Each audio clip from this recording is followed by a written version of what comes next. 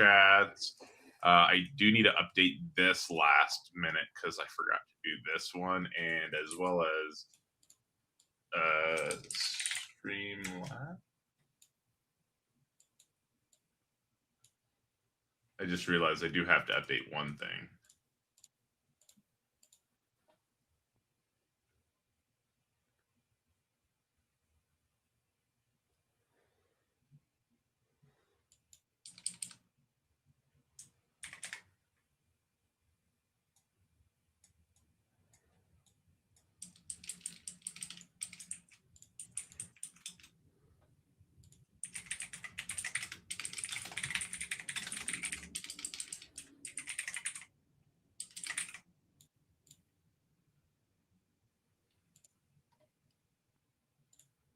All right, I got that one. This one should be ready to go. Oh, shit.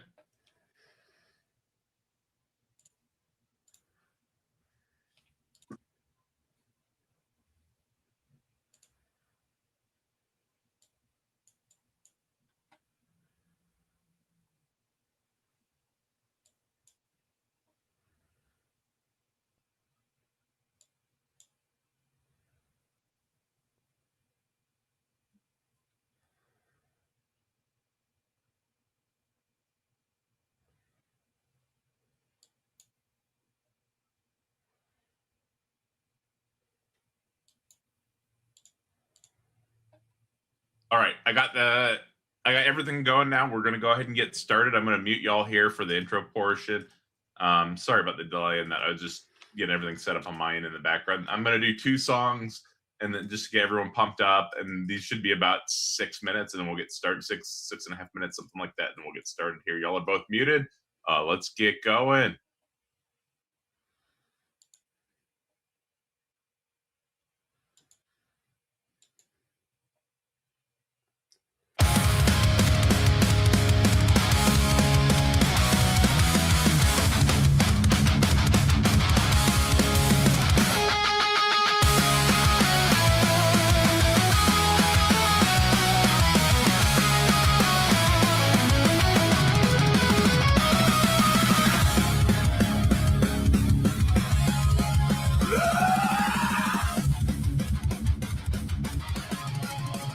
You climb up high and pay your days.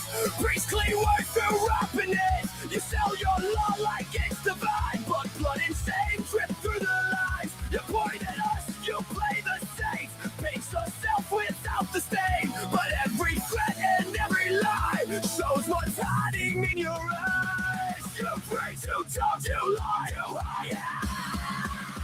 You wear morality like a cheap disguise. You speak morality, but your actions are filthy. Cheap disguise, your actions are filthy. Your actions are filthy. Cheap disguise, cheap disguise. Your actions are filthy. Cheap disguise, your actions are filthy. Your actions are filthy. You bless the last, defend the throne. Call it truth in a holy zone. Twist the knife, then act surprised when people see through the disguise. You sell fear and call it grace. Righteous spit fart from your face. You sound objective every night, then excuse the doggy's tongue. You pray to touch, you hide inside. You wear morality like a cheap disguise. You speak morality, but your actions are filthy. Cheap disguise, cheap disguise. Your actions are filthy. Your actions are filthy. Cheap disguise, cheap disguise. Your actions are filthy. Cheap disguise, cheap disguise. Your actions are filthy. Your actions are filthy.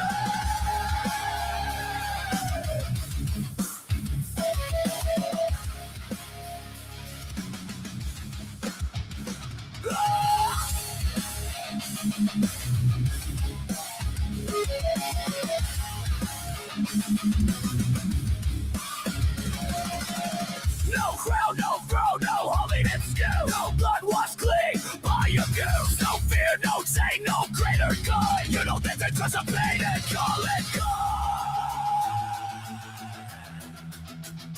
Cheap disguise, filthy lies. Cheap disguise, filthy lies.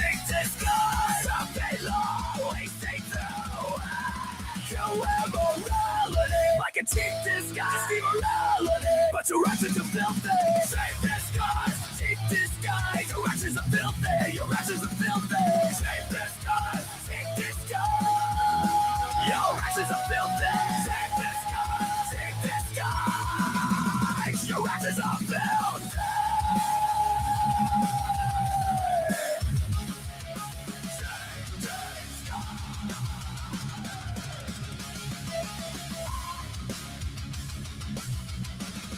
Your ashes are filthy. Your ashes are filthy.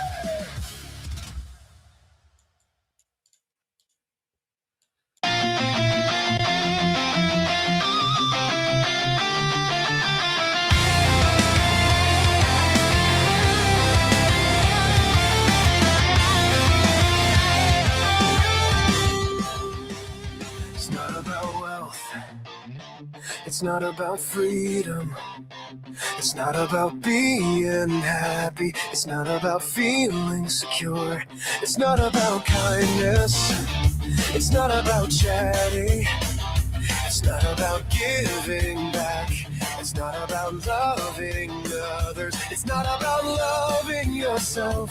It's not about self-improvement. It's not about making the world a better place. Who is the master debate of all the master debaters in this mega bloodbath debate? Who is the master debate of all the master debaters in this mega bloodbath debate? Who is the master debater of all the master debaters in this mega bloodbath debate? Who is the master debater of all the master debaters in this mega bloodbath debate? It's not about kindness. It's not about charity. It's not about giving back. It's not about loving others. It's not about loving yourself. It's not about self-improvement. It's not about making the world a better place. Who is the master debater of all the master debaters in this mega bloodbath debate? Who is the master debater of all the master debaters in this mega bloodbath debate? Who is the master debater of all the master debaters in this mega bloodbath debate? Who is the master debater of all the master debaters in this mega bloodbath debate?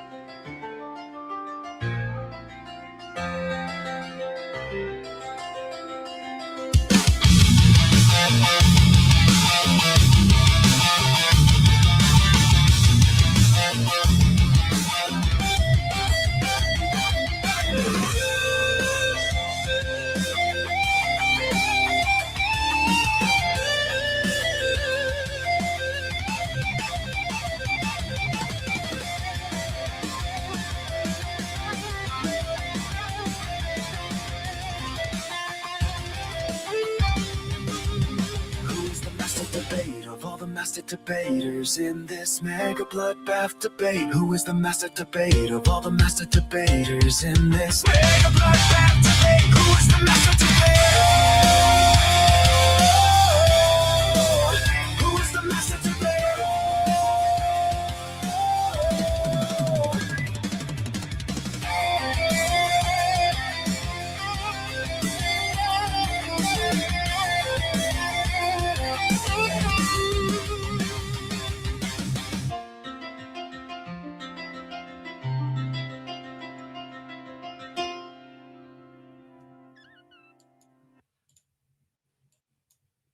All right, and thank you for the super chat, Gretchen, and then Carla became a member. And welcome, my brothers and sisters in atheism, to another mega bloodbath debate. I am so excited for this debate. I'm unmuting them right now. They were muted for the intro portion there. Tonight, we have TJump versus Eli Nix over the topic, does atheism or Christianity justify knowledge? This should be a fun one. They're both going to be presenting a case for their side. This isn't going to be like a standard debate. They're both going to be presenting a case saying, hey, my side justifies knowledge. The format is going to be, and so we'll have Eli do the intro first, and then TJump do the intro first, and then Eli will close first, and then TJump will close second there. I think I said TJump first after I said Eli first. Ignore that. Second, that's just the order we'll do there. The format will be 8-minute opening and closings with an hour-long open discussion. And you, audience, you can increase the duration of the debate up to an additional hour, depending on audience engagement. So every $2 in super chats or taco memberships adds 1 minute to the debate, up to an additional 60 minutes. Right now, we've added 2 additional minutes. We are shooting for 75 likes tonight. I'm wearing 75 pieces of clothing, and I'll be removing 1 for each like we get tonight. Super chat questions related to the topic will be read and responded to during the debate by the debaters. I'll interrupt them with those. Comments will be read, as well as off-topic super chat questions will be read after the open discussion portion. And I reserve the right to not read any super chats that may appear to violate YouTube TOS or are extremely inflammatory to the debaters. Now, let's go ahead and get into our intros here. TJump and Eli, thank you for joining us so much. Eli, since you'll be doing the affirmative first today, or it's, I guess, taking affirmative, but since you'll be going first today, go ahead and introduce yourself. Tell them where they can find you, that type of thing. Yeah, what's up, everybody? My name's Eli Nix, and yeah, you can find me at Eli Nix Live on TikTok, X, and Discord. I do a little TikTok lives every once in a while, but I'm really just a hobbyist debater. I enjoy theology, atheism versus Christianity, or Protestants versus Orthodox Christianity. Other than that, yeah, that's pretty much it, really. Perfect. And TJump, you want to tell the audience a little bit about you as well? I'm TJump. Perfect. And you like potatoes or something, right? Or potato, I think is what you say, right? Yep. Cool. We're there. All right. So once again, tonight's debate is going to be a good, clean fight here. Let's avoid the low blows. Keep in mind, y'all both have a lot to say here, so let's be cognizant of that and allow each other to get some points off. I am getting this timer started right now for 8 minutes. Eli, you're going to have 8 minutes for your introduction. Let me know, or opening statement, but let me know when you're ready, and we'll go ahead and start that portion. Okay, yep, I'm definitely ready. Perfect. Let me maximize you here. You've got 8 minutes, or you're ready? Yep. Cool. You've got 8 minutes starting now. All right, cool. So yeah, we're talking about which worldview justifies knowledge, Christianity versus atheism. I'm an Orthodox Christian myself. When we're talking about justification, what we mean by that is good reasons for a belief. And I subscribe to the definition of knowledge being justified true beliefs. So even within knowledge, we have a notion of justification. Giving good reasons also means giving an account for the possibility of something. It's more than just making a claim or an assertion, but being able to demonstrate it and have some type of epistemic justification. And since this is a worldview paradigm debate, what goes into a worldview would be the epistemology of the worldview, the metaphysics, and the ethics. I believe that Christianity justifies this. It's the only way that can justify this, because meaningful sentences, knowledge, all relies on a lot of metaphysical things that are only possible through theonomous epistemology. That's what I think this is really going to come down to, is theonomous versus autonomous epistemology. Looking just directly at things like logic, truth, meaningful information, meaning and information, you rely on universal immaterial concepts. Universal immaterial concepts must be grounded in a universal immaterial mind. We know this from the impossibility of the contrary. Anything that's universal must be grounded in that which is universal. Anything that's immaterial must be grounded in that which is immaterial. And concepts definitionally come from minds. If you try to ground a universal in a particular, it doesn't work, because a particular instance cannot be the source of something universal. That would imply that taking that particular instance out, now the universal source is gone. If it's immaterial, things like logic, truth, meaning, you can't pick it up, you can't step in it. And again, that which is conceptual definitionally comes from a mind. In contrast to the atheist worldview, especially someone who holds a materialist, physicalist, or naturalist approach, like I believe my opponent does, if the universe is all just particulars and that have no inherent relation to each other than just being a part of this thing called a universe. You don't get universal properties. You don't get invariant laws like the laws of logic, or even things like the laws of physics that are immaterial yet invariant. Invariance has to have an accounting and a justification. So I hold to epistemic holism, a coherence theory of truth. So I think that you cannot divorce any of these things from a paradigm. None of these things exist in a vacuum. Every knowledge claim, every truth claim is theory laden. There is no epistemically neutral position, and it's all within the purview of a paradigm. And in the paradigm of Orthodox Christianity, we have all of the metaphysical justification. The theonomist epistemology grounds universals outside of our particular minds and makes them possible. Whereas in contrast to the atheist autonomist epistemology, they have to rely on a lot of claims that even famous philosophers such as David Hume said were totally unjustified when it's really analyzed. I'm not going to pretend to be an expert scholar in any particular fields, but I think I can make this argument very competently. One thing I just want to call out that I'll probably bring up sometime in the debate, I have heard my opponent say he doesn't believe truth exists. Again, this is something I think we should address pretty quickly, because I would believe a debate is about finding the truth, and trying to get to something that doesn't exist doesn't sound very coherent to me. So again, we can totally get to that in open dialogue, but definitely curious to see if that's still a position he holds. But other than that, I yield my time. That's what I got. Perfect. Thank you so much, Eli. Let me shrink you here. And you had 4 minutes remaining. You're sure you want to, or 3.5, basically. You sure you want to give up the last of that? Yeah, it's fine. Perfect. All right. And then TJump, let me know when you're ready, and I'll start your 8-minute timer here. Sure. I can be ready in about 6 hours. Right? Okay. Well, we got now, so I'm starting it now. You're good to go. All right. So the debate is which better grounds knowledge, theism or atheism. I'm guessing pretty much any other worldview he would reject.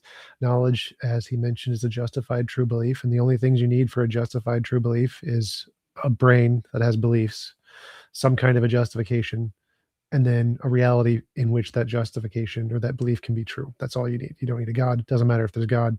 It doesn't matter if they're universals. It doesn't matter if logic is like subjectively true in some pocket of the universe, because it doesn't really make a difference about any of those things. As long as you have a justification, a brain, and then a belief that happens to correspond to reality, you have knowledge. That's all it is. So suppose we had a Boltzmann brain. A Boltzmann brain is just a conscious agent that pops into existence from nothingness. And it has a belief that it exists. Cogito ergo sum, I think, therefore I am. It has a belief. It has a justification, which is its own experience. And that justification happens to be true. Now, it could be the case that there's like nonsensical logic is everywhere else in the universe, but this one little pocket of the universe has logic, standard logic. And if it does, then that belief is true, in which case he has knowledge. So you don't need universals. You don't need universal laws of logic. You don't need abstracts. You don't need minds creating the universe. Like all that stuff is just made up by precepts for no reason. They just want to assume their conclusion, and so they want to make all these added assumptions that are just not there. Usually precepts assume that you need infallible knowledge, that it can't be wrong. That's also incorrect. The consensus in philosophy is called fallibilism. Knowledge doesn't need to be perfect. For example, you can say there's a jar that has marbles in it, and Bob put the marbles in the jar and he says there's 600 marbles. Now, since he told me there's 600 marbles, I have a justification for believing there are 600 marbles. So I have a belief there are 600 marbles. I have a justification. And if it's true that there are 600 marbles, I have knowledge that there are 600 marbles in that jar. Does it matter if those knowledge is certain? No, it doesn't. It's irrelevant. My justification doesn't need to be 100% for that to be knowledge. It just needs to have a justification. So again, you don't need certainty for that. You don't need universals. It could be locally true only in my perspective, and it would still be true. There could be abstract laws of logic that are just the non-standard logics everywhere else in the universe, but this one pocket is the regular laws. So all these made-up criterion that precepts have are just irrelevant. You just don't need them. Secondly, all the made-up criterion that precepts do have can be answered by non-theistic means. You can have abstract objects in an a priori form. You don't need a mind. You can have universals as a primitive of the universe, law of physics, and that's fine. You don't need it. You don't need God for that. So anything that presups say they do need for knowledge is usually wrong. You don't need it for knowledge. You just Google fallibilism, the consensus of academic experts in the field. You just don't need any of that shit. And anything they do make up can be explained by infinitely many worldviews because they're just making shit up, and there's no basis for anything they say anyway. For example, God doesn't give absolute knowledge, which is proven by the Gettier problems. If there's like, is the set of all sets that are members of themselves a member of itself? That problem, the set of all sets in this case would be like God's knowledge, hypothetically. Even if with God's knowledge, you can't have certainty because of that exact problem. It was proven by Bertrand Russell and Alfred North Whitehead. So even if God had hypothetically all knowledge, he'd have no way to know he's not in the matrix any more than we have a way to know we're not in the matrix. It's just, he doesn't provide certainty any more than anything else. Secondly, there's lots of silly things that are associated with a God that have no evidence, like a mind outside of space-time. Like there's no evidence of that. It's kind of made up. There's no reason to believe in a mind outside of space-time. There's no reason to need one for anything. It's just made up. So for knowledge to be grounded, you don't need a universal source at all. You don't need a worldview at all. You just say, I don't know what the universal source is, but I believe I exist.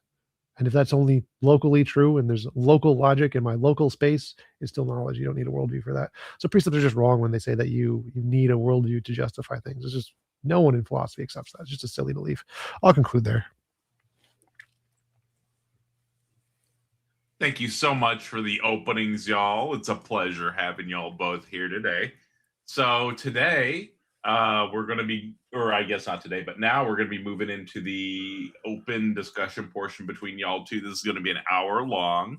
And you did see your time. You had 3 minutes, just over 3 minutes left there. But we'll be moving into the hour-long open discussion. Super chats of $2. Every $2 in super chats increases the duration of that by 1 minute up to 60 minutes. So it could be up to 60 minutes there.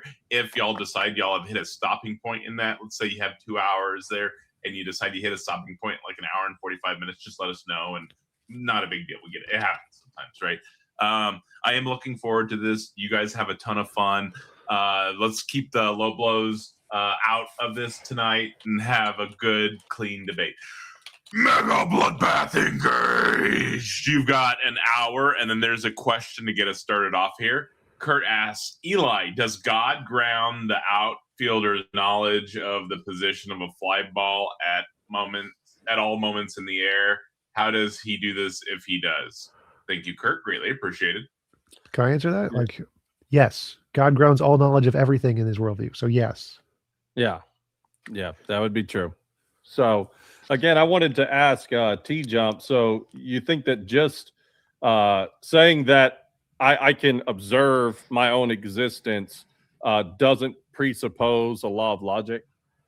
No, you can say, so let's say I'm doing it right now. I believe in my own existence, but here's how I cannot presuppose a law of logic. I could say, it seems like the standard laws are true here in my chair that I am currently perceiving things.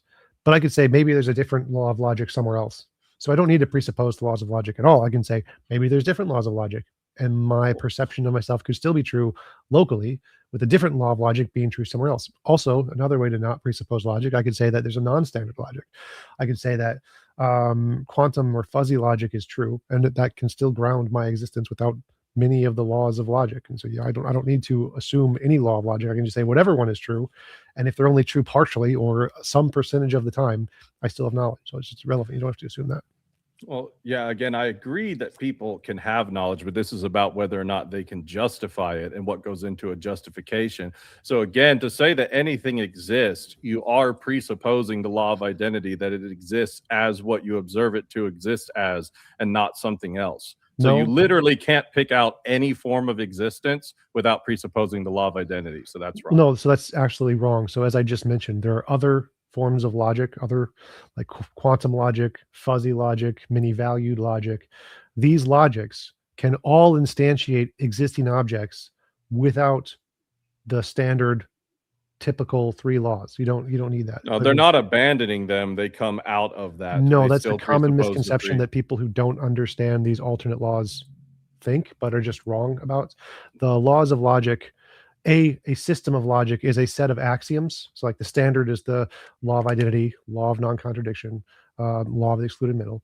The other logics like quantum logic, fuzzy logic, they don't have those axioms. They have different axioms, and those different axioms can do the work of the same thing that the standard laws do in a different way. So it's just wrong to say that they assume those. It's just quantum logic and logic that, for example, with quantum logic, the classical models are an incomplete model. It's not actually deriving a contradiction. No. So yeah, one, that's the consensus of quantum logicians. You're confusing quantum physics with quantum logic. These are two different things. Quantum physics, you're right, is an indeterminate system, and it's actually the consensus is against you. It's that randomness is fundamental, but that's irrelevant. Quantum logic has nothing to do with physics. Quantum logic has a different axiom where something can be both true and false at the same time. It has nothing to do with physics. So it's not about an incomplete system. It's just a different axiom that you can build a system of logic on. The physics side, which you're wrong about, and if you just look at the Stanford Encyclopedia in point of moderation, real fast, there was a super chat question for Eli. Kim Rejik asked, Eli, you didn't answer his question. How mechanically does God ground anything? Describe each step in this mechanism with maximum verbosity. It's a dumb question. God ontologically grounds it. If he is everything that exists or create everything that exists, then he instantiates. It's a very simple question. It's not, and I mean, I'm happy to answer a question. It's kind of distracting to have to, what does he say? With maximum verbosity, answer a super chat while in the middle of a debate with somebody. I find that to be kind of, you just have to yell. Whatever. I'm happy. Yeah. I'm happy to totally derail that's just how we do the debates here, right? If they have a super chat question that's kind of related to the topic, we ask it. Yeah. That's how it works. The comments are all getting held, but the questions are part of the debate, right? They can change it up a little bit. That's fine. So, if any type of knowledge is presupposes some type of invariant laws of logic, regularity about the external world. Well, not just.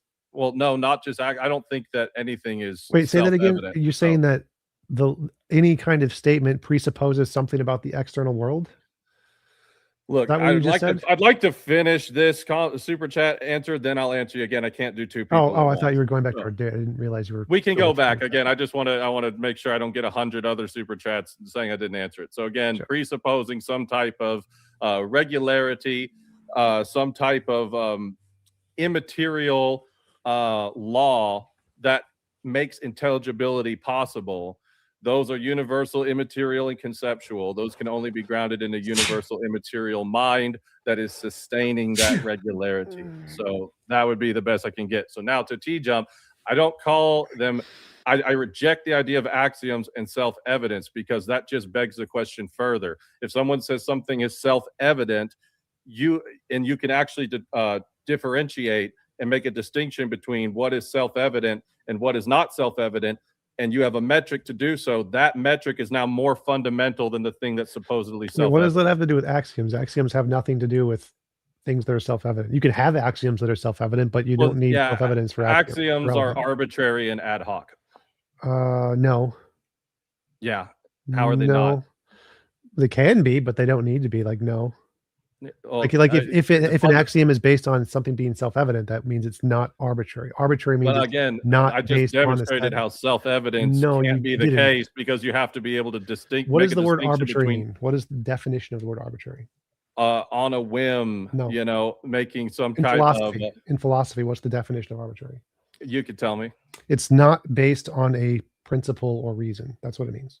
So if you have a self-evident axiom, that's based on a principle or reason, so it's not arbitrary by definition. But it's supposedly based on the principle of self-evidence, right?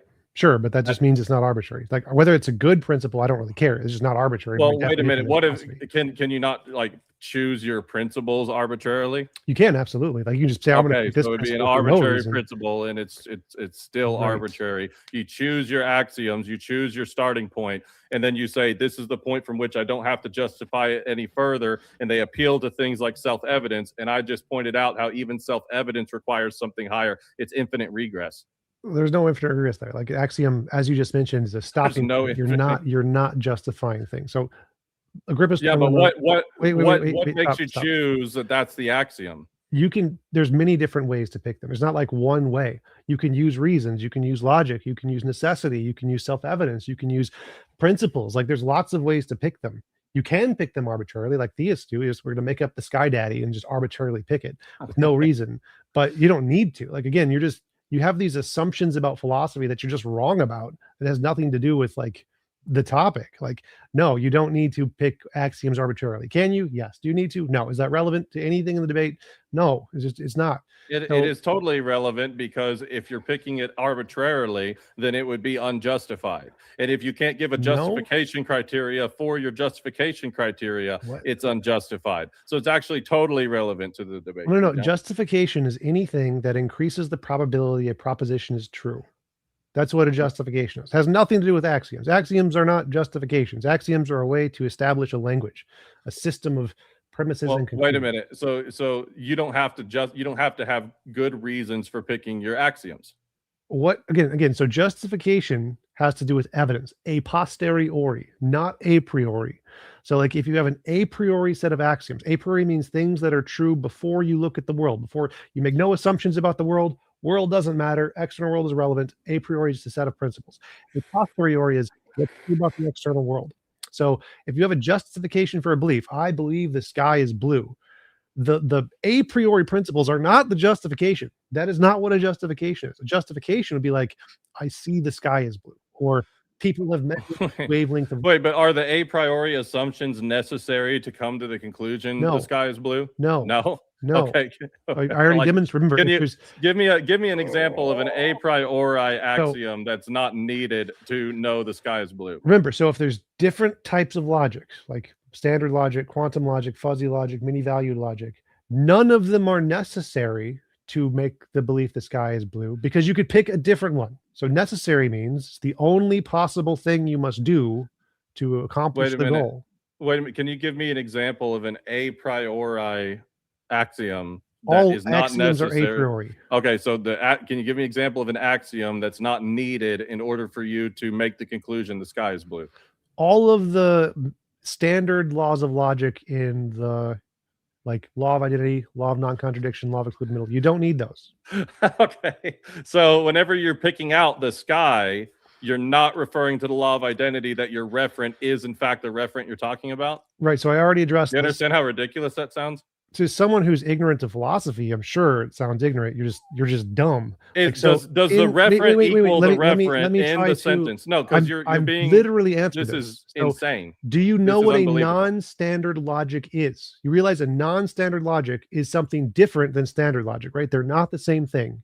It doesn't matter. I'm asking you a very direct question about you making the sentence, the proposition, the sky is blue. You're picking out a thing called sky. Attempting to answer. Does that presuppose that no sky equals sky? I already told sentence? you this. The answer is no, and I'm trying to explain why. Okay. So do you understand there are non-standard logics? Do you understand this is a thing? Do you understand if what you just said was why true, are you not? Why are you evading the question?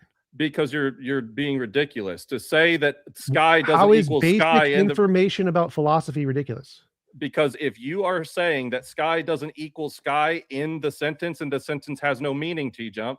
No, again, your ignorance of philosophy is not a problem with philosophy. Does sky equal sky in the proposition? I've already answered this. So there are different types of logics with different axioms. So what? You are using the standard logic, and you don't know how to use the other ones.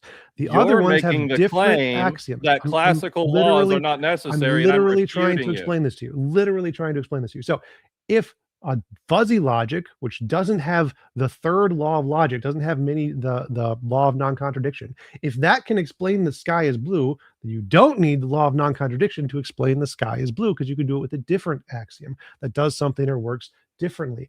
The laws of logic, it's been demonstrated academically, proven in academic papers, accepted, but it's already, yes. The academic professionals have done it. I have a paper that says that your lab rat experiment gone wrong, so it must be true. This is like non-controversial information. So is my paper. Like, let me ask you this. Are you debating the fact that quantum logic is a real thing? Point of moderation. Let's not respond to people with things like, I have a paper, you're a lab rat experiment, this is a debate. That's fine. There's no issue with that. I know. I'm just pointing out that And then Kurtz asked Eli, are Christians justified by faith in Christ, or do they get justification from God without faith in Christ? Thank you, That's an Kurt. Really appreciate equivocation on the word justify. Justify has a soteriological meaning in that it's not the type of philosophical justification we're talking about here. So anyway, let me be a little less rhetorical with it. Let's say that I have a paper that says that you currently have a tail sitting underneath you in that chair, okay? Just because there's a paper and every academic that is the top of their field has all signed off on it, does that make the proposition true? No, because okay, there you go. So it's irrelevant to the debate. Why are you interrupting? Why are you interrupting? Because you're going to make claims all night that you don't demonstrate. So you need to shut up. You need to shut up and let me finish the answer, not just stop at yes or no. So justificate truth is correspondence to reality. Axioms don't exist. They are descriptions. They are languages. Stanford Encyclopedia of Philosophy, very first sentence. Standard logic is a system of language and semantics. You can have different languages. Like, there's different languages, English, Japanese, right? You've heard of these. So logic also has different languages. There are different sets that have different axioms that can all do the work of reality. All of them can explain everything in reality just fine. And they have different axioms. They don't have the law of identity. They don't have the law of non-contradiction. They don't have the law of the excluded null. They have different laws that are separate, that are not tied into these things. Now, you may not understand this, and that's a you problem, not a philosophy problem. The fact that there are academics who have published papers on this, there's no, my question would be, can you show a problem with their paper? No, you don't have the qualifications. It's a rhetorical question. So no, they are right. You are wrong. The fact that you can't understand it is an argument from incredulity. You just don't understand it. That's a you problem, not a philosophy problem. So I've addressed this point. Now, I want to lean into this. One second. Well, no, I want to go back to my questions. I'm not going to let you steer it in a different direction. That was an answering your question. So now I want to ask a question. So I can say, if we grant the laws of logic, we can ground all of those without a God. God, Sky Daddy is irrelevant to the laws of logic. So let's just grant standard logic.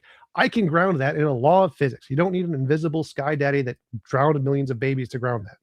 Okay. How does the law of physics ground invariant universal immaterial laws? If the law of physics itself is also an invariant. How does a rock ground the sentence, this is a rock? It's true. So hold on. Wait. I'm trying to answer. So laws of logic are languages. They describe reality. They don't exist. They aren't something that governs anything. They're not like over the universe making things true. It's a property of reality that we are describing with words. Like I said, laws of logic are a language, like English. We made them up. Laws of logic are made up by humans, and we use them to describe things. So reality grounds the laws of logic because we're using the laws of logic to describe reality. Wait, what, so you're seriously doubling down on the reality is reality. I thought you would have learned better. So what is reality? What is reality? All that exists. Oh, okay. So what is all that exists? It's reality. Is it only particulars? It could be any number of things that would be irrelevant to the question. Reality? No, it's very relevant because you're saying, I'm asking you a question about what you just claimed grounds the laws right, of right. So my answer was, and you're saying that your definition of what grounds the thing is irrelevant to the topic. That's so ridiculous. Reality is all that exists. If all that exists is particulars, that's all that exists. If what exists is particulars and universals, that's still reality. If all that exists is just universals, that's still reality. So asking if it's all particulars is any of the possible combinations will still be reality, whether it's particulars or particulars and universals. Yes, I know, but if we're looking for a justification, which is giving an account for the shit that you're claiming, you ought to be able to answer the questions that I'm asking. I literally just did. So I asked you, is reality only particulars? Right, yes, and I said, and my answer was, that is one of the possibilities, but any of the possibilities would all still be reality. No, you're making a claim about reality doing a metaphysical action of grounding. And you're saying it could be any of these possibilities. I need the possibility. I need the account for it in all the possibilities. No, you don't. You can't just. Yes, I do, because otherwise you're just making an unjustified how is that relevant? So like, because I'm not going to let you make unjustified claims that you don't back up with a demonstration and a justification. So any of the possibilities, Dude, whether it's that particular. is Shut up. poisoning the well ad hominems. You're not going to say I don't understand theosophy. Allow him to respond, please. So, Well, he's not responding any to of my the question, so I combination don't of know why I should. possibilities. I'm literally answering the question. The fact that you're too stupid to understand isn't my issue. So all of the possibilities, whether it's particulars and universals, abstracts, all of these can ground facts. All of them. Any Okay. one of them. There's All no. right, It doesn't matter if it's just, one or let's the go other. with just particulars. How do particulars ground? How do a set of unrelated particulars ground universal, immaterial, invariant laws? They exist. We use laws to describe their existence. You think that's a sufficient answer? Yes, and you think literally. that's going to that you think What that's does a true mean? demonstration of What justification? does the word true mean? No, how? Tell me. I'm answering your question. Give What me does the the word account. true mean? True, I can go. Well, I have to believe that truth is ultimately a person. But for this case, it could even be what comports with reality, but that presupposes that reality. What is reality? Huh? What Reality is reality? is the temporal created universe in my world. No. Like the definition I told you. What is it? Reality is the temporal created universe. No, my answer when you asked me what is reality. Oh, you said reality is reality. You had this dumb circular. I said reality is all that is exists. Exists. Right. I know, but guess what? That doesn't tell anybody anything. TJump. It literally does. It literally. I mean, the fact that you can't statement. see the connection there is a you problem. It's so ambiguous. Do you know what ambiguous? Wait. So truth is that which comports with reality, right? Yeah. No. Oh, here's the thing, though. Here's the problem. I'm trying to walk you through two problems. Do you have empirical access to all that exists? I don't need to. It's irrelevant. So you can't know. You can't make a universal claim about what the universe is. Is that which comports to reality, right? But well, that doesn't. So I can grant that. That's not my definition. Good enough. I can grant it. And reality is that which exists, right? No, that needs to be justified. This is just go with me for a minute here. So truth is that which comports to reality. Reality is that which exists. So if an object exists, then the truth is grounded in its existence. No, the truth is not identical to the matter. That's what I'm trying to explain to you. So do you know what the transitive property is? No, you can tell me, Okay. but if you're not going to answer any of my questions or any of my inquiry, and you're just going to say I'm stupid and don't understand, no, you're not. Trying to. If I ask you a hard question, you chicken shit out and tell me I'm stupid and don't understand philosophy. So I would actually like to investigate some of the shit you're saying. Hold on. I would appreciate if you let it. I'm trying to dumb this down for you as much as I can. The transitive property. If a squared equals b squared, b squared plus b squared equals c squared, or if a squared equals b squared, b squared equals c squared, c squared equals a squared, right? If a equals b, b equals c, c equals a. You've heard of this? So if if truth is that which corresponds to reality, and reality is all that exists, then existence grounds truth. A equals b, b equals c, c equals a. Well, Doug, again, this is all presupposing that you have an accurate observation of reality. I never said anything about an observation. You're talking about external reality, which requires I never said observation. So if an object exists, that's it. I don't care. I've never observed it. This is a hypothetical. If an object exists. So truth is that which corresponds to reality. Reality is that which exists. If it exists, that grounds truth. Now, no, because it's truth. The transitive property is wrong. A doesn't equal B doesn't equal C. This is wrong. Oh my God, logic. Oh. So look, what I'm asking you again, if you would allow me to run a line of inquiry on you without spurging out, is truth before universal? Going into the line of inquiry? There is a super chat question. Let me get that asked real fast from Kurt. That did add a couple minutes once again. Do hold that line of thought. Kurt asks, so how does soteriological justification differ from epistemic justification? Does God do two different things with the same name? Thank you, Kurt. This is like word concept fallacy. A word can have different meanings in different contexts. This is soteriology has nothing to do with the debate about the justification of knowledge. So I want to get back to where we were going. Absolutely, and thank you, Kurt. Okay, so again, is truth universal? Can be, may not be. Either one is possible. Well, it's to say that it's not is a self-defeating. No, it's not. It's just a non-standard logic. And again, we cover you don't understand those, but that's your problem, not my problem. Well, no, again, to say it's just non-standard logic is also another universal proposition. So you're full of universal claims with no universal justification. What does universal mean? What does a universal proclamation? What does it mean? It would mean always the case. Right. So if there's a part of the universe that's true and a part of the universe is not true, is it universal? If there's a Well, again, if it depends on the proposition. Well, like, so standard logic is true in this universe, non-standard in this universe. Is one logic don't think- universal? I think even to say that it's not universal would then also be a universal claim. This is why you can't get out from under there being some type of universal principle. So if one logic is true here and one logic is true here, is either logic universal? No, but to say No. that one of them is not universal would thus be universal. That's your why claim- denial of universals wait, is self-defeating. So TJump. your claim that a logic must be universal is wrong because one can No, be true because here look, and if you one take can be one of true them here, if you take one of them here Yeah. and you say this is not universal, you've now made a true or false dichotomy that the answer to which is universal. No, again, so Yeah. this is basic set theory. So No, if I have this if is I have basic refutation of so if I nominalism, have an Tom Trump. orange and I have a tomato and I classify them both as fruits, are fruits Mhm. universal? Saying that oranges are fruit would be a universal claim. That wasn't the question. So if I have an orange, so logic, standard logic is orange. Yeah, and fruit is non-standard universal, logic yes. is a tomato. Both are fruits. Now, the fact that both are fruits is called English. It's English. Well, Does yeah, the but English it's also a do universal anything? claim. It's also a universal That's- claim. I'm not talking about universal claims here. I'm So- talking about universal claims. Right, They and rely on the existence of universals. So you just saying everything is a universal. When I demonstrate that you're wrong, I and you just claim demonstrate. it's I universal. literally demonstrated to you the necessity of universals because even if in your hypothetical where there's one pocket of logic here and one pocket of logic here, to claim that either one is not universal is a universal claim. This is what you don't understand. So again, I literally Law was of trying to explain non-contradiction. this to you. That's the point of the analogy, is to try to dumb this down so you can hopefully understand it. So if No, I have it two just objects, kicks the can up. It's no, infinite regress. no. So there can be Infinite regress, there can be TJump. three things. There could be a This tomato. dumbass who knows nothing about philosophy is schooling you in philosophy. It's kind of ironic. No, I literally have had to educate you on just very basic things. I just many can you things. So address the issue of I'm infinite regress, please? I don't want to go trying forward. That's until what you do. that's what I'm trying to do, but you keep interrupting because you don't understand the words I'm saying. So I'm trying to We'll explain see. it to you, and you're like, "Oh, but you're not explaining it because you don't understand the concept. You're not No, brain deal isn't with good what I enough." said. So Can I'm you trying. steal man what I said?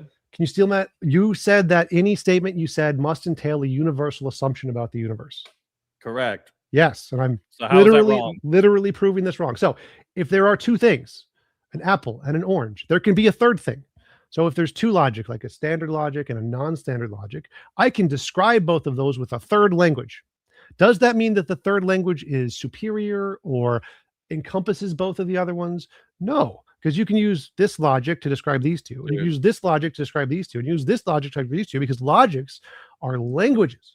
So like It if I doesn't matter. what you're saying is like saying, I'm I asking can you a use- question about the stop, truth or stop, falsity of the stop. propositions you're literally making, trying and you're to going into the explain this. nuances of different languages. What you're basically Oh saying my is God, truth why can are you ultimately interrupting? be Shut found. up. Shut up and let me finish. So logics are languages. This is a fact of philosophy. I know you don't know this No. because you're ignorant. It's literally the first sentence on the Stanford Encyclopedia of Philosophy of Classical Doing Logic. It's the logic might be first- a language. but all the laws logic themselves is have a human different logic. ontology. We made it up. It's a language. It is English. So So it's completely stop subjective. talking. Stop talking.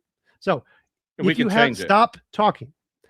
We have changed it. That's why there's multiple kinds. Duh. So, the if truth stop is talking, determined on stop what we say. talking. No, I'm Stop calling you out on the dumb shit you're talking. saying, dude. Stop so truth talking is so I determined can by finish what we say. answering We the speak question. truth into Stop existence. talking. I'm just going to mute you and answer it on my end because you're a dummy. I know that's what you do, All right, and that's I'm gonna Hey, mute you let's- so I don't have to listen to you. Point of moderation. Let's So- go one at a time. Let's not Your hit each other. dumbass argument was that you can't have if you have two things and you use a describer to describe both of those two things, then your new describer is a universal that encompasses both of those things. This no, is you you're a just have to dumbass. make a true or false proposition. You're a dumbass. Stop talking. So That's this not an is argument. wrong. If you have three languages, each of the languages can describe the other two languages, but that doesn't mean those two languages are subject to the one you're describing it with. English can describe something as a tree. Japanese can describe it in that word, and Spanish can describe it in that word. Does that mean that any of those languages supersedes as a universal? No, No, it doesn't. But do languages have reference, TJump? like a tree. Yes. Yeah, so all languages are bound by the same law in order to have meaning. No. You can have incoherent languages that possess no meaning. That's maybe one way. But any language that possesses meaning and conveys information has to be bound by certain universal principles. Axioms. Well, you call them axioms. Again, I think Philosophy that calls it's them a- axioms. That's just what they're called. philosophy in this monolithic term. This is so ridiculous.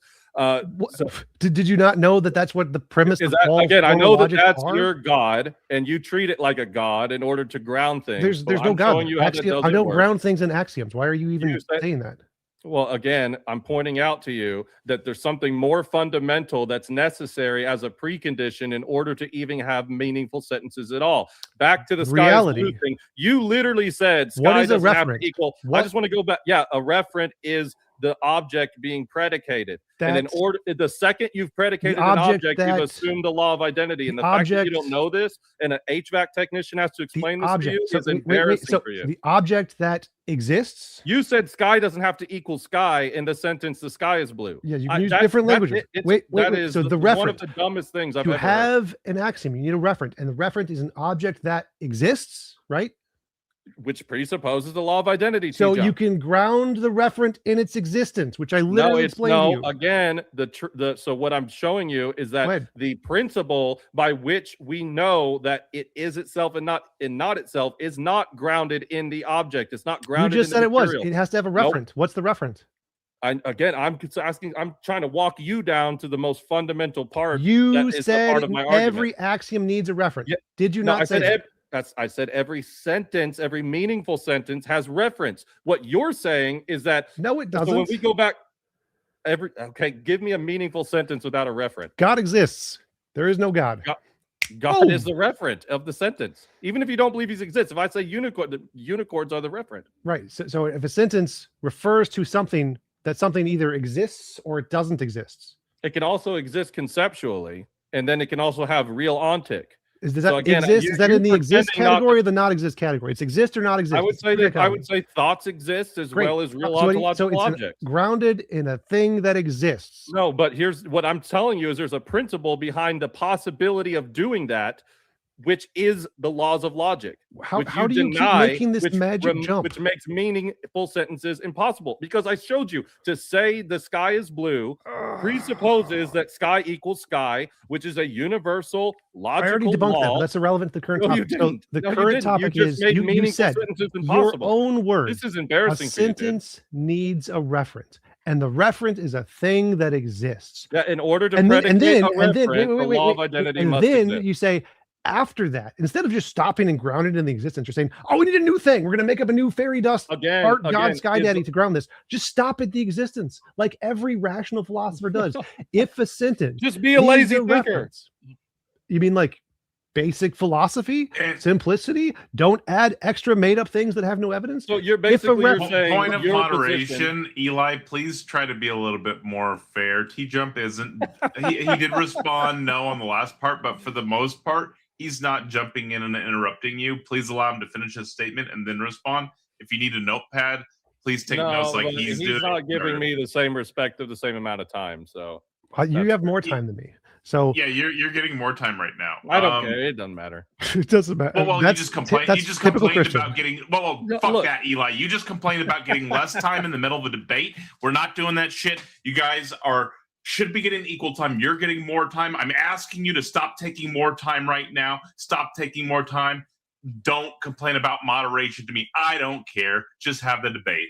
I'm doing fine. All right. So Eli, you yourself said you started with the very rational, logical position that a sentence needs a referent. A referent is a thing that exists. And then you just transitive property, if A equals B and B equals C equals A. But you're adding something extra. You're saying, no, that's not good. Existence isn't good enough for some reason. Why is existence not good enough? Thank you for asking. I can explain. Because the principle that A equals A is not reducible or identical to the material. That's the problem, TJump. That's why I asked you how a strictly material universe of particulars could ground and justify a universal invariant law such as the law of identity. That's exactly why. Now, will you deal with that contention? Yeah, I did. It's logic are languages. They describe things. They don't govern anything. Like, okay, so what is the law describing? Reality, the stuff that exists. That's circular, man. That's begging the fucking question. How do you think definitions work? Begging the question. Do you know what begging the question means? What do you think circular means? Circular means that it is referring to itself in the definition or explanation. So if I say like logic and describes an object, which one of those is referring to It's itself? because I'm asking you, how does reality do that? And you say because it's reality. That's totally circular. No. If you So can't understand that, then I can't help you. I never said that. So I said, you asked, is what you how said. does logic, what was it, ground something, or how is something grounded in How logic? does the material, you're saying that the principle, the law of identity, can be reduced to the material. I'm asking, how is that possible if it's Yes, universal okay, and okay. immaterial? So I'm gonna say it again. Now find the circularity here. The law of identity describes reality. It's not describing the material. How It's is- wait, describing a you principle. claim this is circular. Where is the circular? Which premise is in the conclusion? The law of identity is described. So that's not what I was calling circular. I asked how you give an account for the possibility of that, and you just said because it's reality. That's what was circular. What I don't Your understand your answer question. was a universe of unrelated particulars. Okay. You're saying that if I'm looking at a rock, Okay. and I need to presuppose the universal principle that the rock equals rock, that's not found in the rock. But you're saying reality is just rocks, effectively. Well, no, So how do these particulars ground and give an account for the possibility of an invariant universal law? Right. So I addressed that earlier. You don't need to assume that universal. You can have a Yes, non-standard I've logic. demonstrated that you do in remember- order to have remember- a meaningful predication. Remember when I asked you if you have That's logic? where this is going off do the you remember? rails. Do you remember when I asked you if you have logic A here, logic B here, is either logic universal, and you said no, it's not universal? No, Remember that? I granted your hypothetical. Right, I right. didn't say that. It only needs to be a hypothetical. I don't need it to be. So it's a Right, hypothetical. I granted your hypothetical. Hypothetical here, and in this little box, there's a rock. I'm using this logic to describe the rock. Have I assumed it's universal? Because in this universe, there's two logics. Have I assumed it's universal? You've assumed a universal category called the law of identity. You've assumed a No. universal principle. No, Yes. I've literally told you. I believe there's a logic here and there's a logic here, and they're two different logics. So I agree with you that in this Okay. universe, there's no universal logic. But Even- even a little bucket right over here, there's bucket Right. logic A. But even assuming the buckets assumes the buckets are themselves and Nope, not remember, I themselves. can You use can't a get away third from language this, to dude. describe the other two languages that doesn't make them universal. You're describing sets, and then that's another unjustified position. What descriptions are descriptions? They're justified by describing things. They're not. Everything is everything. My justification is my justification. I so- win. This is So ridiculous. you just said something dude. incredibly stupid. You said a set needs a justification. Yeah. You're making Everything I can metaphysical imagine is a claim. set. You're Potatoes making are a set. okay. When you say there's two pockets of logical Sure. realms, is that a metaphysical claim? No, it's a hypothetical. Okay, well, fair enough. But even within the I'm still critiquing within the hypothetical to show. I know you don't believe that, but I'm showing that even within the hypothetical, it is a metaphysical claim about the hypothetical reality that there's two pockets. Do you mean like of ontological? Like in this reality, there's two different things that exist? Yes, it's an ontological claim about reality. okay, so you've made you've made a metaphysical claim about two sets. Yeah. Again, you're talking about them existing. My argument that you have not dealt with Sure. is that picking out any form of existence at all is assuming the law of identity, Well, by which the law of non-contradiction follows and the law of excluded middle follows. That's why they're called laws. If what you were saying was true, we would quit calling them laws, and we don't for a reason. Well, no, that's not what is true. I did address this. I addressed this multiple times. So, like, let's say we have three languages, and I can describe Japanese with English, and I can describe Spanish with English. Doesn't matter. This is what you're saying. You're saying that because I can describe these other two languages with my language, that means that my language must be universal. That's what you're saying. I'm saying that the laws of logic, I disagree with you that those are strictly a language. I think doing logic is a language, but the laws themselves are more fundamental. They're actual principles, parts of regularity of nature that are external to us that actually need to be justified. Well, I know what Now, you can believe. disagree with that. No, no. I would need actual justification. You haven't given justification once. You've just said there's other languages, there's other experts. You're stupid. Reality is reality. Descriptions are descriptions. This is, I mean, you can rub your face, but this is the laziest thinking I've ever heard. I've actually heard TikTok teenagers make better arguments than what you're doing right now. So if you claim a universal thing is necessary, in order to disprove that, all I have to do is show there's a possibility that it's not universal. Like there's two of them. Yeah, and then you make a universal claim while doing that. That's why Right. it's So this self-defeating. is and I'm why- demonstrating how it's self-defeating. So I'm trying to walk you through this again. If there's three languages, Japanese, Hispanic, Spanish, That's your presupposing Latin, meaning, dude. no, stop. and I use one language to describe the other two, does that mean that one language supersedes all three languages? No, I'm talking about something more fundamental. I'm talking about something that, Just that is a answer the question. precondition to Just the possibility answer of the question. language at all. Just answer the question. If there's three languages and I'm No, using one English, language doesn't supersede the other. But correct. what I'm talking about is the precondition Pause for right the there. possibility of language at all. Pause. So if logic is a language, and we have logic, standard logic, and we have quantum logic, and I use one of those logics or a different logic to describe those, does that mean the thing I'm using to describe them supersedes them? The language you're using to describe them does not. No, again, language itself, the created, human development of a language. That I'm talking about something more fundamental, TJump. I'm trying to get you I'm there. talking about something more fundamental, and you're not tracking, and it's frankly embarrassing for you. So right, so like let's say we have standard logic, we have fuzzy logic, we have many, and I'm going to use many valued None of logic. this addresses is what I'm saying. So I'm going to use many valued logic to describe these two things. I'm going to use many valued logic to describe standard logic, to describe quantum logic. Does that mean that many valued logic supersedes the other two logics?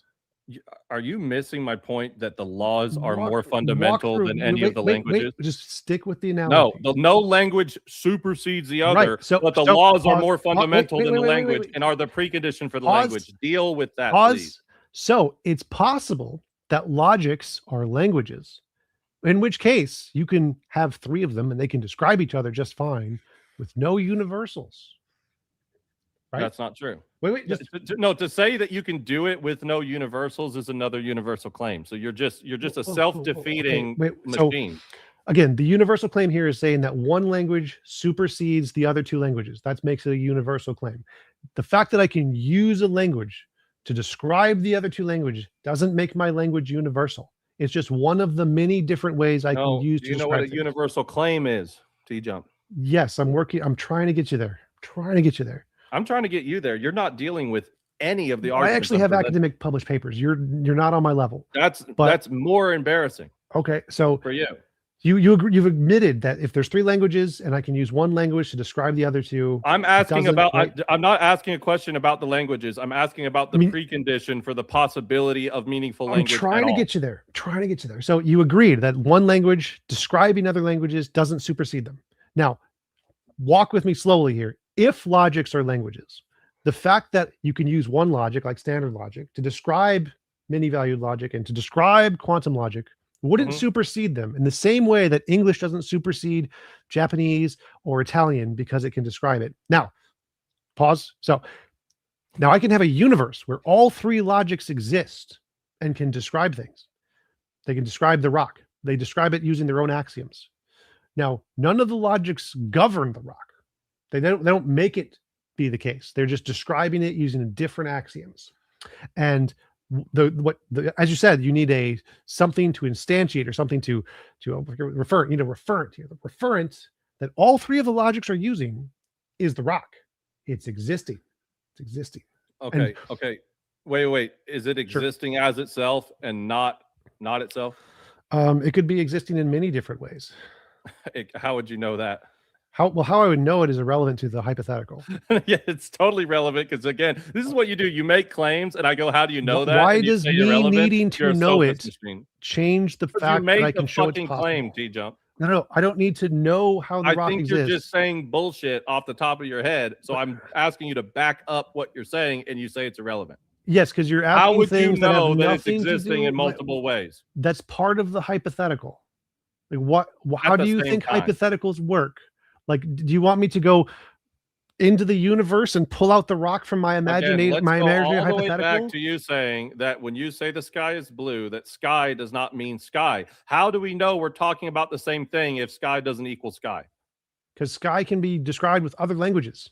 Dude, what the fuck? They're meaning the same referent. No, dude, you need to listen to me. I listen to you get on. You need to not Japanese. It doesn't matter what language you're using. You're talking about the same thing, right? So sky equals sky in Japanese, in German, in French, in any one. They're both picking out the same referent. Yes. So the referent equals the referent. A equals A. That principle is not found anywhere. No. In the sky So you've done the this rock. silly Presup thing where you said the reference is the You're reference. running Okay. from it like a No, track I'm star, like dude.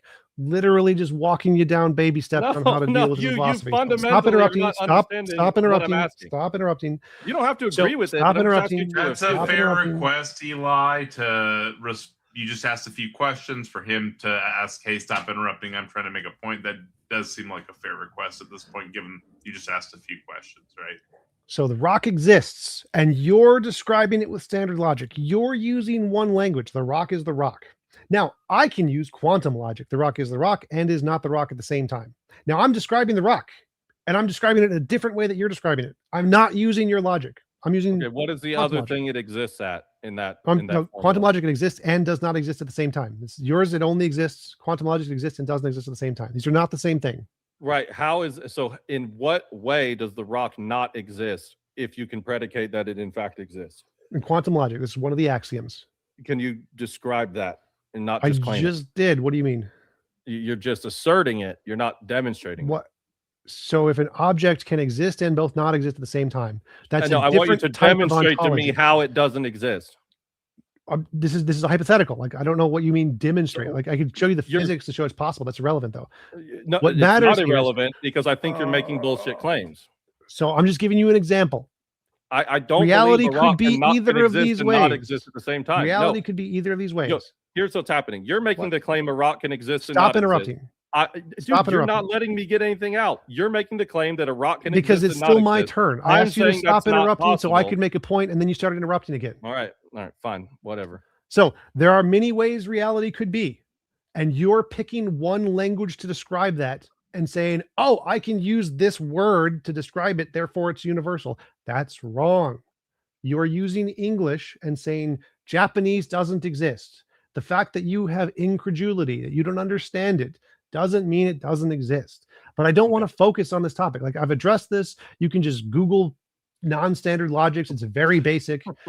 It's not an interesting topic. I've debunked you on this. Like, if I just go to ChatGPT saying how well have I addressed this topic, it's been addressed. All right, so let's focus on something.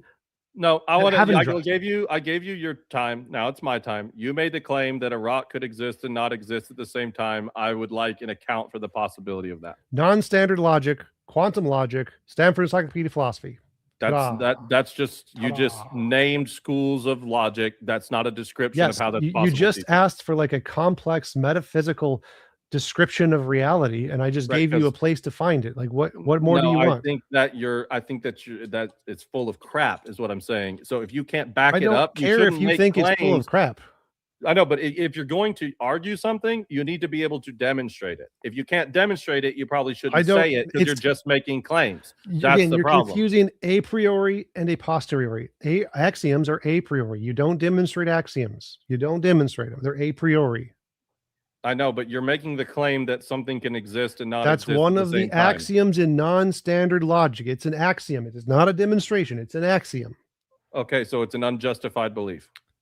It's an axiom. Just like, and again, axioms don't need to be unjustified. This is another thing you just added in for no reason that is just irrelevant. Says who? However, the standard logic things, if you think they're justified, non-standard logics are equally justified. But this is relevant. Again, I've already debunked you on this. We're talking about actual possibility here. We're talking about now you're going into a posteriori. That's what exists. Yeah, and you said a rock could exist and not exist. So that's one of the axioms. Wait. So you're saying that things that exist are a posteriori? Yes. But you just said that a rock being able to exist and not exist is axiomatic over here. So which one is it? So the axioms are the thing you use to describe the system of language, and the way it actually exists is the ontology. That's the a posteriori. Sure, and you're saying that ontologically a rock can exist and not exist at the same time. No. I'm saying a priori. There's multiple different ways to analyze the existence of the rock. You can different languages. Different languages can How do you analyze the existence of something that doesn't exist? With different axioms. You can analyze. You do it all the time. You read the Sky Daddy Bible. You can analyze the way something exists when it doesn't exist. Literally Christianity. Good job, TJump. Thank you. Good job. Thank you. That was one of the dumbest things I've ever heard anybody say. So Anyway, talking snakes, talking donkeys, unicorns. How do you analyze something that doesn't exist? Christianity. so the past doesn't exist in your worldview. Well, no, like B theory of time, the past literally exists. Oh, okay, so wait a minute. Us referring something that happened in the past. Again, you're making the claim something doesn't exist, but you just said literally. This is what's so fundamentally the problem is that you're saying it can both not exist, but exist in a way where we can analyze the way it doesn't exist. Do you understand how ridiculous that is? I explain this. So a priori axioms, different starting assumptions about the universe, can include that. You can just say, I think that things can exist and not exist. Right. That can be You can say whatever bullshit you want. It doesn't make it justified. That's how axioms work. So you can start with different axioms. So I'm rejecting the He law admits, of identity. wait, he just admitted that axioms work in just saying whatever the fuck you want. And then you This said was that they this weren't was covered in like the arbitrary very earlier. first thing we talked. Can you make up axioms? Yes, you can make up axioms. We agreed to that like an hour ago. Yeah, I don't know why you think that's like I think a that win. all axioms So- are essentially that way. You're the one Including making God. Great job. But here's the point. If I can describe reality using different axioms, so I reject the law of identity. No, again. I'm rejecting the law of identity and using non-standard logic. I can still describe No. reality with the non-standard logic just fine. No, but here's the problem. If you deny the law of identity and then say something exists, you've now Why do you keep presupposed the law saying of the same identity. thing I've already debunked you on 1,000 Because times? you haven't actually debunked it. I literally you just keep did. assuming the thing in question. That's what an axiom is. Your ignorance on. in philosophy is holding you back here. Like I address this, and you just keep asking, and I address it, and I keep asking, and I address it, and then you're like, "Oh, but I don't understand okay. your answer." Like, No, okay, I here's, don't here's care. what's, here's what's happening is you're saying that different starting points, different languages, right? But the laws of logic themselves are not the doing logic, the language of logic. Yeah, it is. where That's literally the first sentence of the Stanford Encyclopedia of Philosophy. Like, where do you get this idea that they somehow exist somewhere? Because if we predicate that objects existed even before human brains or could exist absent human brains, it necessitates that there's a principle. What by gibberish are you saying there? Why do you think the look, laws so of logic exist? Again, he wants me to let him ramble on, but if I start, No, I'm asking for refuting him, he gets clarification because butthurt. what you said didn't make So, sense. I'll speak slowly. If you're going to predicate that there's an external What do you mean by reality, picking out. So there's an external reality. Okay. Okay, if you're going to do that, Yes. and that there was one without humans, or if all humans dropped dead, Yes. and objects are themselves and not themselves, Yes. there is a principle of regularity that is not identical to the objects themselves. No, they don't. This doesn't need to exist. Why would this need to exist? Why would my description need to exist? Because what are you describing when you're talking about the The principle, stuff, not the object, but the rock. principle? I'm not describing. The principle is a language. I made it up. Why does the principle need to exist? because wait, is the principle true? Sure. Okay, so you're saying we can just speaking truth into existence is what makes things true, or does it have to comport with reality? Wait, does it have to? 10 minutes remaining. Get those super TJump. chats in, I'm people. trying to answer. Does it have to comport with reality? Yeah. So if I say this, Oh, okay. So it's not dependent on the language; it's interrupting. dependent on reality. If I say the sky is blue, does that sentence exist? Can I measure this? Can I pick up the sentence? The sky is blue. No. I'm talking about what makes it true. But is it true? Yes, the sentence is true. The Why? sentence can describe reality without the sentence existing because it's a sentence. It's a descriptor. It describes things that exist. Right. So It doesn't exist. No, hold on. So when you say the law of identity is true, what are you describing in reality? Reality. What do you mean? What in reality? What is the referent when you say the law of identity is true in the external world? The external world. So the external world That's is what identical does to the law of truth identity? mean? What does truth mean? In your definition, it would be what comports with reality. However, So then why do you specifically- keep asking me what does truth because- comport with? because the You just principle- gave no, the definition. No, you just fucked up because the principle, the law of identity is true. You're saying that that has to comport with something in reality. I'm asking what in reality, and you just say reality. So what is it identical to in reality? Reality is a metaphysical Matter claim. I'm that asking you to exists. justify this. So the principle is identical to the matter. No, the principle describes the things that exists. So Okay, what, so the principle, the law of identity is true. In reality, you just said is the matter. no, the principle is a priori. It doesn't exist. Truth doesn't So- exist It's a property of Truth doesn't sentences. exist. I forgot that you hold to that. So I don't This is know the, why you. I don't. This was the part that I There's thought no you were. truth to defend. Then Stop interrupting. because it Stop doesn't interrupting. exist. So this is the part where I thought you were really silly because you brought up, and I don't think you just understand how truth exists. Truth is a property of sentences. It is if a sentence describes reality, right? So we speak truth into existence. Truth is a property of sentences. This is I don't know. How can it be a property of sentences if we don't? That would imply that we speak truth. Into reality. No. Truth is a property of reality. We speak sentences. Some sentences describe reality. Stop interrupting. Some sentences don't describe reality. So if I say the sky is stop interrupting. Stop interrupting. So if I say the sky is blue, that sentence is true. If I say the sky is potato, that sentence what is it is true not in virtue of, TJump? reality? Okay, so it's not a property of a sentence. Good job. No. Again, truth is that which comports to reality. If the sentence stop interrupting. If the sentence describes reality, that sentence is true, which makes it a property of the sentence. And you can compare this to other sentences that don't describe reality. 1 + 1 = 7. That sentence is not true. Right, but 1 + 1 = 2. That sentence is true. And what is the reference? It's reality. Reality is the reference that makes those things true or not true. You do know that the definition of grounding in philosophy is in virtue of, and you just said that truth is in virtue of reality. So truth is grounded in reality. You just admitted truth is grounded in reality. Is truth material? What you said literally makes no sense. You gave an example of grounding. What do you think the definition of grounding in philosophy is? In virtue of. No, that's an example. It's literally synonymous. Yes, that's an example. So it's not a definition. Right. It's like saying grounding is grounding. That's circular. Congratulations, you've achieved your own circularity. What is the definition of grounding? It means to ground. I guess, yeah, you're right. I'll give you that. It could be a little bit more in depth, but we're still talking about. You still said that truth is grounded in reality. It's something that exists necessarily because of something else. No, non-causally. No part in the definition doesn't include necessarily. Well, non-causally.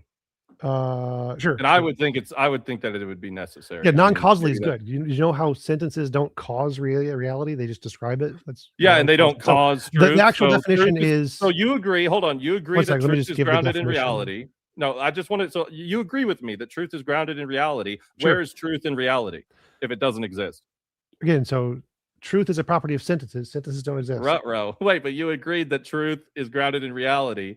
Where is truth in reality, TJump? Again, so the sentences don't need to exist. Why do you keep asking this? Ruh-roh. I'm following your logic here. You agreed truth grounded doesn't exist in reality. Truth is sentences. Sentences don't exist. So I already explained this. If I say this, stop. He's walking it back. Stop. He's walking it back. So if I say the sky is blue, where does that sentence exist? Huh? If I say the sky is blue, where does the sentence exist? Can I weigh it? Can I weigh it? Can I pick it up? The proposition is conceptual. It doesn't exist. That's right. So, but it's true, isn't it? Where is the truth? Can I measure the truth of that sentence somewhere? You said truth is grounded in reality. Yes, it is, because it's truth is that which comports to reality. So if a sentence which doesn't exist describes reality which does exist, then the sentence is true. The truth is a property of the sentence. The truth isn't anywhere in reality. There's no part of reality where the truth is. How can something be a property of the thing it's not grounded in? Wouldn't it be a property of the thing it's grounded in? No. What does that even? That doesn't even make sense. Because first of all, you're saying that something exists doesn't exist and yet has properties. You know that reality exists and reality grounds truth. Wouldn't that be a property of reality that it grounds truth? No. Okay. Again, truth doesn't exist. So it's not reality grounds truth, but it's not a property of reality that reality grounds truth. Yes, just like the sky grounds the fact that it's blue, but it doesn't ground the English words. That's exactly what I'm saying. So obviously, then I'm right. So because that's what I just said. No, okay. So all blueness comes from the sky. Yes. Well, I mean, it comes from reality. All blueness comes from the sky. Yes. All blueness comes from physical reality. Yes.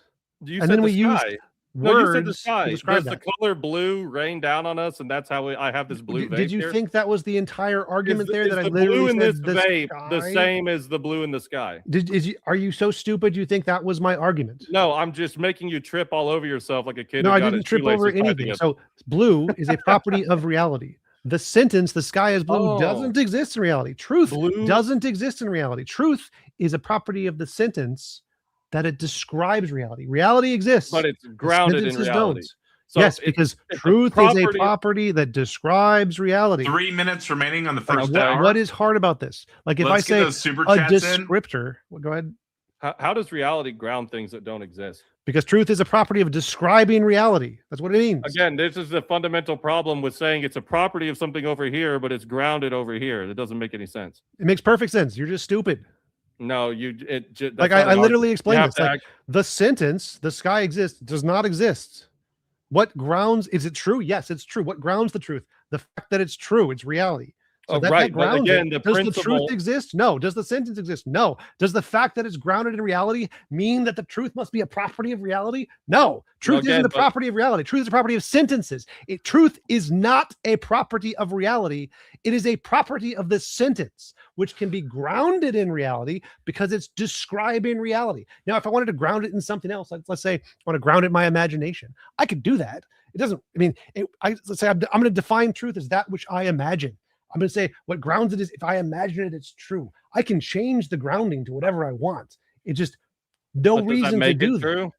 Right? It doesn't. That's the point. Okay, so then why would you say you could do that? Because That that's the would be illogical. definition that we use of truth. That which comports with reality. It is a word that we made up to make sentences describe reality. There's no fact of the matter. Truth is a made-up word by humans to make sentences describe reality. It doesn't exist anywhere in the universe. What There's is no it about fact of truth in reality? the universe?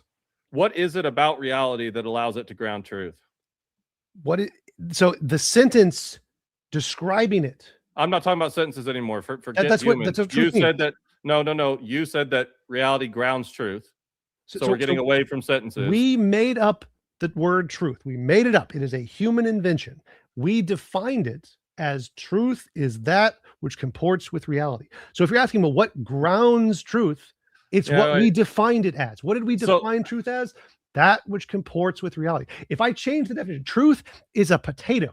Well, now what grounds truth is a potato because I defined it that way. So when you keep asking, how does reality ground truth? It's because that's what the definition we made up for truth is. Wait a minute. You're saying if you say that truth is grounded in a potato, then that makes it so? If words, we make up the definitions of words. Did you not know this? If that were we create the language, like yes, the letters, is truth like a that. word But we the made meaning, up? No, but we don't make up meaning. Meaning comes from external reality. What we literally make up the definitions. 15 seconds left on the first hour. Wait, but in order for them to have meaning, they have to again pick out something in external reality. You're trying. No, they don't. You believe in an invisible sky that doesn't exist. Again, so this invisible, you believe in invisible types of invariant laws that also don't. You're literally defending something tonight you believe doesn't exist. Right, I literally said they don't exist. Like laws don't exist. You're arguing for the truth, and the truth doesn't exist. You came here tonight to defend something you believe doesn't exist. Yeah, all right, you guys do have philosophy to you. You guys do have 22 more minutes, which I'll be adding on here shortly. But that was the initial hour. If you're loving the show, make sure to slam that like button and get a taco membership. If y'all need to run to the bathroom, now would be a good time to run to the restroom real quick before we go into the rest of this. If y'all are good, we can go into this remaining 22 minutes, and any super chats that come in, we'll tack on that time as well. Yeah, I'm good to call. I don't think he has any other arguments he could bring forth. Cool. Do you mean finish the debate here and then move into the open panel, or are you saying move into because that I've addressed everything minute? he said with 100% clarity, and I don't think we're going to make any progress. Just claiming that doesn't make it so. I literally explained it to you in like preschool level terms, and you didn't get it. Sorry. Yeah, I know, but then worldview problem. You tripped over all of my questions and ran I'll from start the them. timer here again. No, I just answered them. Let's move on. Yeah, are you wanting to move on to the open panel, Yep. Eli, or are you wanting to continue? I don't care what we do. I think that was satisfactory. Okay, we can do that then. Thank you everybody for the super chats there. They're both requesting to move into the open panel, so I'm going to ask a couple super chat questions real quick, and then we'll do that. So we'll ask a couple quick super chat questions, move into closings, and then move into the open panel. So bear with me. Kim Rejic was saying that coherence theory sounds so silly. It's language games all the way down. Stop doing philosophy, Eli. You're hurting yourself. Seek a therapeutic model. Thank you so much for the super chat. Greatly appreciated. Oh, there's an example I forgot to use. Is table true? Like if I just said the word table, is that true? No, that would be an incoherent statement. Right, but the table exists, right? Mm-hmm. But the so table what if I said the table exists? That would be true. But if I just said table, that would not be true. But the table exists, which means truth isn't a property of existence. The table exists. So, but if I just say table, there's no truth there. So where is the truth? It's in the sentence. The table exists. It's not a property of the table. No, here's the problem with that is that you just saying table doesn't provide any information about the table. To say the table exists relies on metaphysical principles that are unjustified in your worldview. So again, if I just say table, there's no truth there, but the table exists, which means how does the reality ground the truth? It's when the full sentence, the table exists, corresponds to reality. As I was answering your question in right, but the terms. table existing require in order to even know that, again, this debate's about knowledge. You have to rely on universal principles that you haven't addressed or gave a justification for, and actually actively deny, which I described how that's self-defeating. I already addressed that in kindergarten logic. Yeah, so you can hold self-defeating views if you want. I just think it's ridiculous. Just basic facts of philosophy or self-defeating views, but yeah, okay, sure. Saying universals don't exist is a universal claim. And then an honest doubter asked, Eli, is a description the described? Is a description no, again, I'm saying that linguistic propositions are not identical to the referent. So when you say the law of identity is true, what you're describing is not identical to the material. You can't find the law of identity in the rock, no matter how powerful of a microscope you use. Gotcha. And then the freak says knowledge exists in both. Which one lasts forever? I think this is for both of y'all. As long as reality exists, it's going to last forever. Again, saying something exists presupposes the law of identity. Nope. Again, just prove that very basically. No, you said the sky doesn't have to equal sky in order to say your sky. Ignorance of non-standard logics isn't my problem. Like you just don't know basic philosophy. I'm sorry. You just don't know what you have to presuppose in order to make sentences. Yeah. Okay. You can disagree with all the academic. All right. We have a few more super chats. Let's stop with the insults. Gretchen says, Taco, use this to buy Eli a dictionary so he can use words gooder. Use words gooder. Gretchen, straight into an insult, but thank you, greatly appreciate that. And then Cafe, TJump still holds a naturalistic pantheism, which is a theistic view according to SCP, or does he still try to pawn this off as an atheistic position? Thank you so much, Cafe, for the super chat. Naturalistic pantheism is, in fact, there's many different versions of it. Like there's many different versions of theism. So there are some which are like God is a natural object kind of a thing. But no, it is not a theistic position. Typically, it's an atheistic position. You can just Google it. So like if you just Google it, naturalistic pantheism, also known as scientific pantheism, is a form of pantheism that is not in any way related to the divine. Like, is that a theism? Like, you can call it that if you want. Gotcha. And then Best in Show asks, Eli, how is God the precondition for knowledge? Do you apply revelatory epistemology to ground your claim that God is a precondition for knowledge? I mean, maybe. Again, I kind of take a epistemic holist approach. It's grounded in divine revelation, and ultimately the universals themselves would be grounded in God. I utilize a transcendental argument for God, but again, in doing so, we're doing paradigmatic worldview level explanations. So, yeah, you can't divorce any of it or put any of it in a vacuum. And let me get this next one pulled up. And then Kurt Oh, I think we asked this one during the debate, didn't we? Eli, are all propositions? No, this just came in. Eli, are all propositions true if God thinks they are true? Thank you so much, Kurt. Greatly appreciate it.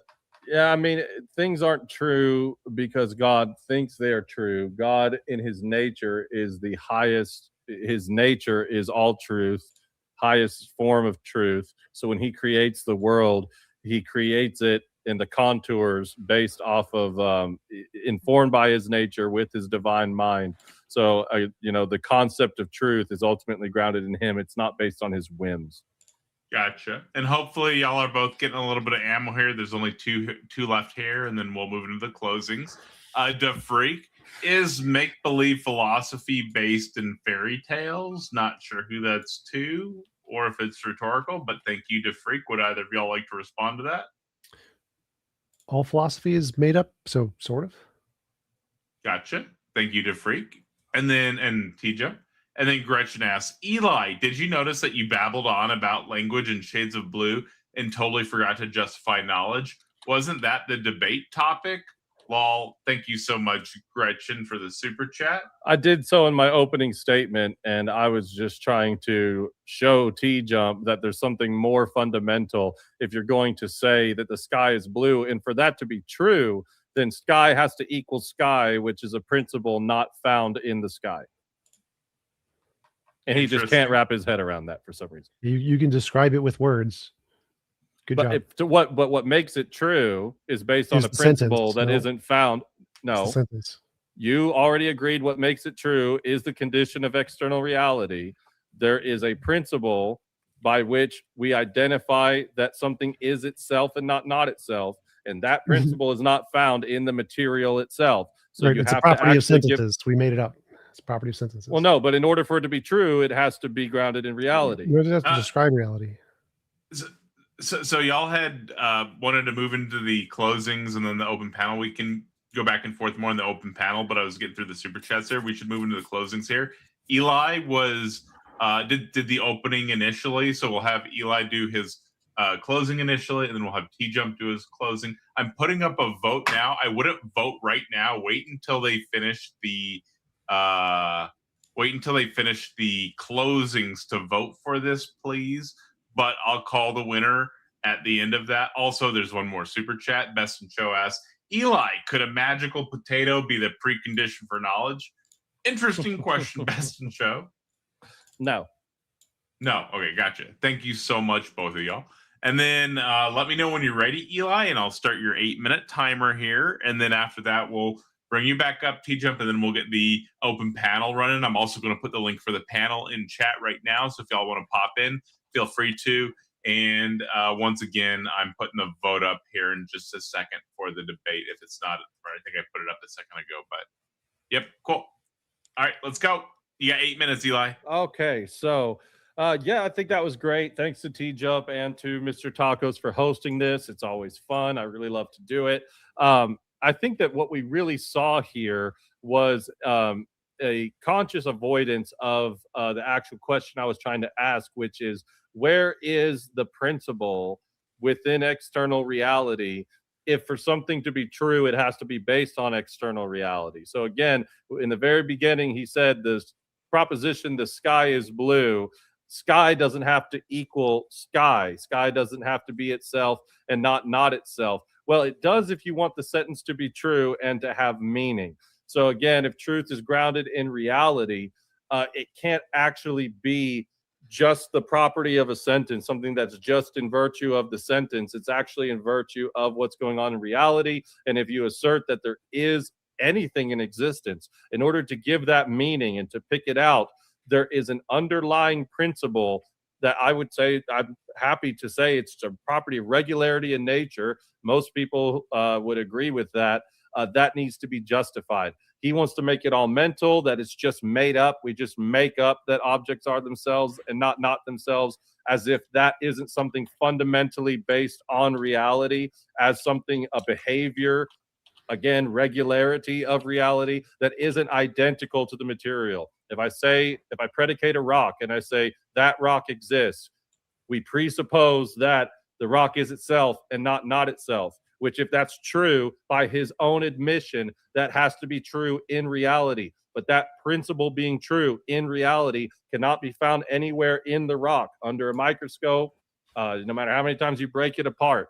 And it would be universally true about all particular objects in reality. And again, to the example of him saying, well, what if there's a pocket over here where this type of logic exists and this type of logic exists, then it's no longer universal. Well, to say that this logic is not universal is now a universal claim about the entire state of affairs in reality. So you've now appealed to another universal principle, and you're just kicking the can down the road, going into infinite regress. There's no justification in the atheist worldview.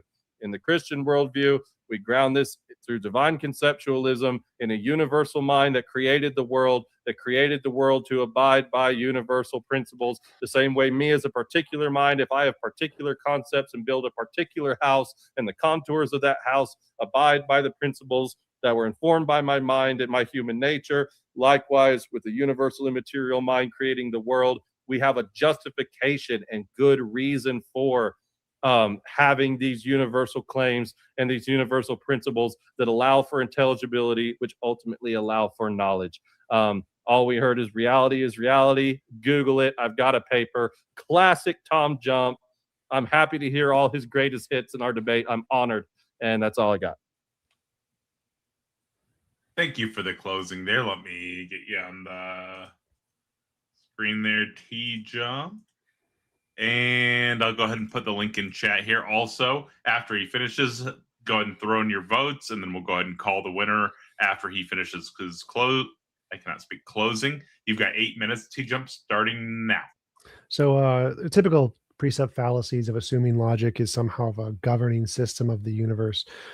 Stanford Encyclopedia of Philosophy, Classical Logic. A logic consists of a formal or informal language together with a deductive system and or model theoretic semantics.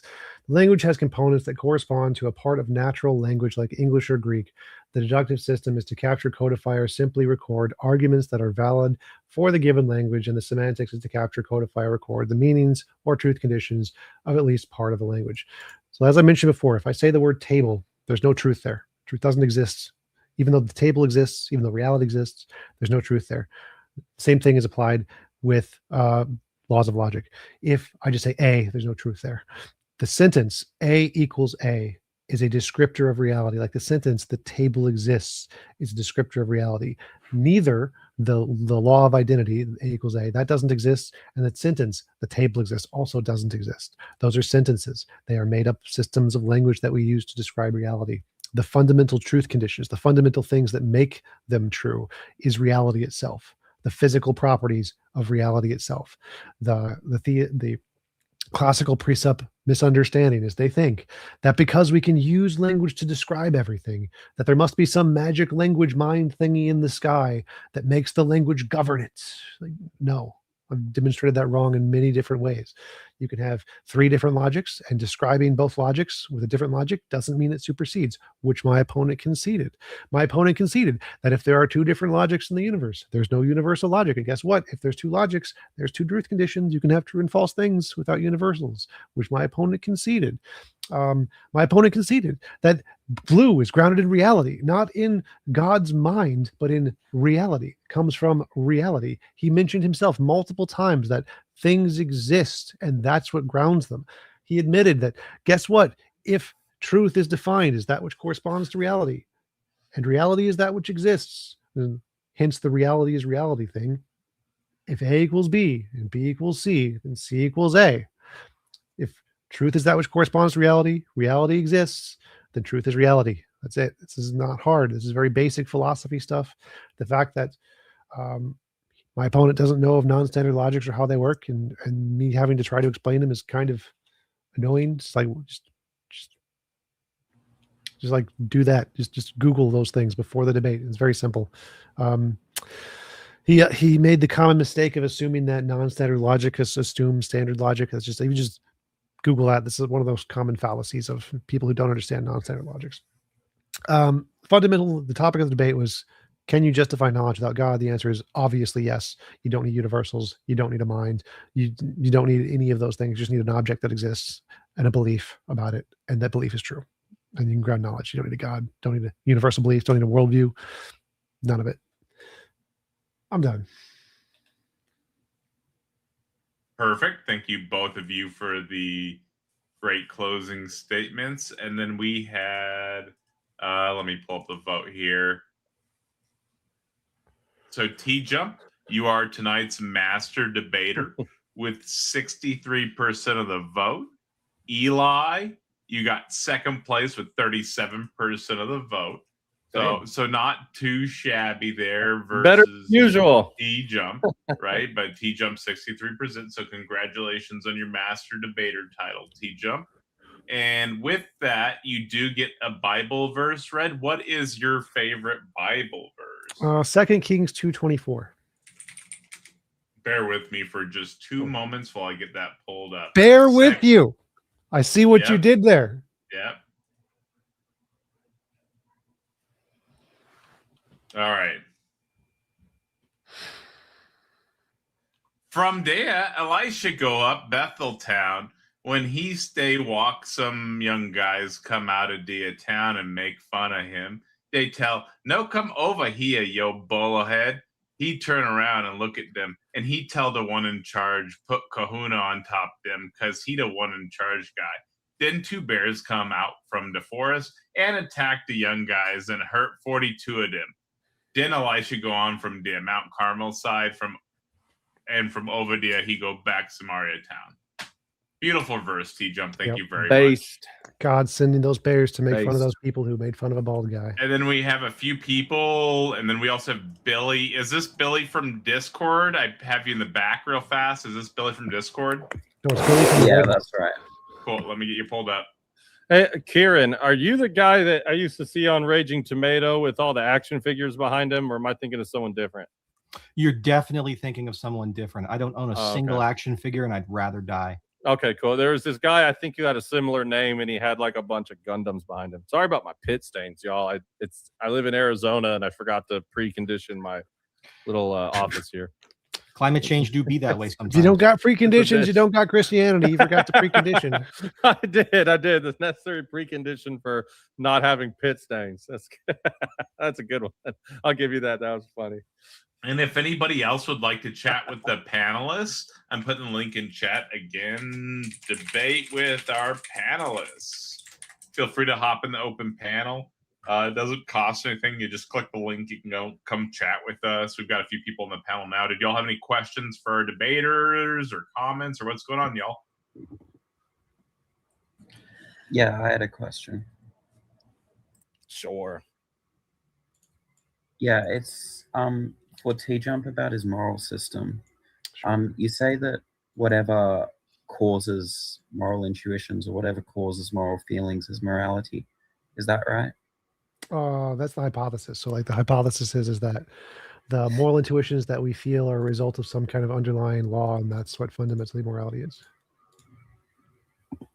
Right, but morality is whatever causes the moral feelings. Yeah. Is causation transitive? No idea what you mean.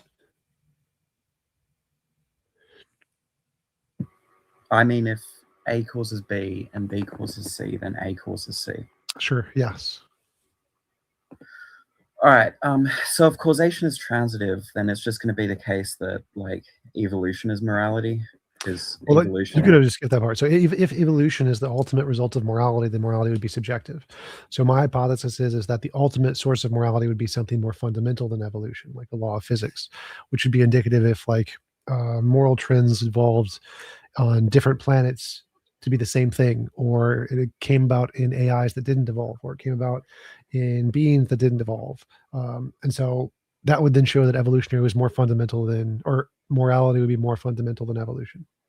Hey, Billy, and right now let's try to keep it towards which worldview justifies knowledge the best discussion right now, because that was the topic of the debate. If they stick around a little bit later and want to go off topic, that's fine. But we should focus on that initially, right?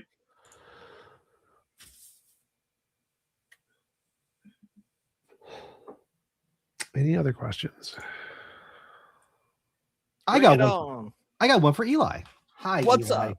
What's up? Good to see you again. Thank you, TJump and Eli, for being here tonight and having a spirited debate. This was a fun one to watch. I just want to make sure. So You said something. I just wanted to make sure I understood right. You said that in order for like a statement to be meaningful, it has to pick out something in reality, right? Like you couldn't have anything that's meaningful but doesn't pick out something in reality. Is that true? Did I understand that correctly? Yeah, to some degree. I mean, you could talk about conceptual notions, but even concepts exist in reality. So it doesn't have to necessarily be physical. It depends what we mean by these words, obviously within people's worldviews. Right. So like for you, this is a more general, like universals have a grounding in the universal. I think last time you were here, you said to Kurt, it was a universal mind. You're like a divine conceptualist. Right? Correct. Yeah. Okay. Right. So your position is like, in order for us to have meaning, we must make a statement that picks out something in the mind of God, basically, like something that is extant in the mind of God, in order for it to have meaning. That's well. Let me be a little bit more specific to help you understand the position. So, what I'm saying is that in order to pick out something, and we didn't even get into like how somebody from an autonomous epistemological position even knows that that what they're picking out is accurate, but to do so, like I say a rock exists and I'm observing a rock, there's a more fundamental principle that's not identical to the rock that has to be the case in order to pick that rock out. And that fundamental principle is grounded in the mind of God. And so when we say the law of identity, we're picking out a type of universal that exists in the mind of God. Correct. And so you believe that there's a referent there. So like the law of non-contradiction then is sort of like a conjunction of two laws then, right? Because it's like you need the law of identity for the law of non-contradiction. Right. I don't think any of these exist in a vacuum. They're all pearls strung together on the same string. That's why I take a epistemic holist coherence theory of truth. But it is the case that the law of identity does not need the law of non-contradiction, but the law of non-contradiction does need the law of identity. I think that the law of identity is kind of the root of which they stem from. I think that's kind of my own personal opinion, but I can't refute it. So I recommend that you work on having a contingent law of logic, but that's actually not like, that's an interesting thing. I didn't realize that you thought, but so like the law of contradiction is sort of like this conjunction, and these conjunctions are real in the mind of God. So the law of contradiction is first is saying law of identity, right? And that picks out this principle that is part of God's mind. And then it says not contradictory proposition, right? Okay. Right, exactly. So you're saying A equals A, and that is true and not false, and that there's not a third option. So yeah, it's like those Russian dolls, Well, this isn't third. This law of non-contradiction is it's either true or it's false. It's not both, right? Exactly. Yeah. Okay. Because the other one, there are three laws, but we only ever talk about two, basically. Okay. So, but in that thing that God's thinking about, right? The not, this not contradictory proposition, in order for that to have meaning on your worldview, in order for that to have meaning, Eli, contradictory proposition has to pick something out in the reality of the mind of God. That's a thing that must be the case on your worldview. I want to ask you, what's the referent in God's mind for contradictory proposition? Does God entertain and hold the contradictory proposition property itself? Is God instantiating contradiction? That's a really good question. So what I think, first of all, and I don't mean to be too long-winded, but I want you to really understand what I mean with divine conceptualism. I'm sure people have heard me make this same analogy before, but if you take God on a universal level, doing this and creating a literal universe, I'm making an analogy from me as a particular mind, creating a particular thing. If I have an idea for a house, and an idea the way the house is going to be, that idea, that conceptual notion exists in my head. Then I take material and I instantiate that idea in material. So the idea for the house, how many rooms it has, yada yada, is not identical to any of the pieces of the house.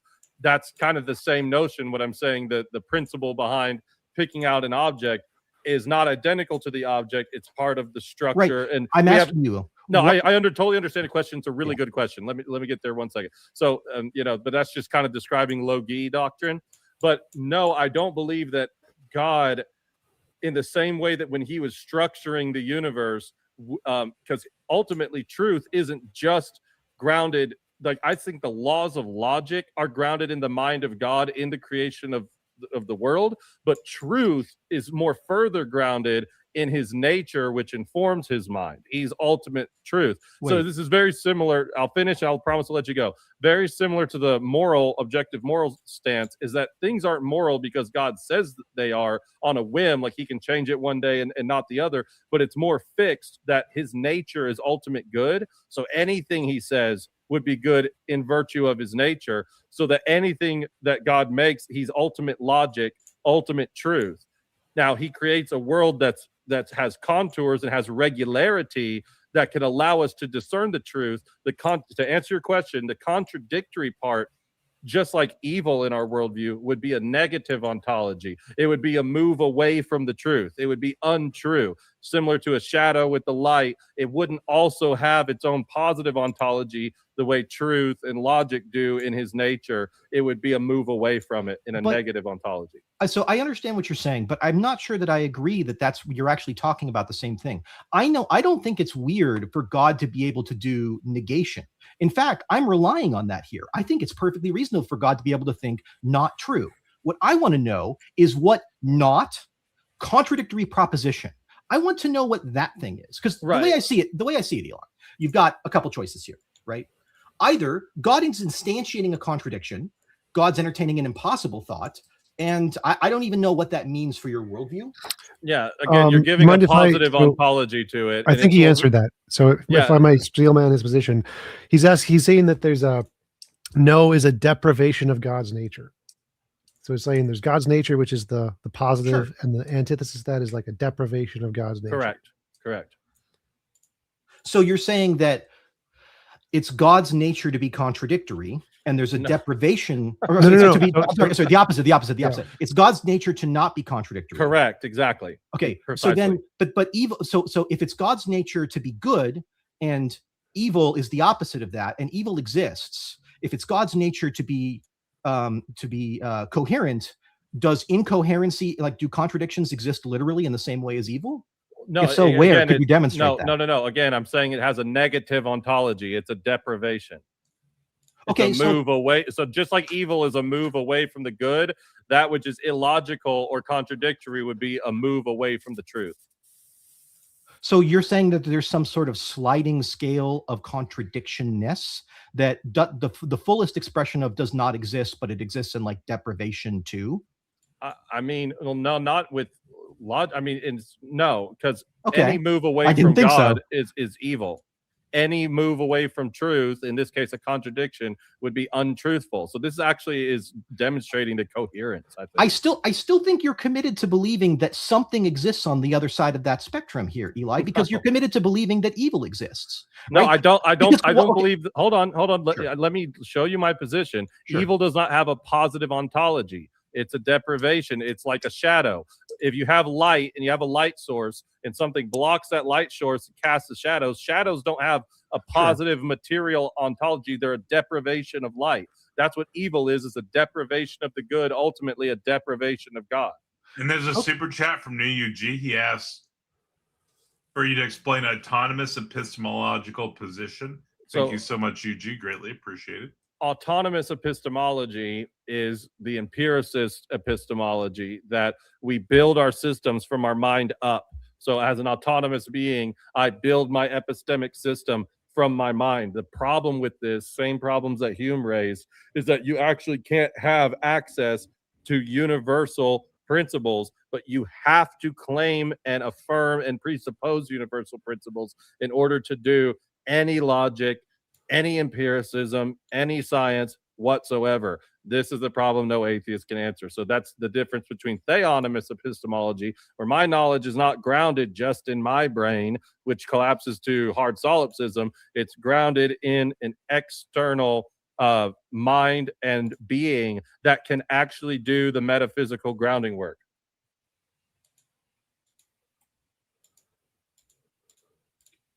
All right. Can I ask a short follow-up to that question? Yeah, but if TJump would like to respond to that as well, he's welcome to, and then whoever wants to respond to that can as well. So God's mind also falls into solipsism. Like, how does God know he's not in the matrix? Because in our worldview, God, there's only two realms, the created and the uncreated. There's nothing outside of God.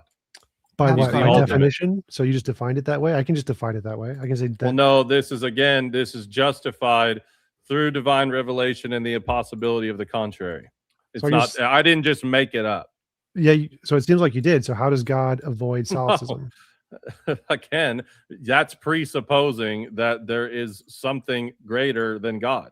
That's your presupposition, not mine. So you're So if I smuggling just in your don't presupposition. presuppose, so if I just don't presuppose there's something greater than me, I can avoid solipsism the same way, right? Well, you have to presuppose there's something greater than you to think at all. No. Yeah. But so that doesn't answer the question. So God falls into Yes, it does. It's the impossibility of the contrary. No, so God falls into the exact same version of solipsism as anything else. It's proven by Gödel's incompleteness theorem. So if God has all knowledge or whatever, there's equally no way for God to know that he's not in the matrix as there's no way for you to know you're not in the matrix. There's If no God, solution to that. so no, what you're doing is, this is a very common thing that atheists do. They do an internal critique, or they think they are, but it's not an actual internal critique because they smuggle in their own presuppositions within the critique. That's Gödel's not a genuine. incompleteness theorem isn't a presupposition. It's a proven theorem.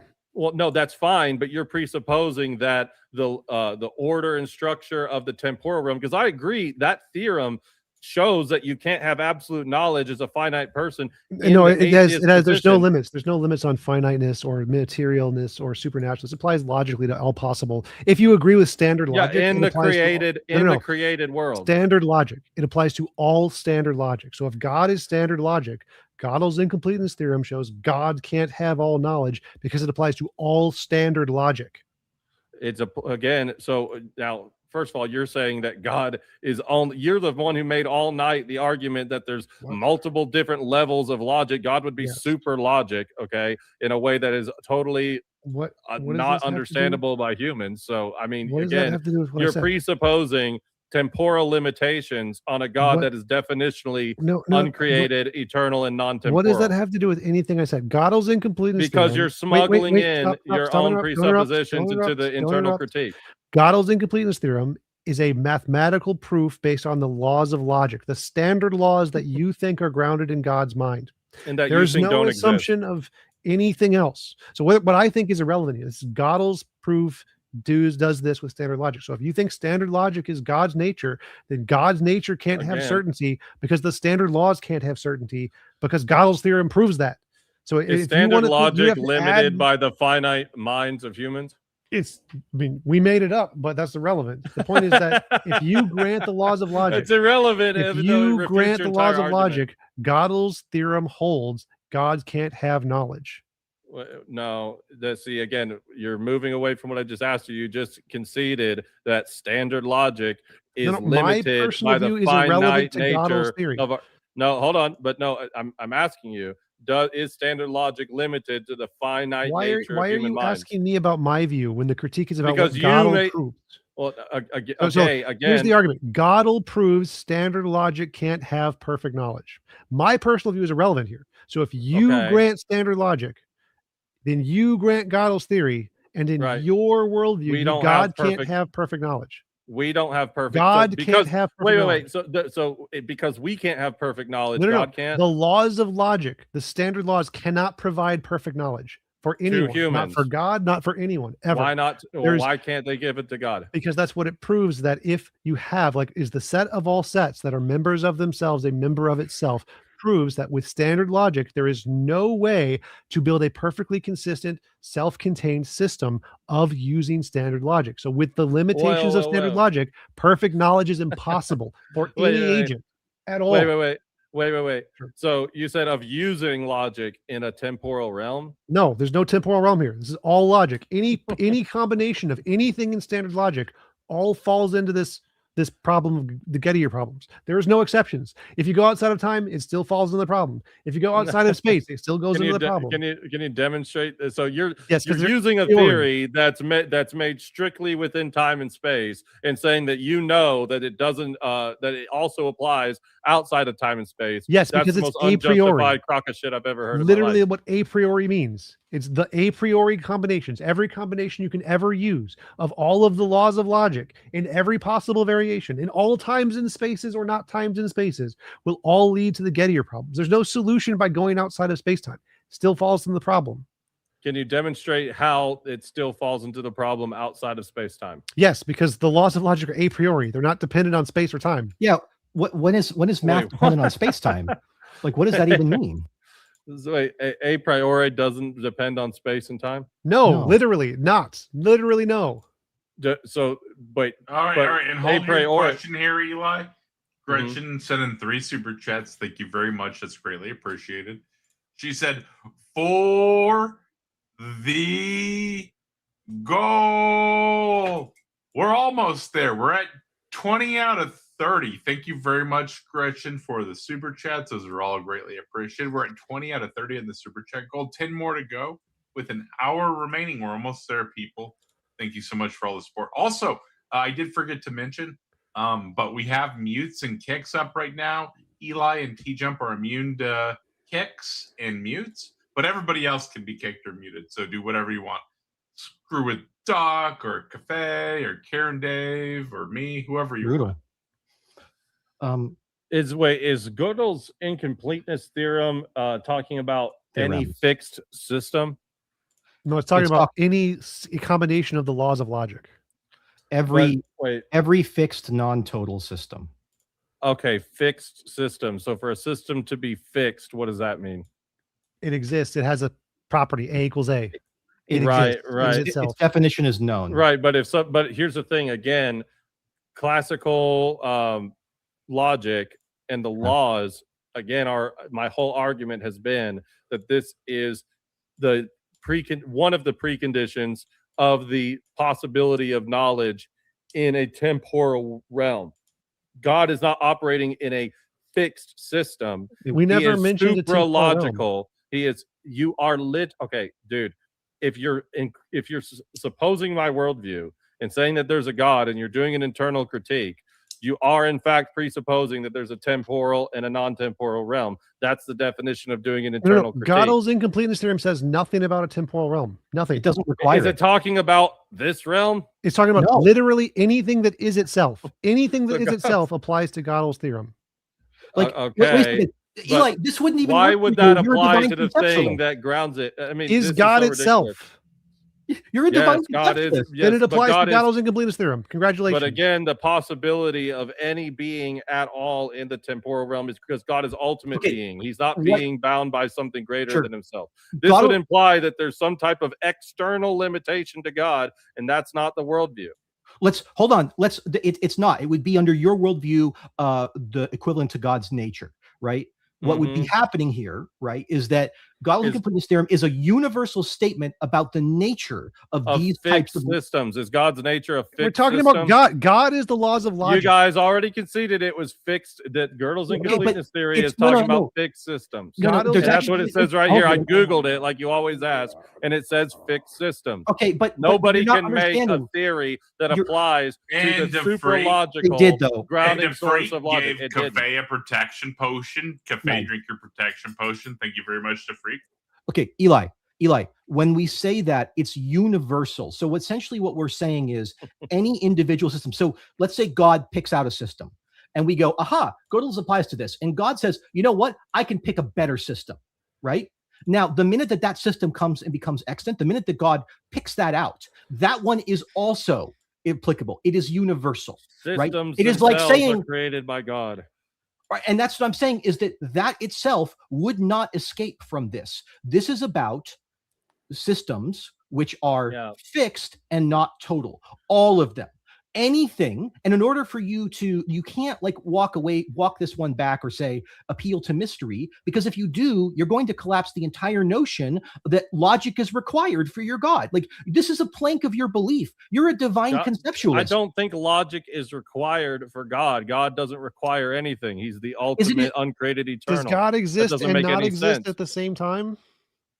Come on, you've said hold on. this. Eli. Yes, but not What? in the same. Again, What? God. Things can exist and not Wait, exist at the no, no, same no, I'm time. sorry, Prove did it. Prove it. I'm sorry. I was going. I Protection messed up. I deleted. messed up. I messed up. No, I'm sorry. I thought you were asking Thank you, is God Gretchen, himself greatly and not appreciated. himself the way I asked about law of identity. Sorry, that was a misspeak. No, God doesn't exist and not exist at the same time. No, the God laws of exists. logic apply. But here's to the God. thing: existence. Talking about existence God is the grounding source of I that. don't care. So God the laws, exists. oh, you don't care when I start refuting your How does that shitty how fucking does that argument. actually help you though? Is God Because himself? God is himself. Yes. So he applies to the law of identity. Does he apply to the law of non-contradiction? Not into okay. This is an equivocation. This is Eli. this is an equivocation because when I'm talking about from my worldview, again, if you're gonna do an internal critique, you have to step into my worldview. We When are I'm in your talking worldview. about the law of identity as something that's grounded in God, he is not bound by the thing that he grounds. He's supralogical. Either he is himself or he is not himself. He is, so when you're talking about existence, this is a question about existence. God is the grounding source of all possibility of existence at all. Can God There be isn't a step himself higher. and not himself at the same time? No. No. So he is himself. He is A equals A. A equals A applies to God. He 100% is of the time. he is the fount and source of the possibility of A equals A existing. Because again, this is a problem that applies to particulars. God's not a particular. That's What? another dumb. Am I fucking- God? What? Am I God? All right, real fast. Doom-based asks, why doesn't God reveal to non-resistant non-believers? Great questions. Thank you very much. God is a universal, eternal source of all being. When we're talking about A equals A, the principle is universal, but the referent, the A, is a particular. Okay, so God, you are trying to apply the universal law to God as if he's a particular that's governed by some type of universal principle doesn't work within my worldview. You're smuggling in your own presuppositions. You're smuggling in a naturalist, atheist presupposition and not actually taking on the entire worldview. All right. So you're unable to do a proper internal critique. You I can laugh, but it makes you a shitty debater, not smart. And there's two more super chats. Gretchen says erase cafe protection, which I already did. Thank you. And then nobody says mute cafe if he says ground or being. Great point. And then Gretchen says mute cafe. Eli sucks. Cafe's got a 2-minute mute. Thank you. They're gonna be pounding cafe instead of Eli. Jeez. Eli. Sorry, cafe. It's Eli. strange. Listening to this debate.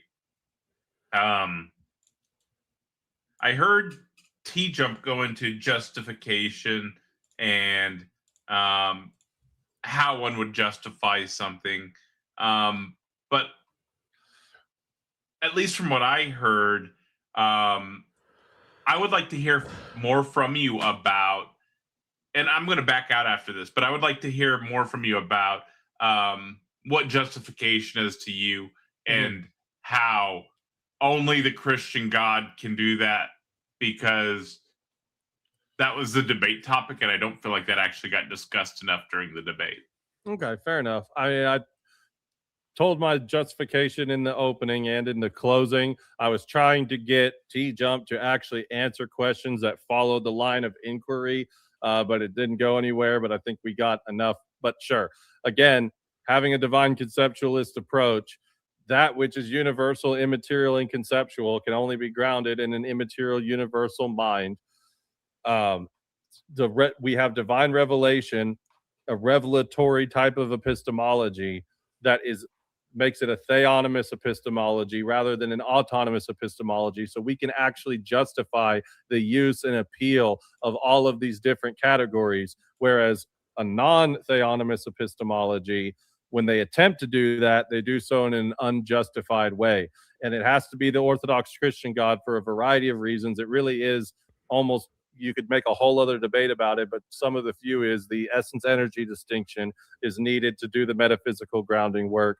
Hierarchical Trinitarian theology is necessary to do the grounding work. And a Trinity specifically, one, because it solves the problem of the one and the many, that a universe that has multiplicity and unity has to also be grounded in a God that expresses multiplicity and unity. And we get to a triad. This is a very rough, probably butchered explanation because it's a very in-depth topic. St. Maximus goes into it, but ultimately a strict monotheism, that there's only one hypostasis, a single hypostasis, that is also all loving and all Lord, which also needs to be the case to do the grounding work, it would have to be all loving and all Lord over what? Then if there's only two, there's dualism and a kind of a competing powers, so that doesn't work. The triad is the perfection, the numerological perfection that allows for ultimate spiration within God himself, that he is from God through the Son in the Spirit, and any other worldview on a very deep metaphysical level will eventually collapse without that. Also creation ex nihilo, so that rules out basically everything but the Abrahamic gods, at least when we're looking at religions with public historic divine revelation. I'm not trying to be troublesome. Yes, you are, but Tacos. Just no, own not it. at all. Just but own it. I did not understand a bunch of the words you used there. That's fine. Could you maybe go back through there and define some of those words as you're going through there? Like which one? Like spiration and all the stuff leading up to spiration. Yeah, and the eternal relations, this perfection thing, goings how on. this perfection thing is. Because to me, that didn't really sound like a straight or easy to understand answer. Right. I really would. I don't think God is coherent, and Right. I want to understand what you're saying. I'm trying to understand what you're saying, but to me, that didn't sound that like that was coherent. Right. I'm not like attacking you. I'm just saying I want to try to understand what you're saying. Right. Okay. Fair enough. Fair enough. So what? Fast, there are a couple super chats. So Gretchen, I did time cafe out in chat for 5 minutes. He is unmuted now, though that 2 minutes did pass. And Nitty asked, did Jesus embody a particular body or universal? Mm-hmm. Yeah, Christ embodied a particular body. Cool. And then I'd really appreciate it if you could provide like a coherent specifically what did you there. want cleared up? I don't feel like you really gave a good definition of justification. And then there was like a bunch of stuff you said about like spiration and other you said something about perfection. Yeah, I'd like you to maybe define those words you're using, and then maybe even some of the words that you're using that might be like common use words, but are like being used not how somebody would commonly use them. Such as what? I don't know. Whatever, in whichever Oh, cases okay. you might use that like that, right? No, but you gave the example of me using common words in a way other people don't use them, so I'm just looking for specifically what you meant. I mean, I have some examples of that. Okay. Oh my God, it's Ellis. Leo. Yo, Ellie, actually, I have a question for you. When you say grounding, what type of grounding do you mean? Do you mean metaphysical, epistemic, ontological? What type of grounding is in the notion of God, and how does that purport towards the epistemics of your coherence theory of truth? It's all So before we start jumping into questions, what I wanted to say is you used the terms theonomous epistemology and autonomous epistemology. Those terms are found nowhere in academic epistemology, so I don't know where you're getting those terms from. It is found in biblical scholar papers in Bible Mills. Yeah. It is found there. Yeah, but that's not like that's not academic epistemology. I don't consider that academic epistemology. So why does your consideration of what's academic and what's not? It's have not any really what relevance my to what I'm- consideration is. It's what's published in like the professional philosophical papers on epistemology and what people with PhDs in philosophy who specialize specifically in epistemology have to say on Well, this. I think- But does that have those any are bearing? just Hold aren't on. found And anywhere then in the super literature. chat from Gretchen. She says, Eli finally Staffoos and Taco asked him to repeat it all effing well. Well, so Eli's question was a good question there, is that why is our academic philosophy legitimate and his academic philosophy not legitimate? And that's because his academic philosophy doesn't actually apply peer review at the same standard. No, that's not what I was asking at all. I'm asking what does the consensus of PhD holders have to do with the true or falsity of my propositions? Well, What it was shows your that the terms. proposition? I don't think terms are like true The or answer is false. nothing, I don't think that. unfortunately. The answer is I don't think nothing. that's the answer. The answer is that definitions of words aren't true or false. Like that a word means a thing isn't something that's Right. true. So fact. if you just wanted So to the ask what claim isn't that definition of your theonomous- definitions are wrong or incorrect. The claim is that your definition, you're like I don't even know. I don't Well, know no, what the here's what's definitions happening. Here's are what's happening. You because the came up on terms the that you panel. used aren't used anywhere Who in like cares? epistemology. I've read cares? at least 3 textbooks on Oh. epistemology. Who The gives a shit? terms that you have used are not found Good there. job. You got- So you're what a I'm big wondering brain. is, Who cares? what do the terms theonomous epistemology and autonomous epistemology mean, and from Okay. where are you sourcing these terms with that meaning? Okay, so again, theonomous epistemology would be an epistemic grounding from a theological worldview, namely God. Something What type of objective to grounding? ourselves. Yeah, I would just All types defer of to grounding. Quark's question at this point. What do you mean Okay, by and- grounding? Well, I It's already all- asked him all that. I know, and well, again, I got asked a bajillion questions at once. I'm trying to address one at a time, and I'm trying do to you be mind- patient, so it's not dogpile. Eli, do you okay? mind if I answer Steelman your position? You have done a decent job, but please right. don't be So disingenuous. theonomy is just a word for a type of Christian form of government. That's all it means. So there's no specific philosophical meaning behind it. It just means a Christian form of Okay, government. So- never mind. When I'm talking about a theonomous epistemology, it means an epistemology grounded in a theological worldview, in a theistic worldview, in a God. Autonomous epistemology would be epistemic grounding that's grounded in a single person's mind. So an apologetic epistemology? I mean, I guess you could call that, but it's more direct and more specific. We're saying that the grounding, again, both epistemic and metaphysical, because you really can't, your epistemic is going to inform your metaphysical grounding. So it's saying that God is the grounding source, not a particular human mind. What was the original proposition that you were trying to argue for? I'm saying that the Orthodox Christian worldview is the only worldview that can give epistemic, metaphysical, and ethical, the 3, main pillars of what goes into a worldview, grounding and justification. And you said that the grounding and justification, did you state the grounding is in God, so metaphysical, and then justification is in what sense? I just mean Epistemic? giving, epistemic justification, yeah. So there is no grounding of epistemic? Well, again, it's when we're talking about grounding, it can be in any one of the categories. I'm making a holistic claim about the paradigm itself. So metaphysics would be grounded in God. Your epistemic, your theory of knowledge would be grounded in God. The whole shebang. Again, paradigmatic, epistemic holism. It's an entire paradigm. And just one last question. You said you were a coherence theorist, correct? That's what I lean towards, yeah.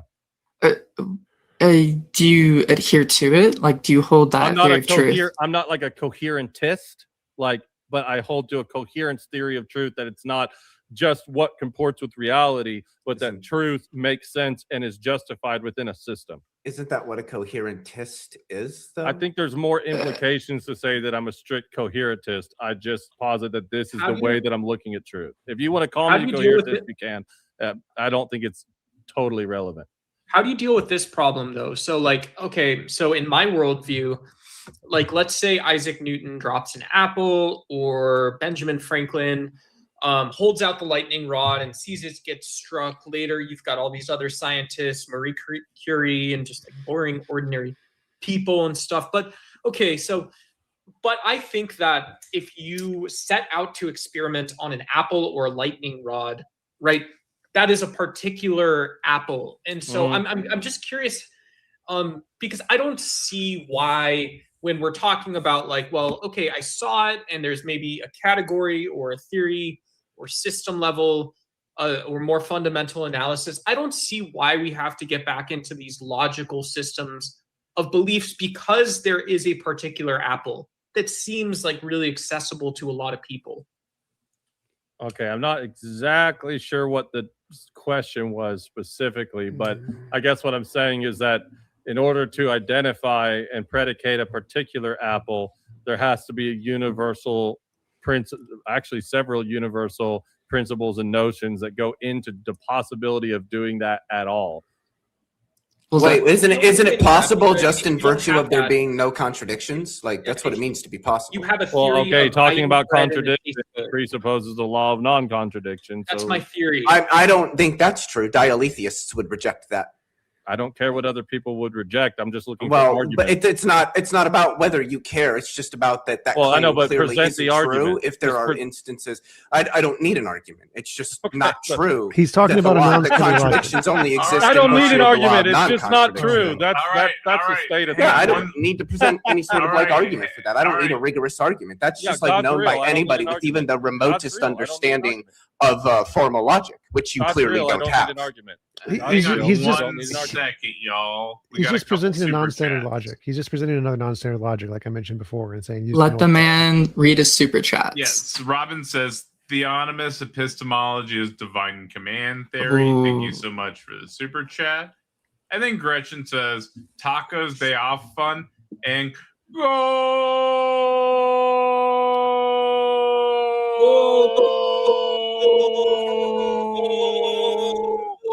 Thank you very much, Fuck. Gretchen. Greatly appreciated. TJump, since you're the guest of one of the guests of honor tonight, what is your favorite type of music for the song we'll play here? I got to piss. That's not a type of music. instrumental guitar, Instrumental guitar? Okay. polyphia, in the style of you're doing like AI generation, right? Yeah. So in polyphia, style of polyphia. Oh, I'm just playing. I'm going to play a song because we hit the goal real fast and it's Okay. something we have made. I have one that's kind of like Steve Vai, Shut up, or I have a little bit heavier stuff that's shorter. Steve Vai is fine. Just really long. It's like 6 minutes. Okay, shorter is fine. We could do only fuckwits use slurs. That's a good one. That's probably a dope You one. like punk? I like EDM, dude. I had a wanna question. Party. in Forget about regards- the song. You should play some Fucking Sum party. 41 or something that's worth listening to.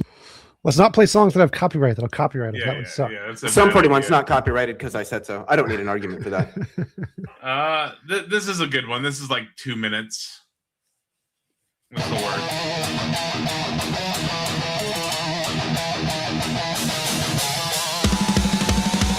Only fuck with you Thirsty slurs. Only the solo. Only fuck with you slurs.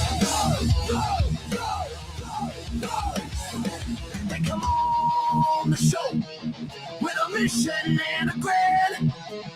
I'm talking about salvation, saying let the truth begin. Second to the pressure makes a weak case blur. They drop the mask fast and run straight to a floor. They say it's love, say they can't, say they came to save the room. Then they spit cheap venom when the argument means doom. If your truth needs hate just to make itself work, then your whole damn sermon just collapsed in the dirt. You can preach all night, you can stop, you can curse, but when your logic dies, only fuck with you slurs. Only fuck with you slurs. Only. When they can't offend the point, they just make it worse. Only fuck with you slurs. Only fuck with you slurs. Only fuck with you slurs. Big talk falls apart, then the rock comes first. Only fuck with you slurs. Only fuck with you slurs. Wanted us bow down, wanted us to bow down, wanted easy applause, wanted to own the town. But a real debate cuts clean and it cuts real deep. So they panic when they find out the crowd don't sleep. No grace in the mouth, no peace in the vein. Just a cheap little tension when they can't explain. If all that holy light turns hateful and thirst, then the truth ain't home. Bitter and worse, you can wave your book, you can act word. But when the mask slips off, only fuck with you slurs. Only fuck with you slurs. Fuck slurs. When they can't defend the point, they just make it worse. Only fuck with you slurs. Only fuck with you slurs. Only fuck with you slurs. Big talk falls apart, then the rock comes first. Only fuck with you slurs.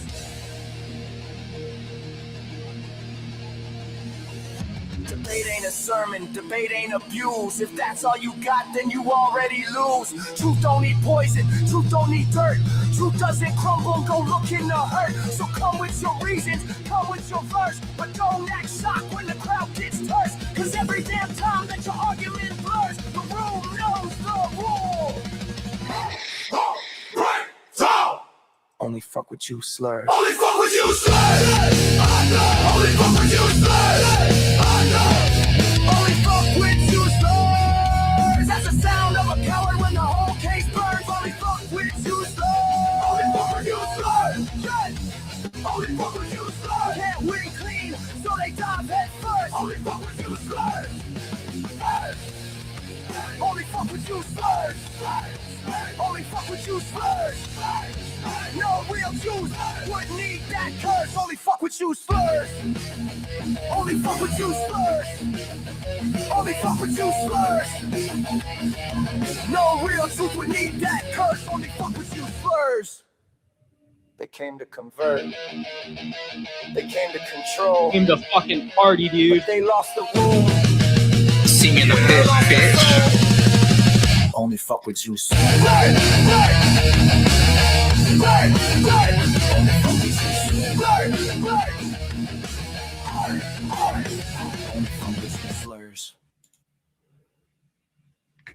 Yo, I was moshing, dude.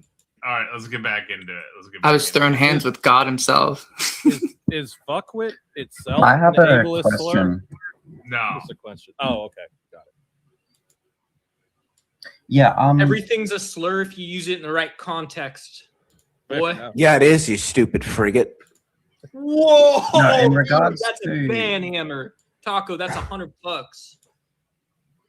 A I've frigate? probably got Frick. another A frigate? I'm not This saying is I a type of ship, but it sounds very much like it's a naughty word. I like calling people sloops too. Get these dirty sloops out of my country. No, Alrighty. Ellie, so you said that you're more of like a coherentist on your theory of truth. Mhm. So, and you also adhere towards. Uh-oh. What the fuck just happened? Are you there? You cut Oh, out. I Yeah. think you decayed, Oh. Pork. Come I back, did. please. Okay. Yeah. So you purport towards anything in reality, correct? Within a set of beliefs, which you can state the truth of some proposition. This would be, in some sense, your theory of truth, correct? Or Yeah, you can truth. restate it. Truth. We discovered truth within a system. That would be like the simplest way I could describe it. But yeah, that sounds right. Okay. And do you think that if somebody else has conferring beliefs within a set of beliefs, how would you defer, or rather, I guess not argue, but try to come to an agreement where there is not just a disagreement of words, but a fundamental disagreement on some proposition given its truth and those set of beliefs. When we are stating, for example, just a proposition, and we have different states or set of beliefs, but the sense of the proposition or the state of affairs of a proposition is equal towards us. How would we comport towards us saying the truth of this proposition, or come to arrive that this disagreement is not merely just a ambiguous type of sophist type of disagreement? What? sorry, Can you give I'm- an example?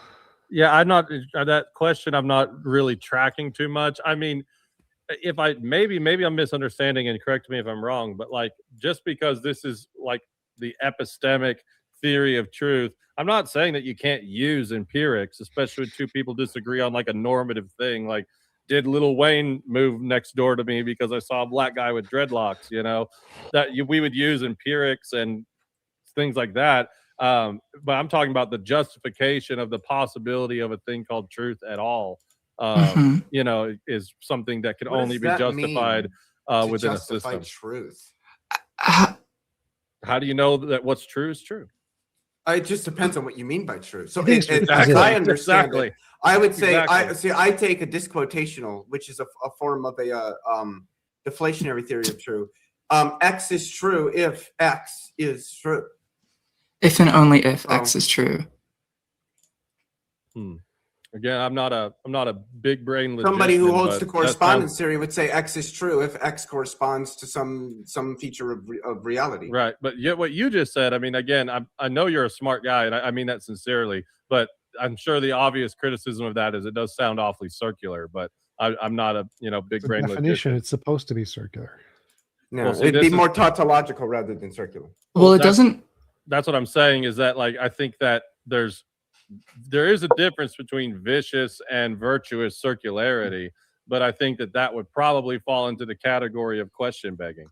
Well, no, it would It's not just be it's not question tautology. It begging. would be like saying that if I said a bachelor is an unmarried man, that's somehow like begging the question. You know, because I've never what we mean liked by that. bachelor is unmarried man. So such that when you say a bachelor is an unmarried man, all you're saying is an unmarried man is an unmarried man. No, okay, I understand the tautology. I think that like with the reason I've never liked that whole bachelor example is because like being an unmarried man is something that's objective, but then like what we call that would be, you know, we could change the definition of a name to mean different things. But I think that when we're talking about actual like truth itself and what goes into that, it's more than just empirics and that type of verification. So no, I understand the tautology though. That makes sense. I just again think that it's relying on more than what it's giving. That would be, I mean, I agree that I don't take like a verificationist idea of truth, but I don't think truth is like this mystical, esoteric concept and nobody knows what it is. I think philosophers are well aware of what truth is, particularly logicians, philosophers of logic, and philosophers of language. I think they're well aware of what truth is. I think everybody has some basic idea of what truth is, even if they couldn't give some rigorous formal definition of the word. I think everybody has an idea of what truth is. No, for sure. And but I don't think that we need to appeal to anything. I don't think we need even appeal. There are going to be some people, re-correspondentists, that are going to disagree with this, but I don't even think we really need to appeal to anything in reality, let alone something beyond it, in order to understand what truth is. And I've never been given an argument that would motivate me to think you don't need to appeal to reality to determine the truth of something. To understand what truth, just the notion and concept of truth is. Yeah. No, you don't. Understand that there are things about reality and that they are true, or at least the propositions that refer to them are true, perhaps. But to understand what truth is as a concept, no, I don't think so. Oh, so how can you give me an example? First of all, this is going to collapse so hard, but give me an example of somebody understanding truth without an external reality. Like I didn't say that you can understand truth without an external reality. What I said is you don't need to appeal. That's not what I said. Let me clarify what I said. What I said is that you don't need to appeal to the world to understand what the concept of truth is. Okay, can you give Because I don't think that truth is an empirical concept, and I don't think it's understood empirically. There might be empirical truths, but the concept of truth is not empirical. Okay, how do you get to the concept of truth without empirics in your worldview? We define what it is, which what like philosophers of language. Well, no, I know, but like no, without an external worldview, how would you ever begin? Well, I didn't say anything about worldviews. He didn't. No, I'm sorry. Without an external world, I'm getting tired. Well, but there is an external world. We just don't need to appeal to it. He doesn't. He's not defining truth as a set of propositions which are verified by a set of beliefs from the external world. Rather, that truth is just the proposition itself, the statement, or the sentence that this cat is on the roof. Propositions without an external world, though. So again, you can't put any of these things in a vacuum. That's why I hold to the type of theory of truth I do. Propositions are not to an external world; they'd be conceivable, regardless of if you think minds are. Do you think that? The fact that the sun emits electromagnetic radiation is not true or false. The proposition that the sun emits electromagnetic radiation is factive. It is true. Do you mean state of affairs, not propositions? Because I agree that there can be some state of affairs, yes, but propositions themselves are not states of affairs. Of course, yes, I agree with that. It is. That's retarded. I tried to explain this to him earlier. He doesn't understand that sentences. Okay, so how do you have a proposition without states of affairs? Can you give me? No, don't do this. I'm sorry. Right here, you can talk to me.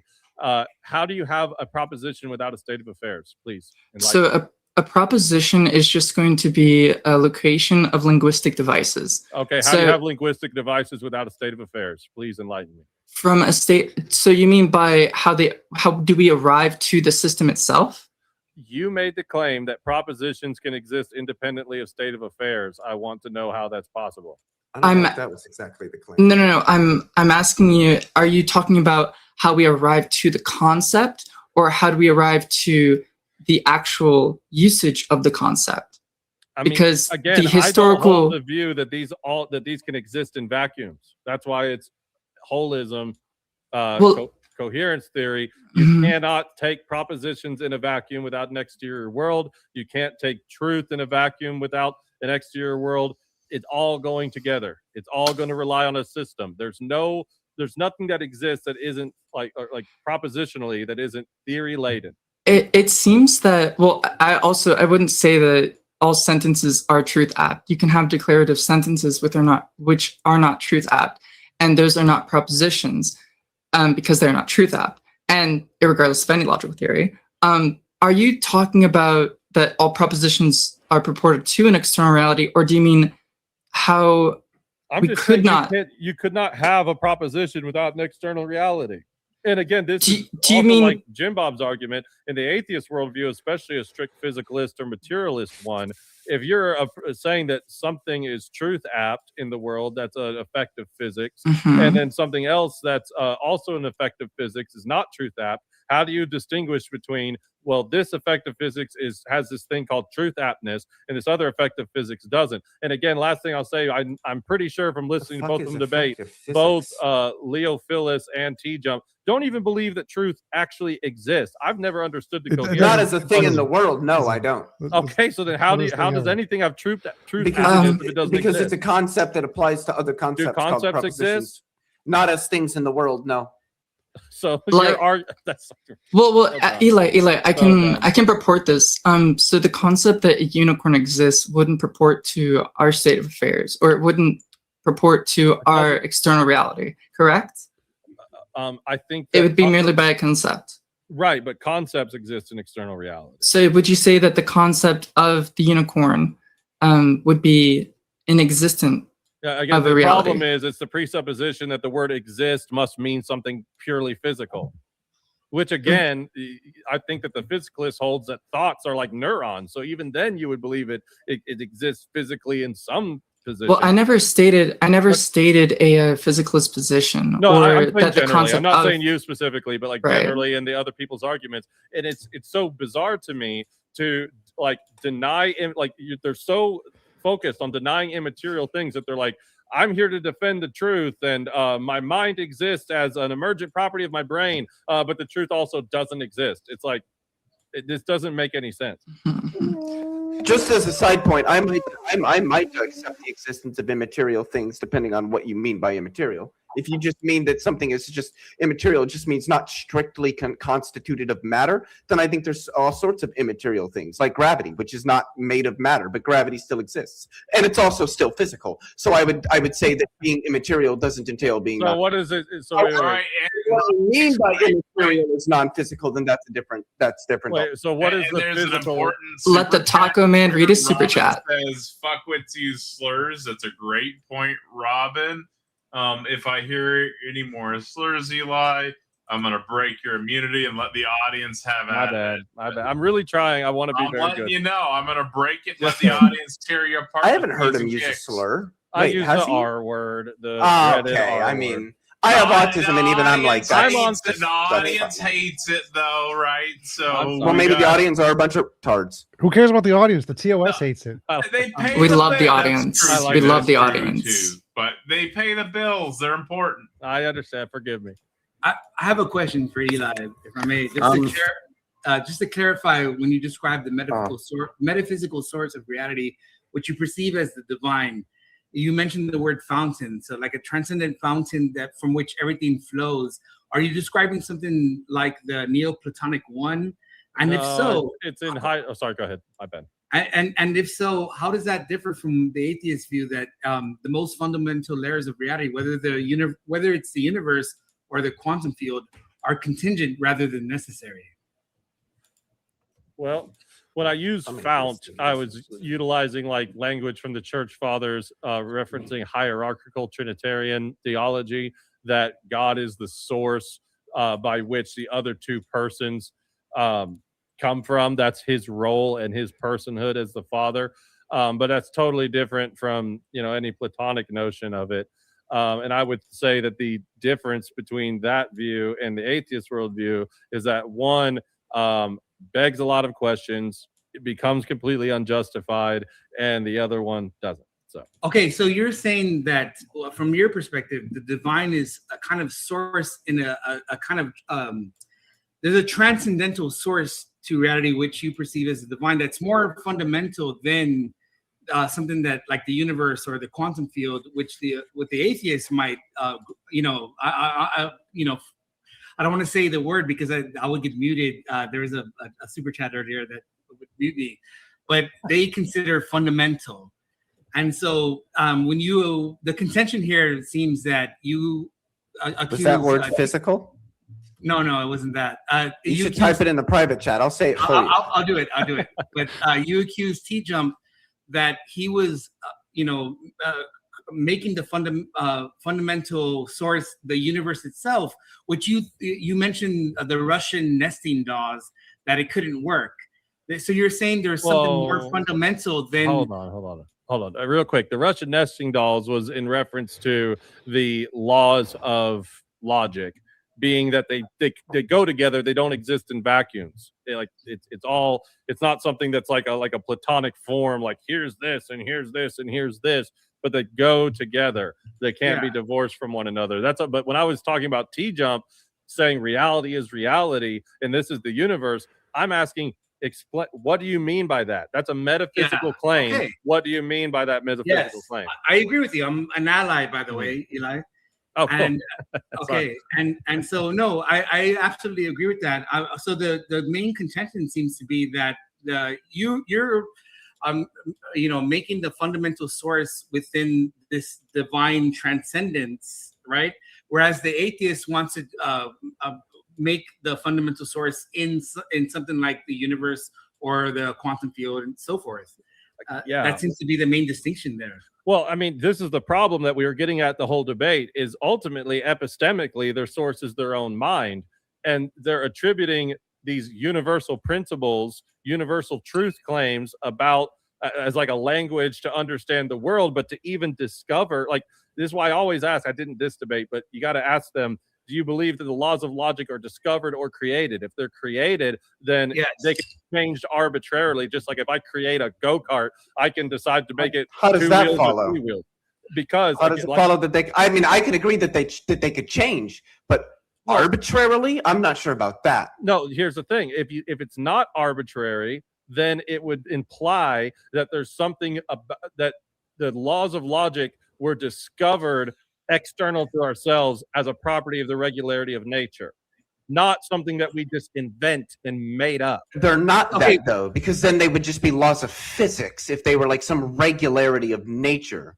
They're not laws of physics. I mean, again, go ahead. I don't want to talk over somebody. I have one more point, if you might, Quirk, if you don't mind. One more point I wanted to make. Okay, so it seems that for you, the fundamental aspect of reality is more, you would call it the absolute. And to avoid, you mentioned finite minds earlier when they mentioned solipsism. So yeah, I agree with you that solipsism would only apply to finite minds that perceive themselves to be alone, whereas the absolute, as you're defining the divine, is something that is fundamental to reality, that it accounts for all permutations that could possibly manifest in the material world. Therefore, it's, that from every vantage point that wants to call themselves a solipsistic node, it wouldn't apply because they're all viewing it from their own finite perspective. Exactly. Whereas you're saying something beyond.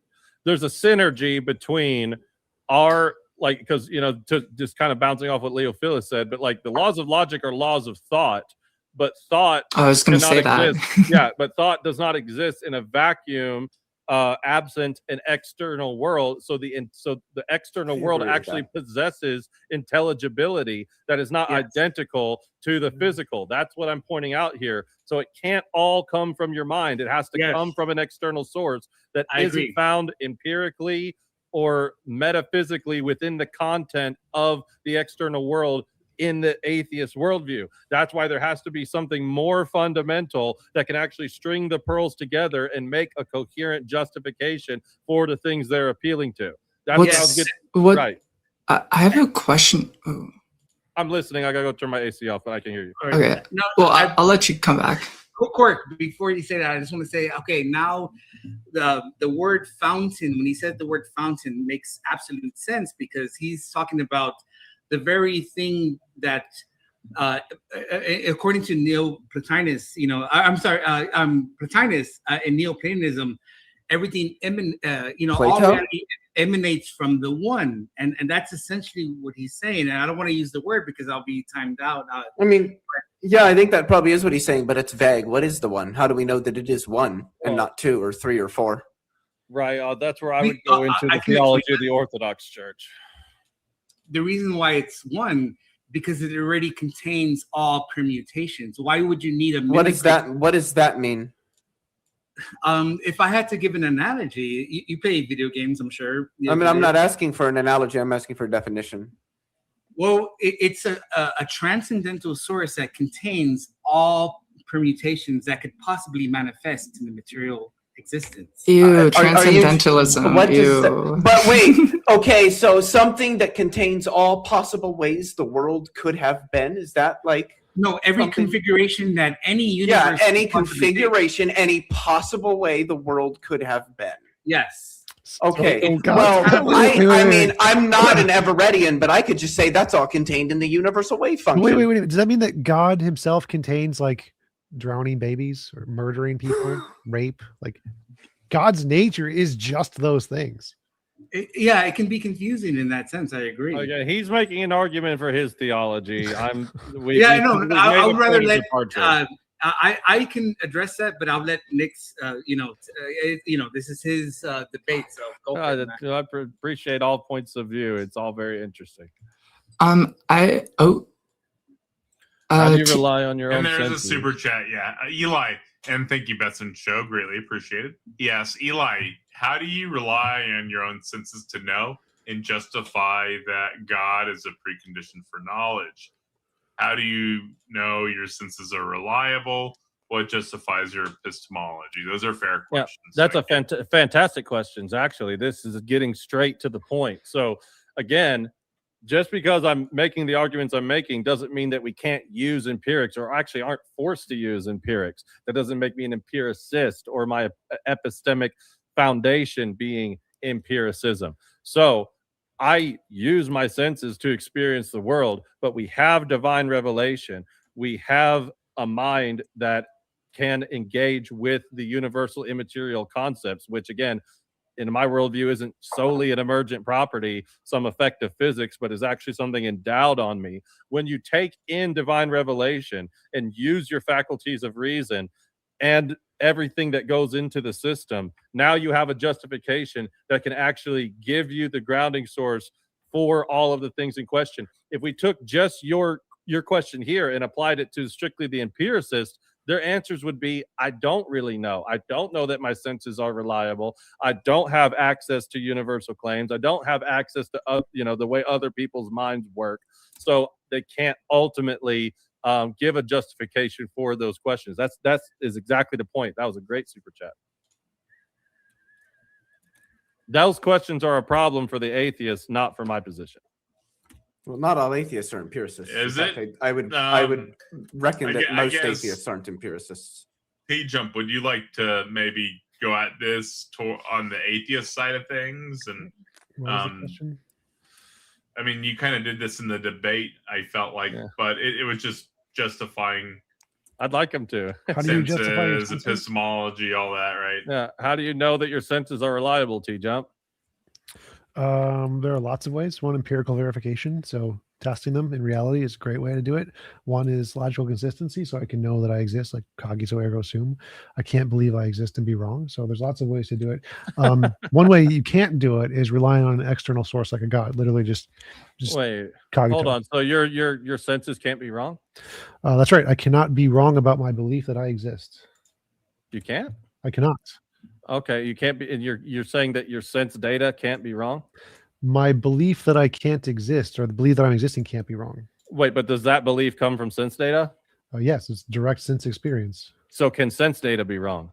whether since data can be wrong, that belief can't be wrong. So since data itself is irrelevant. So the thing you're getting the belief from can be wrong, but the belief can't be wrong. You think that's fucking Right. So how can I believe I exist to be wrong? Go ahead, explain it. Go ahead, explain how I can believe you could I be a exist. brain in a vat. I would still exist. That would still be true. How can that be wrong? Well, still, wait. How do you know that it's a you? You're smuggling in. I self am there. the conscious experience So, how do you know that? because I'm the thing experiencing it. This is like Wait, no, that's begging the question. no, that's the definition. Definitions aren't begging the question. Well, okay, but I'm asking you, how do you know that that's a thing called TJump and not just an effect of physics? What we call it doesn't matter. My direct Oh, experience okay. is what I exists. thought you T-jump just is- said this. And Wait, this is hey, no what we hard. call it doesn't matter, but it's the definition, and that's my justification. Right. It's, So that's if- It's all the over place. referent. Yeah, this is No, this but is he not just hard. said that the definition was a justification, and then No. turned around and said what he calls it doesn't matter. So No, how it's you the sure it doesn't- referent. It's the This referent is to the based- I know, experience. but I'm saying your senses in this phenomena you call thinking. You're now putting this thing called you, a self. How do No. you know Thank you, that Best in thinking Show. means? You- How do you get the jump from thinking to a self? You are the thing doing the thinking. That is just the Says way who? the words work. That's the referent. You What- and I I are referents.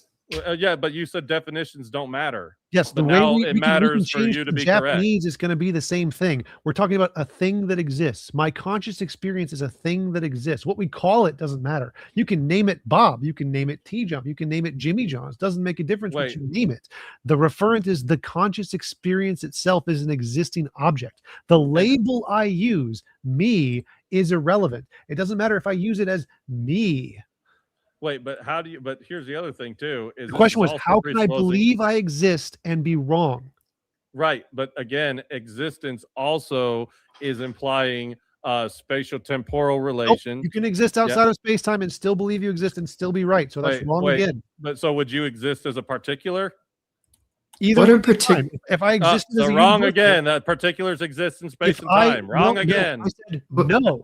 I said if I Dog exist walking as you a is way easier than I universal, thought it if was I gonna exist be. as a universal and I believe I exist, I'm still correct. Wait, Either but way, if you I'm exist, still correct. Eli, I'm kind of confused. I'll ask you the question after Taco reads the. again, you're still making a jump Yeah, from yeah. existence to self. You still have failed. to I show also how had a believe question I as exist well. to be wrong. No, because self implies distinction. Okay, so existence. No, Either you're saying that you're pure existence or your particular existence. either way, Again, I that's a believe jump I you exist. can't I'm just still right. make. Either way, from I'm pure still right. thinking. Either way, No. I'm still right. No, it's, Either no, if it's I'm totally particular or unjustified. universal, if I believe I exist, I'm still No, right. you can't. You're Your making a jump. analogy fails. You're making a jump. It's also not true that particulars must exist in space time because numbers are particulars and they do not have spatiotemporal extent. They're abstracta. No, but they're also universal.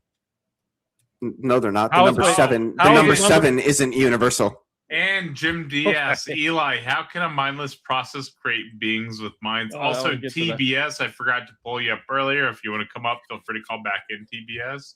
And howdy. But yeah, Eli, how can a mindless process create beings with minds? I don't believe a mindless process creates being with minds. I don't believe that. Yeah, that'd be like an I- anomalous thing. I wanted to Somebody- ask Leo, wait a minute. So the number 7 isn't universal. So where in the Thank you, universe Jim. can you have 7 instantiations and it not be 7? all abstract objects are universal. What does that have to do with it being universal or not?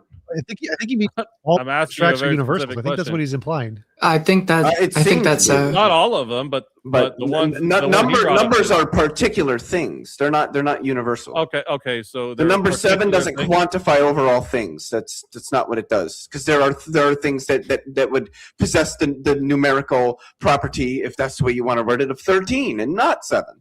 Even I the- understand that they are distinct, but the number 7 is not identical to a particular object, and it can't be Sure, identical to a that doesn't make particular it concept. universal. But if it's a particular concept, then that would imply that the number 7 in my brain is different than the number 7 in your brain. Again, No, it wouldn't. universally, if you have 7 instantiations of a material object, it's 7.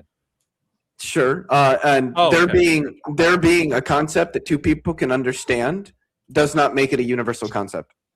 Well, wait a minute. Now you're correct, but then, like again, I've always made the analogy. So that then the number Harry 7 Potter, for you and me wouldn't be different. Hold on. Harry Potter is grounded in the mind of J.K. Rowling. You and I have 2 different understandings of Harry Potter. I don't know what That's that means. I'm demonstrating something to you. When we look at art that's grounded in a particular mind, I'm going to have a different conceptual analysis of the art than you will. But 2 + 2 = 4 is identical, whether it's in your mind or my mind. But in y'all's worldview, where mental mental But yeah, content but is that's just only brain because matter, the that equal doesn't make sign any sense, and is it's a the equal contradiction. sign is an indication of identity. That's what the equal sign means. I It's think that the there's- things on both sides are identical to one another. But that's just definitional. I That's think that's that- rooted but in the how is axioms. that possible in your That's worldview? rooted in the axioms of our mathematical systems. How is it possible in your worldview for us to hold identical concepts when we don't have identical brains? Because of how they're defined, and that okay. we can understand. So wait, aren't Yeah. concepts reducible to gray matter in your worldview? No. I'm not a reductionist. I am an emergentist. So no, I Wait. would reject that. Wait, so you and I have we have non-identical brains, but what emerges from our brains is identical? I mean, there might be some sense in which one might say that like human brains are generally identical. I don't have like a theory of identity No, because you I don't don't have care to about the say concept William, of identity. But Can you turn your volume down like 30% or so? I can move. please? I can move my mic away from you. Oh, Is that that's better? good. Yep, yep. Oh, wait, It's Eli, I and think it drifts towards me. Go ahead, Cork. I'm sorry. Eli, I think your example is actually a pretty good distinction of artistic representation of concepts and how we can evaluate such concepts or what they are doing for us, such as Harry Potter, and then systems of, I guess, math or what those types of systems are doing for us conceptually speaking. So you wouldn't say that we are out in the world using Harry Potter as a unit of measurement in that same sense. So the distinction of artistic appreciation and then the appreciation of or the usage of mathematical concepts seems to bridge upon the difference of concepts and how Well, yeah, exactly. those I agree. arrive. I agree completely. What I'm demonstrating here is that the type of concept is dependent on the type of mind. So a particular mind can only create particular concepts in which when other people engage with them, they have What's their the own argument particular... for that? Huh? What's the argument for that? The impossibility of the contrary. And can you demonstrate that contradiction, please? Absolutely. So concepts definitionally come from minds. The type of concept is going to determine the type of mind is going to determine the type of concept because of its being grounded in the mind. So for example, if I said that the laws of logic were universal concepts that were grounded in my mind, the implication of that would be that if I died, the universal concepts would die with me. Just like if J.K. Rowling died, the grounding source of Harry Potter would go. You could never get canon theory about the Potterverse ever again because the grounding source is gone. So on your view, concepts can't exist across minds. They must only exist in a single mind. No, I think that we engage. No. So we engage with universal concepts because we have minds that were designed to by the person who also designed the universal concepts. Again, this is coherence within my system. So you believe minds can share concepts? No, I just said, of course, we can share universal concepts. Well, then we agree we can there, share so share universal concepts identically. When we try to share the concept of Harry Potter, there's always a differential. This is when I'm having this debate with atheists, I always ask them, wait a minute, if the concept is grounded in our particular minds, are you saying that there's like 6 billion different laws of identity? That would be ridiculous. There's only one law of identity. There is, however, 6 billion or however many people have watched Harry Potter, different subjective interpretations of Harry Potter. But because the law of identity has a truth value, there's now a universality to the concept. Well, that set of beliefs is not coherent towards those subjective beliefs, so they wouldn't be a component of reality. They wouldn't be objective in the same sense that the concepts of those beliefs would be. If you're saying that the laws of logic are objective concepts, you're actually necessitating a mind outside of human minds. I wouldn't say law of identity is a universal concept. Okay. I mean, I'm not equipped to really argue upon that position. And I don't feel like it's the place towards this discussion to actually argue upon that. It's very pertinent to the topic. Again, I think that it's a self-defeating position to say that it's a particular concept, because in what way is it particular? It's universally true. It's a universal truth claim to say that objects are themselves and not themselves. What is the law of identity true in virtue of? In virtue of the behavior of reality. So you don't think it's in virtue of how we define things? And ultimately in virtue of God, but I'm trying to meet on the atheist level. No, so I would say it's true. First off, I don't know if I'm convinced that the laws of logic are even truth apt. But I think I don't know. That seems. So wild, I question what sense it makes to say that certain axioms are truth apt. But that's really neither here nor there. The phrase. I can just grant that they are, but I don't think they're true in virtue of anything more than that they must be. They must be true. I think laws of logic are probably going to be some sort of tautology, defined within some formal schema that is true within the schema. And I think that you absolutely can reject them. You can reject them and adopt a completely different schema. There are logicians who do this. In fact, classical logic has the number of philosophers that accept that as the proper way of like doing logical analysis is dwindling by the year. Yeah, I mean, again, it doesn't matter. It doesn't matter the consensus of what people with government grants say. We're talking about the truth or falsity of the matter. Is the law of identity true? Yeah, but so what are axioms? What are axioms it's true? no longer true. Does that make? Do you know what an axiom is in a formal schema? To these things. Do you know what an axiom is in a formal schema? That with Jay Dyer, and that Eli. I still can't believe he runs this. Eli, well, Jay Dyer's not impressive even remotely. But Eli, do you know what an axiom is in a formal schema? Hang on, he triggered the clip. I gotta play a clip real fast. TJump knows all about this one. He was present for this one. I don't know if he's seen the clip on the channel yet, but he was present for this. What does valid mean? What does valid mean? Z is the necessary condition. What does valid mean? A, therefore Z. It means it's sound. It means it's a sound argument. What does valid mean? What does valid mean? Z is the necessary condition. What does valid mean? A, therefore Z. It means it's sound. It means it's a sound argument. Fucking what Jay is valid Dyer. mean? What is valid mean? Hold on. That's Jay Yeah, Dyer. let's talk about it. Let's talk about it. If it is true that Z is the necessary condition of A, and then it would be true A therefore Z. What makes an argument valid?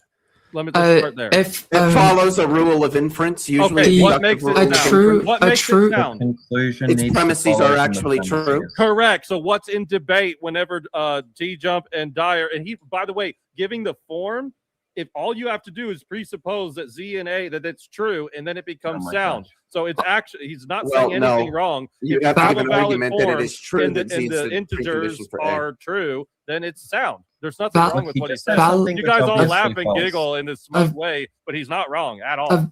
A valid. If those are the I'm same sorry, thing, Billy. if those are the same thing, why do sound and valid have different definitions in every? Of course, philosophy? because that's what the debate is over, the true or falsity of the valid argument. So if I asked him what is the valid- definition of a valid argument, and he said it's sound, is that That's factually not- correct I know. or factually incorrect? No, hold on. If you're It's just giving a factually form, incorrect. what makes It's it factually hold on. What makes it valid is following the structure, and what makes it sound is if so. Again, when he just gives the Z and A, and he's not even applying the God part yet, you assume that if that were true, that would be sound. So he was just showing you that. That would make it valid. The thing he wrote down. Eli, can I ask you a really quick? Hold up, Sorry. a sec. The reason I asked that was because what he wrote on that tablet was not a valid argument. Alex Malpass actually did a review of this debate and showed what he wrote was not a valid argument. Malpass said it was valid. There's a picture. You can show the whole picture. There's a one. Here, I'll put it back up there. Wait, can somebody type it all out? What actually does it say? Well, there's a picture. No, I don't think I have the whole thing. No, there's somewhere in the debate. Yeah, like in the Q&A, there's a picture of the whole thing. Can somebody send me that? Eli, can I ask you a very quick question? What does valid mean? A, therefore Z. All right, Means he it's just sound. reads It it means here. it's a sound argument. He just reads What does it. valid mean? What does valid mean? Z is the necessary condition. What does valid mean? A, what does therefore valid? Z. Means it's sound. It means it's a sound argument. What does valid mean? What does valid mean? Z is the necessary condition. What does valid mean? A, therefore Z. means it's sound. It means it's a sound argument. Did you get that? What is valid? I got it. Can I I just- got it, Tom. Yeah, So he's again, definitely got it. Can I just if it is true that Z is the necessary condition of A, and it is true A, therefore Z, would it be sound? Eli, I'd like to Look, test can I your just understanding say here, things? if I may.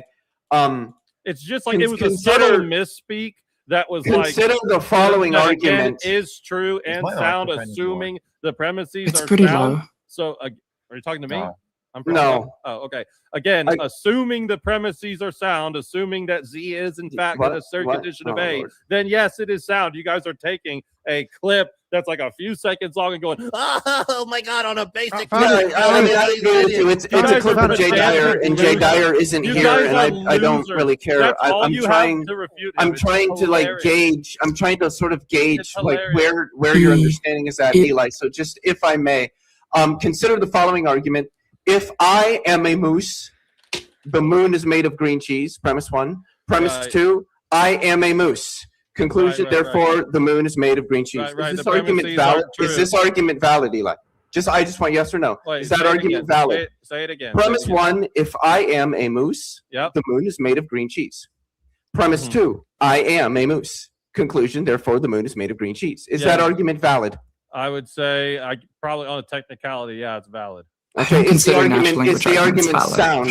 No, because the premises aren't true. Okay. Okay, All right. That's all I wanted. I just wanted Now, to understand, like, hold on. If you the actually premises were could true, work through the right. difference So, between but the- if the premises were true, it would be sound. Yes. Well, I, Okay, so whenever you take it with just the Z and A, what do you call those? Hey, I don't know Taco. the- Can those you- are send a picture of propositions. whole- The little Yeah, propositions. And It's one assumed second, I that gotta they're read true. two super chats here and check TJump. also known DM. as atomic letters. Okay, yeah. So two things here. So Best in Show says, Eli, with revelatory epistemology, how do your own senses discern if God is being honest or dishonest with you? Thank you very much for the super chat. That's greatly appreciated. Again, so my senses aren't what's discerning whether or not God is being honest or dishonest. The revelation of who and what God is lets me know that he is always honest. But what was it Gotcha. revealed to? Hmm? What was it Uh, revealed to? To you? Not just to me, but historically to his people and to the Sure, world publicly. But like, To your senses. because we're talking with you, it was revealed to you, obviously with some other people. But It's been revealed. focusing- Yeah, I mean, I would argue. How- it's how do also you know that revealed it was to all of revealed to as you? well. how do you know that it was revealed to you? How do I know it was? Because Mhm. again, we have the public divine Through your revelation. senses? That's true. Well, again, like I said, because we must use empirics, it doesn't make me an empiricist. That's not where Sure. knowledge ultimately is grounded and coming from. That I would be a agree. gross equivocation. Now, again, I believe it's also been revealed to everybody on this panel. Okay, How? you can use because you have the historic public divine revelation. God literally came to earth. That's just saying it was And revealed to Hazel us because says, it's the "Hell yeah, revelation. brother. you guys Welcome to reject atheism." it. You guys Sure, reject sure, it. yeah, I and reject think it. But that you're how was it false in revealed to doing me? so.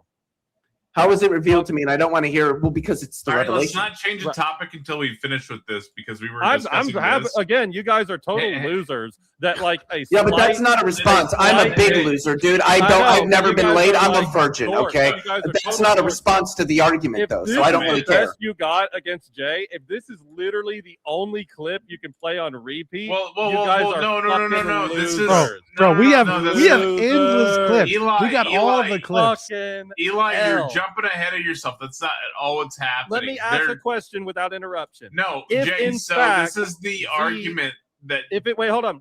If that it's Jay true, pres- I know.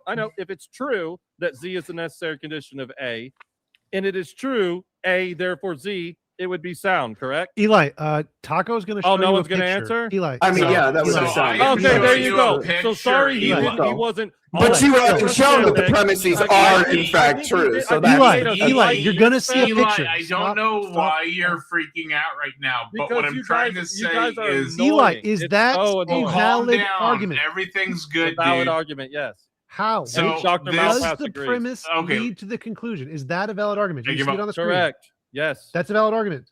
If Z is the necessary condition of A, we have A, therefore Z, that's valid. Where's the premises? Where are the conclusions? How is it a valid argument? It's a transcendental argument. It's Where- not, where it's are not the a deductive pre- You're asking where for a is the different form than what it is. Transcendental arguments is a valid form, TJump. I'm sorry that you didn't know that. What is a valid argument? What's the definition of a valid argument? It follows a principled structure. No, it's the conclusion follows from the premises. That's it. Okay. So the the conclusion in that picture? Yes. Where? What? How? Okay. Premise one: Z. If something is the necessary precondition for something, if Z is the necessary precondition for A, that's premise one. Okay, that's the premise. The conclusion is we have A, therefore Z. That follows, dude. I mean, I just want to actually use hard right now. I've never seen somebody make a whole career of pretending to be intelligent when being an absolute doofus. Well, I would like to state that you can't. I mean, at least for also Cafe atomic letters. When I meant to say that, yes, it is variables, and atomic letters are also variables. But what I was saying is, I wouldn't consider this argument valid in the first place because we can't really evaluate the structural validity of the sentence, given that there are just letters, like grammatical letters, which are not in a systematized or syntactic way, like in a formal system, which I can actually evaluate validity, formal validity, that is. Let me put it another way. Cow is the necessary precondition for steak. We have a steak, therefore cows. No, what you want to say is something like P if and only if Q, therefore P. I'm asking you if it's valid to say cows are the necessary precondition for steak. Yeah, but when you say necessary precondition, what you're really saying is that P if and only if Q, therefore P. I mean, I didn't think that argument. I don't know why you have to change. I didn't think that argument. I'm not changing the form. What I'm doing is actually taking what you're saying, which is not formal because necessary precondition and formalizing it to like a syllogism. P if and only if Q. Yeah, Q, it is working. Therefore P. Go ahead, Billy. Well, real fast, Messenger reveals with a super chat. He says Leo Phileas' biggest flaw is he never listens, but rather just waits to speak. In other words, he listens with his mouth. Perhaps someday he'll mature. Thank you so much for the super chat. Yeah, that's true if you've never listened to any discussion that I've ever had, but yeah, that's just really stupid. See, he responded. He responded directly to the chat. He must have listened to it, or he's psychic. And then Robin says, loses debate, calls everybody losers. Thank you for the super chat. Greatly appreciated. Yeah, and I do have to say, let's cut back. Nobody else is calling you a loser or anything like that. I get you're outnumbered because there's only, 2 theists on the panel. I got called an again. I don't like that. What I don't like is like either, I'm a huge loser. Like post these like total sensitivity laws in the beginning, or it's like, look, he called me an idiot. That's fine. I don't care. He can call me an idiot. People can call me whatever I want. If I say loser, and everyone goes, oh, this is the most sensitive audience. We should let Billy. Billy had a question. I don't know how people like to navigate your life. Stop talking over me for a second. So it's not about being sensitive. It's about us trying to have an intellectual conversation and you shitting on intellectual discussion with your nonsensical insults, and then other people responding to you with that and dropping to your level. So instead of doing that, have an actual conversation. So when TJump called me an idiot the whole debate, that was fine. From what I saw, it looked like you were attacking him very early on, and then he started responding, and then you guys just went back, and it got worse and worse, right? I don't care. But if we're gonna call I'm telling you what I saw, and I'm saying, okay, let's step back from that, and let's not insult people anymore, and let's try to continue this with some form of intelligence in the conversation, please. I'd prefer an intellectual conversation than you guys insulting each other, please. Okay. Please. Okay. Yeah, so I don't think the argument that you presented just now about the cows is valid. First of all, I think everyone should go vegan, so not eat steak. Oh. But secondly, the argument was cows are the necessary precondition for steak. We have steak, therefore we have cows. Mm-hmm. That seems to me pretty obviously invalid. Affirming the consequent? Sorry? I'm going to cut in. Can you demonstrate the invalidity, please? Sorry? Eli, real quick, man. I just want to cut in. I want to say that this, whole argument. Cafe, hold your thought for a second. Billy just No, Make it up. Tacos, if you don't mind, I'm dropping out. Billy, dude, there's a bunch of people on the panel. Dude, Billy I'm dropping just out made right a after point. this. Okay, well, have a wonderful day. But Billy just made a point. Allow him to talk. Don't go jump in and over talk and interrupt everybody. We're trying to have a conversation. Dude, it's been a 6-on-1, man. What are you talking about? 4-on-1. All right. Yeah, I can imagine a scenario in which all the premises are true, but the conclusion is false. So it just means it's invalid. Okay. Can you demonstrate so- that? That would be unsound. That wouldn't be invalid. What? No, if all the premises are true and the conclusion false, that means that the argument. What validity is? Yeah, no. The argument, all validity means is that if all premises are true, the conclusion cannot be Conclusion false. has to be true. So if the premises are true and the conclusion is false, the argument is necessarily invalid. So, Okay, so yeah. can you demonstrate? Can you demonstrate what Yeah, you're I'm saying trying you see to. as the invalidity? Yeah. So imagine if you have the last cow on Earth, and then you kill the cow immorally, and then you have a steak. There are no cows left anymore. So you can conclude maybe that there was a God, if God is the necessary condition for, like, the universe or something. But maybe God created the universe and then blipped out of existence, like the last cow. When you kill the last cow, there are no more cows anymore. So yes, cows are the necessary precondition for steak, but if you kill the last cow, you have a steak, but you don't have any more cows. Does that make sense? It does. That's pretty good thought experiment there. I guess it would just be still the cow was in fact, and so when we say therefore cows, it's like cows exist or have existed. Yeah, okay. But I see what you mean on the technicality. It was an analogy, but obviously, I guess you could reduce it to that. So. And real fast, so you Best can't- in Show, thank you very much for the Oh, yeah. massive super chat. Someone in the They chat would actually say, said, Eli and TJump and Taco and all panel. I've really enjoyed the debate. Great having TJump here. Excellent. Or I really appreciate the super chat. Excellent message there. Thank you very much. Greatly appreciate it. I'll put that back up here in a second, but I did see something else. There was a taco membership. Cody gifted one taco membership, and Messenger Reveals became a not idiot. That's a massive hit right there. You hit an active supporter of the show, Cody. Congratulations on being a not idiot messenger, and thank you, Cody. Also, Cody said, I have 3 hearts trying to sell immediately. Reach out anytime. Good condition. Thank you for the super chat, Cody. Greatly appreciated. That's a strange point. I'll buy one if it's 2 sizes too small.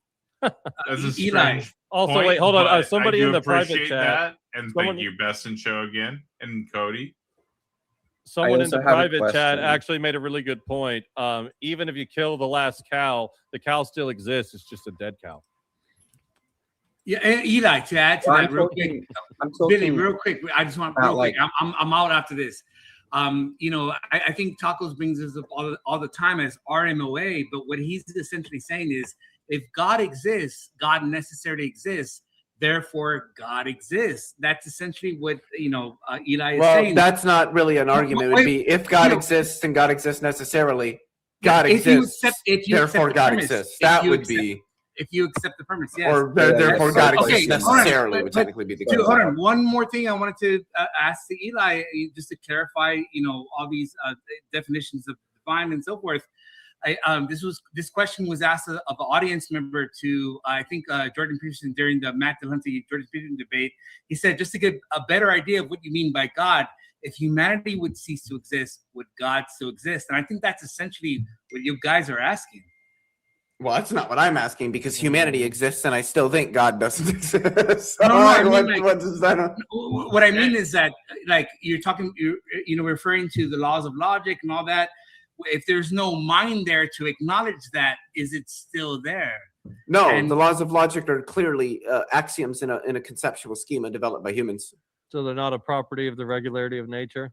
That's correct. They're not So laws of objects physics. don't hold their identity over time. Well, If you can go I around- don't know if identity is a property of objects so much as it is something humans ascribe to How could- objects. And I think that really to talk about identity, one's going to have to lay out some sort of theory of individuation. And I don't know if I have a theory So of the identity individuation. of an object. Maybe is I fairly lean subjective. towards something like haexeity, but I don't know if that's really probably the best approach in all instances. But that aside, I don't think identity is like a property of objects. So I don't think they have identity. Okay, so it would be subjective then. Yeah, you're saying What would be subjective? Leo, The identity we impose on objects. Well, I don't know if it would be subjective. Again, I think that's going to depend on how it's ultimately defined. If it doesn't exist, but I don't think it's a property, or I don't think it's a property that objects have. Well, fair enough. I actually don't think Is it's my possessed microphone by better the now? material of the Yes, object. it is. I would actually agree with that. Okay. It's not a property of the material of the object, but it is a property of nature that. But that seems to suppose that the object and the material of the object are different things. So I'm a bundle theorist. I'm gonna just reject that. I don't think that like if take an apple. It's a red apple. Take away its redness, its appleness, its sweetness, its fruitness, all of the things, all of the properties that we would give an apple.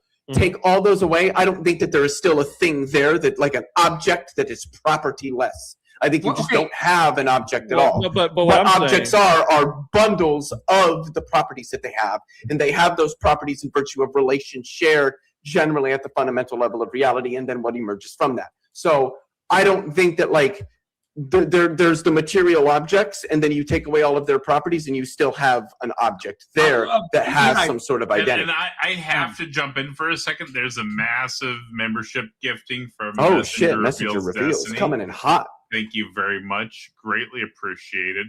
Nydia's, and they got some great hits. Nydia is now a not idiot. Massive hit there. Judea is a not idiot. Mushroom is a not idiot. Robin, Resolute Deicide, they're all not idiots now. Traveling Fools 2020. KW 1092. Average Joe Cool Atheist. Richie Dubs, Neutral Ground SNL, Kevin French 9753, Max Dan SR, Juju Penguins, Smokey Bear, Bad, ADHD Unicorn, Agrillapolis, Thorfinn 518, One War One, Clever Chimney, and then Gnostic Informant. That's a good hit there too. Gnostic Informant. Yeah. Good job. Welcome. I have a Thank you very much. I'm gonna Leo wait. Phillips, I have a question for Leo Wait. Phillips. I promise I'll be right out. Leo Phillips, man. If I'm gonna rephrase the question and redirect it to you in the vein of that audience member. If humanity would cease to exist, would logic cease to exist? Yes, logic is a conceptual schema that's given by axioms that humans develop.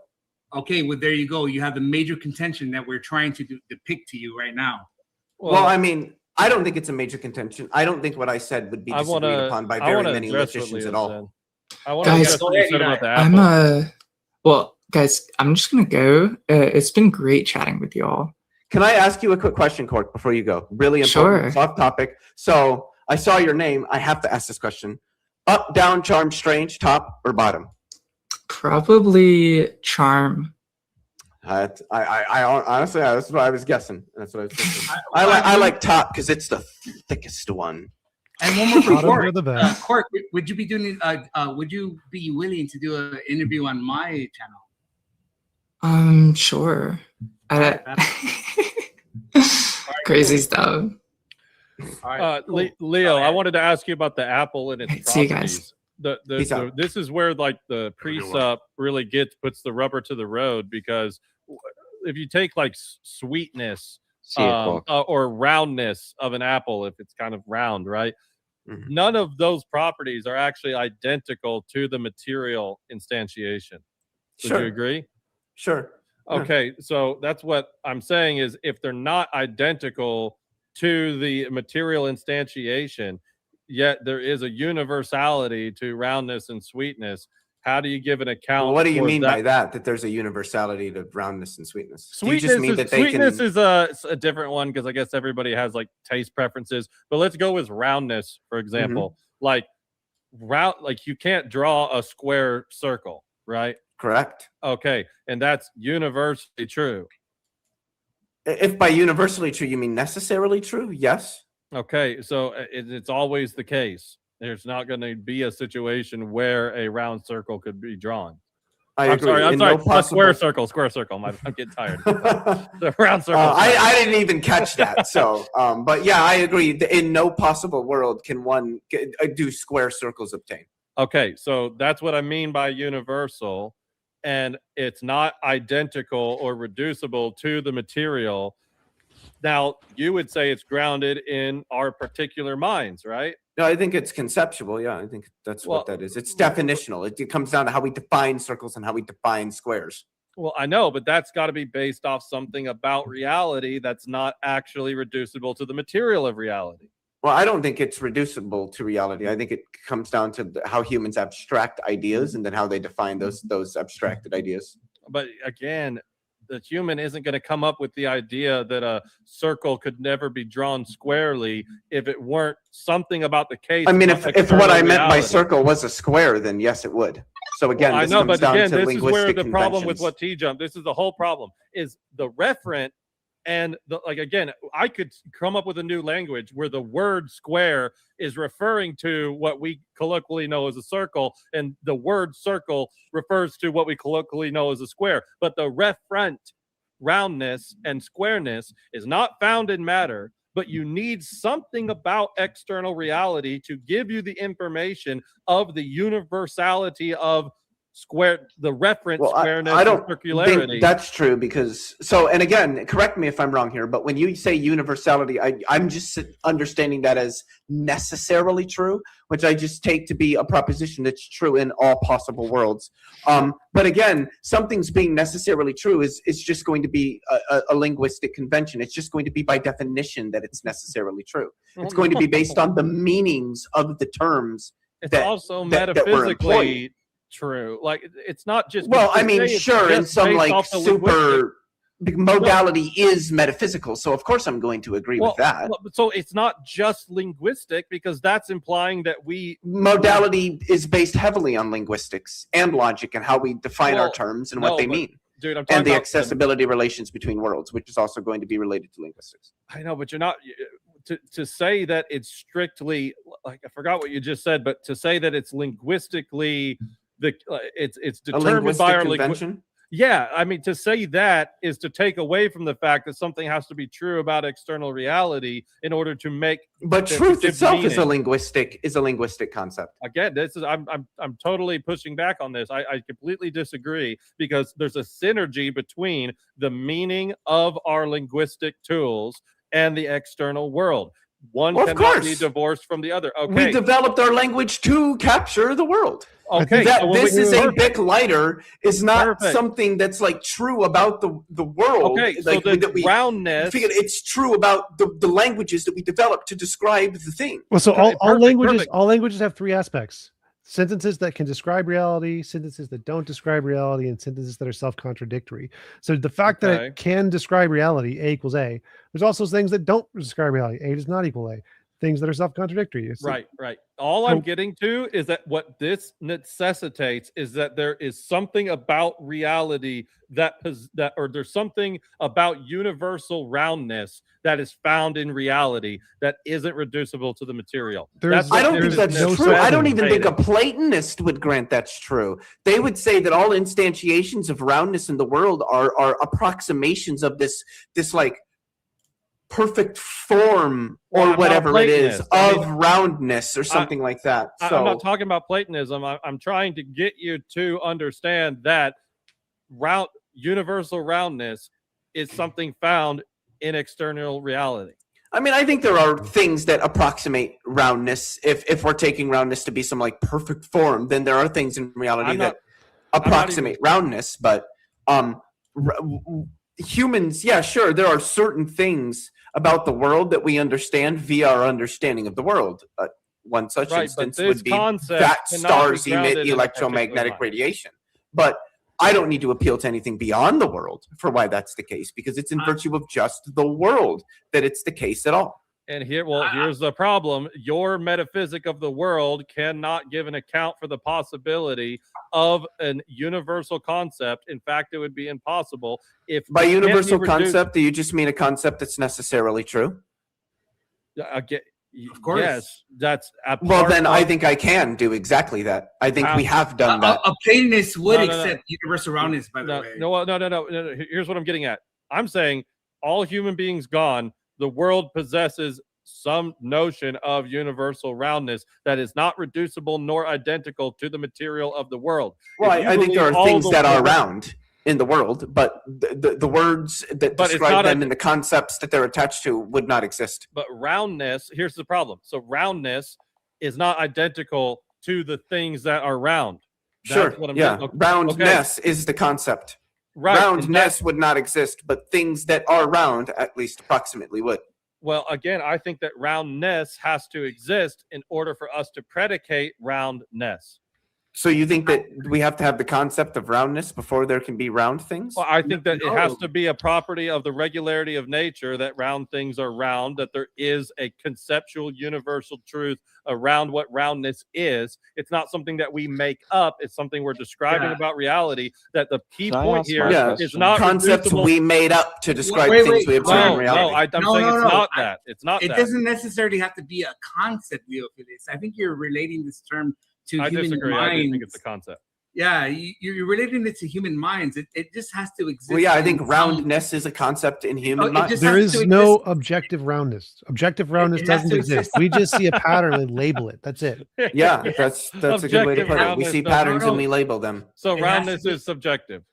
Roundness is like a married bachelor. We just made up the term married. There's no objective married anywhere in the universe. We labeled these things that we see. No, so with a again, label. that's why I said with that particular thing, we come up with a societal construct about what the That's roundness. condition of someone. No, but with Yes, roundness, that's roundness. Okay, but no, okay. Is it objective that you can't draw a square circle? Is it objective that a man can't be both married and unmarried at the same time? No, because we can change the definition of what married means. But then you would be talking about a different concept.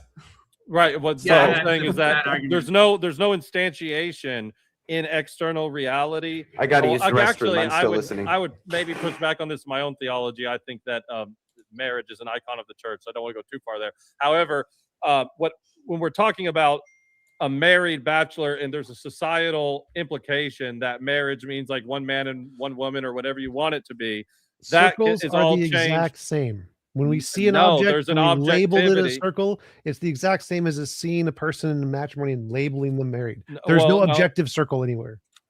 Okay, hold on. But roundness, circleness, the essence of circularity has to be something that we picked out, not said, okay, even the No, it married doesn't. bachelor thing, it does because So, like if we there are just things we've made it up, right? They're optical illusions we just made up that don't have any correspondence to reality, but we label them anyway, right? We would label them an optical illusion. I guess No, we certain labeled illusions them as have real different things names. because we thought they were real. They're just not real. That's a circle. Like, wait, hold on. Circles aren't real. That's I'm right. so There's no confused. objective circleness. We label it. There's no circle. But how can you even predicate a circle if it's not based on a referent in reality? We made it up, just like we made up unicorns. No, So I think that circles and unicorns are in the same category. Yes, conceptual objects we made up. no, you're This is arguing so dumb. semantics here. I think you're arguing concepts versus existence. It still exists despite that we No, he's talking human about an mind- external referent in reality. So he's saying like Right. this Yes, circle I'm mist- saying Yes. what is so there's no external referent in No. reality for a unicorn. No, There is but external reference in reality for circles. Yeah. TJump. No, what it's is the exact same thing. So there's no perfect circle in reality. It doesn't exist. We just saw No. a pattern and then applied a label to the pattern, just like we see an idea of a unicorn. But does the pattern exist in reality? No, there's no perfect circle. So wait, you said we saw a thing We that just doesn't labeled it. exist? You just said we saw patterns, and now you're saying the patterns don't exist. Yeah, It's that's like right. So we smoke and made mirrors up vanishing we activity. made up a pattern. That's what an optical illusion is. made We it see up. something that's not there and we label it even though it's not we- there. But I it's really not think based circle. off anything in reality. We see something that's not there because of our flawed brains and then we label it. So geometry is completely illusory. Yeah. We seem They're to be all, going they're all around. geometry is I think shapes made up by I humans. wish There's I'd no made that argument objective in geometry. freshman year of high school. Reality I has was no right, objective all right. geometry. For clarification, it seems to be the case that TJump's saying something like there seems to be no such horse with a horn that would be deemed a unicorn, as by the standard definition of unicorn that's been collected. Yeah, there's no And shapes don't exist. that- There are no shapes really in the world. There's things we labeled.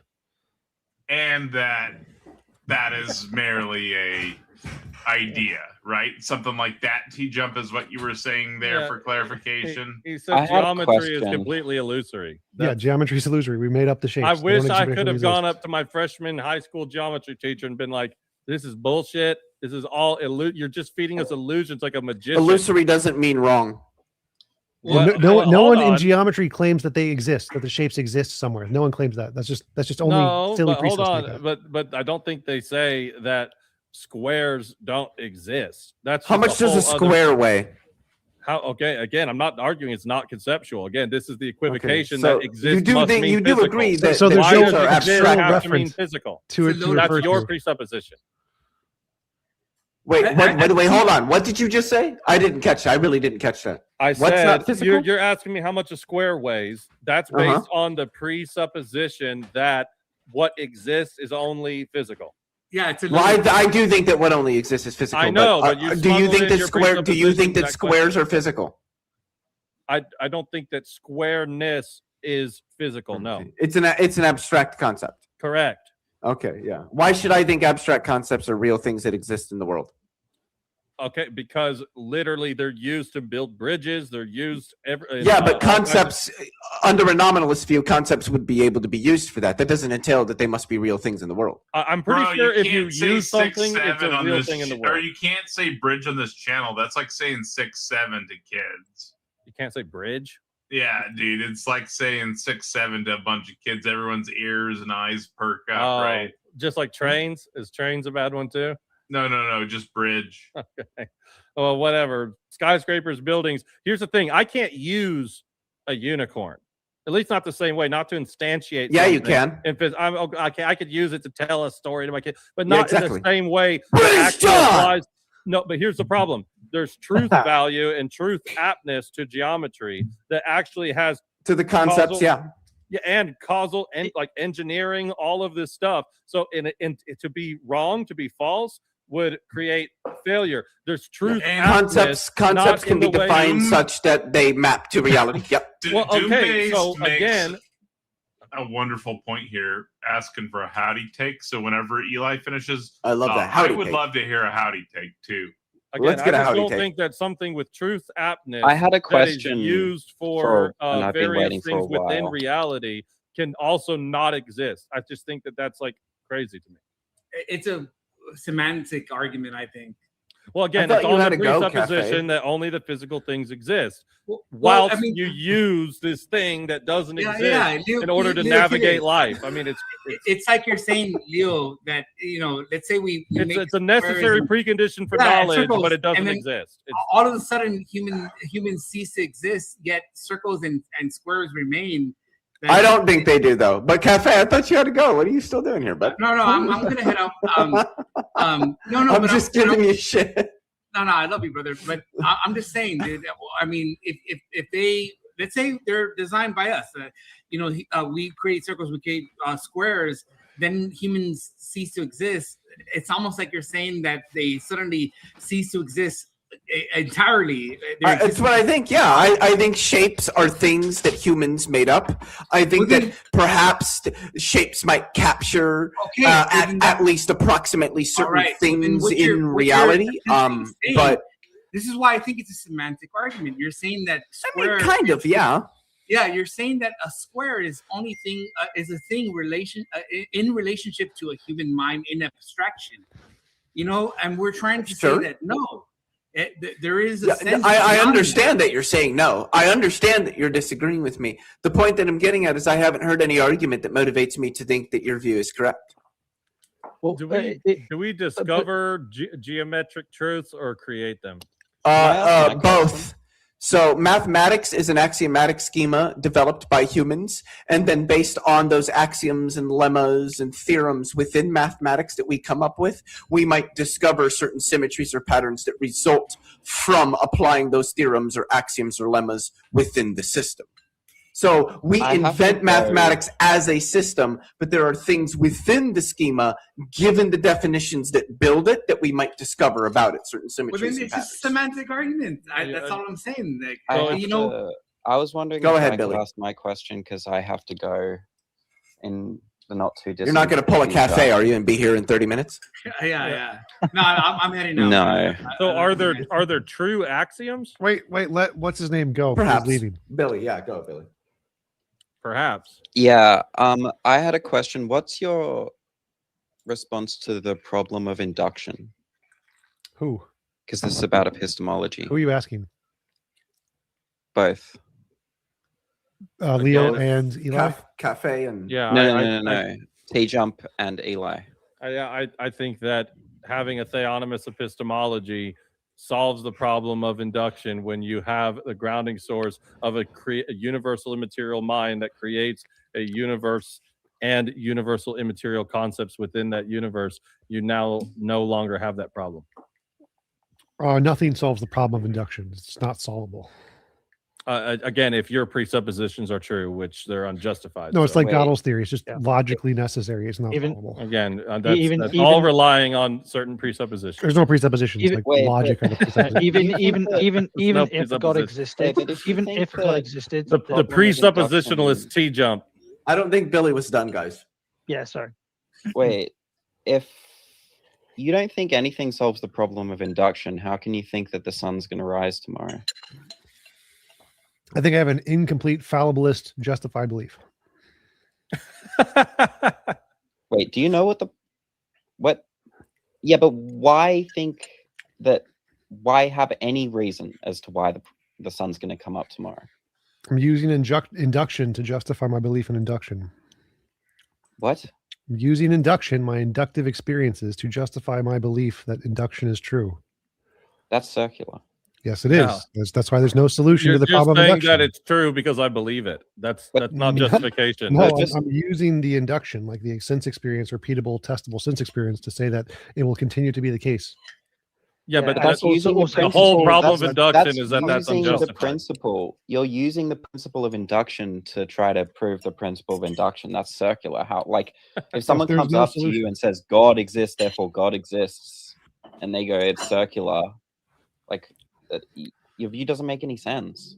There's no solution to the problem of induction, but no one really cares. It's not really relevant. As long as No we can do work, solution we for don't an care. atheist, but Theism solves there none are- of the there are problems in philosophy. plenty. Theism solves nothing. Zero. There are plenty of solutions, or at justification least there are plenty of incoherent. proposed I mean, there's purported solutions to the solutions, problem of yeah. induction. There are plenty of purported It's all- solutions. None of them of the effectively work. problem There's of no induction. consensus on a solution. The consensus it's is there's no also the solution. impossibility of the contrary.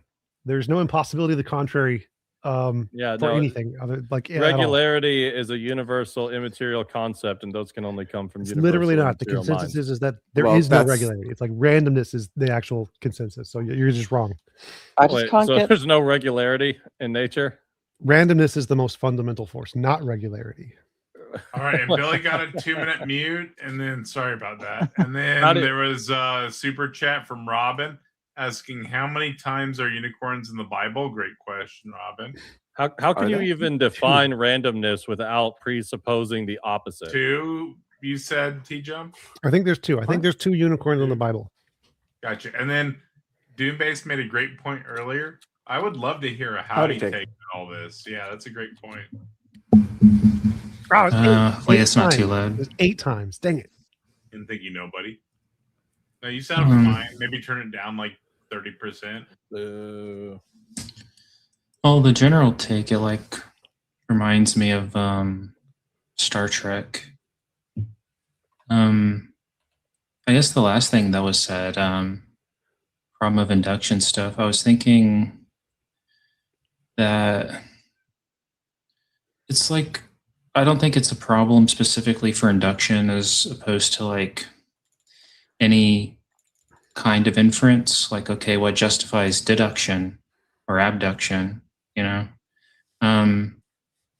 Broadly, what people will say is that, okay, well, these are just like brute, underivable postulates of reason. That's sort of like where reasoning bottoms out, something along those lines. Another way is you could justify things non-inferentially. Well, first I would remark that a lot of these problems aren't really problems. There's like sort of pseudo problems, if I can borrow Carnap's language. It's like I could easily ask questions that sort of stupefy an interlocutor. Like, okay, well, how do I know you mean anything with what you say? And whatever you say is going to presuppose that you mean something with what you say. And I could say that's circular. Or I could say, why follow reason? And if you answer that, you're going to be giving me a reason, and I'm going to say that's circular. You're using reasons to presuppose reasons. Right. So I don't think it's too much of a problem. If I needed some independent justification, I take it that it would have to be non-inferential, and I would probably go in for something like Seemings or phenomenal conservatism or some other conceptual apparatus of non-inferential justification. You wouldn't use induction to justify induction. Well, no, hold on. I would want is okay. Go ahead. Oh, go ahead. I'm sorry. Well, anyway, I gotta go now. Peace out, everybody. What you would want is for your inductions shouldn't be deductively valid, but ideally you would want induction to be inductively valid. Not that that's how you're justifying it, but you'd at least want your ways of inferencing to sort of agree with themselves. Like, it would be strange for your, theory of reasons to say that your theories of reasons are irrational or something. And this is called, I think, rule circularity. Mm-hmm. And depending on your choice of predicates, then induction will or will not be inductively valid, although that gets into like reference magnetism and stuff like that, which is probably going to digress. I want to get in here because you touched on some really important things. I mean, part of what you mentioned is retorsion, that in order to question logic, you're using logic. In order to question reason, you're using reason. That is true. And it is a refutation of the non-existence of the thing, but it doesn't actually get you to justification of the thing, because it doesn't give you, it doesn't tell you that you're just describing the way something appears to be the case, but not that it actually is the case, and it doesn't give an account for it. So in the same way, whenever I'm running tag and people say that it's circular, I say, well, in a paradigmatic way, some certain fundamental things are going to be self-referential, but if it can be demonstrated that reason and logic and meaning all necessitate something prior, something more fundamental, it's totally arbitrary for the classical foundationalists to say, actually, I'm just going to stop here because I've met retorsion and I don't need to go any farther. If there is an actual demonstration that there is, in fact, something more fundamental necessary for even that, then it's totally just, I think, arbitrary and a dodge to say we're not going to take it to consideration, or at least try to refute it. The last thing I'll say is that what we like to say is that there's not a rational argument for God. There's only a theological argument for reason. Well, can I ask you, Eli? Like, so 2 + 2 = 4, right? Mm-hmm. Mathematics as a concept, right? We would say that 2 + 2 = 4 that's a deductive certainty. But if I were to tell you that it takes 250 years for Pluto to orbit the sun, are they both accurate? I would say that, again, when it comes to truth, it's either you can like increase the resolution or not. So it's like you have things that are maybe more inductively true, and you maybe need more information in order to get to different levels of certainty, and then others that you don't. But this does not take away from the universality of truth. It's just the resolution. Like, you're looking at something far away and it's blurry. Then you zoom in on it and you get more detailed explanations. Yeah. Eli, can I just ask a really quick question? I'm not going to go anywhere with this. I'm asking it just kind of to pick your brain a little bit. Do you think that all propositions that are true necessarily? No. Okay. No. Okay. That's all I wanted. Go ahead, John. Yeah, I could imagine a proposition that is contingently true. You know. Okay. So, with obviously we've never witnessed Pluto orbiting the sun as a human species, as the observers of the universe, because we've not been aware of its existence for 250 years. But we're perfectly justified in making the claim that it takes approximately 250 years for Pluto to orbit the sun, because we've observed a sufficient portion of its orbit, and we also inductively assume that the orbit is going to be governed by the same physical laws of the universe, right? So when we say that 2 + 2 = 4, Kepler that's a has deductive entered the chat. argument.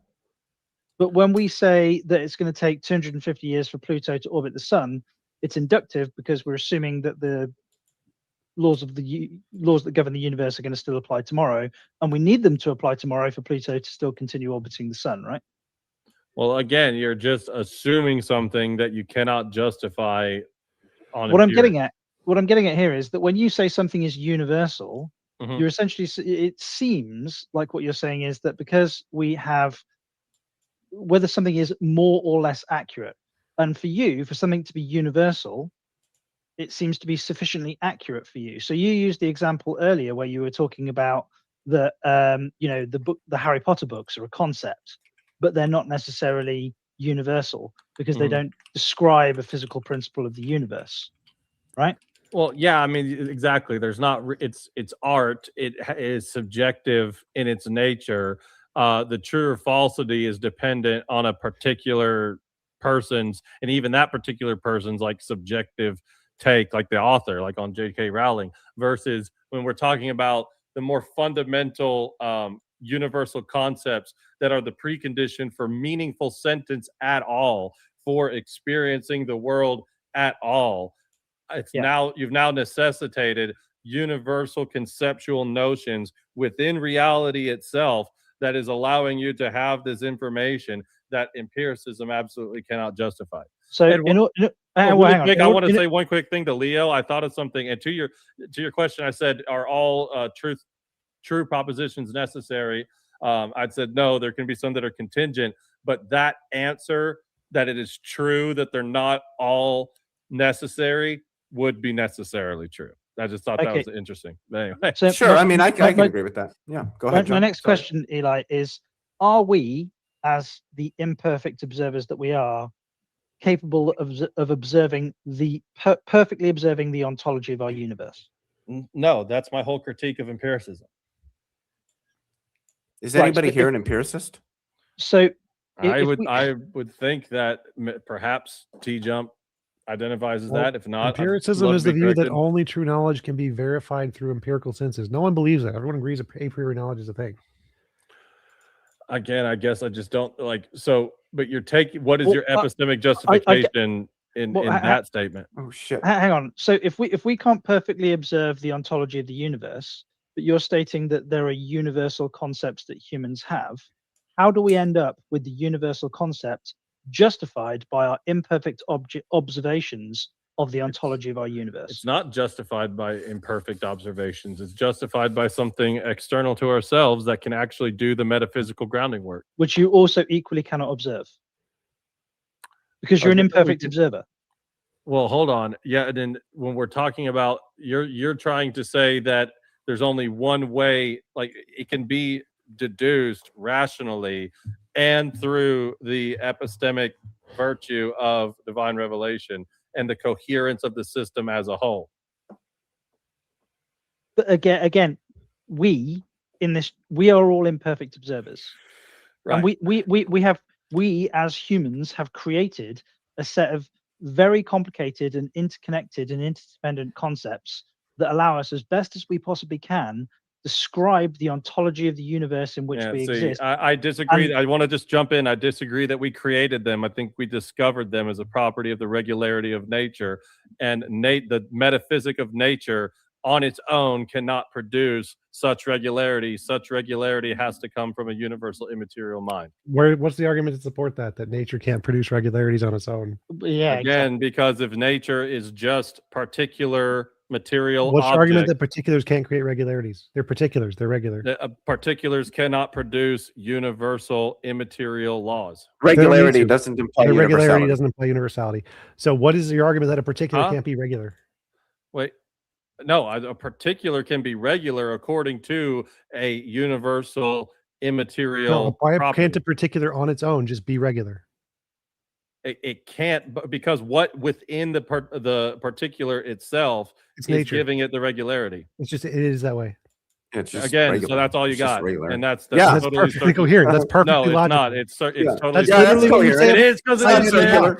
Look, you don't like it as an answer, but it's a perfectly acceptable answer It's to not. give. Who Yes, says it's it acceptable? is. I mean, You know if it's what's funny acceptable to you, is that when we that's talk about the fine. regularities in nature, well, I'm not going to Okay, say God the is overwhelming, because he is. but the That's plurality a of perfectly acceptable philosophers answer. today is actually that they're just brutally brutally contingent. They're just there. That's just the way they are.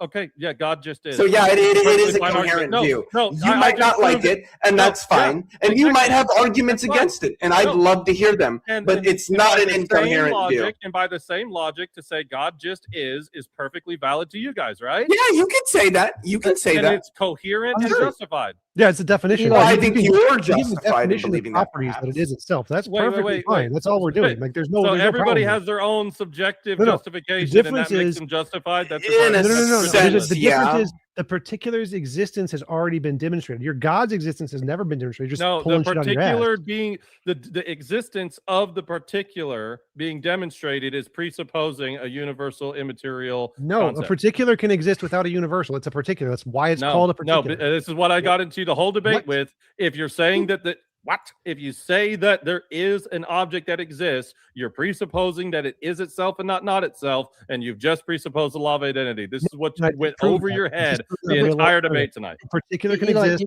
no universals, no problem. Easy. No, that to Called say nominalism. that there's a Called particular. nominalism. You don't know your. You don't know. Yeah, your I know. philosophy. I've refuted nominalism like 50 times tonight. Good job with that. Did you get a Nobel Prize for that? You guys literally just said that I'm perfectly coherently justified. in saying- I did. It's a self-defeating position. I don't know. You guys Yeah. aren't stupid guys, but you refuse to acknowledge that nominalism is self-defeating. It's not. You can laugh, but you're not going to Eli- contend with the argument.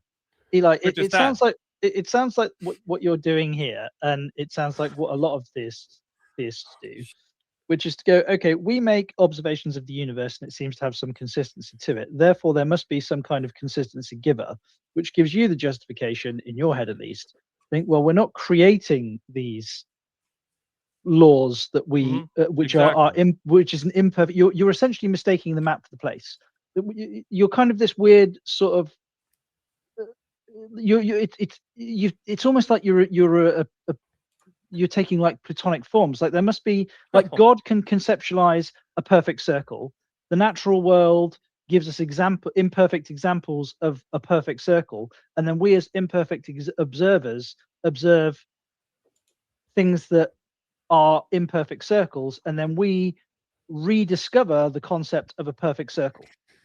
I'm just saying that any attempt to justify that in your worldview is going to lead to infinite regress. Because if you think of a circle, you're thinking of something being having relation or being relatable to something else. And now you have this notion of relatability that isn't identical to one or two or three particular instantiations. You couldn't count all the amount of instantiations because they're not reduced to the instantiation itself. You're appealing to a notion that's a step higher. But you must understand that, like, you're whilst I completely disagree with you, you're clearly not stupid. So you must understand that that is a really unparsimonious position to take, right? You've inserted something that is unnecessary. He does not understand that. No. Well, dude, again, what is the ought value behind parsimony? Why does something have to be parsimonious? Well, hang on. Why have we just got to an is ought distinction? No, because you're saying, well, your view's not parsimonious, like that means something. Why ought we? The reason why parsimony is valuable is because the more variables you add, there's every time you add a variable, there's infinitely more hypotheses of equivalent that can okay. explain the data. So like it's called the problem of underdetermination. So if you add more and more variables, like an infinitely powerful, all-powerful Sky Daddy who's outside of space and time, the amount of variables in that hypothesis can just be used by any other hypothesis like pantheism, naturalistic pantheism, to come up with an alternative can you to share all my of the screen work. right quick? Yeah. I just wanted to show this just really quickly to interject here. He refuted this guy in a fucking in a stream on YouTube has refuted nominalism. Again, by the way, this is the 2020 field paper survey. This is a survey of professional Western analytic philosophers across the world, and as I said earlier, a plurality of them lead towards nominalism. Now, I'm not showing this to argue that nominalism is or isn't true or the right or the correct position.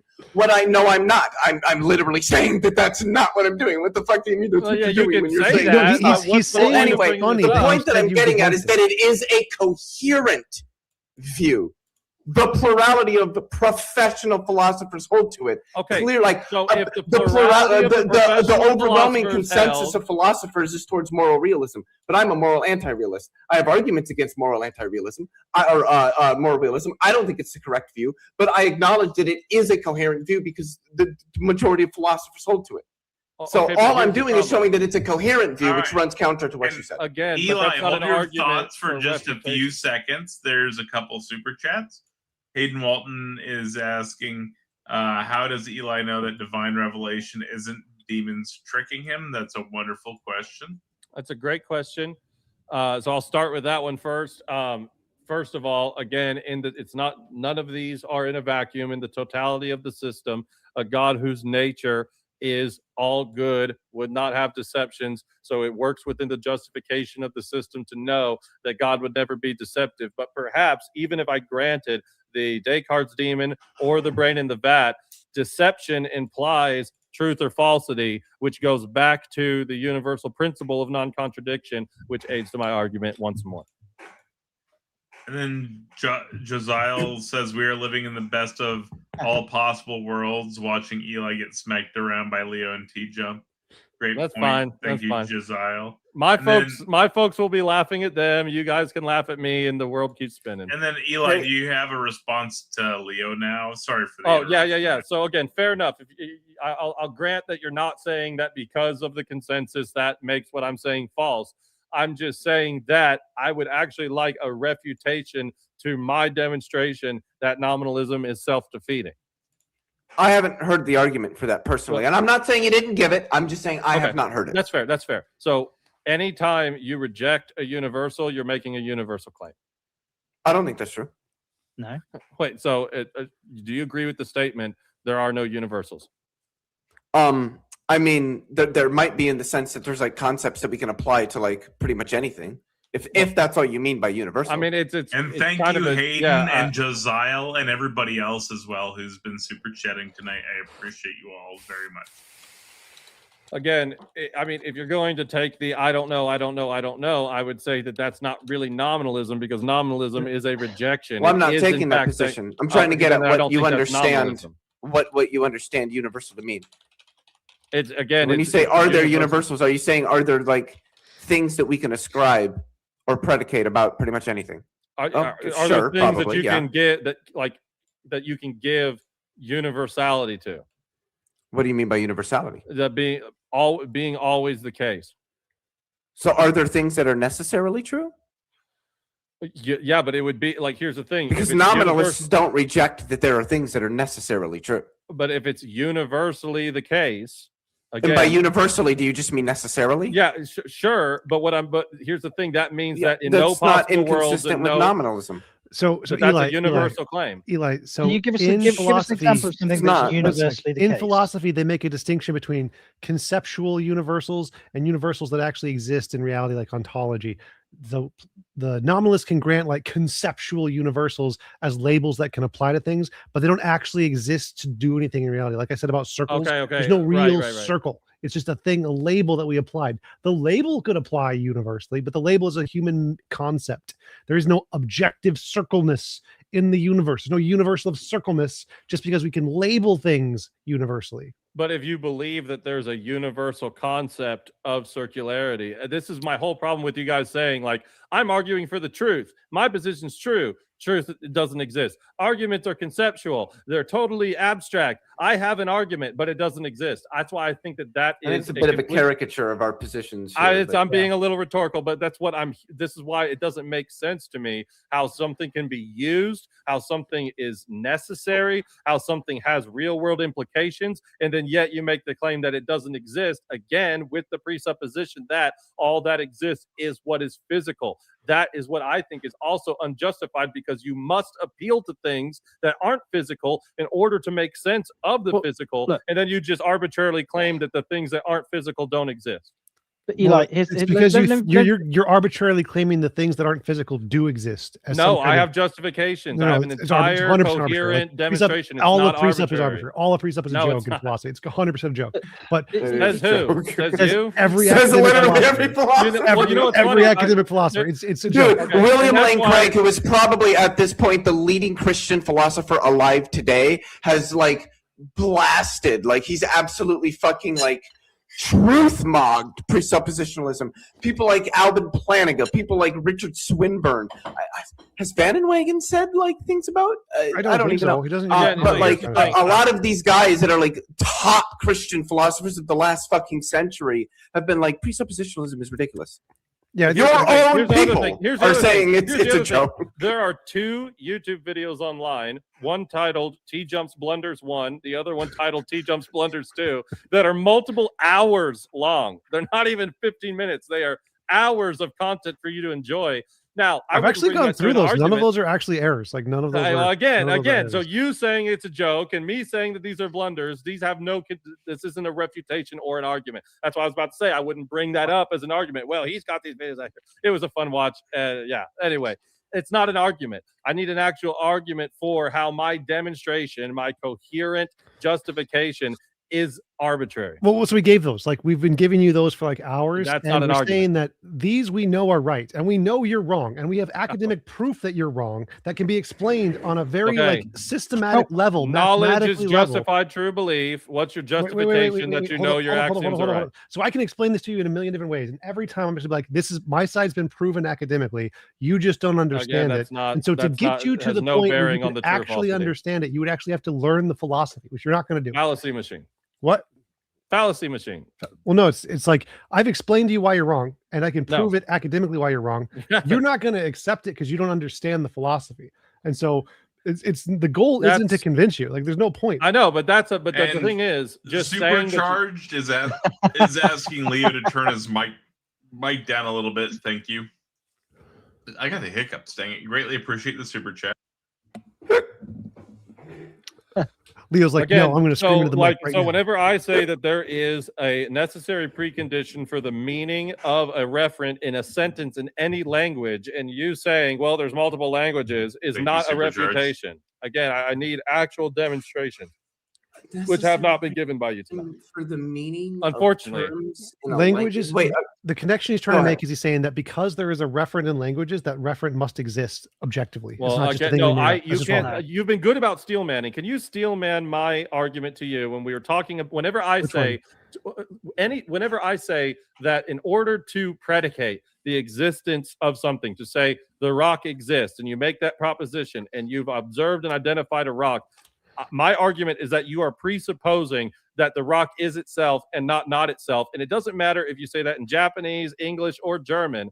If it's going to have meaningful content in the proposition and truth aptness in the proposition, that the law of identity has to be presupposed at the moment of observation of the rock. What is your refutation to that specific argument? Well, so you're assuming 2 things in that argument. One is that these things exist as a language, and they exist to govern stuff, that this law of logic exists over everything else, and it makes a rock a rock. And if this law of logic disappeared, rocks would not be rocks. They would be logical menageries. No, That's not even what I just argued. All I argued is that you have to presuppose the law before you can make the meaningful predication. Because what is the refutation of that? No. So I'm trying to explain that to you. You're assuming that the laws of logic, like God, exist above things, and if the laws of logic didn't exist, rocks couldn't exist. Okay, but Right? dude, all I'm asking you is, it's like a yes or no. Are you predicating the law of identity when you make an observation and make a proposition non-standard logic that has exists. meaningful context? Me and Leo fuck? always explain this. Non-standard logic exists. No. What does it mean to predicate the law? It just means like assert. Hold on, Of dude, He just dude, means no, assert. I'm saying if you're picking out a rock and you're saying the rock exists, my argument before I even get to God, I'm just making the argument that you are you presupposing. think the standard laws are required. You think you have to use standard logic, and there's no way to not use standard logic. That's what you think. You're wrong. And how is that not the case? Because there are non-standard logics, as me and Leo both explained to you. But if you're the thing is, if you have meaning, how they is that all not have assuming? meaning. All of the non-standard logics have meaning. All of the non-standard well logics can defined, in identify fact. things. But All of how- the non-standard logic can describe all of reality. But again, how are you? There's the clue. Without the assumption that the thing you're describing is what you are in fact describing. Right, so they all describe reality. All Hold on, reality no, could be you're in not. You're accordance with all dodging, of dude. This. You keep saying I've refuted you, and you just are telling me I'm wrong without actually demonstrating anything. I need you to tell me how, if you say that something exists, there is not a presupposition that the thing is existing and not existing. Because there are other kinds of logics that don't use that axiom. Now, as I said before, to explain this to you, you would actually have to understand non-standard logics. You'd have to research it. You'd have to like do a it's not like a simple topic. So I that is have to intuitive. understand. Wait a minute. If I don't Yes, you know have to about a understand thing, it. I have to know about the thing before I can understand it. That doesn't make any sense. What? Yeah, if you don't know about it, you clearly have to know about it. You're saying you have to understand this stuff if you're ever going to understand this stuff. That doesn't make any sense. Help me understand it, TJump. Yes, it's a complicated topic, so it's not something I can just intuitively grasp with your Presup worldview. I give you a lot of extra data.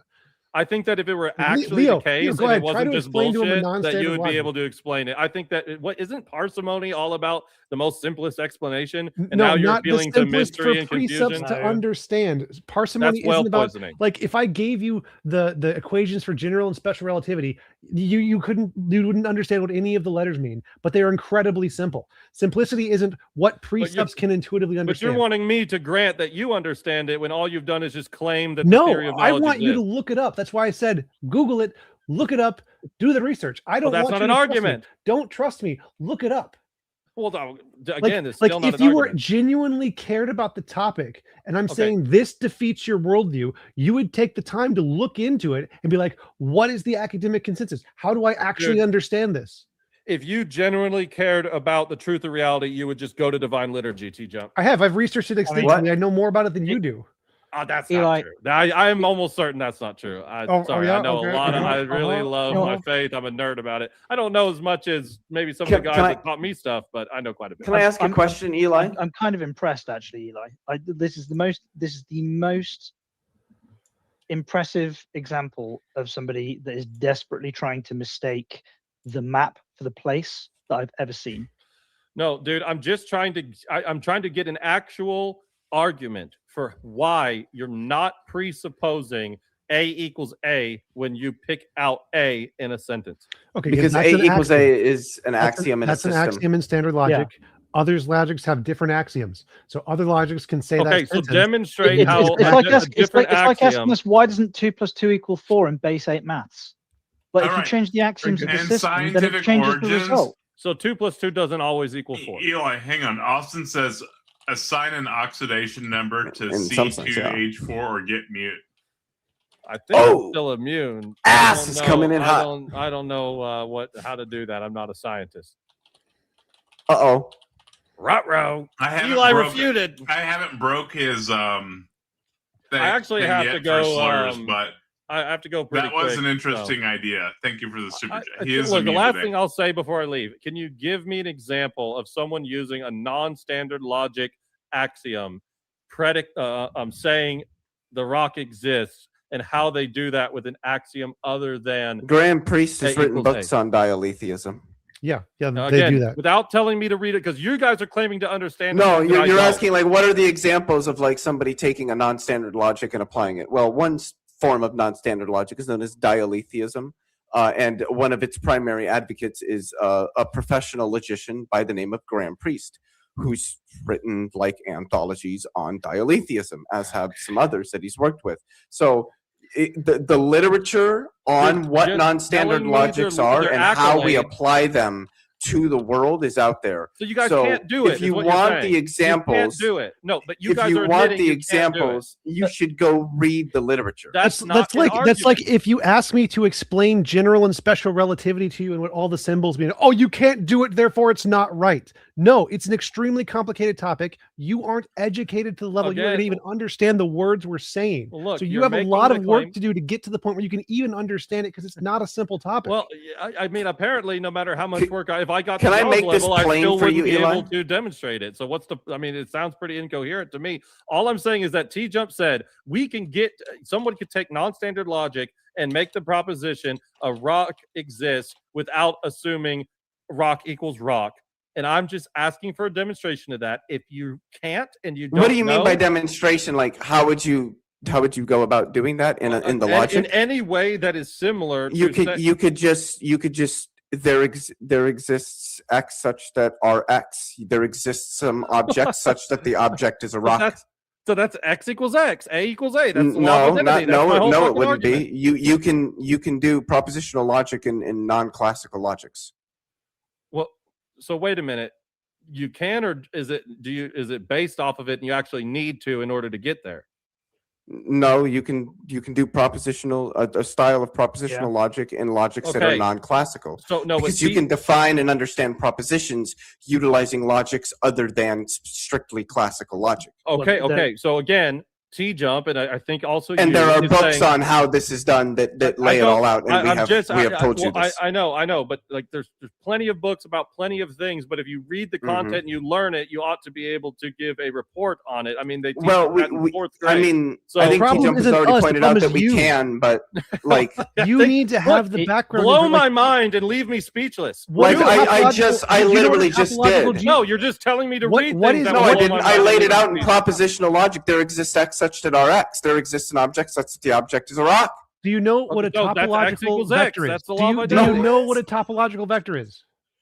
I sure don't. You don't. So if I tried to explain topological vectors to you in terms of general and special relativity, you're not going to understand it. That's I what mean, Leo first of all, just that's a did. big He presupposition. perfectly I'm a pretty explained it smart to you. cookie. Stop. I stop, might be stop. able to understand. Stop. I actually Stop. might. Stop. Leo just explained it to you in very simple philosophical language. You had no idea what he Okay. said. You do not He said have the language capability to understand X- what he said.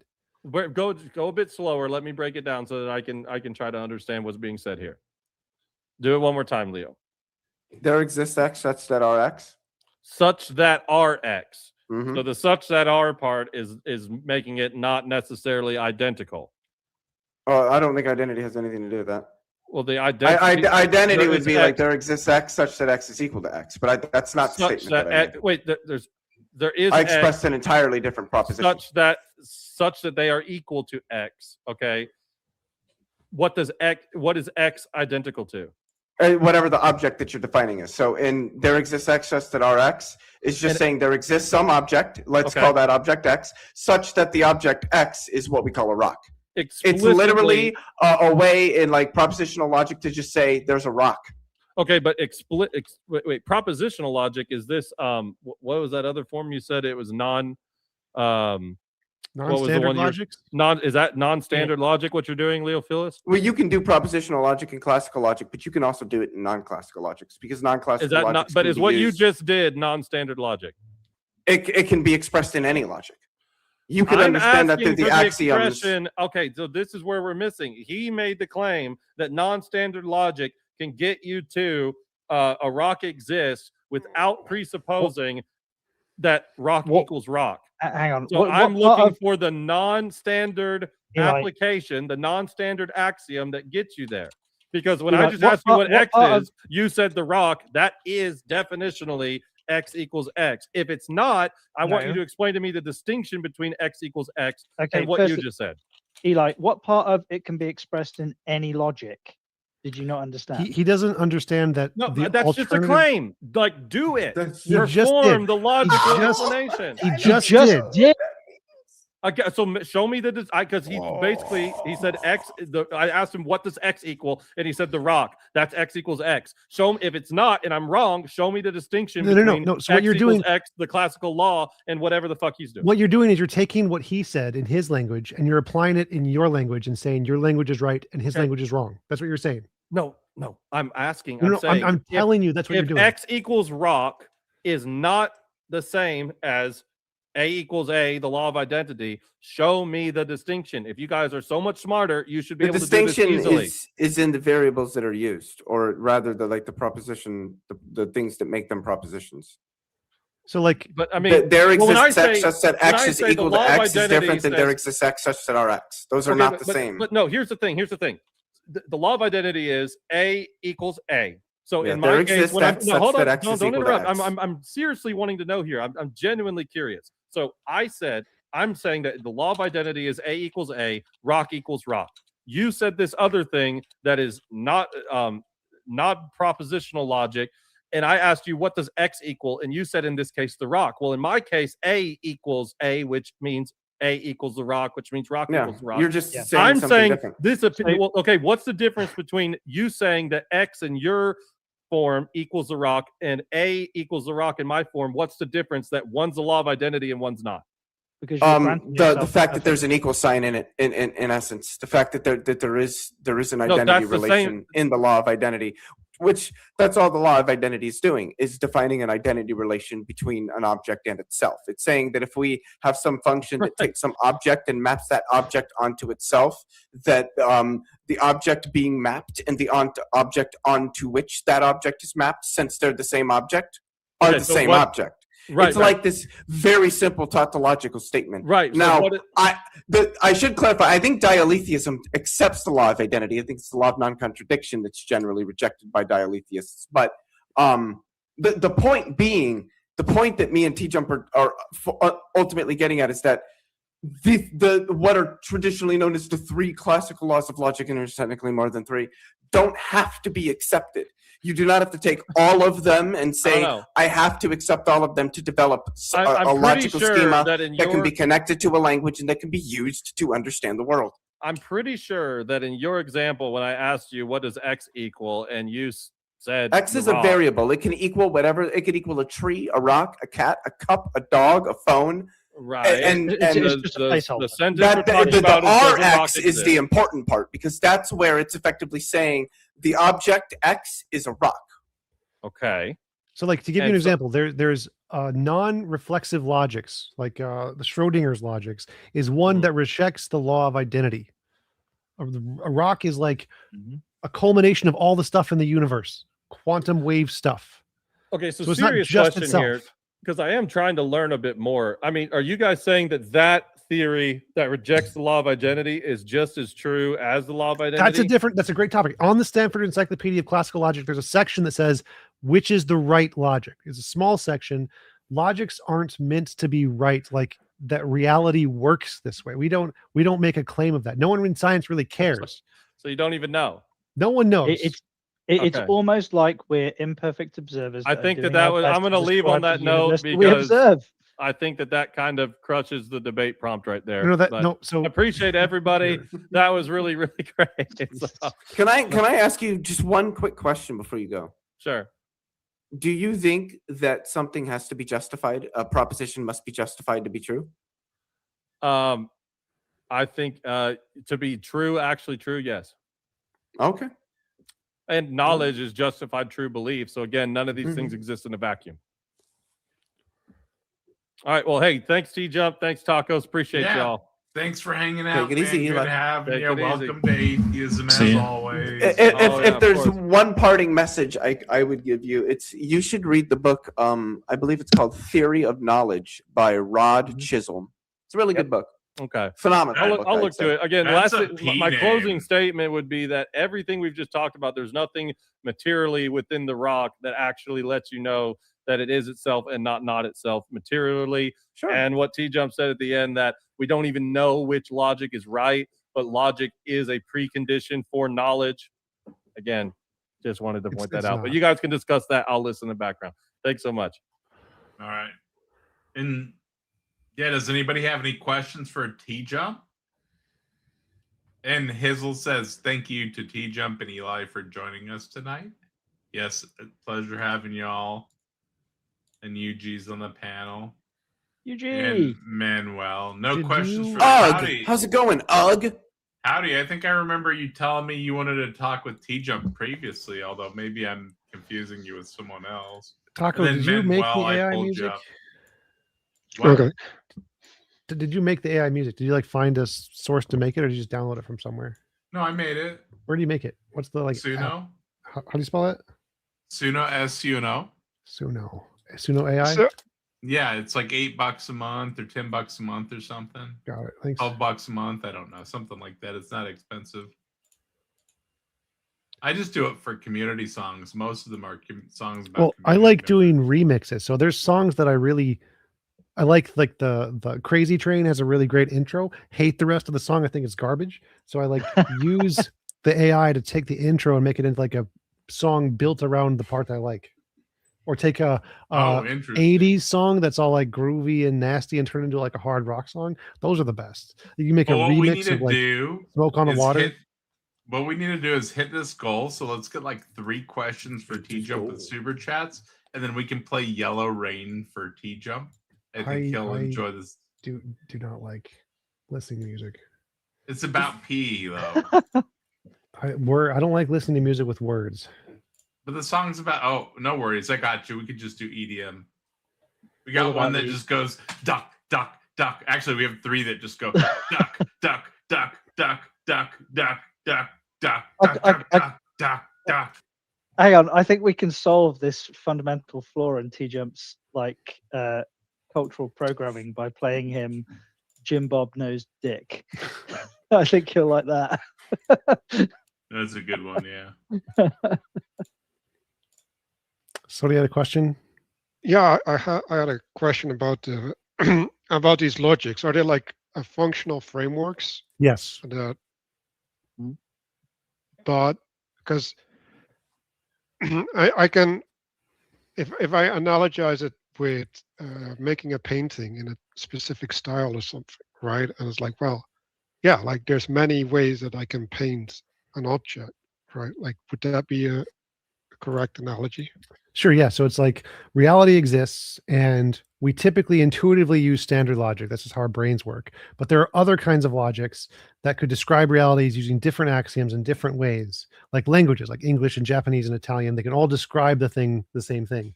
And then a question of which one is right, which one describes reality accurately, is open for debate. That's not a thing we've answered. No one in science has answered that. It leans toward quantum mechanics, so not standard logic, like at all. But yeah, they're all different ways that we can describe stuff that exists. Right. And what would be the standard that you'd apply for making something right, a right description? It's correspondence to reality. Right. But so the way I've been conceiving about the scientific project is basically that they want to reduce things to a certain variable that they hold stable, right? And then they want to have math that works out, right? So if we put the sun at the center of the solar system, right, then that makes the math work in a specific way, and that would be the standard that science uses as justification for a correct description. Would you agree with that? The standard would be like novel predictions. So like there used to be a standard that time couldn't bend, and then Einstein made a prediction that time can bend and we can measure the bending of light around the sun, and he was correct. And so then it became the consensus that time can bend. So we start with the things that have successfully made predictions, and then that's the starting point.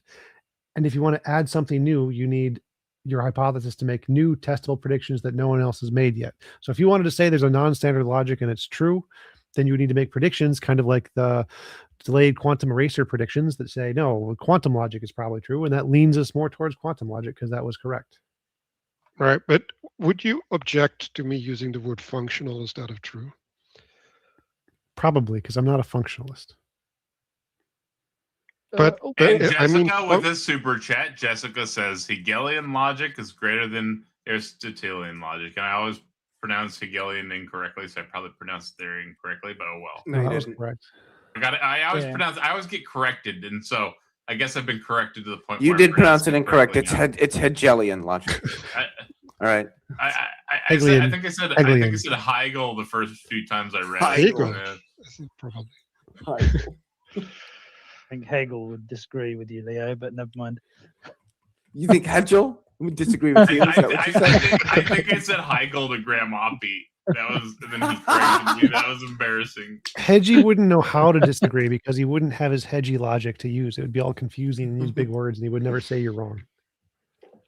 But I think the presupposition in Christianity, right, is that things are Thank you, Jessica. in reference to man, right? Like it's in relation to humans, right?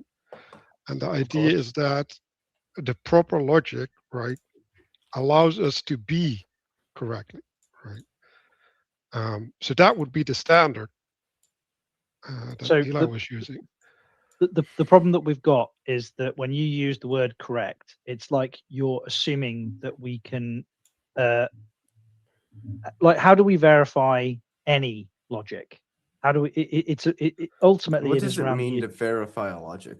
Well, to verify logic, I would argue is that, like, for it to continue to provide positive results, it continues to allow us to navigate the universe in positive ways, which are subjective to us. Well, they Our can all do logic that, so developed that wouldn't to really work because they can all navigate do the that. universe? I think That it's wouldn't be verification, though. That would just be. True. That would be like like Post hoc judging description. something based on efficacy or something, right? So, like, when we did the experiments on the delayed quantum eraser, it was a very strange result that something can go back in time and flip the Cause and bound effect, yeah. electron in a different direction. That's weird. That's a new kind of logic. Like, standard logic doesn't predict that. Standard logic predicts the opposite of that. And so there was a new logic invented, like quantum logic, that says, well, this maybe this is the way it happens. And if that logic is better at making predictions and explaining reality, we would lean towards that logic being the true logic, the one that actually is correspondent to reality. But that's domain specific. And real and it's fast, no correspondent. Googling. Protection potion from Austin for anyone who knows Planck's constant H. I do. What is that? No Googling. Planck's constant, I believe, is equal to 6.626 times 10 to the negative 34th joule seconds. Close enough. Do you know the fine structure constant? 1 over Close enough. 137. Yeah, that was a good one. I like that one. Close enough. Close enough. I think. Drink your protection potion, Leo. You got a protection potion. The issue is, right, like when we're talking about quantum mechanics or whatever, right, we're talking about things that are explanatory within that domain, right, within that observation. So, like, why would we extrapolate that to outside of that domain? Well, if it describes the most fundamental areas of reality that we can access that control literally everything, then it would. That's a presupposition. Thank you, Austin. Well, I mean, we're all made of particles, and quantum physics is about particles. No, that's also a presupposition. What? No. Like, I don't think that's a presupposition. I think that's something empirical. It's not presupposed. It's observed. It's derived. No, because there's two ways that things work, right? Like, one is from the small to the larger, and the other one is from the large to the small, right? If I make a decision, no, there's one way things work. No, That's if I make quantum mechanics. let me explain. When I make a decision, right, the molecules in my hand respond No. to that decision. Right? Actually, So it's there the opposite. is So you don't actually make a decision. It's, in fact, the molecules give you the perception you made a decision, but the molecules are actually the thing that made the decision for you before you even knew it. That's also an assertion. No, that's but something we even- tested. We've actually even- shown that in the even- lab. So there's actually That's an there's assertion. well experimented tests on this that show that we can actually predict what some people are the decision they're going to make 7 to 8 seconds before they themselves realize they're going to make the decision. So a scientist can look at your brain, look at an MRI, know what you're going to pick 7 seconds before you know what you're going to pick. You're just saying that a trained system can do trained things. But okay, let's just grant that, right? Even if that's true, right? So a human there's isn't a still trained a system? causal. Yeah, a trained system. Trained as in like programmed. Yeah. No, trained is as in there's a repetitive pattern. Programmed. Yes. that- Keep going to your question. So even if there is a repetitive pattern in my mind that can cause my hand to do something, right? It's still something in my mind that causes something in my hand to do stuff. No. So it's literally like the particles that are floating around, not only in your mind, but all over your body that send information to your mind, cause your mind to react just like a domino. And that causes your decisions. So it's But all of the things. that doesn't matter. Like what I'm talking about is there's something, right, that can be described in mental states, right, that affects something in my hand, No, which doesn't have. No, your mental states do nothing. Your mental states are post hoc. Your decision was made prior to any mental states. Your mental states do nothing. Your mental states are a cause or an effect, not a cause. Isn't cause the decision a mental state? Yes, your decision is a mental state. Okay, so then that mental state has causal. No, you like again. The decision was made prior to any mental state. No, you're confusing things. I'm using your framework, and I'm saying that the material condition is the mental state, right? Okay. So whatever my All of the chemical physical makeup in my mind is causal in sending a signal to my Mental hand. states are they're just physical states, yes. They're Right. just a different kind of physical state. They're not something separate from physical Right. phenomena. Which is still causal to sending a signal to my hand, right? Sure. So like I mean, I think that what's electrodes send occurring in the signals to your brain, hand, muscles, sure. yeah. Right. And so the way I would describe that is imposing my will upon my hand, right? No, And so that's gonna depend the on part where someone's that's where view it's on, really like, confusing. free Your will. will is essentially no part of your brain. It's very, very small. So your brain is doing all this stuff, like it makes your heart beat and your lungs breathe. Your decision making is the exact same thing. So it makes the decision, like your subconscious that you have no control over, that you never think of. Can you stop asserting things and engage with the thing? Like, okay, is there will or not? Yes, will is a very small part of the brain. Does Okay, so that will is doing something, no, right? it does nothing. It is a effect. It is not a cause. The will does nothing. It does nothing. It is an effect. It is a consequence of your subconscious. You have no control over it. You will never have control over it. It will never do anything. Yeah. All the decisions were made in your subconscious before you ever had any conscious will in that interaction at all. Howdy. Can you think of an animal beginning with the letter B? Oh, right. And now tell me the animal that you thought of. A bat. It's a serious question. Like seriously, think of an animal beginning with the letter B. And then tell me the animal that you thought of. Boob. Are you talking to me? Or? Yes, he's talking. Yeah. Okay, bear. A bear. So your brain presented you with a small number of choices. But when everybody else on the panel said another animal, it's not that you'd never heard of the animal before. It's just in response to me asking you the question, your brain presented you with a very limited number of options for you to choose from. Right? Yeah, sure. And this is kind of what like this is the distinction between the subconscious, what your brain does without your will, your conscious mind. It does shit without you asking it to do it. And it presents you with a very limited number of options. And then your will can select from those very limited number of options. There we go. And even that is and TJump, I was about to say, I knew you were gonna get prickly there. Even that is in question. So like even the thing that you pick or that you think you pick was also chosen by your subconscious. It's subject to your environment, which is but like I'm not disagreeing with this with the subjectness. But like it doesn't even matter, right? Like what does matter is that there's laws governing whatever that is happening there, right? That are distinct from the laws of pure chemistry, right? No, it's quantum physics. Yeah, it's quantum physics. So quantum physics determines physics, which determines No, chemistry. there's just like there's things that are happening in a river, right, at the large level that aren't specific to the granular level. 100% of everything at the large level can be calculated just by using quantum physics. It's all determined by That's quantum an physics. assertion. It's proven. No, it's definitely true. I mean, granted, you would need a supercomputer the size of like the solar system to do it, but it's in principle possible. The universe is quantum. Like, that's an irrefutable claim. That's just an assertion. No, like we've actually done experiments on this. What Like, physicists think, though, so you know. Yeah, well, okay, sure, they think that, right? But Yeah, anyway, yeah, there's reasons why they think that. It doesn't matter. Like, I'm just stating, right? Like that the laws, right, by which we explain things on the solar system level, right, are not the same that we use. no, they're the same. On the They're chemistry. 100% the same. So like all of the laws of the biological level are just a result of the laws on the chemical level, which are just a result of the laws on the physics level, which is Yeah, a result. but they're not the same. They are the same. It's like saying that a Lego ship isn't built of Legos. Yes, it is. So like even though I'm saying that it's a ship.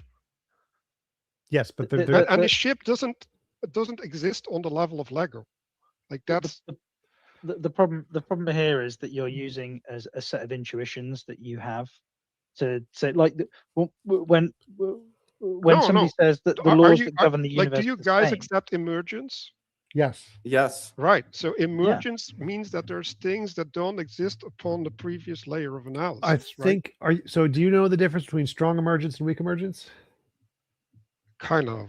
So weak Like, why is emergence that is like relevant? the Lego example that chemistry is just a result of physics. Physics Yeah, is but just I a don't result think of- it's relevant. Like, So why would it be strong relevant? emergence is where there's something new that just pops into existence that isn't determined by all the previous stuff. That's what strong emergence. Like, I don't think whether it's determined is relevant.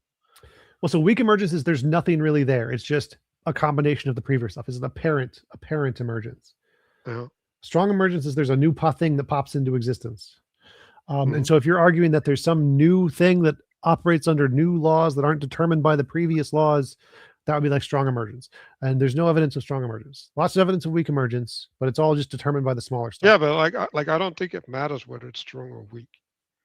Like, Well, there's still well, emergence, so right? Which means that weak there's new emergence means words. all of the big stuff is completely determined by all of the small stuff. The laws are the exact same. Yeah, but like, I don't know why that's relevant. Like, That's what you asked. You asked if the big stuff and the small stuff have the same rules. No, because like the fact that we come together and we play chess, right? Like, the rules of chess are different than the rules that we go in the and do things. One in the world, moment, right? Josiel makes a good point. Rip Chuck Norris. He was a legend. Rip Chuck Norris. Death doesn't knock on Chuck Norris's door. Chuck Norris knocks on death's door. You're damn right. Not today, though, unfortunately, or yesterday, unfortunately. I was in a chat earlier and they'd never heard of Chuck Norris jokes, and like I was blown away. I had to explain to them that the reason that Chuck Norris died peacefully in his sleep is because that death didn't have the courage to wake him. Yeah, it's like, bro, you didn't grow up in Barron's, chat. What's wrong with you? The thing that's crazy is my girlfriend's birthday was yesterday, and Chuck Norris died yesterday. And I showed her a picture of Chuck Norris, and she said, "Who's that?" And I was like, "Oh my fucking god!" I was like, "Are we serious?" All I have Are we to serious? say is he was a legend. I believe he battled Bruce Lee and every other named person throughout the years, and then Walker, Texas Ranger, and then I think he was also wasn't he in Highlander at one point? Wasn't he in one of the Highlander ones? I think he was, Maybe yeah. Wrong. I might be wrong about that, but I think he might have been in one of the Highlander ones. So he had a legendary career. Sorry guys, I didn't mean to interrupt. I just saw the Chuck Norris image and I'm deeply saddened. Yeah, same. Yeah, I miss all the thanks, Chuck Norris jokes. Thanks, Josiel. Chuck Norris died just so that. Yo, can you guys hear me all right? Yeah, but Yeah, you're in a wind yeah. tunnel, nobody. If the goddamn, It sounds like a good car wash, whichever one you're in. whatever the current inquiry. Sorry, I just woke up. Leo, say that for me, please. Inquiry. Are you looking for inquiry? Inquiry is if it's over. I don't know if it is or not. I would. No, it's not. Like Okay. I'm still. He was a right-wing bonehead, but you can still honor a legend for being a legend. He was still a legend in his own right.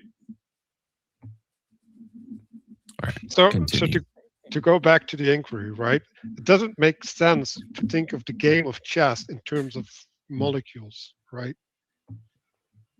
I mean, it does if you think of the molecules in terms of like conceptual ideas in human brains. No.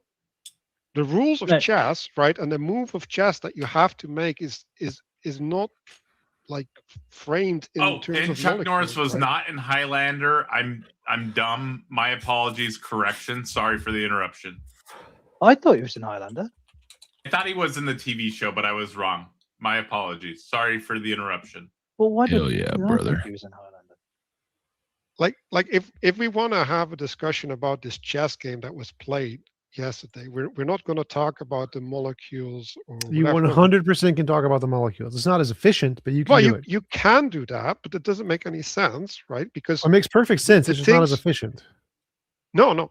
Like, okay, can we ignore the rules of chess?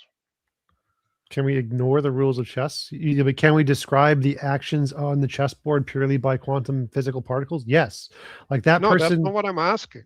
I'm asking. We're trying to make sense, right? So Yes, we can we have 100% make sense of everything that people do on the chessboard purely by biology, aggression, competition, evolution. We need no reference to the rules of chess to understand every single move that's made on the board. What does understand mean in this context? It means like, can you look at the quantum mechanics and interpret why every move was made? Yes.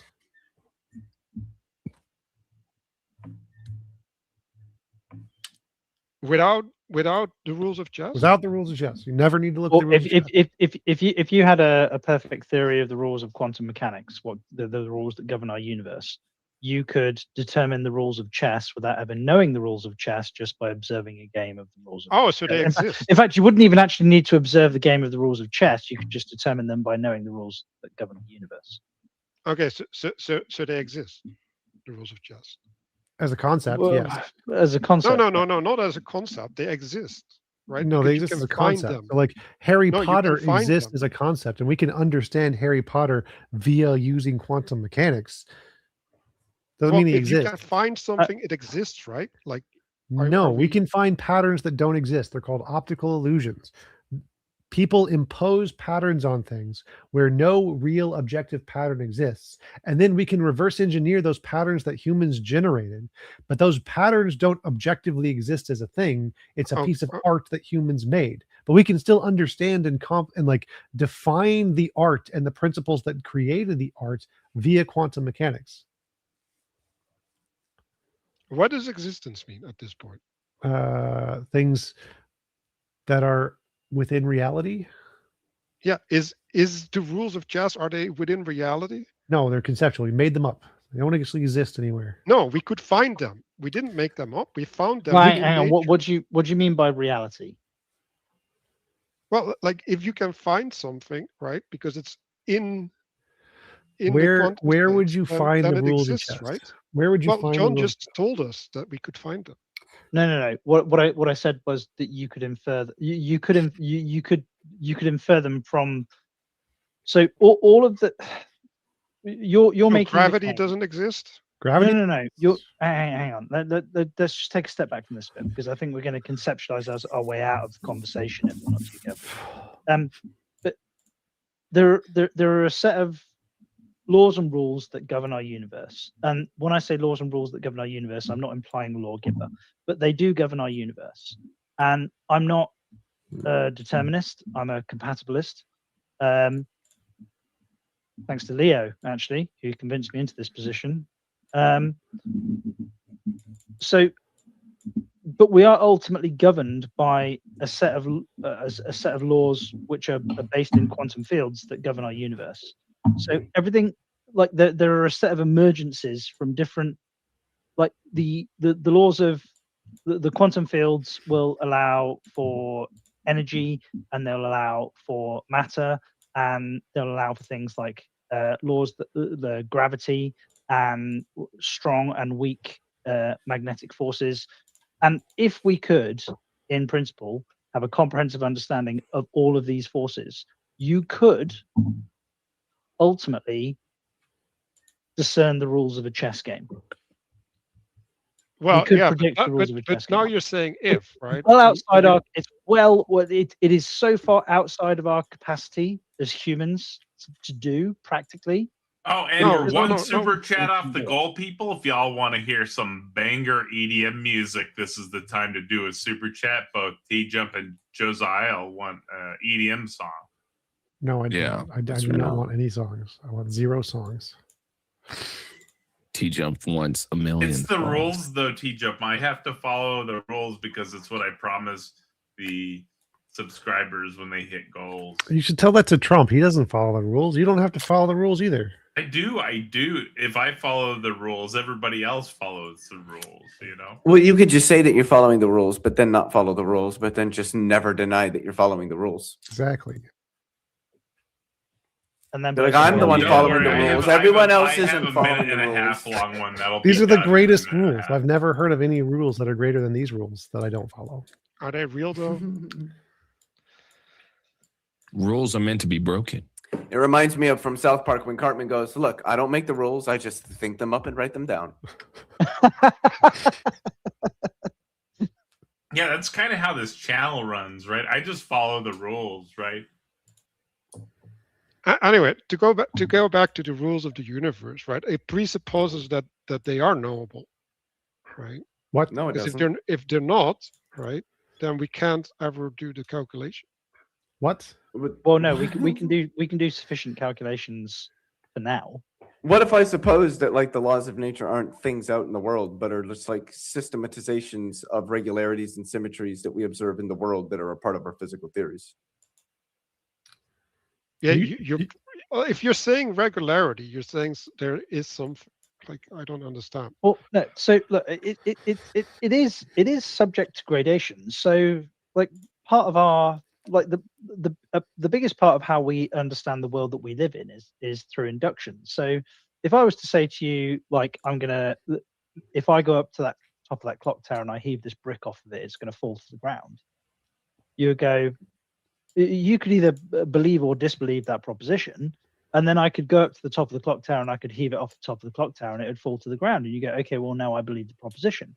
So, and then because we have now both have we have a belief that has now been justified by virtue of a test, we would claim that as knowledge. But that doesn't mean that we have a 100% knowledge of how fucking gravity works.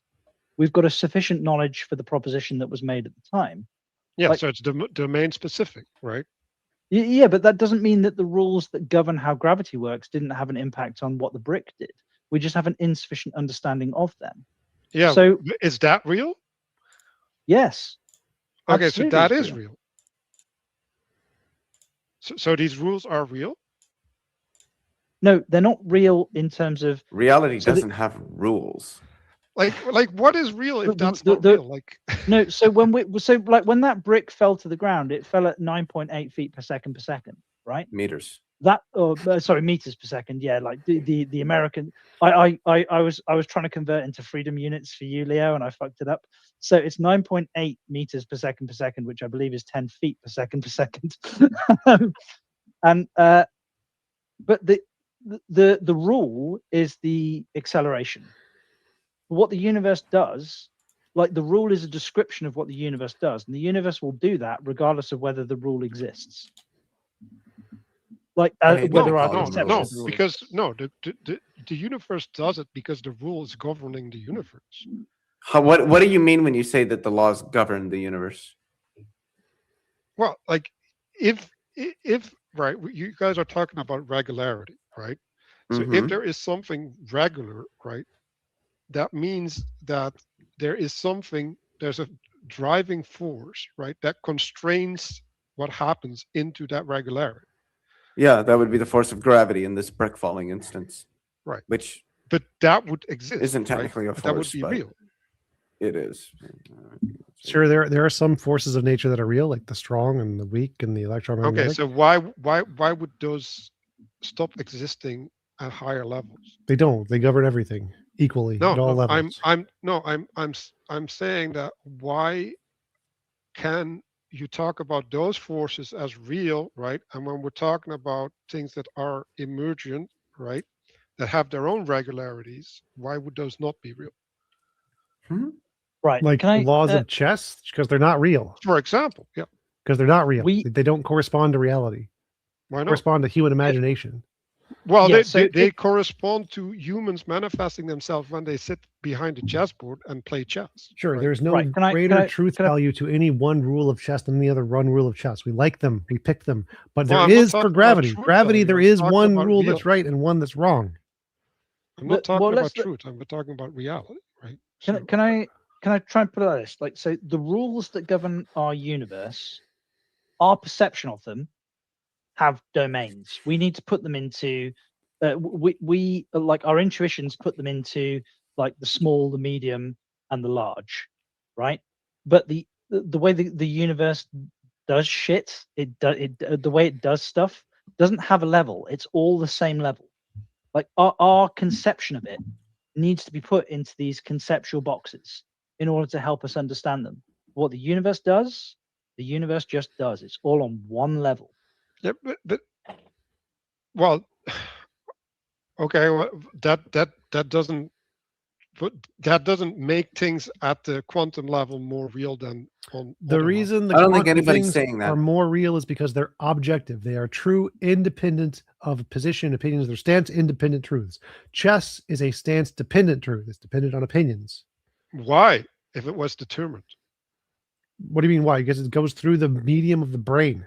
There's no independent Oh, fact. okay. So now the medium of the brain does exist as a causal. What do you mean? So there is a medium of the brain that has a causal. Yes, it's not your will, but yes, there is a meaning of the brain that does stuff. Yes, it's not a will. Okay, so but like I don't need will. I just need the causal domain. So Yes. there is a causal domain. Yes, brains do stuff. Within Yes. brains that also have regularities. Sure. Okay, are those real? Sure. Okay, are those the laws of logic? No. No. No. Why not? Those aren't regularities that brains do. Those are actually very irregular. We had to make those up. Those didn't exist for most of human nature. Like regularities brains do would be like hunger, thirst, lust. Fucking. Yes. The hunger, thirst are. Well, like that would be You responsible. broke his brain when you said that. So anyway, it doesn't matter, right? So, do humans and animals need to assume regularity in order to have brain function? Well, I mean, they are regular. They are an emergent result of regularity. Well, or they would be regular finding machines, right? Well, yes and no. Like brains- they probably started out as not regular finding machines, but they died really quick, and the ones who were regular finding machines happened to survive longer. Like there's regular things are the only things that are sensible, right?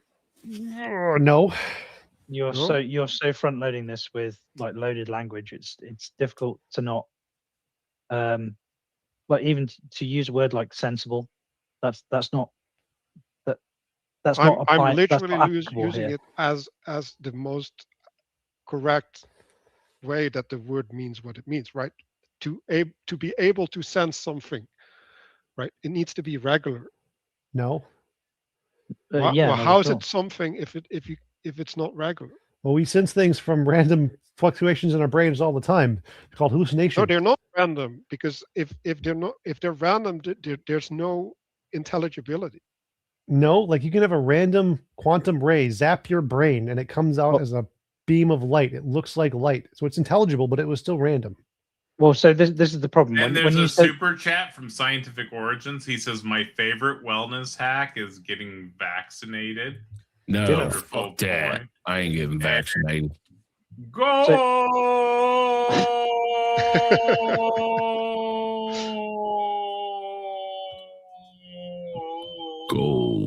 go on, Tacos, play an absolute banger while I watch UG walk his dogs. Oh, is he gonna play music? I'm gonna go. I don't want no music. I'm gonna go. Wait. I can hold it for a little bit if you need me to. I have a question, a burning question that I want to ask TJump.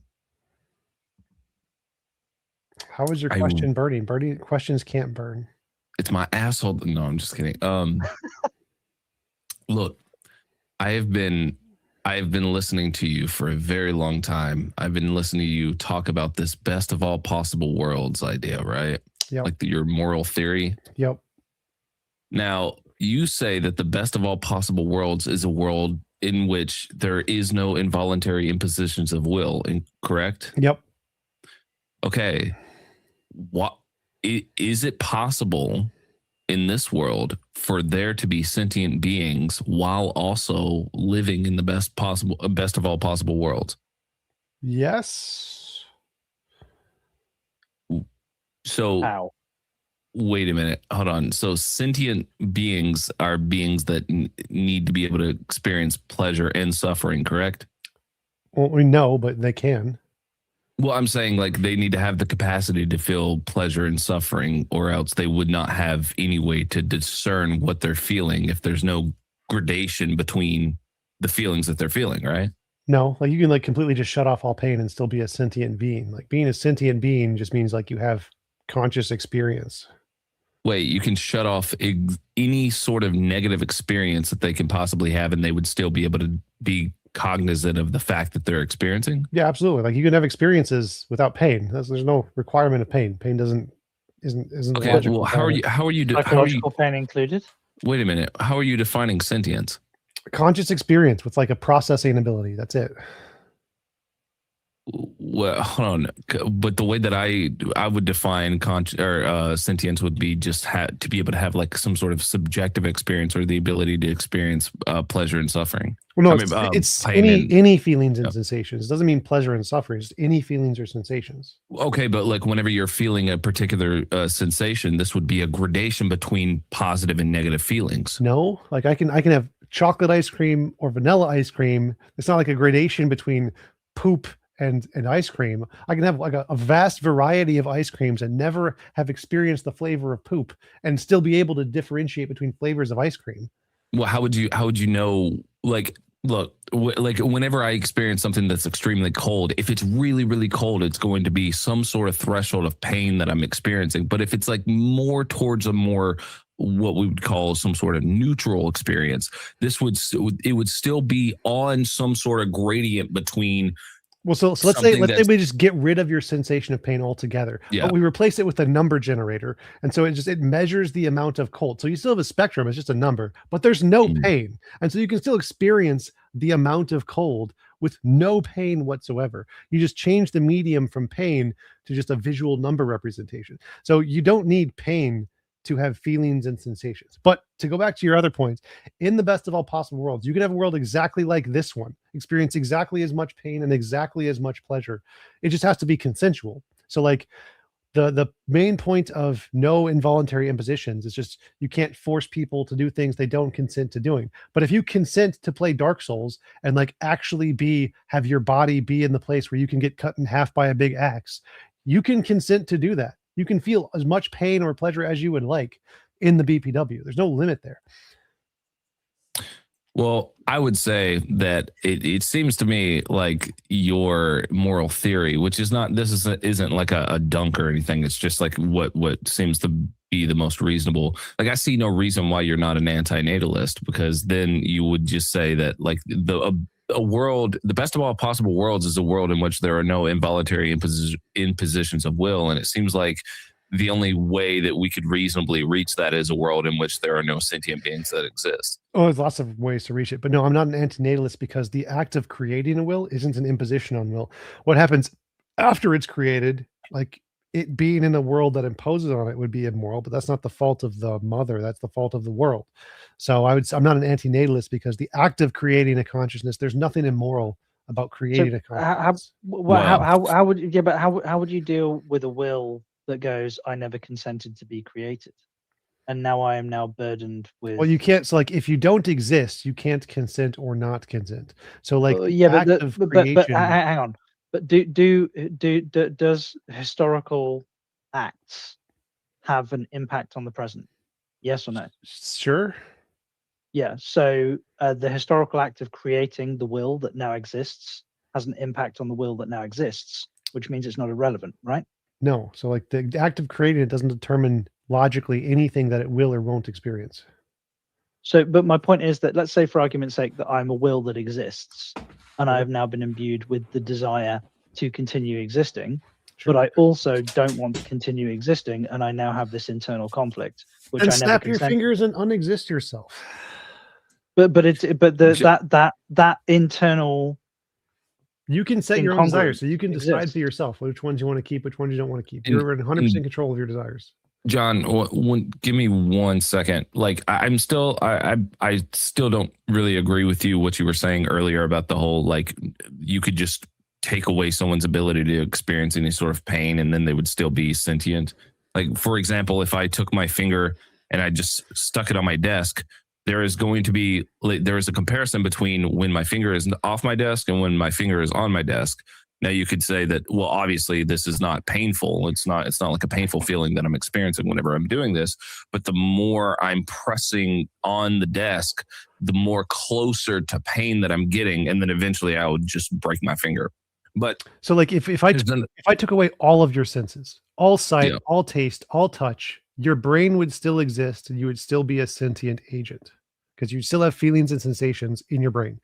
Feelings and sensations don't entail pain or anything. It's just you just said if you took away all of my sensations, well, then that would include my feelings as well. Because you can imagine things, you can imagine feelings and sensations, and it can replicate those sensations without you actually having any. So there's no actual requirement for you to have physical sensations to be a sentient being. Like, I can make them all digital. I can make you like I don't think that's true. What? Yeah, the brain is a physical thing. No. Again, this is about logical contradiction. You can have a soul that is sentient that has no physical body. There's no logical contradiction with that. Sentient refers to the ability to feel, perceive, or experience sensations subjectively. Yes, which can happen without a body. Like, there's no logical contradiction with a soul or a ghost being sentient. What are you experiencing? You can experience anything. There's no logical contradiction with you. I mean, we could also say something about, like, the like being able to feel emotions as well, right? Sure. Yes, that would definitely be a feeling or sensation. But there are positive and negative emotions, correct? Yes. Okay. Well, you can turn off all of the negative emotions, and you're still a sentient being. But I'm not even just making an argument for physical pain. That was an example that I used, but I'm not just making an argument for physical pain. I'm saying that things that would just be perceived as negative inside of our brain, like, yes, we could make an argument for the sensations as well, but it's just like things that are you can turn all those off. Like, I can just give you a knob, and you can just turn all of those off or on, or however much you want them, and you can just set them, and you will still be a sentient agent. That wouldn't be sentience. That's not how that's defined. How does that stop you from having feelings or sensations? The fact that you can. How are you? Do you have an infinite perception of pain? Can you experience pain infinitely? Well, hold on. But you're still sentient, right? In contrast or not? What? When we make an observation, is that in contrast? You're contrasting between different feelings. You can't just turn off one side of the this would be like having like a whole gradient or having a whole than pain and pleasure. Like right, but I'm saying that whenever the way I'm describing it is negative and positive feelings. Like, there's more things than negative or positive. There are neutral. Like what? No. Like wait, what's a neutral feeling? A neutral feeling, like picking neutral feeling is the absence. Hold on. Wait. Stop. I want to ask TJump, what's a neutral feeling? A neutral feeling, hunger. Hunger is so. Wait, so me, what is hunger? Is this like a state of longing for, or a state of like needing food? No. So, like, you can have the experience of hunger without ever needing food. It's just an experience, a feeling. but the The thing that you're trying to uncomfortable or resolve- painful physical sensation and psychological urge to eat caused by lack of food, that would be a negative experience. Nope. So again, hunger could be negative for some people and not negative for others. It could be positive for some. There's no. Is there somebody? Okay, but what is like hunger is the fact that you are lacking something. No, you can have hunger when you're not lacking anything. Ask fat people. A Hang on, craving but- or urgent need for food or a specific nutrient. Is that a good definition? Sure.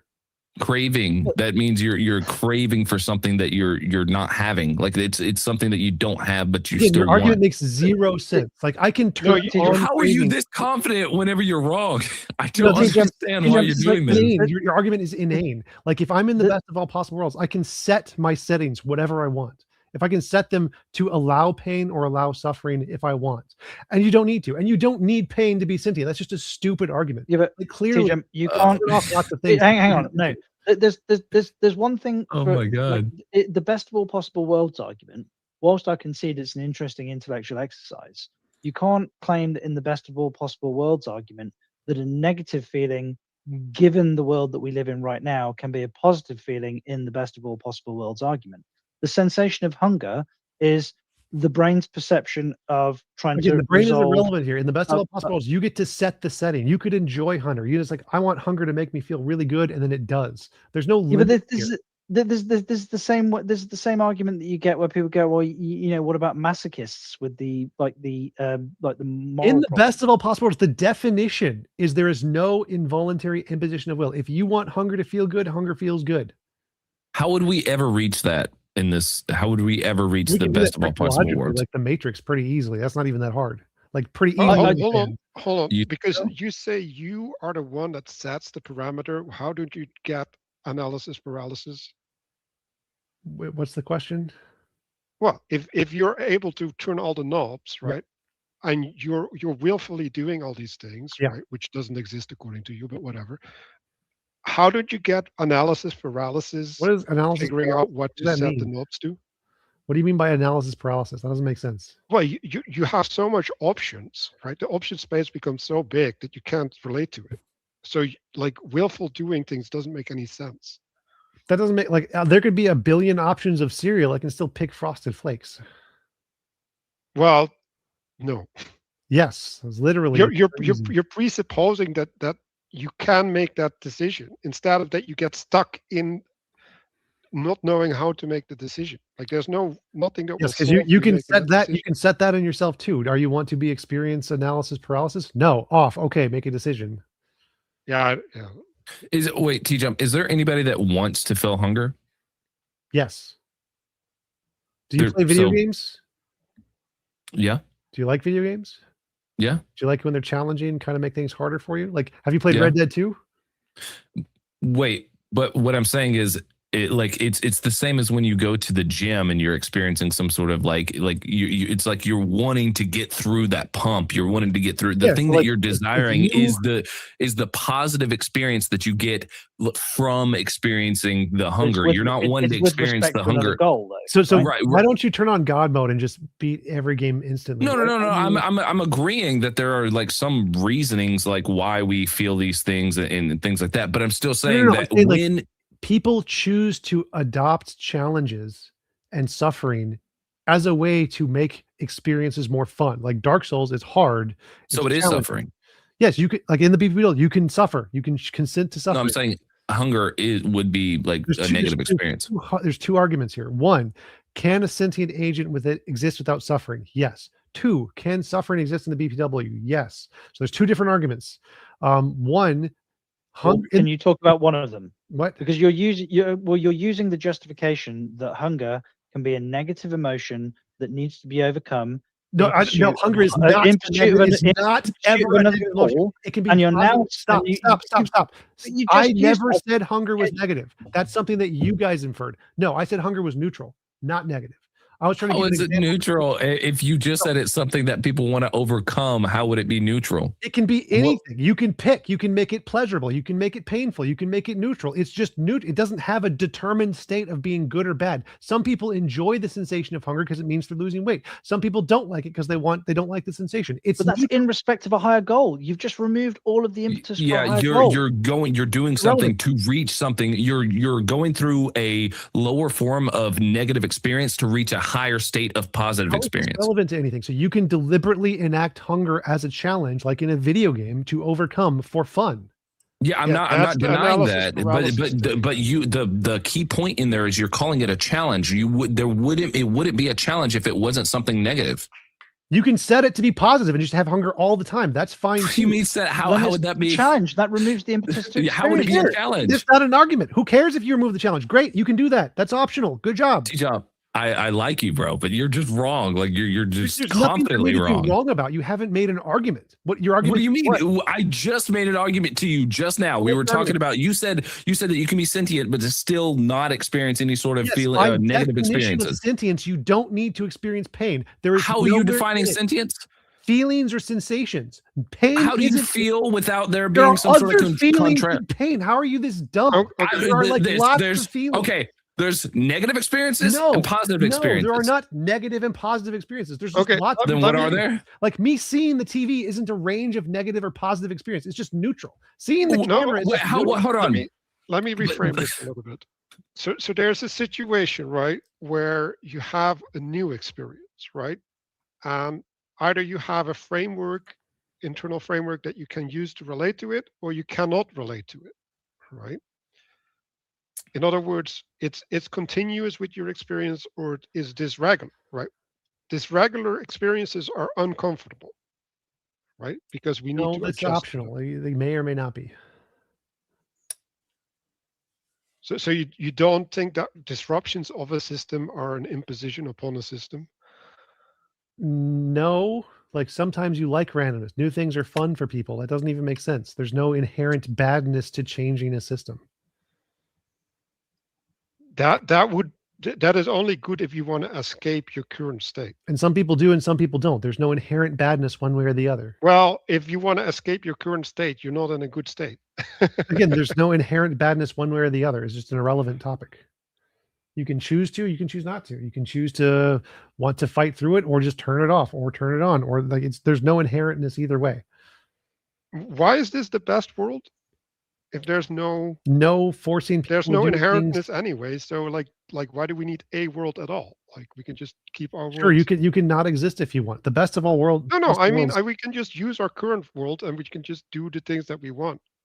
because you can't. That's the point. There's lots of involuntary imposition in this world that you didn't consent to. The best of all possible worlds is there's no involuntary imposition. Nothing you don't consent to happens to you. That's it. How does that work? Like if I have a new experience, how is that? Do you consent to having new experiences? Then you can But have. I new don't know what it is experiences. like when I experience before I don't care if you know. Do you consent to having new experiences? Check the box. Yes, you can now have new experiences. Congratulations, you've passed. How is this different from hard solipsism? Like Hard if you're solipsism is the position that you're the only mind that exists. That's not that this position. This position is a moral position. Right. So there's minds that exist, right? Sure. That interact with one another. Sure. And you've just conceptualized a world where there are no involuntary impositions. Defined, yes. I've defined the world. Right. So all of these minds get exactly what they want 100% of the time. There's no involuntary impositions. So they can choose to want to live in a world exactly like this one and live in a world exactly like this one. Yeah, fine. But they do live in the same world, right? Or they all get their own world and they can join to make worlds together. They can enter someone else's world. You can create worlds jointly. You can go to your own world. Knock yourself out. So you're envisaging like perfect utopianism, basically. That would probably be an accurate definition of what a best of all possible world would be. Yes. So hold on. If I exist with other people, right, and they do something This that is is functionally against my useless, will, TJump. What? This is functionally useless. It's a Like, description of the perfect triangle. Like you can't draw a perfect triangle. Does that make it functionally useless? No, it's an ideal goal. This is not meant to be a functional model. This is meant to be an objective model of what a perfect world would be. If it like as humans, if it jettisons all of the motivations that we have as humans, No, it's just a I real would argue argument. that Like, it's this is a description of the perfect world. Now you can then reverse engineer that to apply it to our world. That's perfectly fine, but that's a different topic. So No, you control what I'm saying is when you use the is right. analogy of saying like I can't draw a perfect triangle, but conceptually a perfect triangle exists, I can draw directly a straight line from the notion of a perfect triangle and come back Yeah, to so we can my use the actual ability to notion- draw an imperfect triangle. notion of the best of all Your possible your worlds. Stop. We can use the notion of the best of all possible worlds to make implementations to get closer, just like we can use the idea of a perfect triangle to try and draw a triangle as perfect as possible. Exactly the Right. same. I mean, like TJump. anytime I've ever heard this argument rendered, it only ever makes me think of, oh, well, this is just a good argument for antinatalism. And I know you were saying that no, it's not for antinatalism because antinatalism is like bringing in new children into the world. But the argument that I'm making there would just be, well, if sentient beings die out, then there's no involuntary impositions of will, which Every would be time the best a of all person possible dies world. without their consent, that's an involuntary imposition. So that would be Well, no. I mean, you would have to cause involuntary impositions of will to reach the world in which there are no involuntary No, impositions you of will. absolutely do not. Well, I'm saying you were talking about like with your moral theory that when you push somebody out of a train so they don't get that's hit by a immoral. train, you're doing an immoral action to prevent a more immoral action. So one person could just do a really immoral Both action. of those to are still moving away from the best of all possible worlds. Best of all possible worlds is 0 involuntary imposition. So if you're doing 1 involuntary thing to prevent 5, you're still doing an immoral thing. That's not moving closer to the best of all possible worlds. Well, how if can you you act removed without sentient, if you imposing- removed all sentient beings, And at you would have least all mass murdered humans, people. That's moving further away from best of all possible worlds. then there would be, but for the rest of all of eternity, there would be 0 involuntary impositions of will, at least humans. So and for the rest of eternity, you would have mass murdered people. So in that reality, you've committed a ton of involuntary impositions. So that would never be the best of all possible world. But like in reaching to in trying to find So or the best trying of to all get possibles, to, there is at no point, at any point, was there an involuntary imposition. So if you kill everyone now, you've killed a bunch of people. This is not the best of all possible but we're worlds. already living in the not the best of all possible worlds Yeah, because involuntary correct. impositions of will are constantly happening. Yeah, exactly. Like why shouldn't we just all walk away and like be alone and never interact? Because then we don't impose. Well, If you want to, no. that'd be great. TJump isn't. He's not necessarily saying that. I mean, I understand. No, the but argument. I am because like I when know, humans but are I understand together, they I'm impose. saying I understand the argument that he's making. He's making like this is a world that we're trying that we need to try No, to but- get to. Yes, if but you want to even go in this live on your own, that's conversation- perfectly fine. So if everyone wanted to go live on their own, that is perfectly okay. Yeah, and everybody gets to just choose whatever they want. Yeah. But So- even in this conversation, I'm imposing upon you, right? No, I Like consent I'm, to be here. You're not imposing anything on me. no, you're We're not. You not cannot involuntary consent to what you don't know what I'm going to do. No, I've completely consent to anything you say. That's why I'm here. I fully consent to No, anything but like you're if going to say. like if I I'm don't- in don't your need presence, to know what I- you're going to I- say to consent to what you're saying. I consent to anything you say. That's why I'm here. I don't need to know it to consent to it. TJ, are you still going to try to become the president? Absolutely. All right. Succeed. So- Don. so- Yes, hold- a hold on. future POTUS TJump. Yeah. I mean, I suppose given this moral compass, it would align with my small government ideals. You know, I mean, if yeah, like I mean, I could only Sure, 'cause it's I an could only involuntary you well okay, I'm not voting for you then. But like, I mean, my general conception of who I vote for politically is the more likely they are to leave me alone, tax me less, and not blow shit up, then I'm more likely to vote for them. But, Yeah, I would it would just feel so surreal to have TJump as a president and hear him on the podium just talk about the best of all possible worlds. I'm like, oh my yeah. god, what are we doing, bro? Like, So the presidential position would be a pragmatic position, not an objectively moral position. So that well, I know you, but I'm sure you would say something like about the bet. You would just mention it, right? You gotta mention it. Ask, I guess, sure. So let me get this straight. So I live in my house, right? So by living in my house, did I consent to people breaking in? No, that would be an immoral action. That wouldn't be possible in the best of all worlds. I get that it's immoral, right? But like I chose to be in my house, right? Like why didn't I No, consent so to if you people breaking in? consented to be in a world where burglary was possible and you actively consented to that, then it wouldn't be immoral. But so hold on. So by consenting to live in the world, does that make this the best of all possible worlds because you've consented to all the bad stuff? If Because every you've if consented to every live in conscious the agent world? consented to be here and consented to all of the bad experiences, then yeah, there'd be no immoral action. Because like, I mean, I don't know how to say this safely, but and I don't want to trigger anyone, but like obviously there's things that people do to like opt out, right? And so wouldn't just being here be counted as like consent that you want to be here? No, because you can have like two things that like the gas chamber or the firing squad. If you don't choose the gas chamber, does that mean you consent to the firing squad? No. So the fact that you don't want to do one bad thing like unalive whatever yourself You doesn't almost mean you said it. consent to pain. Wait, what does consent mean? Like if I like you said you Give entered permission. this space, right? And therefore you consented to everything I said, right? Well, that if I wouldn't go be the into same the thing. The hospital, fact that I'm here doesn't mean I consent. I am here and I consent. Those would be two separate things. oh, okay. So in the conception of a world where there's no possible bad things that could happen. Well, no, there's lots of bad things that could happen, but they have to be consensual.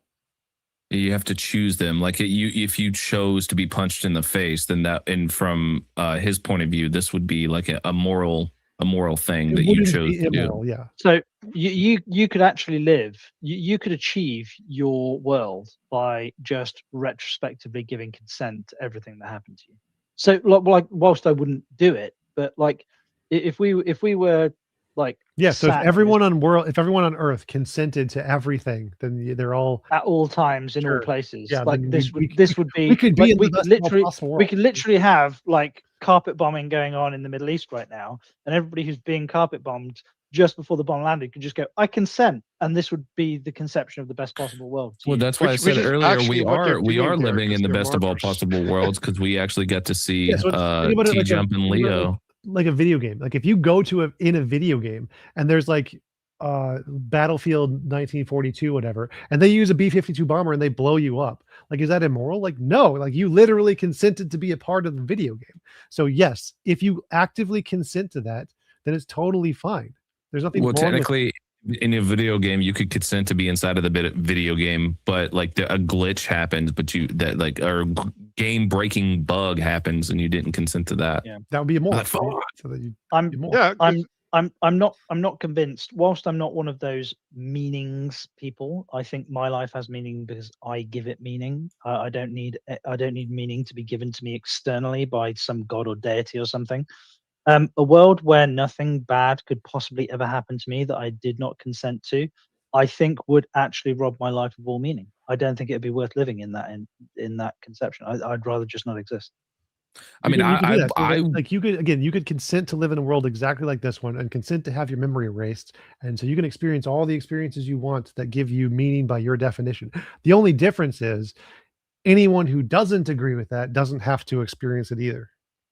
So if they don't agree with your definition of meaning and worth being through trial and tribulation, they can just go to their own world and be immune and not have to deal with it. But what about scenarios in which, like, so you're saying that consent should be able to be had at any given moment, like someone could someone in the best of all possible worlds at any given moment, every single moment, someone needs to be able to consent to whatever is going on. But what about scenarios in which like somebody consents to having their consent taken? You can and do then that. Like if you have a right to revoke your consent if you wish to. Yeah, and then but what happens if like they decide that no, never mind, I don't want this anymore. But then That like is now 100% up to you. So if you want to limit your own consent for yourself, then you So can you re-invoke your consent after? Yeah, it's like re-invoking it after. Yeah, if you want to, you can. Like that's up to you. So if you want to, So you're not actually giving away your consent, but you wanted to give away your consent. No, getting you can choose to permanently revoke your own consent. That's your right. I can't stop you. I don't think it's a good idea, but if you want to, knock yourself out. Yeah, I don't think it's so. Wait, would you say nobody on fire? You said, how are we not getting this? Yeah, how are you not getting his point that all of this is logically possible? Well, no one. I mean, we're just. I think we're really tackling like the practical application of all of this. And when you do that, are you shifting the modality to our world, like exclusive to our laws? Like how I don't think anybody's thinking. how we I don't would be think able we're to do it from where we're starting right now. I don't think anybody's thinking like that. I think we're just like really just trying to get down to like what the implications of his position is. In fairness, Yuji, I do not disagree that it is logically possible. I absolutely concede that fact. I'm just contending with. Yeah, that was nobody on fire, not Yuji. I'm just sorry. I'm just contending with the utility of the logical conception. So again, there's the utility, the pragmatic application, and the objective truth are two completely separate topics. So like that's I agree with you. So like this. Yeah, sorry. If you thought that I was arguing with the fact that it's like, I agree, it is logically possible, but I just think it is almost completely useless. No, again, so that's again the total. 1 second, we have a regular incoherent super chat from Frosty. Thank you, as usual, Frosty. Greatly appreciated. He says Saint Francis said, "What is it worth a man inherit the world but lose his soul for not being a true bro?" No idea what you're saying as usual, but thank you very much for the super chat, Frosty. Greatly appreciated. He's fucking brain dead, bro. All right, so the first goal is to describe what a perfect world would look like. This is not meant to be pragmatic. This is completely irrelevant to being pragmatic. It's just giving a perfect definition, like describing just theoretical, yeah. Physics. Then, if you want to have a pragmatic application, you can reverse engineer that and say, well, what can we do to get the world as close as possible given our limitations? That's a separate topic. We haven't even touched that topic. So complaining about the practical applications is irrelevant because we haven't even talked about that.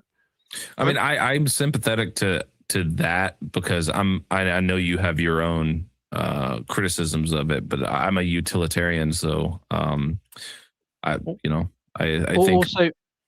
Oh, sorry. Go ahead. No, well, I was just going to say, like, I don't need the conception of a world where only consensual things happen to maximize consent practically in the world in which I exist. Who said you did?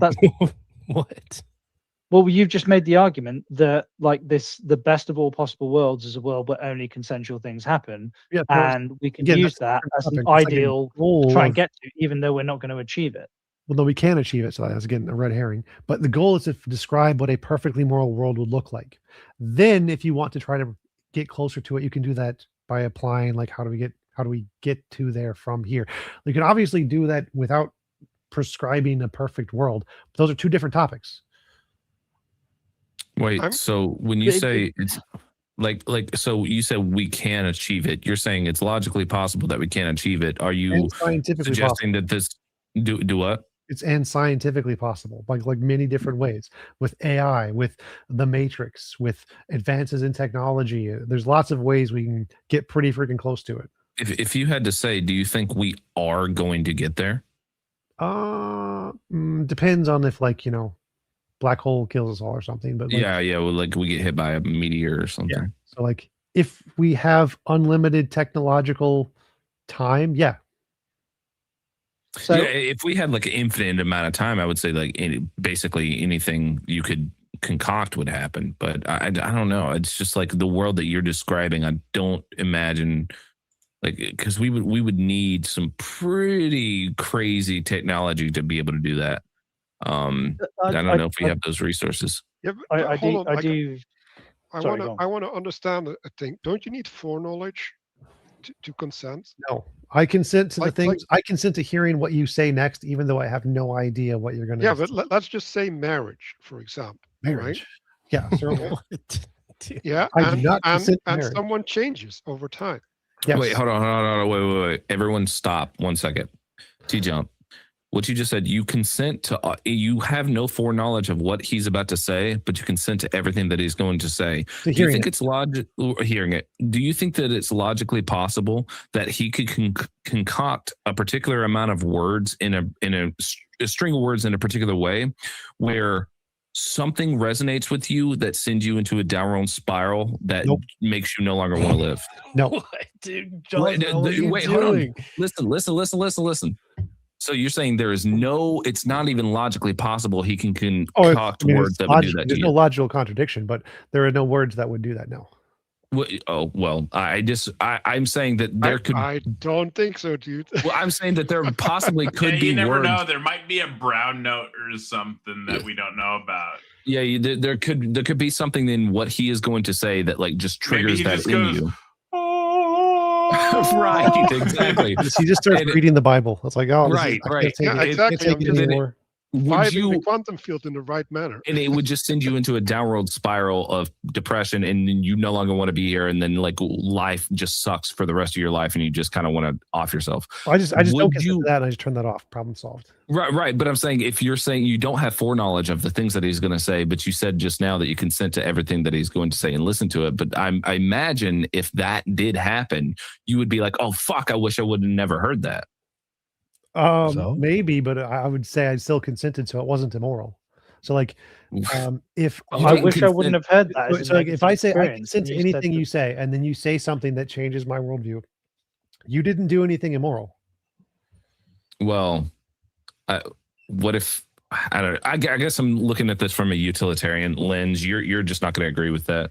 But that's just exactly what I said before. Like, if you just retrospectively consent to everything and the implications of things that you can't like predict, like somebody could say something, you could go, Yeah, I you consent. to what you're can about to choose say, to consent to everything, so things aren't immoral to you. You can do that. I don't think that's people are going to do that, but you can.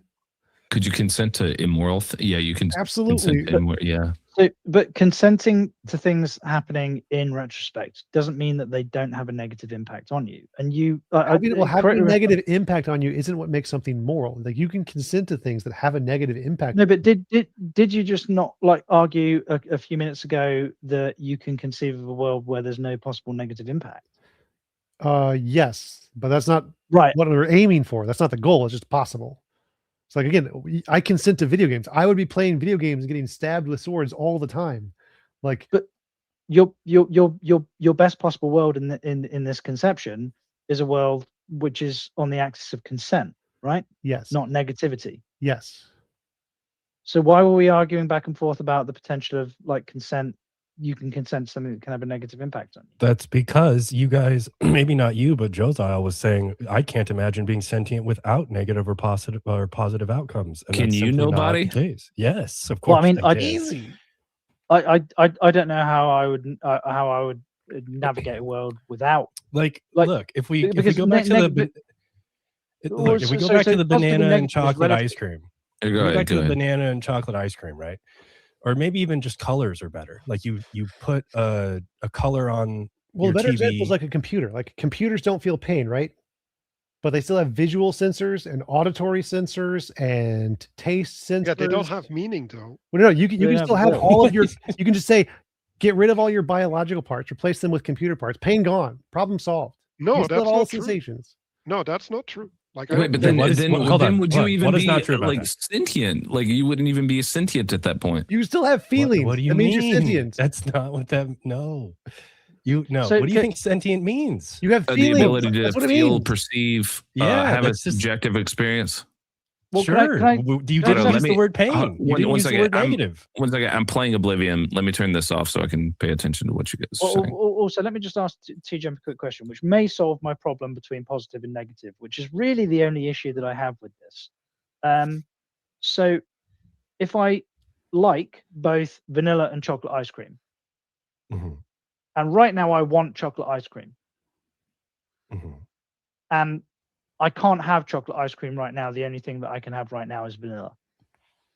Then it would be, despite the fact that I like both chocolate and vanilla ice cream, I would consider that to be a negative experience, despite the fact that I still get something that I in principle like. Well, so right, because you're in the is lack that- of something. Is that a negative experience or a positive coalesce. experience The or a moral and neutral the moral experience? don't coalesce. So the fact that you want vanilla ice cream is a moral thing. The fact that you want chocolate ice cream and can't have it is an immoral thing. So you have both a moral and an immoral aspect in the same instance. So like the fact No, that he you can, doesn't want vanilla. He likes vanilla. he likes vanilla. I like vanilla, but I don't want it. Okay, well, so either way, suppose there's like you're getting one thing you like, but it's not the thing you really, really like. That means there's one moral thing, getting the thing you like, and one immoral thing, not getting the thing you really like. They don't combine. So like the trolley problem, killing one person to save 5 isn't a moral action. It's one immoral action and 5 moral actions. They don't combine. I don't agree, but I mean that's because you're we've utilitarian. You have silly beliefs. Well, hold on. So I know you have critiques of utilitarians, but like, what's your like critique? What's your big hang up about it? Like, how is it so bad? Moral laundering. You literally utilitarianism is all moral laundering. What do you mean? Like, there's no number of people that it will never be moral to kill if you're saving one extra person. So Wait, there's no bad action that you can't label as a good moral action if you're just saving one more. Yeah, but like the thing about utilitarian is that like I mean, some people take this a little far, but I mean, we're all trying to reach, like we understand that morals only really matter in some sort of pragmatic sense. Like morality only really cares. It only really matters. Like what I was just criticizing you for, even if you're talking about the best of all possible worlds, and I feel like there's some weird implications with that, I still recognize that you're trying to pragmatically reach a better world for everybody, the same way I am trying to do that with the utilitarian approach. It's just that in my estimation, whenever I'm trying to see whether an action is moral or immoral, I'm trying to weigh out the consequences and see which one is going to have a better outcome for society. Like the trolley problem, if there are 2 tracks and then I have 3 doctors that are likely going to cure cancer on one side and 15 hobos or 15 homeless people on the other side that are not going to add anything to anything to society and likely going to take from society, then yeah, I will probably pull the lever and allow the doctors to live and kill the 15 hobos because one is going to have a better impact on society.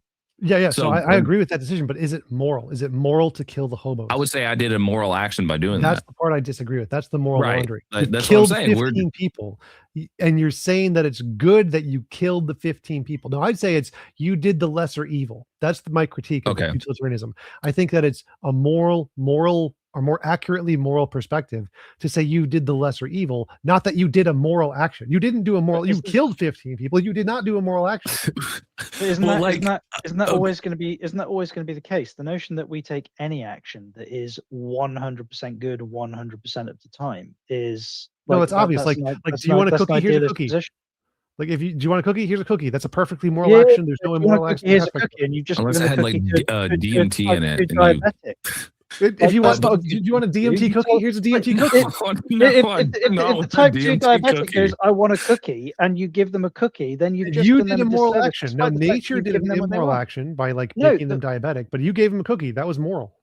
If the type 2 diabetic like asks for a cookie, and you know that cookie that you give them is gonna, if they want a cookie and you give them a cookie, that's a moral action. No, it's gonna be a sugar-free cookie. It's not a moral action. In the same way as if my kids want like no. So kids, ketchup, cream can't cheese, consent. and ice cream sandwiches for breakfast. Kids can't I'm going to tell them fucking no. Kids can't consent. Stop using examples of people who can't consent. If there's an adult human who has diabetes and they want a cookie, fully well knowing that they're going to potentially die, it is moral to give them the cookie.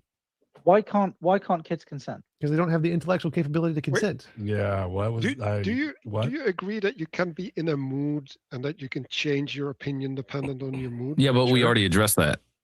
No, but like if I can be in the mood for a cookie and I can consent, right? And that can change in a moment, right? Sure. And so it would be moral even though I'm just doing things on a whim. Yeah, so if you ask for a cookie, it's moral for me to give you a cookie, even if you change your mind and don't tell me. So there's no care that you have towards me that transcends my immediate mood. Yeah, so like if you have given me consent, like you've told me you would like a cookie, your fluctuating desires don't invalidate your consent that you've given me to give you a cookie. Like I can't read those or know those things. Like if I can psychologically read and know those things and they acted as a consent form or some kind, then it would be. But like if my knowledge is only able to recognize what you've told me and you told me you want a cookie, it's moral for me to give you a cookie. So if there's some poor guy who's down on his luck, he's just like kill him. Fuck it. No, and I'm just kidding. he's stood on the edge of a bridge. Hey, you got to and be he's- careful with the language there, man. Yeah, You're gonna get sorry. demonetized. Oh wow. And he's about to dive off. And then Ace And for the TJump's- lulz with the massive super Jesus. chat. Thank you for the I think that is the one with the $2 bounty. Greatly, they were paying off their $2 bounty with a massive $50 super chat. That's you, right? That's you, right? Bubblegum or Bubble Bro? Okay. Yeah, they were paying their bounty with the $50 super chat. Thank you very much. It's greatly appreciated. Yeah, you can just share. I'll just send you the link, but you can just hit the link on the thing or call in. So this is But thank you very much for the super chat. That's greatly appreciated. If someone wants their life to end, assisted unaliving is moral. I think in that scenario, I think there would definitely need to be some sort of like, because I would agree. Well, but they I need to think be that able to there- consent. So, like, if Yeah. they're in a mentally impaired state and can't consent, then no, it's not. So they have to have the ability to consent. We agree. So, I actually have experience with this, right? So I actually walked on the bridge and I had this impulse, right? So I exist. You say that acting on that impulse in that All right, moment welcome, wouldn't be moral? Bubblegum. No. So, like, you acting on your own impulses wouldn't be like a And thank moral you for action. the It's support. somebody else helping you to achieve. I got you, Like, bro. so immorality is involuntary imposition of will. Morality is voluntary. Okay, assistance of will. let's just say I'm drunk and I'm like, oh, that would be cool. Then you And can't someone's consent. like, oh, here, like, let me help you. Then you can't That's an consent. easy no. You can, yeah. You what? If you're drunk, you can't consent. You have to be able to consent. So it has to be adults. Oh, but consenting. why would the mood not be the same as being drunk? You're just consensually removing your own consent in Moods that don't moment. inhibit your ability to consent. Having a mood, unless oh no, they do. It's a severe Did you mental consume the alcohol? The alcohol. Wait a minute. If somebody is drinking, they can't consent. Why not? Because it's rape. They can't consent with their that's not full what will, I'm but they have some manner of consent. Yes, kids have some manner of consent, but that's not what we mean by consent. We have there's a specific standard that we mean by consent. So TJump, let me try this as a hypothetical. So let's say, for argument's sake, I go out and I consensually consume a shitload of alcohol. Yes. And after consuming the shitload of alcohol, that leads me to. And I also don't think kids should be mentioned at all in this. Yeah, I'm not. I was trying to steer it away from that on purpose. Hey, everybody, Is that what I everybody, mean? everybody. Can we get our points out one at a time, please? No, that makes it boring. Yeah, Yeah, for it real. very much Like does. the interruptions are what makes it fun. So Oh, yeah, I'm, for sure, I'm- for sure. I'm I now didn't I'm now consent to that, drunk though.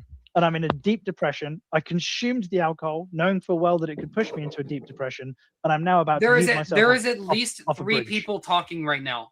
No, there's not. What are you talking No, about? there's not. only Are you one. listening to the YouTube as well as so, being like, in the there's stream? He's got probably- two that's people. probably- He's got 2 people inside of his head. Yeah, he's probably listening to 2 streams or whatever. But yeah, so if you oh wait, consent, no, and now- I'm schizophrenic. That's the thing. I'm schizophrenic. That's what's happening right now. I guess. Which of the personalities is schizophrenia consenting? didn't bother to ask you for consent. So if you I have can to get the you end have of to my consent to both the alcohol and the consequences of the alcohol. If you consent to Yeah. knowing it isn't sufficient, like you can consent to drinking but not consent to the consequences of drinking because you didn't consent to the rules of this world. So, but hang on. So the end of my question is, I've consented to the drinking, but I didn't consent to the deep depression, but I Right. knew it was a possibility. Sure. And I'm now about to heave myself off a high place, and some other person is walking along and they're No, watching me do this. because you just said you So if don't they- consent to if- the if- depression. So that if means they it would int- be but that means you're hang in- on, Okay. but knew it was a likely possibility is key there. And then the person who comes along What's the and likely they possibility? drag me back off. You mean And like they you- drag and they drag me back off the edge of the high place, which is a violation. Like, despite the fact that right now in that moment I want to heave myself off that high place, are they violating my consent or not? No, you said you don't consent to the depression, which means you're in an impaired state, which means they're perfectly justified. So, like, if you consented to the drinking and consented to the depression and consented to not wanting to unaliving, then it would be, and like you actively wanted to, and you were perfectly I do actually rational. want to in that moment. No, It's no, just I would you're drunk. I You would don't have regret it consent. after You the don't fact. have consent. Entails like high level cognitive function, full awareness. If you're in impaired state, you don't consent. So you do So not what you're consent saying when is you're massively drunk. You can have consent all the way down and just insert non-consent when it suits your argument.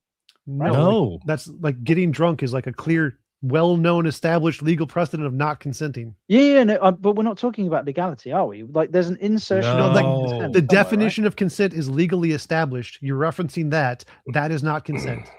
Okay, Well, but if you're appealing to legality, that is one thing, but if you're appealing to moral principle, that's another. I'm using the legal definition of consent because it's well known and established. It's a right? Yeah, and also, sorry, Well, if you're talking about realized the legal definition of consent, then you are entirely correct. The appearance of alcohol, I don't want to inebriation. interrupt. I do want to interrupt. Legally speaking and morally speaking, before I get misinterpreted, I absolutely am not advocating for the fact that if somebody gets drunk and they do something that they don't actually intend, but that's not where I'm going. This is a hypothetical. This is all So- theoretical. Morally is We're not like secretly planning to do this, all of us together next week. and We're break actually down the screen. canceling. We're in the middle of canceling you right now, John.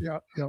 You're screwed. But Yeah, John. Oh yes, my no, God. just to clarify, the legal definition of consent, I think it's close to or attempts to get close to that, like what an actual objectively true definition would be, which is why I'm trying to use it. If there's a better Look, objectively true definition, I would be happy to use that, but it's the closest example. What I do you can mean get. by objectively true? If Of we're like talking what about the actual moral consent would sensibilities- actually be objectively, like where you can actually consciously No. consent. What I mean by that is the moral definition of consent rather than the legal definition. Moral If definition. you don't mind. If you don't mind. I'm not sure what you mean the difference is. So like the ability to choose. Wait, do you define morality as what the government decides morality is? No, but I think they get close to the definition of consent pretty well. Sure, I think they get close to it, but that's not necessarily what the definition is. Right. It's just the best we can use right now, like science, which is this is pretty close. Yeah, there's no, We're there's using no, it. there's no like objective definitions. It's all going to be like gradations of like definitions that we agree on. Wait, Yeah, what but are you there's talking about? there's probably There like are if we certain- had omniscient knowledge of the universe, we could probably give like a set criteria of this is the minimum standard of what Well, if you actual believe, real if you're a moral objectivist, anyway. I am a moral realist. But are you? Yes. Yeah, so am I, dude. Yes, This is why I'm sir. Yes, This sir. is why. But, this is like, why my the mind legal- is blown by how this conversation has been going, because everything that you've said to this dude Hey, that's has a almost fake not one, been. right, But we have to Of wait. course. The argument is Hold on. invalid because Josiel just pulled out a banger sword. It's plastic. Okay. Well, anyway, it's this not is why on. I've been so confused this whole time, because it's almost like you guys have been having a different conversation than him. No, I just joined. I'm still trying to figure things out. I knew TJump was a moral realist, but that's because I've been watching TJump for a while, and I'm like Right, but obsessed. so these like critiques that you guys give, where you're like not even acknowledging that like that's what his goal is, it seems really weird to me. Well, I'm just saying. I If think you like- guys, if you guys don't mind, can you fill me in on what the conversation is about exactly? And then wait. If you jumped in without even knowing what the conversation was about, then what? Well, I was what hearing utility were what you was gonna going bring? on. I was this hearing is the statements Discord. that were What made. and I was standards do you have? responding You always accordingly. jump in without knowing what you're doing. That's Well, the point. well, we're not on Discord. We're on a live, a live. Chaka's live. Yeah, so I was simply responding to what I heard Same and thing, responding basically. It accordingly. runs the I just same like way. to know where the Yeah, I conversation. get you. Yeah, I'm a moral realist. I believe in objective morality. I'm an atheist. My model of morality is called imposition ethics. You can find it on the church of the bpw.org, and it has a full description of all of what I think morality is. What's that guy? The four horsemen of the atheist apocalypse. What's Hitchens, Harris, Dawkins, Dennett. Wait, Hitchens. No, not Hitchens. Harris, Not Dawkins. Dawkins either. Sam Harris. Bennett.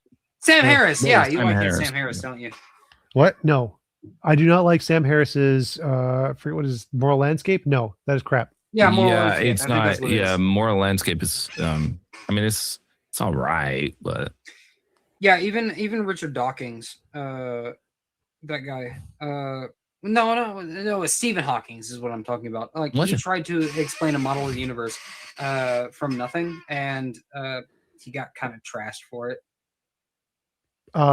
He did not get trashed for it. No, no, No, That- even by atheist philosophers, he got trashed by it. no. His academic physics papers were Oh yeah, perfectly absolutely. coherent. He's a genius. The fact He's a that prodigy. that's his universe from nothing. The nothing there is a quantum field. That's perfectly coherent. The fact that he used the term No, it nothing. isn't. Yes, it is. The fact that he used the term nothing is a equivocation between physics, words nothing, mean and things. philosophical. No, they don't.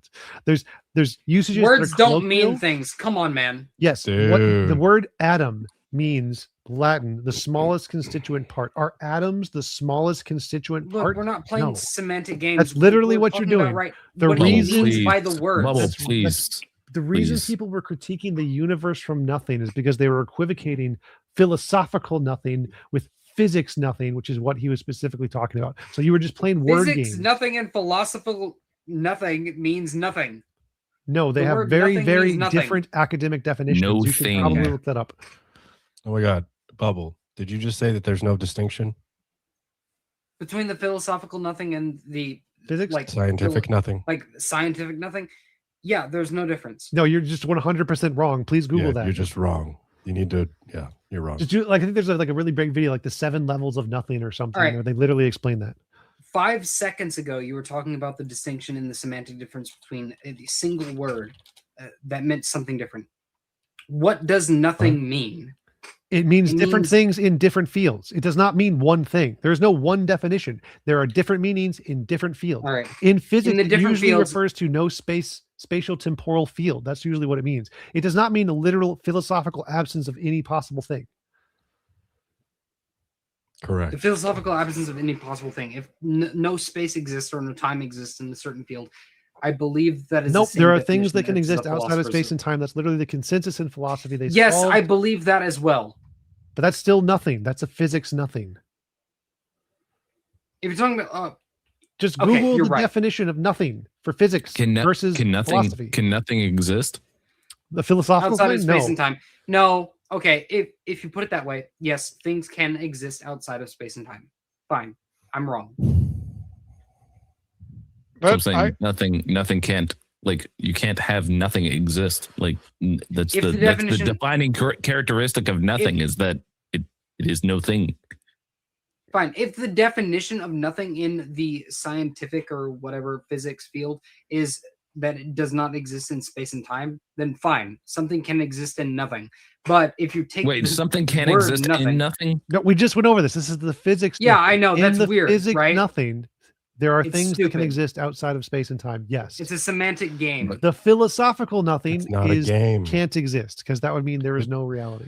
It's a relevant distinction that we have slid between the two uses of the word over Yeah, and so over. if And something TJump keeps saying, exists hold on, outside of hold on, Bubble. TJump Hold keeps on. trying to clarify what these two nothings are, and you keep equivocating. You keep sliding back and forth. Why are you doing that?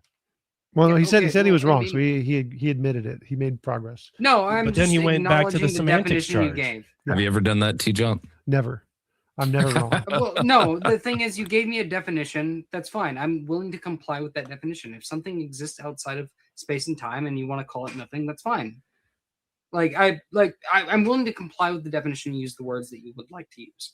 Well, that wasn't my definition. That's like physics definition. The Hawking and Yeah, Lawrence sure. Krauss definition when they were writing a universe from nothing. And I'm pretty sure you're talking about Lawrence Krauss getting trashed. I'm not Hawking. saying the definition that you ascribe to the word. I'm saying, like, if that's the definition you would like to use, then that's fine. If something can exist outside of space No. and So time, your and you original call that argument nothing, was then that that's fine. Stephen Hawking or Lawrence Krauss got bashed for their works on Yeah, and the they did. universe from nothing.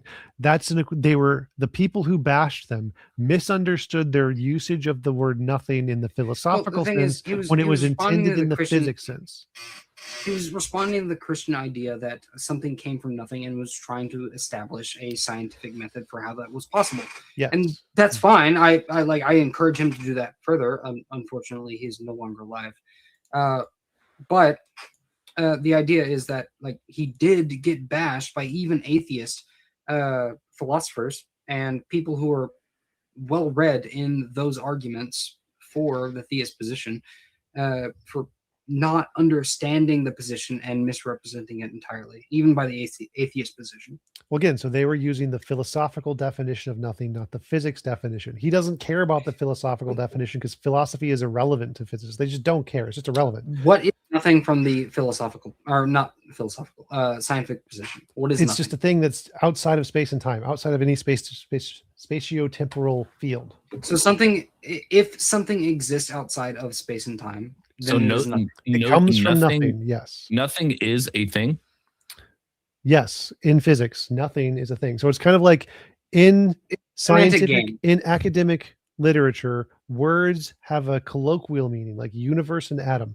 I'm sorry. Universe means the total collection of all things. That was the colloquial definition of universe. Then we discovered, oh wait, there's probably other universes. I So would now like the to- universe refers to our local space-time contingency. So Which this is why I'm willing. Bubble, let which him is why I'm willing let him finish. Fuck. Well, same I'm thing trying to applies to listen to him. atom. So people in physics, we used to think the word atom was the smallest constituent part of matter. Then we discovered they're made of protons and neutrons and baryons. And so now, even though we still And call it an quarks. atom, it's no longer the smallest constituent thing. So there are colloquial usages of terms that get updated with scientific discovery. And the same thing has happened with the word nothing. No, I mean the word nothing means the same thing. We're still playing semantic games. Like the word nothing has to mean something.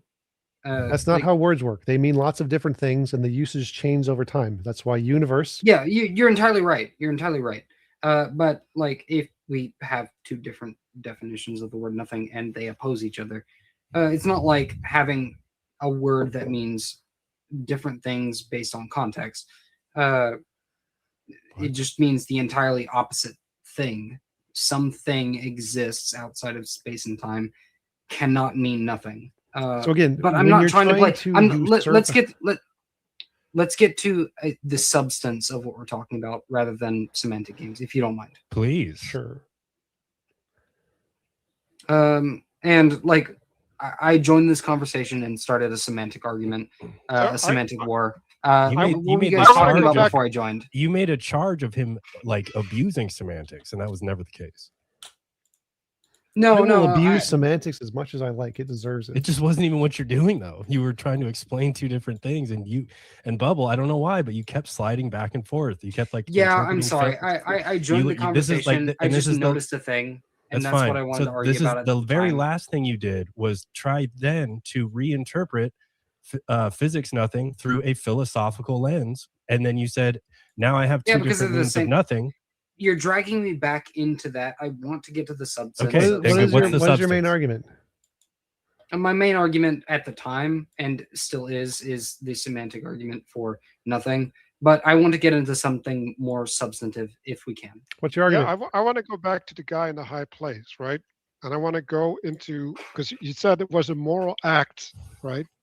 So how, from the perspective where you don't know consent or anything, are you supposed to make a moral act? You would make your best guess with the limited judgment you have. Okay, so then the morality is not in the actuality. No, it's but in the your actuality. judgment? So, like, if you make a mistake, you're doing an immoral thing. You're just attempting to do a moral thing. Right. But isn't the attempt in itself moral? No, Yeah. No. What? The No. attempt in and of itself is moral. no, absolutely not. The road to hell is paved with the best of intentions. You can intend. Well, Wait, no, I agree with TJump here because your intention, you can do things that you like. I can even when I understand the implications of my actions, I can go drink and drive with zero intention of killing anybody or like doing anything that harm. But I can actually accidentally run into a family of 5, and I've done an immoral action, but my intention was not to do so. That's exactly Yeah. right. No. Wait. Hold on. But then you it's are still a aware. You moral are. intention. Wait. Hold on. You are aware that there is a saint of the church that very early, I think in the 200s, that was dragged before a fire, naked through the street. There was a woman. It was a woman, and she threw herself into the fire rather than endure the torture. And she is a saint of the church. The moral action of trying to do the right thing is a virtue. Trying to do the right thing is an immoral thing. No, absolutely not. Okay, so you what- can do the action of trying to do the right thing is a virtue. No. That is a moral thing. No. You may end up doing the wrong thing, but the action of trying to do the right thing.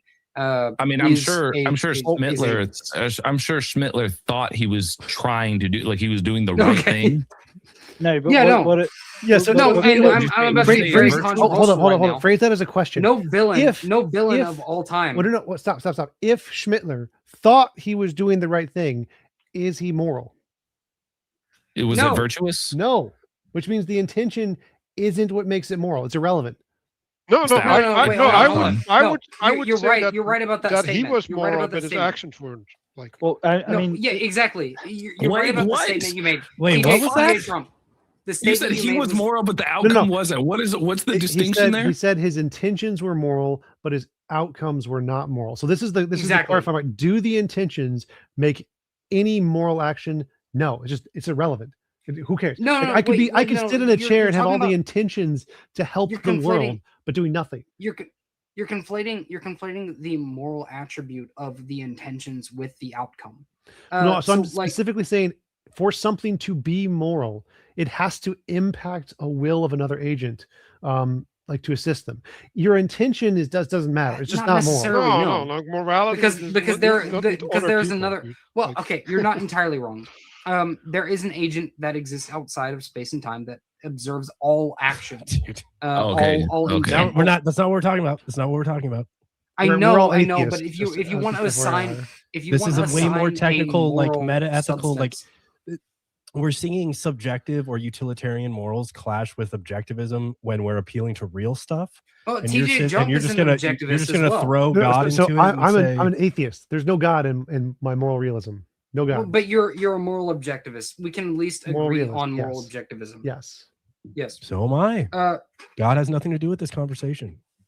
Yeah, we can talk about that in a second. But So there's I three. think you're There's still three stuck in the same branches. framework as one with God. Well, so there's three branches of morality: deontology, consequentialism, and virtue ethics. Virtue ethics is the one that says your intentions matter. The intentions are what determine if something is moral or not. Deontology says there's some rule, and if you follow the rule, you're moral by following the rule. Consequentialism says the outcomes are what determines what is moral. Now, I lean the consequentialist route. What matters isn't your intentions. It doesn't matter if you're following the rules. What matters is the impact on conscious agents. Yeah, Which but consequentialism is like really the only one. If you really think about practically, consequentialism is really the only one that makes sense. At least to me, I don't like because it makes zero sense. Because whenever we're trying to determine whether someone did something good or bad or immoral, it doesn't seem to me that their intention really matters whenever we're trying to decide that. Now, wait, hold on. Let me land. 1 second. It doesn't seem to me that trying to like the intention is whether or like that really is factored in whenever they do an immoral or immoral action. Like a mother can accidentally drown like their young. Now we could say that they did do an immoral action, but are we going to sit there and judge them for doing that immoral action, especially if it was accidental? No, we're not, because we're trying to figure out whether they would do this again. Like there would be some action that they would do again. If they did it accidentally, well, we could probably say that this mother is going to correct for this and not do it again. If they did it intentionally, doesn't matter. They still did an immoral action, but that's whenever we would actually go through with prosecuting them and stopping them from doing this again. Right, which is why you need a framework for moral action, like outside of utilitarianism, at least. Because there is no reason for me to believe that starvation or murder is any more wrong depending on the circumstance. No, so you're talking You know about what murder means. If you're He's asking for an objective grounds. He's saying you need an objective reason to say it's wrong, not just a subjective opinion. Yes. So like for example, the grounding of our nature. So I think that's a meaningless. Yeah, I don't You even can know what that say means. that, but you But can no, say but that. so, but, like, for example, like I understand like assessing the consequences of one's actions to determine if that was the right or the wrong thing, or a moral or an immoral thing to do. But I think what I value is a product of my emotions, and then I take those emotions. Sure. So I sit somewhere between being an emotivist and a virtue ethicist. But that doesn't mean that the consequences of my actions are completely Wait, no. irrelevant. He's They have an cooking. He's impact on my cooking. emotions and subsequently affect the virtues that I adhere to. So it kind of becomes this one big circle. You know, Yeah, because but I the think thing that I value is the well-being of both myself and the people that I exist in this society with. But you can Mr. imagine, Josiel, you wait, can hold on. you can Mr. agree, you can agree that your emotions cloud your judgment in almost every course, yeah. faculty, especially when Of your course. emotions are very high. There could be somebody like you could have an extreme aversion to a mother accidentally drowning their child. Like you could have an extreme aversion to that and react unnecessarily to that aversion, and it would Right. cloud your judgment Which is to why what you do to emotivism them fails. next. Well, so Which is I like why to think of it emotivism like fails. this. Think of you have like those scales that measure things right and left. If you add Yeah. virtue ethics, where you're doing a virtue, like being a virtuous person by Where does trying that to do the come good thing. from? Wait, and you compare this to killing 10,000 people. So you're doing the virtuous thing, but you're killing 10,000 people. Have you done more of a good thing or more of a bad thing? Now, I think the killing Oh the my 10,000 people is way, way worse, way, way more significant than however many virtues. Like if you were following 1 billion virtues, that would make no difference to the immorality of how many people you killed. Depends, Like, depends on the consequences- scenario. Look, but hold on, both of you. Both of you. It does. All TJump, three of you. because, All like, three of you. If Do I I'm have gonna to get kill, into the is-ought problem? Yeah, No, go you ahead. don't. There is no. Go ahead. No, Go you ahead. Go probably ahead. don't. I mean, we could easily tackle this right now. But Go ahead. Can I, Please before, do. Before, Please like do. the is-ought problem What- is amazing. but What quickly in before- reality? What Hold in up, science? hold up, bubble, what hold in- up, hold up, bubble. One second. Super quick before you do. So TJump, like when you're talking about you've got a virtue on one hand. Yeah, like, hang on one sec. I mean, I'm not dressed for this. You're good, bro. You're good. Right. So you've got a virtue No on one's one hand. just- and you- Oh and you- my and you've god, got- you're sexy as fuck. Shush, bubble, shut up. And you've got Shut the like, fuck up. So you've got a virtue on one hand, you've No, got I'm sorry, I'm 10,000 sipping people on too the other hard. hand. Yeah. Right. But the 10,000 people are kicking down my front door, and their intention is to murder an innocent person. And my virtue is to defend the innocent. So now what's virtuous? Like the scale is. Well, so I'd still say killing the 10,000 people is way more immoral than upholding your virtue. You kidding? Like the 10,000 people are kicking down the front door of an innocent person, and they mean to kill them. Right. Like they have just essentially committed self-deletion. So what you're doing is you're by combining a virtue- bunch of extra by my variables. virtue. So what I want to, in order to try to figure out which one is best, you want to compare them. You want It's to an edge isolate case. variables. Yeah, but You want to that's- isolate that's not just the possible. virtue versus just the consequence. Yeah, but you're presupposing well, that no, virtues that- don't have any relationship me, with the please. consequences.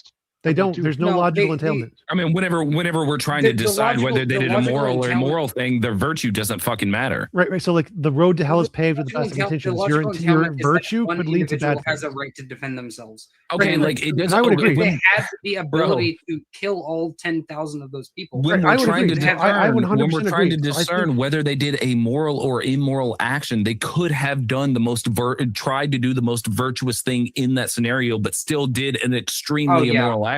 So I think John's example is Yeah, good. yeah. It's just for a different topic. So I think you're right. You have a justification in self-defense. I think it's still immoral. You're still killing a person without their consent, but it's the lesser immoral action Sure. because you're saving the lives. But that's See, that's where we conflating. disagree. That's conflating the Yeah. topic because the And topic that would make we you want to think- know. I entirely agree with TJump on this. I The entirely topic agree we with want to TJump. address is virtue or is consequences more important? So to establish that, we have to Virtue isolate is. them. Don't conflate No, the no, no, virtue bec- and the consequences. So this is false reasoning because first of all, you don't have access to consequences before you act, right? So that's already course you do. false. If You I make pull the accurate trigger, I know what's going to happen before I pull the trigger.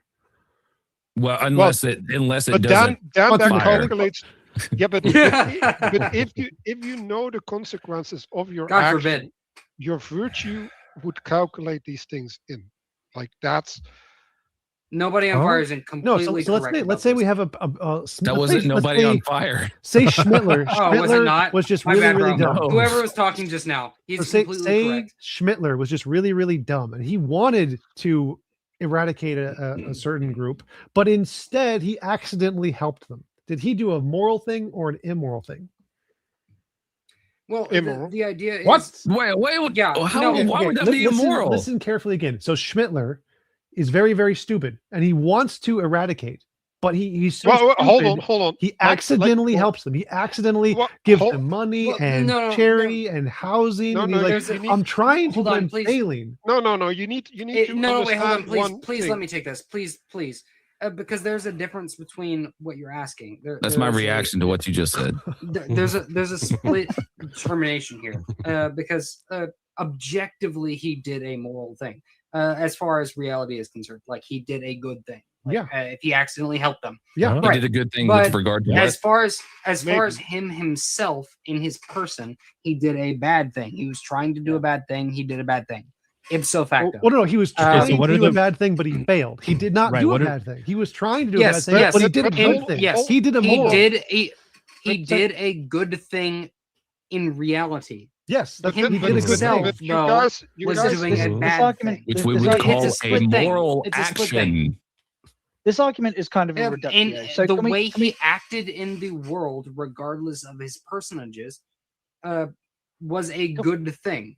but he was doing a bad thing. It's a split thing. You No, can't say he was it was trying, like if you said he was trying to do a bad do thing, that. but ended up doing a good thing. We have to separate the intentions from the Like consequences. in reality, he did a good thing. Again, we're trying In to his separate personages, the he intentions from did the a consequences. bad Which is thing. more important? Look, I understand. I understand the Well, argument. Like, you can ask what is more important. It doesn't matter. It doesn't matter. It really doesn't matter. John, go ahead. John. So we're trying to take the conception of like the most evil person that has ever existed, and we're giving not, them. He's not. He's close, but he's not up there. Yahweh. Okay. Much worse. One of. Like, Who is more moral? I don't think T-Jump. I don't think Yahweh. T-Jump is Oh, trying yeah. to. Okay, I don't but think my point- T-Jump is trying to use an emotional argument. I just think that No, that was the best scenario. Bubble, he- shush. Let John go. No, Come on, just- John. What's your argument? Please shut the fuck up, Bubble. John. I'm sorry, John. I Please think go. T-Jump. I think T-Jump is engaging in not quite a reductio ad absurdum, but he's not far away. So he's trying to take one of the most evil characters in history, and he's trying to say that his despite the outcome, if his intention was good and the outcome was bad, right? There is no. There's If no. his intention was bad, but the outcome was good, he did a moral The action. outcome was good, then was it a moral action? Yeah. Now, obviously, there's a distinction between the intent and the outcome. Yep. But if we bring these two positions slightly close together, I think the subject gets a lot more grey. So let's say, for argument's sake, that you've got a surgeon and you've got a patient, right? And the surgeon is exhausted. He's tired. He knows he has no business going into the operating theatre because he's not in the optimal condition. He's fallen asleep on his feet. He's mainlined 27 coffees. He's about to drop dead from exhaustion. But somebody comes into the ER and he's the only surgeon available to save their life. So he goes into that ER knowing that he's not in the fit state to save that person's life, but he's the only option. If he doesn't do it, they're just going to die anyway, right? And the outcome of the surgery is that the person dies regardless. Did that surgeon do a moral thing? Did he make a moral calculation or an immoral calculation? Was his intention good and was the outcome good? Like when he goes to the family and goes, look, I did my best. Even though your loved one died, I did my best. I'm really sorry this outcome happened. The question here, there would be a question here. Hold on, there would be a question here. Is that by him intervening, like he inserted himself into this scenario, intervened, and then the byproduct of him doing that, the person then died. Correct? No, the patient comes into the ER and they've got an aortic dissection. Well, and he's a cardiac surgeon. So if the surgeon does nothing, the person's going to die. If the surgeon does something, there is a possibility, however remote, that the person might live. So But he the did an surgeon immoral still thing. The failed. answer is he did an immoral thing. He killed the Why? surgeon. So the person he intervening had. All right, go ahead. It's kind of like the trolley problem. Like if you pull the lever, you are killing the person. Now, if you don't do it, if the doctor just stayed back, nature would kill the person. The doctor holds no responsibility. If the doctor takes an initiative to try to save the person, but kills them by accident, the doctor killed the person. Now, and they died anyway. By that logic, you wouldn't dive into a lake to save a drowning person because it'd ruin your shoes. No, No. because the thing about it is their intention. Whenever we're trying to judge actions, we're trying to see, especially if somebody does a bad thing, we're trying to make sure they do not do this bad thing again. They're not likely to do this bad thing again. We can still judge their action as being immoral, but we're not going to judge them for doing a particular immoral action. Which is why the judgment system takes into account intention and action. Yeah, but that does not take away from the fact whether they did a moral or immoral action or not. Yes, it does. No, Like, it does literally, not. this is why. This is why I made the distinction. Negligence. This is the exact distinction. This is what I was saying with the mother who accidentally drowned their child. If it was by accident, and you can prove, hold on, Bubble, fuck. Listen, if you can prove, or if there is some sort of very high probability that they did it by accident, we could still say that the mother did an immoral action by accidentally drowning their child, but we're not going to send them to prison or not going to judge them and plaster them all over the internet. You're still Exactly. you're still thinking of this from an external point of view, from what we can judge and determine.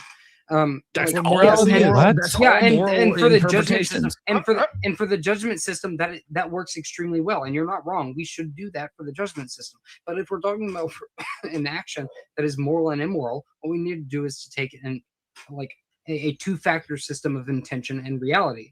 You're not exactly wrong that if someone is extremely deluded and they do an immoral action, that they're not free from the immoral consequences that follows, or the consequences that follow from that are like a product of their immoral action. I'm not saying that at all, but you have to understand, if we're talking about if something is a moral action or an immoral action, we have to take a two-factor approach to it: their intention and the consequences of their actions.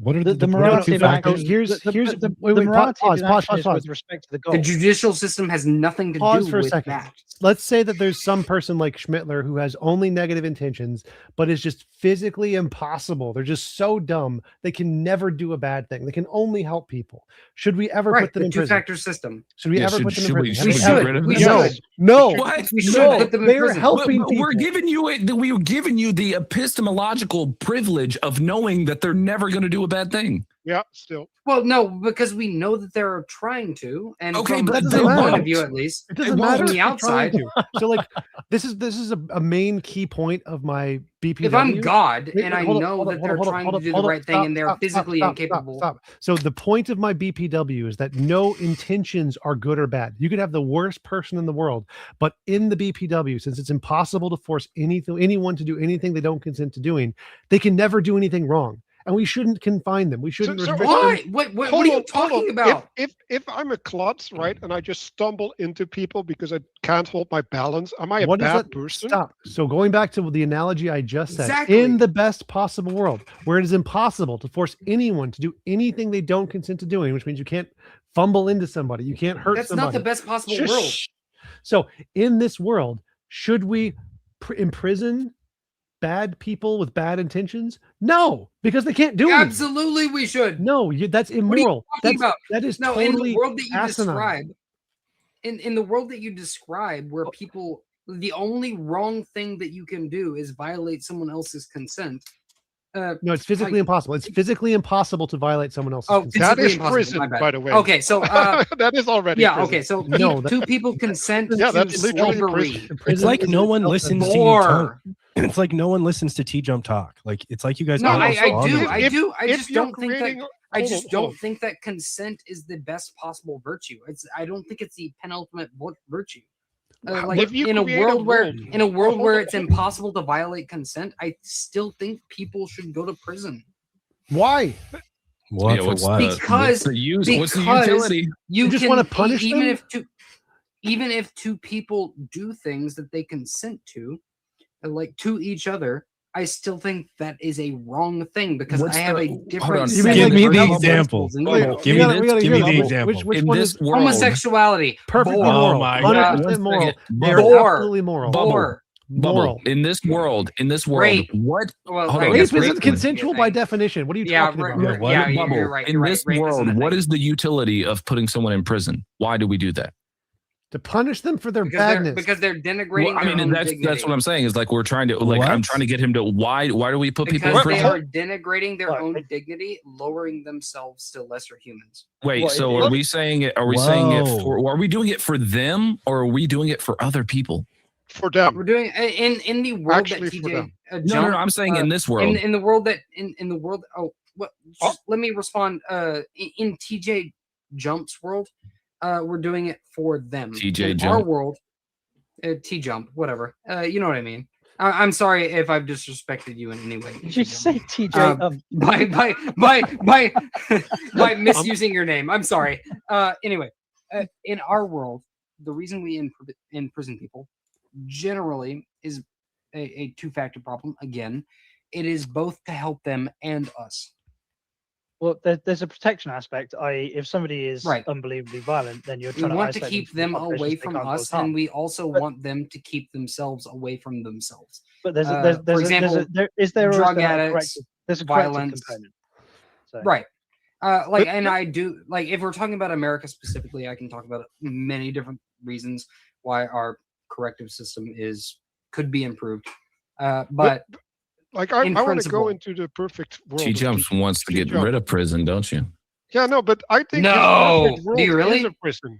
Like I think his perfect Isn't world that- actually isn't is that a your prison. I don't think No, that's wait, the case. So there's I don't three think things that's there. the case. One, prison is immoral. Prison is forcing people into a box they don't consent to. So it is an immoral Yes, action. but your world where wait, you hold can't- up. So, but it's a justified immoral action. You're doing it to prevent greater immorality if you let them go. Wait, if All it's a right, justified immoral action, wouldn't that make it moral? No.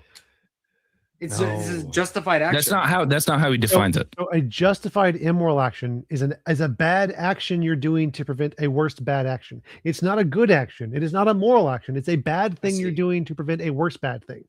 Is there such thing No, as okay, unjustified? okay, fine. hold on, Bubble. Is there such thing as an unjustified moral action?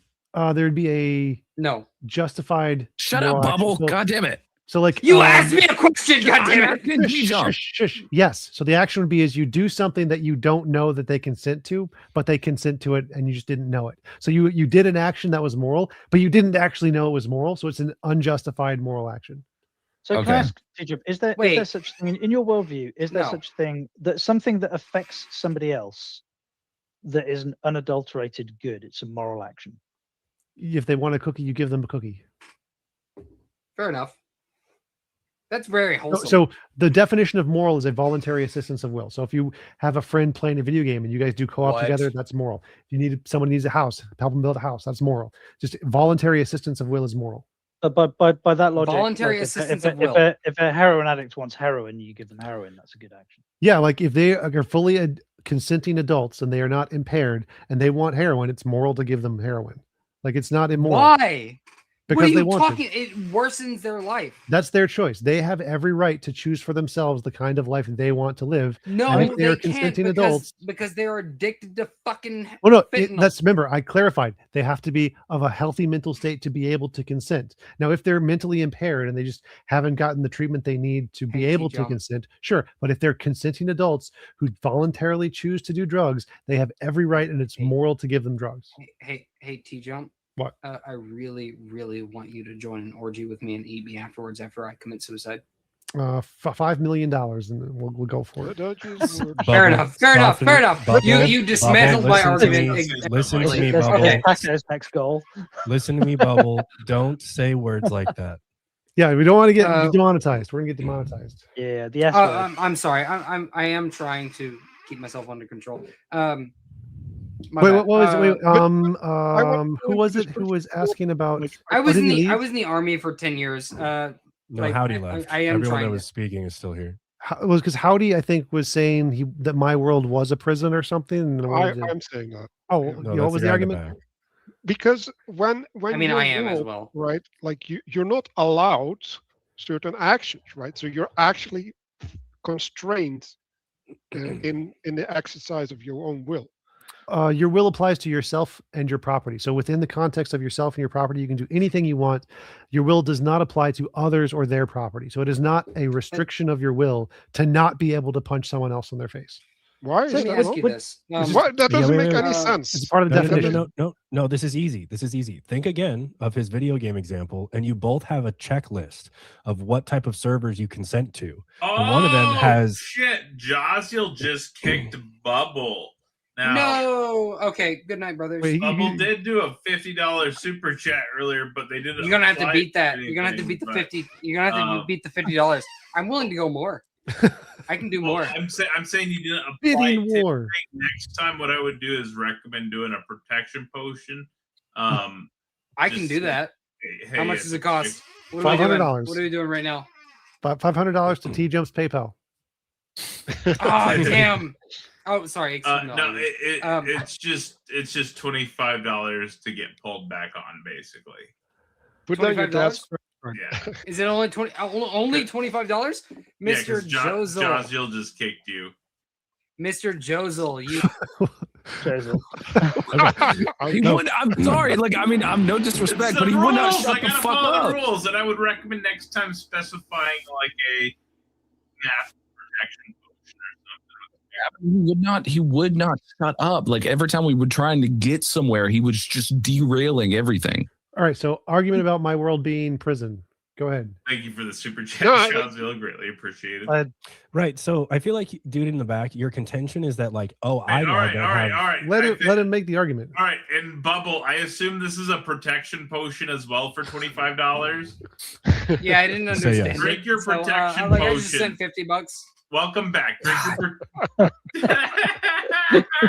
Drink your protection I potion. am immortal. I am immortal. All right, shush. Just let him make the argument. Fucking like JJ's heads in his All hands. right, Bubble, drink your protection potion. Do the glug glug glug. I'm drinking it right now. It is glug glug glug glug. Oh, and hello, Mezzo people. Thank you so much for the raid. It's good to have all of y'all here. Greatly appreciate y'all. All right, can we go back to the argument? What was the argument about? Absolutely. My world being wait, no, prison. hold on. No, it wasn't your Protection turn. potion consists of Dr. Pepper and vodka. Wasn't your turn. So who was it who was making the argument? My world is a. I was making the argument. Go ahead, So, John. So the idea, right? Like in that world, and I want you to expound on this idea that you can't impose on others' will, and how that's. I don't know what phrasing you use, but can you expand on that? So like if everybody starts with their own world and they get to define the world, the rules of the world and what is allowed and what is not allowed. If you want to create a joint world with somebody else, you both have to agree on the rules that are allowed within that world. And if you want to go into somebody else's world, you have to agree to their rules. So if you want to like punch someone in the face and they just don't have that setting on as like an option, it's not possible in their world, your fist would just like pass through them like a ghost or whatever. It just wouldn't be physically possible. But can this be reached? Yes, we can literally get in the video game wait today. a minute. All it would take is for one person to have some sort of completely unrealistic version of this consent, in their world. Like, oh yeah, I want to be able to teleport at any given moment. I want to be able to like. Only applies to yourself and your property. Well, right, but I'm saying how will we ever practically get to a world where somebody can just do whatever the fuck they want? That's a different question. It's literally just a computer. Like if we could upload you a computer, it'd be easy. I mean, yeah. I mean, I guess if you could like put me into put my brain in a vat, and then I'm just like, that wouldn't be this world. That would be like a virtual world. Right, we're just getting closer. But what he's saying is entirely reasonable. Like it wouldn't be like possible and not exactly the same way that he's talking about. Like did that you end, wouldn't John? be able John, to did do that that answer your unless question you were about- an entirely digital being. John, did that answer your question about more detail, or was there something specific? Well, I don't know if the other chap talking is John. I'm John, I think. Oh. Well, I know I'm John. He's like not on the screen. Oh, he's not on the screen? Okay, guy not on the screen. Not on the screen here. Anyway, so the point more so is like if you're presupposing that there's parallel existences with beings that can swap between them, but then that would cause other problems, right? Because now you have to pick. Manuel, I'll just pull you up since you've been chill. You don't seem like you're a troll. Don't pee bomb. So like let's go, Manuel. Welcome to the panel, bro. So if everybody gets their own world, and you can let's say there's like is it Manuel or Manuel or how do you say Manuel? Manuel. Manuel. Manuel. So let's say we could hypothetically go. Manuel, welcome to the panel, bro. Let's say we could hypothetically go to a hub where everyone exists. It'd just be like a WoW server. Everyone's there. You can't steal from anyone. You can't punch anyone. You can't take anything unless they consent. So there would be no conflict unless you consented to fight or whatever. So you just pass through them. They would pass through you. People, if you didn't want them to see you, they couldn't see you. You could just mute them if you don't want to hear them. So it'd be just like a WoW public server. So there'd be no conflict. But that would be a prison, like because because it's train my you can agents. leave at any time you want. You can set the rules at any time you want. No, because I can't participate in things that I want. Yes, Like, you can. the You things can. that You are in can. front of So me, exactly. I can't participate. Again, so your will only applies to yourself and your property. So if you want to do whatever they're doing, and that is a prison. No, it's not. You not being able to because punch someone else is not a prison. That's not how prison works. You have a right over yourself and your property. like in my reality right now, right? I'm able to punch people, right? Yes. So you're taking that away from me. No, you can still punch people in your reality. You just don't get to punch people in their reality. What? But then they're not people. Everybody gets their own world. You can have I punch people in your. That's a rule in your world that you can punch as many people as you want.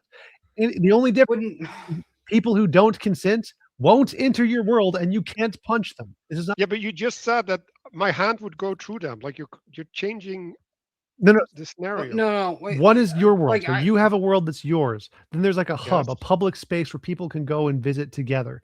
Now, the interactions you have are all based on the rules of each individual. If they say they can't be punched, you have no right to punch them. That's not a prison. You not having the right to punch people in the face is not prison. You have rights over yourself. No, it's not. Mr. You Manuel, do not Taking have rights over away anybody my- else. Mr. Manuel, if you don't mind, I have my a, ability to do things like. No, you don't have a Are right you to punch saying- someone else in the face whenever you want. That's not prison. No, like Are you saying I that the have the right to removal- break laws, like, Manuel, and then face the consequences. Like, what are if talking you about? if you are removed one right or one option, is that the same as prison? Yeah, that's a constraint. Like, Can you that- fly? That's not the same as prison. Can That's you crazy. fly? Can you Like- fly like right they now? not the Can same. you- It's not the all- same like, as prison as you think it is. But Manuel is right. You are removing the option for him to do that. But that is not But- prison. That was the statement made. In the way that you think of it is. If you get Manuel an is ankle using- bracelet, these people are still. Can you fly? Can you just like jump up You like are just Superman and fly rejecting right now? what Manuel is shush, saying. Shush, bubble. No, but I'm saying. Are you in that prison because you can't fly?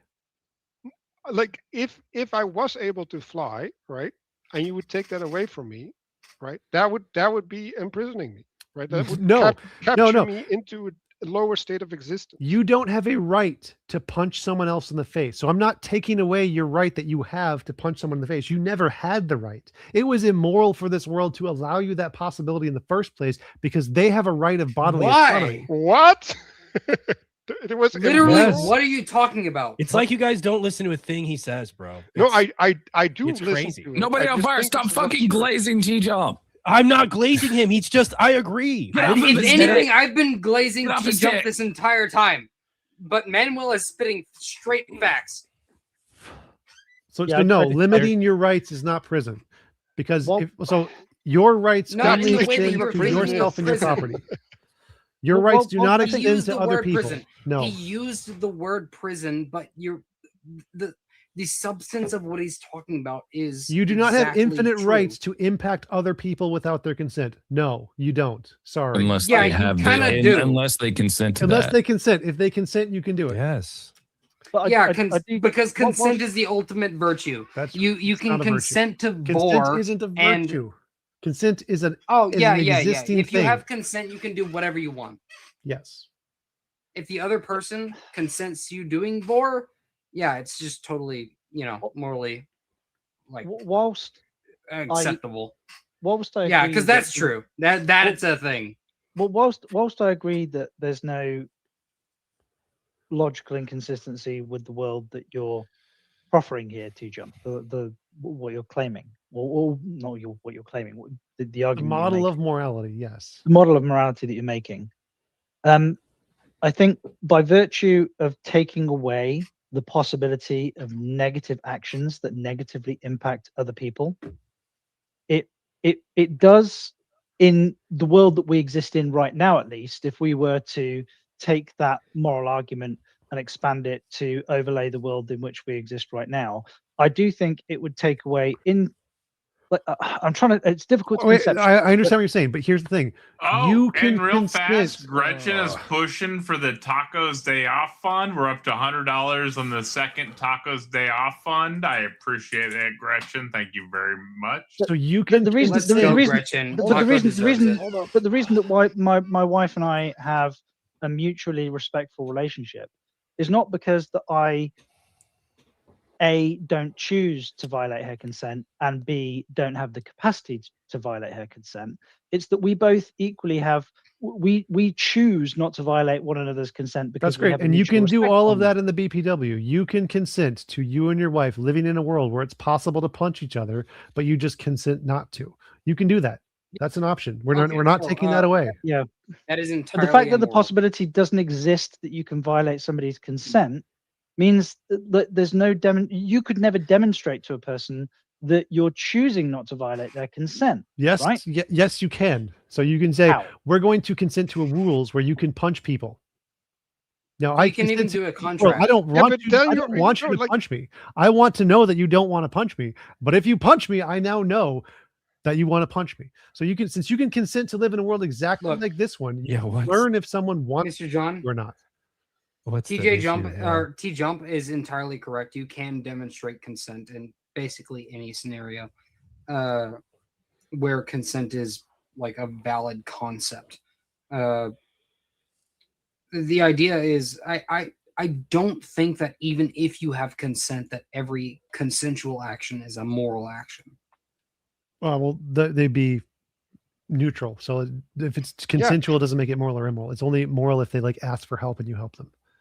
Yeah, no. I think that certain consensual actions can be immoral. Yeah, you already mentioned that. You already mentioned like you think gay relationships are immoral. You're wrong. You're contradicting yourself. Yeah, that's weird. Right. I think that gay you were talking about desires. Hitler I think that helping gay people. desires are neutral. I think that gay actions are immoral. They And are I can perfectly explain that. moral. Perfectly moral. 100% moral. Yeah, well, under your point of view, sure. But Under like, reality, it I is can moral. Yeah, I mean- explain.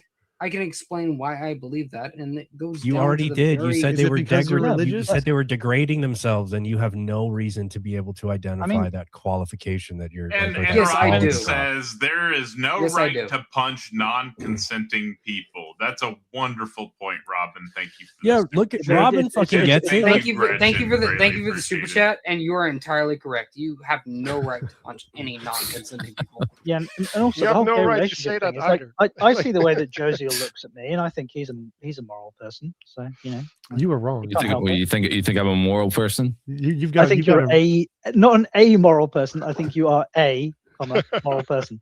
Yeah, I think look, I think these people look, are all I will. immoral here. I will say this. I will say this. I do not think. I mean, I guess this could be another TJump criticism of utilitarian ethics, but I do not think anybody should be maximizing for absolute maximal morality, because what you end up doing is you start subtracting. Like like any sort of trait is going to start like having negative it's going to start having negative experiences for yourself. If at every given moment you always choose the most moral action, what's going to end up happening is you're going to be walked all over because you never want to impose on anybody. At a certain point, you have to start looking out for yourself, but that does not mean to the extent that you're causing like extreme negative experience for everybody around you.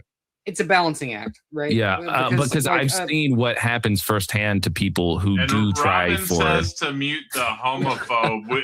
Which one is No! that, Robin? Which one? It's probably me. Is that Bubble? Yeah, Bubble, No, you're gay. The 2 Anyway, yeah, it is a balancing act, because I've seen firsthand what happens to someone that tries to maximize for like morality, and they just get walked over. They start giving their stuff to people, and then people start taking advantage of them, because we don't live in a moral giving world. to charity, turning the Oh, other. I'm sorry. cheek. I have to unmute that. They had a massive protection potion. That's my fault. I apologize for that. That's Dude, your literally- protection potion is down to $23. Robin throws a chair at you, I've but your spent- protection potion was too powerful, and the chair I've spent flies off. $100 today. Ineffective. The chair flies off of you. I'm sorry, Robin. I love you, Robin. Thank you for supporting the stream. I'm sorry, I've spent $100 today. Bubble, I would just say all you need to do is just allow people to speak. That's it. Yeah, I'm sorry. I have don't a mean to relevant not. I question. just want to interject when I have a point. Bubble, I have a question. Are you on headphones? I am. And you can't hear us when we're talking every time you are talking when someone else is already talking? I think that was a feel retorical I'm up question. to I feel like I'm up to the conversation, and I just like to interject when I No, can. you're fine. It's just there's been several times where you've kind of interjected while someone was making a point.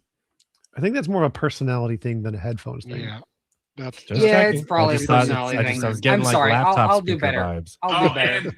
And go. Gretcha being the badass Gretchen she says is. tacos. Your slacker ass doesn't have a goal set, so I gotta get songs this way. Do better. That's because I Yeah, told him not to play songs. yeah, Like, he yeah, played a lot of Jump songs. said he would leave if he plays Yeah, songs. So leaving if he plays songs. yeah. He Oh, can we play all the actually songs hit a after. goal. Yeah, we'll He's holding- play all the he's holding the songs stream after. hostage. I owe you guys like 2 songs right now, so I'm just gonna keep doing the goal. I need to set a longer goal. Shit.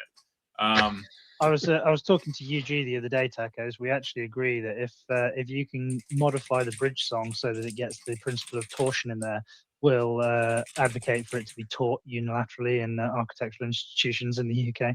Are you dead serious?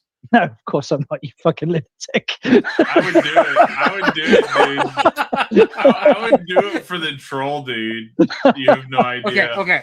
And then Robin I- says being a homophobe should be costly. It should be. I paid $100 today, Mr. Robin. I think that's I'm what he's- sorry. I think that's do what you he's want me to pay commenting more? Mrs. Robin. Yeah, that's Mrs. Robin. Mrs. Robin. I'm sorry. My bad. That's my fault. So I do want to go to this point, right? Because like when you guys say that you can only do good acts, right, in the sense of that they're willfully accepted by others, it does feel from my side that I don't do a good act, right? Like for me, a good act implies that I do something beyond the expectation of the other that helps them. Yeah, go appeal to talk to a moral particularist, and you'll see how like weird that sort of moral framework is, because from their perspective, every single action that they do that's within line with their desires, whether it has anything to do with anybody else, is considered moral. That's what Jack Angstrike is. I know TJump, you're a big Jack Angstrike fan, aren't you? Him a couple times. If you don't Yeah, mind, I want to go back. I've watched Yeah, them yeah. all. I wanted to address this if point. you don't mind, Hold up, Pablo. So, let's say I'm building a house, and I asked for your help to build the frame, and you're like, you just build the whole thing. Like I wanted to build the house, and you went above and beyond. You've done an immoral action. I only wanted your help with the frame because I wanted to do the rest myself. You've gone above and beyond. You've actually done an immoral action. So it isn't moral to go above and beyond. It's moral to help in the way that people consent to you helping. But what you're doing now, right, is you're collapsing things into one dimension, right?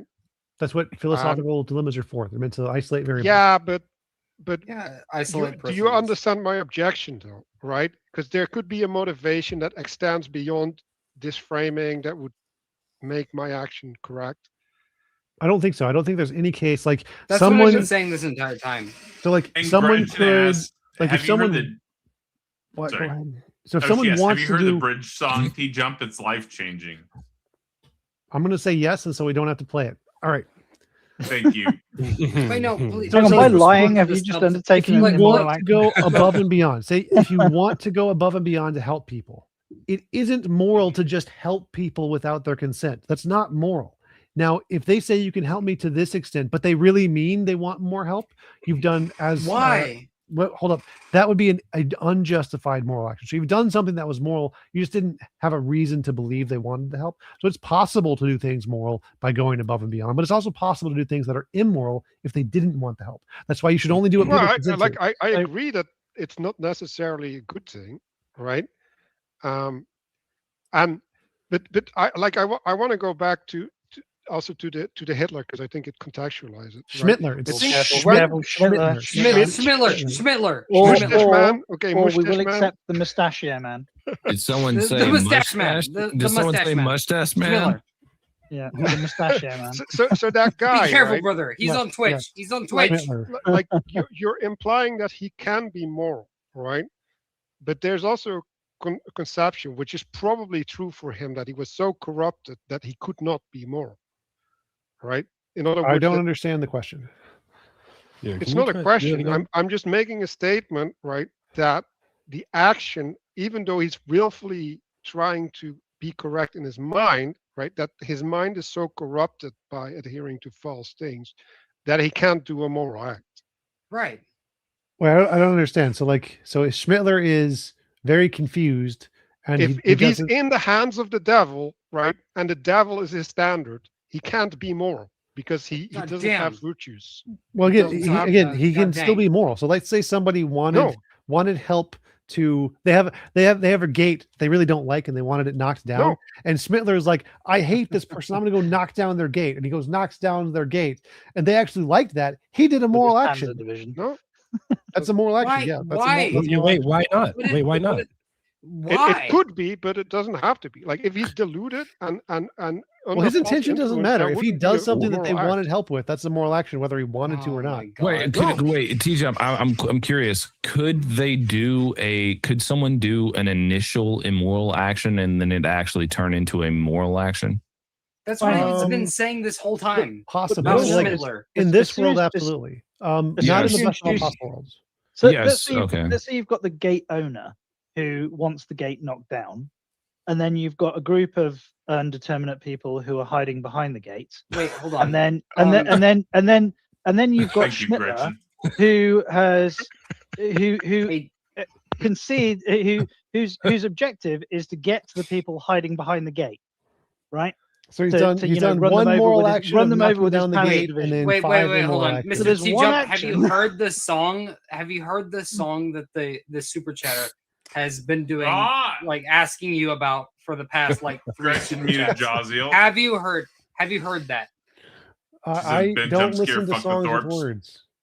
Thank you, Gretchen. They have asked you like 3 times now. I do not listen to Have you songs with heard it? words. I listen to Polyphia and Steve Vai and electric guitar Nice. and classical. I don't Nice. listen to songs with words. They have donated a collective amount. Dude, do you of, like $10 battles? now? Okay. $10 now. I think we need to hear it. No, I'm not. with I'm you, leaving if Mr. you're playing any T-Jump. more songs. I don't like the songs. Okay, T-Jump. Have you heard of the We can just math play rock band better. It's battles? not a big deal. The what? What battles? Miss Gretchen Oh my God. has begged you to hear this song. No. This fucking guy. What about battles? Have you heard of a math rock band named Battles? They're an instrumental. No, I band. don't. I haven't heard of them. I don't think. Oh well. Anyway, maybe someday I'll tell you Gretchen's about 'em. begging you to hear this song at this point. Dude, Like I've ignored maybe- it. I've maybe- ignored it. Like for if she so signs long. up to my OnlyFans and then pays me there, we can do it on OnlyFans. Gretchen, you have a chance. Gretchen, you have a chance. But to go back sorry, to the sorry gate, about derailing the conversation. My bad. right? There's Don't you? That's the problem with reducing things to one dimension, right? I'm It's like- sorry. Are you? Jesus, No. Bubbles man. Not really. Not So really. what's the problem with the gate? So like, where was the problem? Well, we'll go with the example of the people behind the gate. Right? Yeah. It's like now you have 2 frames, right? And you have, well, actually you have 3 frames, right? You have the intention frame, you have one consequence, and you have Intentions again. Intentions are just gone. We just don't even need to. They're just irrelevant. Why? What? They make No, no, no, but- difference. but- They but- make what are you no not but- getting? but Dude, that- what are you, that- what are you that- not getting? He said it. He already answered. There's one immoral, or there's one No, no, moral but, action. like, You knocked down I'm- the gate that wanted to be knocked down, and then there's 5 okay, but immoral hold on. actions by There- revealing okay, the people behind the gate. No, no, no, no. There- But there are I'll multiple- just do the intention thing, and I'll loop it back in, right? So me as a person, right? I'm standing before the gate. Like I have self-interest in consistency in my behavior, Welcome back, Jaziel. right? So now my intentions matter, What? right? And I don't think you can ever escape that part, right? Like you want to be true Yeah, in say your that again? intentions, right? Because they have to map onto reality and into actual things. Because if you're just living in delusion and you're living in delusional intentions, that cannot be good, right? So No, that's there's fine. already There's a moral 100%. So component like, there. let's say you're delusional and you think aliens are trying to eat your brain, and you would like a tinfoil hat. It would be moral for me to give you a tinfoil hat. Why? What? But Because that it's would mean that voluntary I could, assistance of will. No, you are. but that would mean that I worsening could do an person's imposition life. upon others By giving them a out of my tinfoil delusion. hat, how am I worsening their life? by reinforcing their delusion. There is nothing that- immoral with having delusions. You have delusions. You're religious. Oh yes, I am religious, and I believe I have good reason to believe in the religion that I follow. You see, and I don't think it's immoral that you have that delusion, and I'm not going to try and take it away from you. But I can have That's delusions fair enough. that- That's fair that enough. make That's me fair enough. immoral, The though, difference right? is my position and your position. Wait, say that The again. difference Say that is again about the I fence. believe that my Not you, Bubble. What were you I saying? can have delusions that make me immoral, right?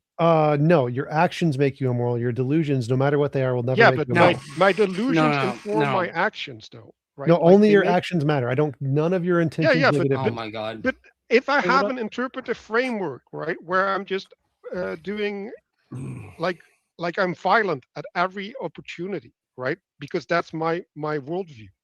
Then that Wait, hold on. worldview is is something that is actively immoral, right? No. Because keeping that worldview will lead me to being violent. Okay, So wait. again, we go can I back to ask the go back to the best Please, possible please, world. If we please, take please. that Wait, hold person on. with that worldview and we Oh. put them in the best of all possible worlds where they can't hurt anyone, is there anything wrong with their delusions? Yes. No. Yes. No, there's not. Why not? Ask that again. Oh my god. So if Oh my we, God, okay. if Just we, because no one can be hurt? yeah. What So if is- someone has a massive delusion that in this world would cause violence to everyone else, but we take that person and we put them in the best of all possible worlds where they get their own world and they can make it their delusional reality as much as they want, but they can never And the impose best on of all anyone else possible without their worlds would consent. include Is other there people. anything wrong with that? Like In the best of all possible worlds. would I mean, include if other that people. hypothetical can actually he can actualize, I don't see any issue with that. Exactly. Like there's no No, inherent because it's problem with impossible delusion. to actualize. It's not impossible. Oh We my can do it with God. computers. It's logically You believe in an impossible. all-powerful This is- sky daddy that can Okay, snap yes, his this is- fingers and do it in a second. Of course, it's possible. This is why I need a You said I need to Sky ask a Daddy clarifying tells question. me everything I need to know about you. I need to ask a clarifying question. Like we seem to be doing like three things all at once. We're talking about the BPW, right? And we're like asking like clarifying questions about it, whatever. And then we're talking about consequentialism. And we're like, we jump back and forth between trying to stress test consequentialism. Exactly. Oh, and then a third thing where you And then guys are Gretchen basically says, saying, Bubbles to Foo, you don't speak for me. Really? I can handle my own shit. Say goodbye to your protection. She just annihilated your protection. That means that anybody can mute. Oh, did dick, that right? Whatever.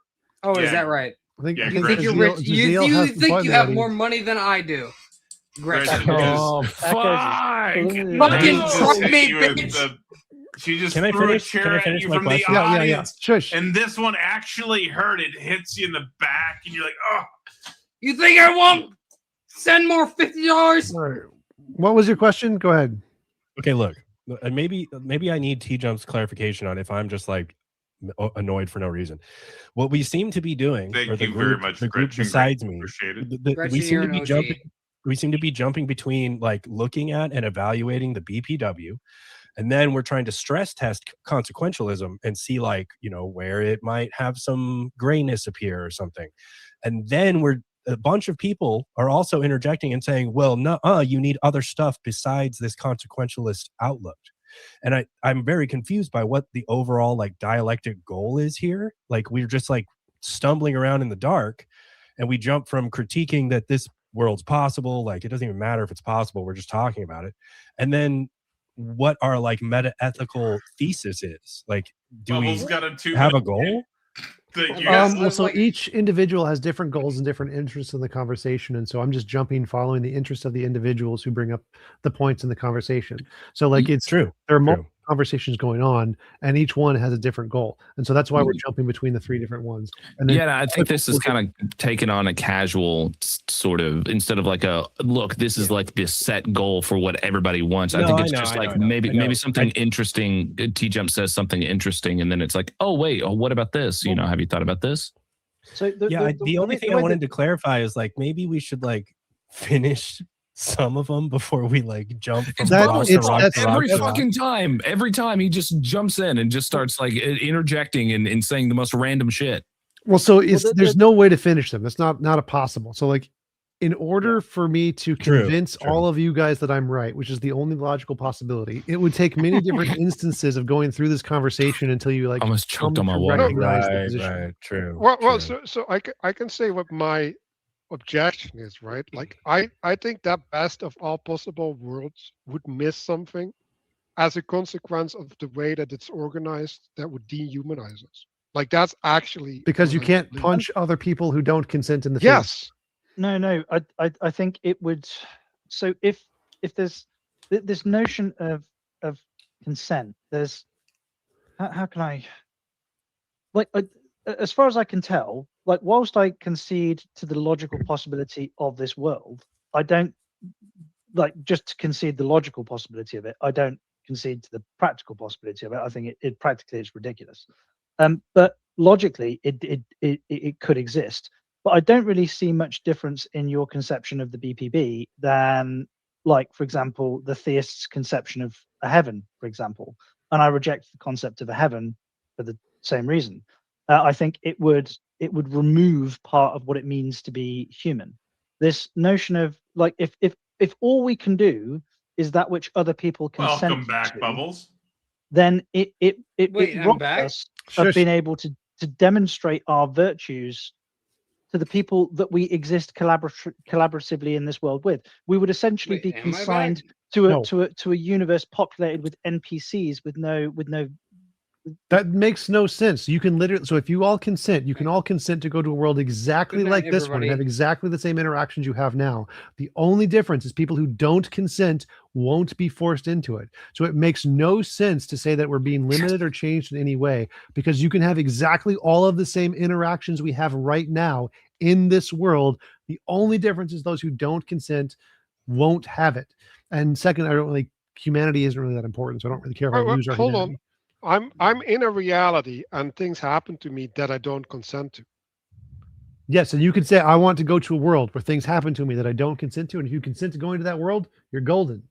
That doesn't make any sense. It's perfectly consensual. Like just how you remember how you asked, do I consent to knowing what you're going to say, even though I have just no said idea that what you're there's going to say? meta consent. Yes, obviously. So there's a meta consent, but yes, now we're getting back to knowing the we went over future. this. You can revoke your ability to consent. So you can revoke your ability to consent and go to a world where things you don't know what'll happen. If you want to do that, you can do that. There's no limits. Yeah, but now we're going back to knowing the future. Like I No. I don't believe You are in just consent. limiting your ability to consent. So you don't know what's going to happen. You're just going into a world where you revoke your ability to consent and you have no idea what's going to happen. And if that's what you think is important, you can do that. So you have all of the I right. don't believe in consent at all, by the way. Like I don't think it's a real thing. It's just something that we tell ourselves. Okay. What? I mean, I'm a determinist too, so in a sense, you're right. But I'm a compatibilist. No, I'm saying it for another reason. Like I just don't think that we have the capacity to make that decision about ourselves with just stories we tell ourselves. Okay. So you can't give approval for something. Yeah, but that wouldn't. So for that wouldn't go to clarification, the he's point saying of he's a consent. determinist. He's not saying anything horrible here. Well, no, he hasn't. He hasn't told us I'm his not reason saying yet. either of these things. You're saying you're a a pure determinist? thing. That's I said No, I'm a saying determinist. a pure thing. He hasn't told us why he believes no consent is real yet. No, I just think that consent is always done on a lack of information about what we're doing. So yeah, right? okay, it's an epistemic like access. Thing, Yeah, is what you're saying? Yeah. So Why- I why do you just don't saying, think but- that we can consent? do that. We can pretend that we do that, but Why do you Well, I need mean, that to consent? you're making a determination. It's like you're making an inference based off of the information that you have. Like how Right. TJump said earlier, he knows what's going to happen whenever he pulls the trigger of a gun. And then I pointed out, well, unless whenever you pull the trigger of the gun, it doesn't fire. You know, like there are for things example, right? Or like, but it doesn't matter, right? Like what the options is, right? Because there's consequences that it has upon our emotional state and all of these things that we can't anticipate, right? Like it's like literally impossible. Why to do you need to anticipate anticipate the everything consequences to of our consent? actions? I can say I consent to anything you say. I have no idea what you're going to say, but I consent to literally anything you're going to say. I don't have future knowledge, but I can still consent to it. Why do you think that isn't valid consent? Oh, What if okay. something- Well, what if something somebody says blows your brain, like makes your brain just I fucking consent to that. explode. I consent to that. So you've just consented to the hypothetical contract where you wrote me a check for $100,000. Yep. I consent to anything you say. Now, Well, I I guess I'm don't getting know what you're going to Yeah, say. what? You'd have to convince. What are you talking about? Like, okay, Manuel. What I meant was like, I understand that you're making like there's an opaqueness to the future, and why would we consider that consent? I understand that's your objection, but I don't think that puts a dent in it at all, because all of our epistemic access is opaque. Right. So then to just say consent doesn't exist because of that seems No, it just doesn't follow. I believe that we can casually consent, right? In the sense of willfully go along, right? But that's right. That's not epistemically grounded. That's just Okay, so what more- about me saying I consent to anything you say is not real consent? because I don't believe you know what you're saying. What? He said any. He quantified it to any. Yeah, I don't word think you you could can say. conceive of any, so I'd like it's nonsensical. I guess this would be the difference between consent and informed consent. Like there's distinctions between those two. He's not informed about the things he's consenting to, but he's still consenting to them. Yeah, like where's the Yeah, logical but like contradiction okay, so in my mind, right, there's a hypothetical situation where he's like, well, no, that was a thing that I didn't agree to, right? Sure. In the future, right? So, but he did agree to it, technically, right? Well, yeah. So Yeah, like a that's good my contract objection. is you would consent to the things that you can know of, and if there were some unintended consequences you didn't consent to, those wouldn't be moral. So yeah, I mean, I understand there is a logical limitation to our knowledge, but that doesn't mean there's no real consent. I can say I have no idea what's going to happen, but I consent to it anyway, and that's still real consent. So hang on. Yeah, let me but let me put it this way. So you're stood on a platform and there's a heavy weight suspended by a rope above you, and there's a timer. You can see it's counting down, and you know in the next 30 seconds this timer is going to cut the string and this heavy weight is going to land on your head, right? And in this situation, right, you go, I consent to whatever happens in the next minute, right? Now, you can reasonably predict this heavy weight, the string is going to be cut and it's going to land on your head.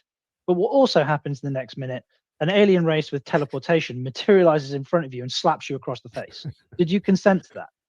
If you actively buy anything, you literally meant all logical possibilities, then yeah, you could have consented that. So if you only intended to consent to specifically the thing falling, and you don't consent to any other possibilities, then no. So like if you say I consent to literally all possibilities, including the alien stuff, you consented. Yes. Yeah, why are you I mean, refusing to make these modal distinctions? Whilst logically that's fine, like, well, it would be based on your intention. So it isn't like a verbal command. That consent isn't a verbal command. It's your intention. So if you intend to only consent the falling versus you intend to consent literally all logical possibility, that would determine. I'm not looking at. Yes, intentions matter to consent. Yes. I don't think anybody here is looking at the consent from the perspective of like an interpersonal, like you know, it's like with my wife and I, it's like when I roll over in the morning and give her a hug, I don't like shake her awake and go, excuse me, darling, can I give you a hug? You know, it's there is a certain degree of implicit consent by virtue of relationships that we have with one another and just existing in the world that we exist in. But when there is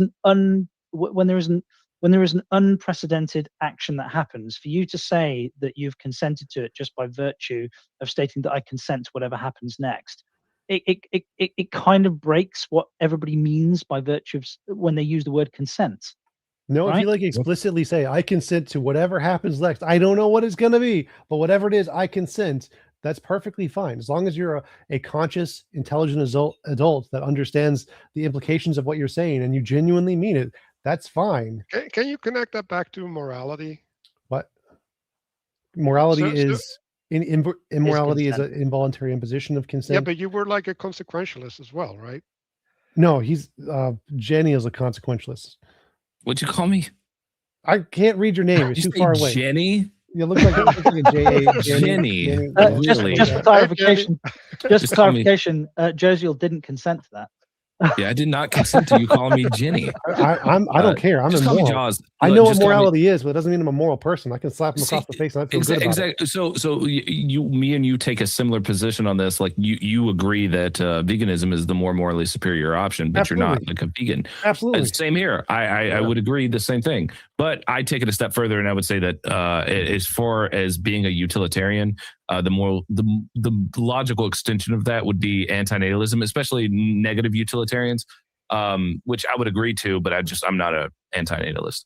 I would say that in the context of understanding how much suffering children go through in a lifetime, it is perfectly rational to not have kids knowing how much suffering they're going to experience.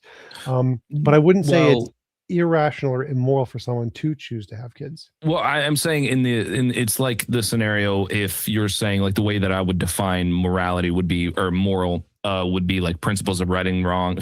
All right, and Jenny, you got a protection potion. Go ahead and Okay. take your protection potion. Okay, All right, there we let's go. say Josie will say Principles- he's not Jenny now. Yeah. Yeah. Principles Oh. principles of right and Out the wrong with fucking regard window. to the well-being of others. And then, if you're a negative utilitarian, what that would lead to is that you would say you're Oh, trying we to got minimize. Rafa in the back. Was it Rafa crazy dude? Maybe I'm wrong. Hello, Rafa. Hold on. I need to land this Jenny plane. was asking a question. Okay. Yeah. So it would be principles of right and wrong with regard to the well-being of others. And if you're a negative utilitarian, that would lead to you to say that the right thing to do with regard to the well-being of others is to limit their suffering. And in a scenario, in a world where you cannot literally, the way I define it, sentience, you cannot remove the suffering aspect from their sentience and then them still be definitionally sentient. What you would do is then you would just do your best to try and eliminate sentience at all possible cost, eliminate, don't reproduce, try to limit the population, yada, yada, yada, until eventually you try to limit sentience where you can. So in that scenario, I would say antinatalism would be the logical extension of negative utilitarianism, because having more children just perpetuates the suffering and perpetuates the positive experience and negative experience. So I think that's more reasonable. I do think that you have changed my mind, at least on my view on your moral, your moral theory. I think you and I are likely trying to have similar outcomes. I just think it's probably going to be, yours is probably going to be a lot more confusing for people to understand. And it also is probably not the most practical. I don't imagine we're ever going to get to a scenario in which we're getting to the best of all possible worlds. Well, I also agree we're never going to get to the scenario where sentience is all going to be gone unless a fucking, meteorite comes by and hits it. So at least that's a plus. I don't think that you're as crazy. I don't think your position is as crazy as I once thought. But that's because it's just become elucidated now. Sure. I went to Gemini and I asked it, can you remove all pain from a agent and still have it be sentient? And it said yes. Well, Gemini, also AI can be wrong, but well, no, that doesn't matter. This is trivially true. Okay, this is wait a minute. trivially We need to hash this out, because if not, okay. I love, ChatGPT lets you do a group chat where you can ask it questions and it gives a bunch of data. We should do that and find out what you think. Look, when the capacity to feel require what do you think I'm saying when I say a negative experience or something that is are you saying that something that is perceived as a negative, like a pain, when you're going through pain, when you're going through something that is in your head, something undesirable, when you're going through that experience, are you able to desire it? In our current state, no. That's what I'm saying. While going through pain. What do you mean? While going through pain, while in the middle of pain, right now, I can desire to feel pain. I can desire, I could want that to happen.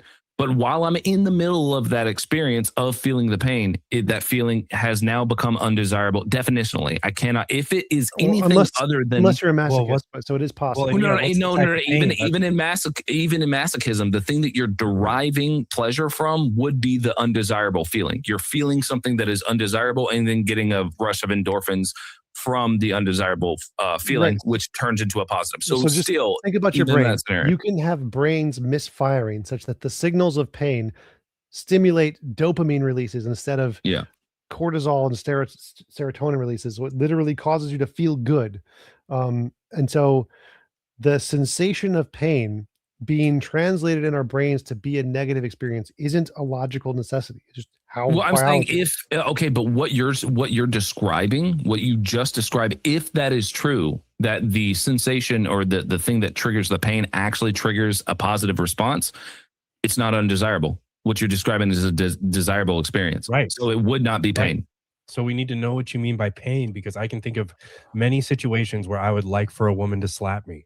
You're not saying anything. But what when, the when fuck? that, think about it this way: to think all of those negative situations, and we just make them all give dopamine. Does the person stop being a person? Can they stop do you- what- thinking? Do they stop having ideas and feelings? Like no. Let's just say we just make all of those negative sensations just go straight to dopamine, and we just eliminate the cortisol chain entirely in the brain. Yeah, they would be dysfunctional at that point. Well, how would okay? But what I'm How does that describing follow? is if every single time somebody experiences a particular experience, like you made an example of like sitting on a couch and then like like you're looking at a TV and then like you're getting that sensory experience of just seeing a TV. You're saying that's a neutral experience, but the thing about it is there are like thousands of adjacent experiences being had even just from you just sitting on the couch. Like even if you're sitting on the couch there, like I was saying earlier, there's a gradient between feeling something and not feeling something. Like right now, even though I could say I'm not feeling something, I'm actually feeling the air on my hand. If the air on my hand, like if there was like, there's always going to be a comparison between feeling something and not feeling something. And those experiences are all going to be on a gradient. They're all going to be sliding towards. That's why I pointed out when you're putting your finger on a desk, there's going to be me not putting it on there and me putting it on there. And I can press my finger and then it starts to become more and more negative. Now it's negligible. Like even if it is a negative experience, it can be negligible. It's like not even like I don't even almost register it as so like again, a negative experience is like it causes some kind of a pain release in your brain, right? I would not use the word pain. I would just use physical discomfort, emotional yeah, pain. you can there's something in the brain. undesirable. Yeah, something that you do not desire. And there is a chemical in the brain for that. And if we just turn off that chemical, you can still have a bunch of varieties of sensations releasing the other chemicals. Oxytocin, serotonin, dopamine. Wait, John, 1 second. So there's a diversity of feelings and sensations that aren't the negative ones. The negative ones are specifically associated with certain chemicals. And if we get rid of those chemicals, the other chemicals are still there. You can still feel gradients of positive without ever hitting the negative. But that's where I go to my contrasting, right? So if you're in gradients and you're in the low part of the gradient, you're still in the negative. No, no. Is there? Hold on. So like, No. I really You like cherry. acclimate. I really like cherry ice cream. Vanilla's kind of like meh, but it's still okay. Eating vanilla is not a negative. It is not a negative to eat vanilla. Yeah, just eat 15 buckets. Yeah, wait. Oh my God! God. Is there experience that would? Is there any sort of experience that you experience that is neither an undesirable or a desirable experience? Like you're experiencing it, but it's neither undesirable or desirable. Yes, like watching paint dry. Well, I think watching paint dry would be a form of boredom. No. Like I because I'm autistic, it just has no effect on me. Like when you're watching paint dry, you're telling me that there is like literally you're not in a state of undesired. Yeah, like it causes me no pain and no pleasure when the photons come into my eyes. I have a sensation and it causes me nothing. Kind of like speaking to friends and family. It just causes me nothing. Are you content? You're You're depends on the not. other things that are going on in my life. The paint itself. Right. has But no I'm effect. saying, I'm saying, in the act of like sitting down, watching paint dry, and you're just like, okay, It has no effect, positive or negative. okay. Well, then I would say that's a desirable experience because you're not in a state of undesired. What? That's a neutral experience. No, I don't even know what a neutral experience is. It means because it's neither like, desirable or undesirable. Well, I don't imagine that there's an experience that can be had that is like completely even if you're not cognizant of what exactly is going on, if you're not in a state of undesirability, you're in a state of contentment, like true contentment. Yeah, where you're just like, oh yeah, I'm good with this. I think I'm with Joseph. Hold on this on. one. I think the how humans experience the world, I think it's bimodal. So it's by subjective gradation. There's a positive and there's a negative, and we are somewhere along this line, this subjective gradation. And when you're talking about things like chemicals that interact in the brain, like they also interact with one another. I think it's very rudimentary just to go, we can just turn off this chemical in the brain and therefore we don't experience this experience without it having an impact on other experiences. And that's how I define sentience is like having the ability to have the subjective experience. That's where that's coming in. You're making a subjective determination inside of your brain, even if it's conscious or unconscious or like not or subconscious. Like there's going to be subjective interpretations being had between each experience that you're having, even if you're not aware of it. Yeah, and the beings that are conscious, I wouldn't say conscious, but beings that are unsentient or do not have sentience don't have the ability to do that. This doesn't make Like sense because, plants. like you're saying, if there's a spectrum of say negative 100 to positive 100, if you just delete the bottom half of the spectrum and you can only experience 0 to 100. Well, then you can't experience sentience anymore. That doesn't make any sense. That's like the person who says that wouldn't be sentience because you have nothing to compare it to. There compare is no like 0 to 100. Like, 0 to 100. There is no 0. There is no 0. What you just described, you said Like negative 100, 1 positive to 100. 1 to 100. Well, I'm saying all you're saying is it's just going to be nothing for look. Every single you can have lower a spectrum of a more joy. You can have That's like not vanilla. okay. I then- like cherry more. Then That's the lower, spectrum. then the lower of the positive is just going to be registered as the negative. No, that's not how Yes, it works in the brain. there is That's not how going to it be. works. There is not going to be any sort of. What are you talking Okay, about? anyone, Stop, go for a ahead. second. So let's imagine a world where all pain is gone. Do you think people eating vanilla ice cream like, oh my God, this is the worst. I hate vanilla ice cream. It's causing me so much pain. No, what you're describing is a universe in which is entirely different to the universe that we're experiencing right now. I'm saying that if they're sentient, you're telling me from 1 to 100 all being positive, how would they know they're experiencing a positive experience? Because bigger numbers are more positive than smaller numbers. And then what would okay, but like let's say this, is it constantly going to be going up or is it going to be going up and going down? Look, I've just got to ask this. I do really have one to second. One second. If you put the notion of hot and cold in a semiotic square, do you know what a semiotic square is and how we understand the distinction between hot and cold and the subject of gradation? Because if you do, then what you're saying is it doesn't make any sense. You can't just cut off the bottom half of like what we experience by gradation and say that we only experience the positive. That makes no sense at all. You can't. Yeah, you're removing fully one half of of the water. of the square. But you can change what your sensitivity is to be able to feel things. So like there is certain diseases where you literally can't feel pain. They just cannot feel pain. It's gone.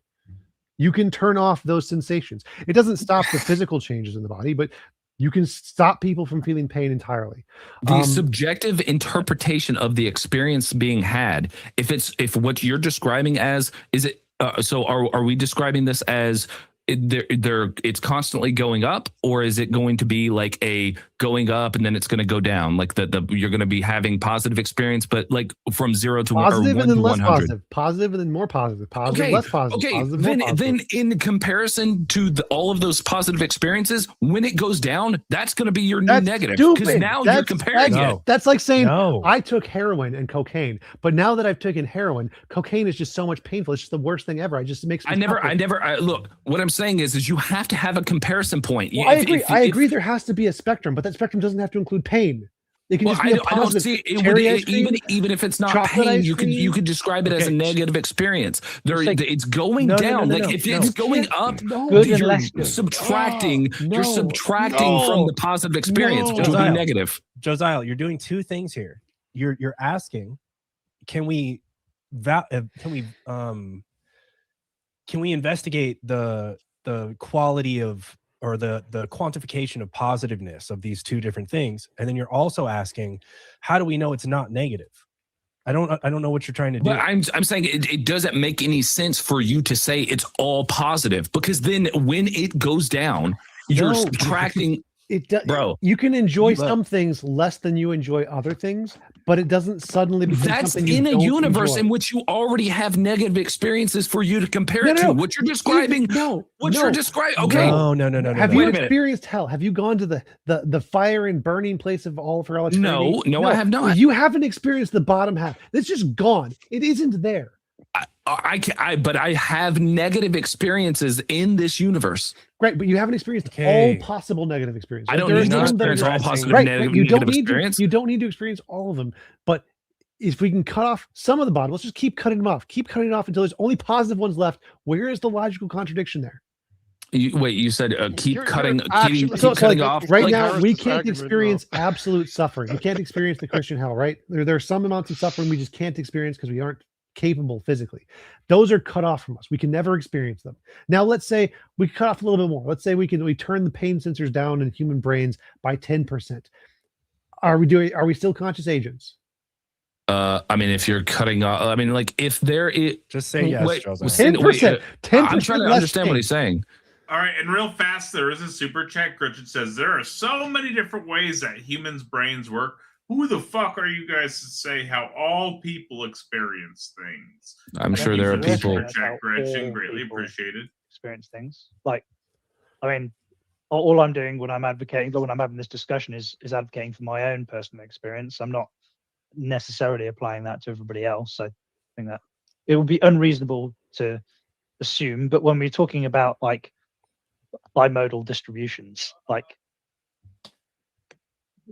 I'm just saying I cannot imagine, and I'm not saying that this is an argument for incredulity, but I'm just saying it does not make sense to me to say that you are taking away someone's ability to experience anything that would be perceived in their brain as a negative, because that's one of the key characteristics of having a subjective experience, is being able to tell between two different, like a gradation between two different feelings. No, absolutely not. So the very minimum standard of a sentient agent is just something that has conscious experience. Nothing else, just conscious experience. Yeah, but No, what does that mean? wait. Yeah, And then you can this is add almost- things to it. You can add pain and pleasure, or you can just add pleasure.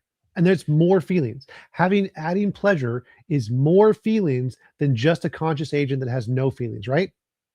Like how can you be conscious without feelings? Like, I don't understand. There's no logical contradiction there.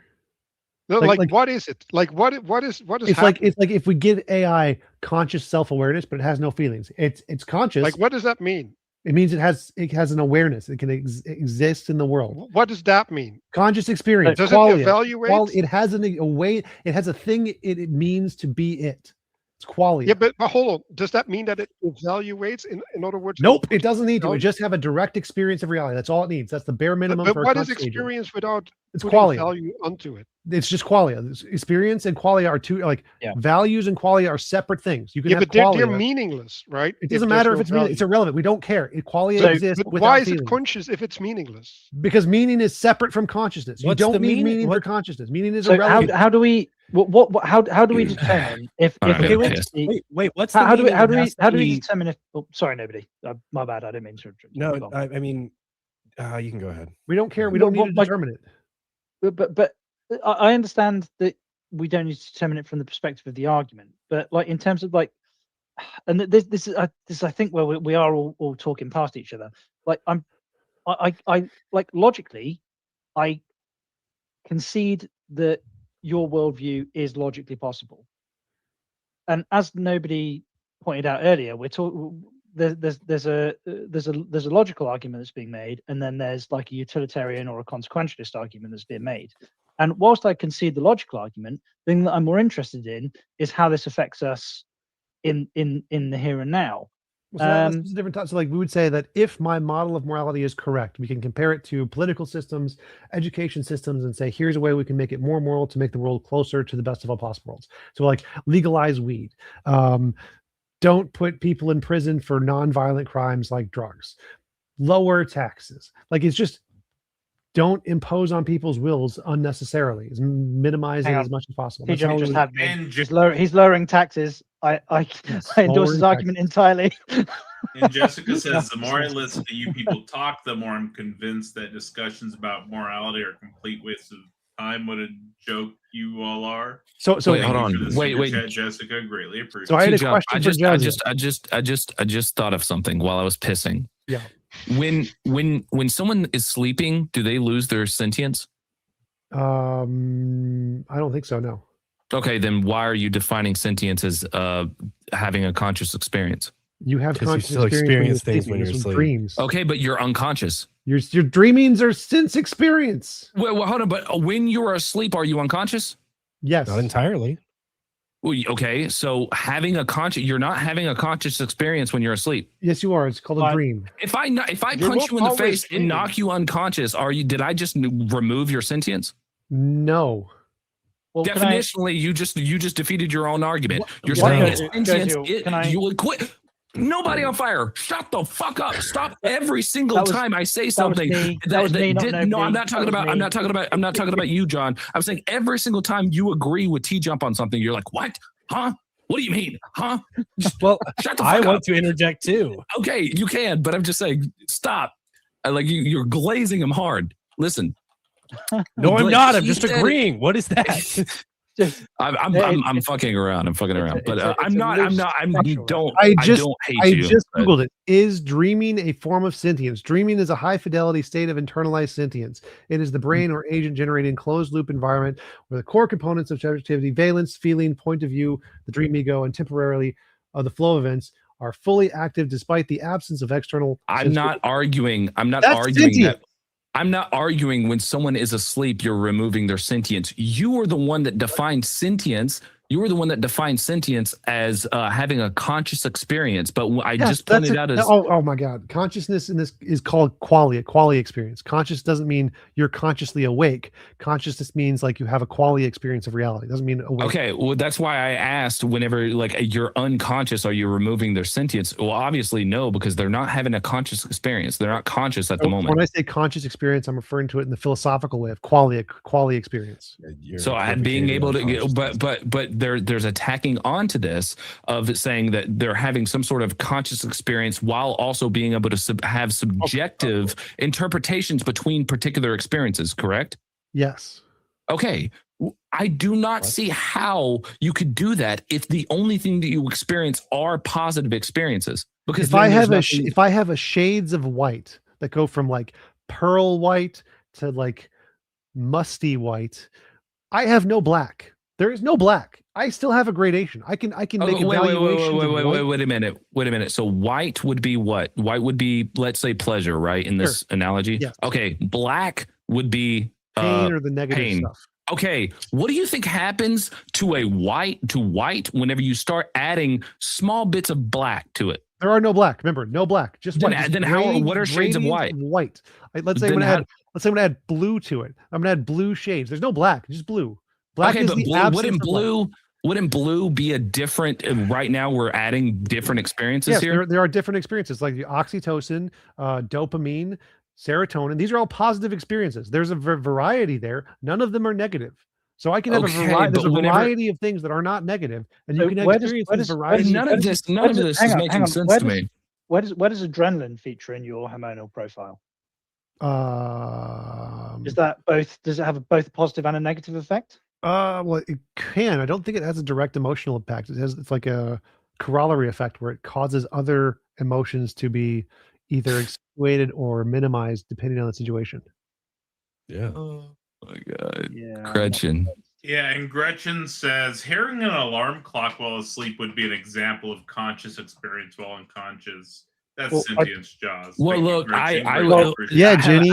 I actually have a funny thing. I had this stream on while I was asleep, and I was listening to, all like in my dreams. I was having dreams like in my of you guys talking, and I had one of tacos. A lot of people were there. I heard that what's it called? Leo called himself a virgin, or said that he was a virgin, or something like that. Something like that happened, and this was all in my dream. Yeah. Was Leo smoking his corncob pipe whilst he was claiming that he was a virgin? No, he said that while it was in a debate about being a loser, and he's like, I'm the biggest loser. I'm a virgin, but I'm still right and dunk you on philosophy or something like that. Yeah, I heard that in my dream. I suppose, Josh, the thing that I would say, what I thought about when you were saying your argument about being asleep, obviously, the predictable counter is like dreams during, where you don't actually have dreams during REM sleep, but you have dreams preceding REM sleep. But the thing that I would say is, have any of you guys ever been under general anesthetic? Yes. It's like being switched off, right? There's no dreams, there's no nothing. It's like time travel. No. So you actually can still experience things while under general anesthetic. And there's actually a condition where you can react, but I'd argue that your brain doesn't necessarily experience them. There's actually like a condition where you it shuts off all of your sensations, but you're still fully conscious and aware of what's going on. It's a horrible condition where you're like literally aware, but kind of like locked in syndrome. Yeah. yes. So yes, and it's not even more than that. It's the same as like that's a near-death super, super rare byproduct. Though. Yeah. Yeah, and there is an argument under general anesthetic is whether you actually experience stuff while you're under general anesthetic and you just don't remember it. But this is going back to like my. Well, yeah, that's the point of like the near-death experiences. That your ears and your sensations are still sending signals to the brain, and if the conscious processing part of your brain is still active, it'll be saved as a conscious memory, so you can still experience things. It's just extremely rare. Yeah, but that's the problem, right? Like there's an interpretation that needs to happen, right? So like I agree that the signals happen, right? When you're asleep, when you're in a coma, right? They just happen. But the question is what happens with the signals that is significant. Sure. Yeah, well, so the conscious, and that's where we go to meaning, right? Like when there's a processing of the signals, right? They become meaningful in a manner because they affect you, right? And now you get a feedback. You adapt to them. Yeah, and also somebody pointed out that black is actually all colors being absorbed. So any shades of white that you were mentioning earlier, any shades of white would be shades of black as well. Black is an absence of color. White is all colors. White is all colors. Is that true? White, yes. Is that true? Yes. Yeah. Well, okay, then white would be like everything, every experience. There you go. No, black is the absence. So right. You're jumping between color theories. So the point here is that the very bare minimum of a conscious agent is just something that has qualia and nothing else. No feelings, no intentions, no desires. It just has a direct experience of reality.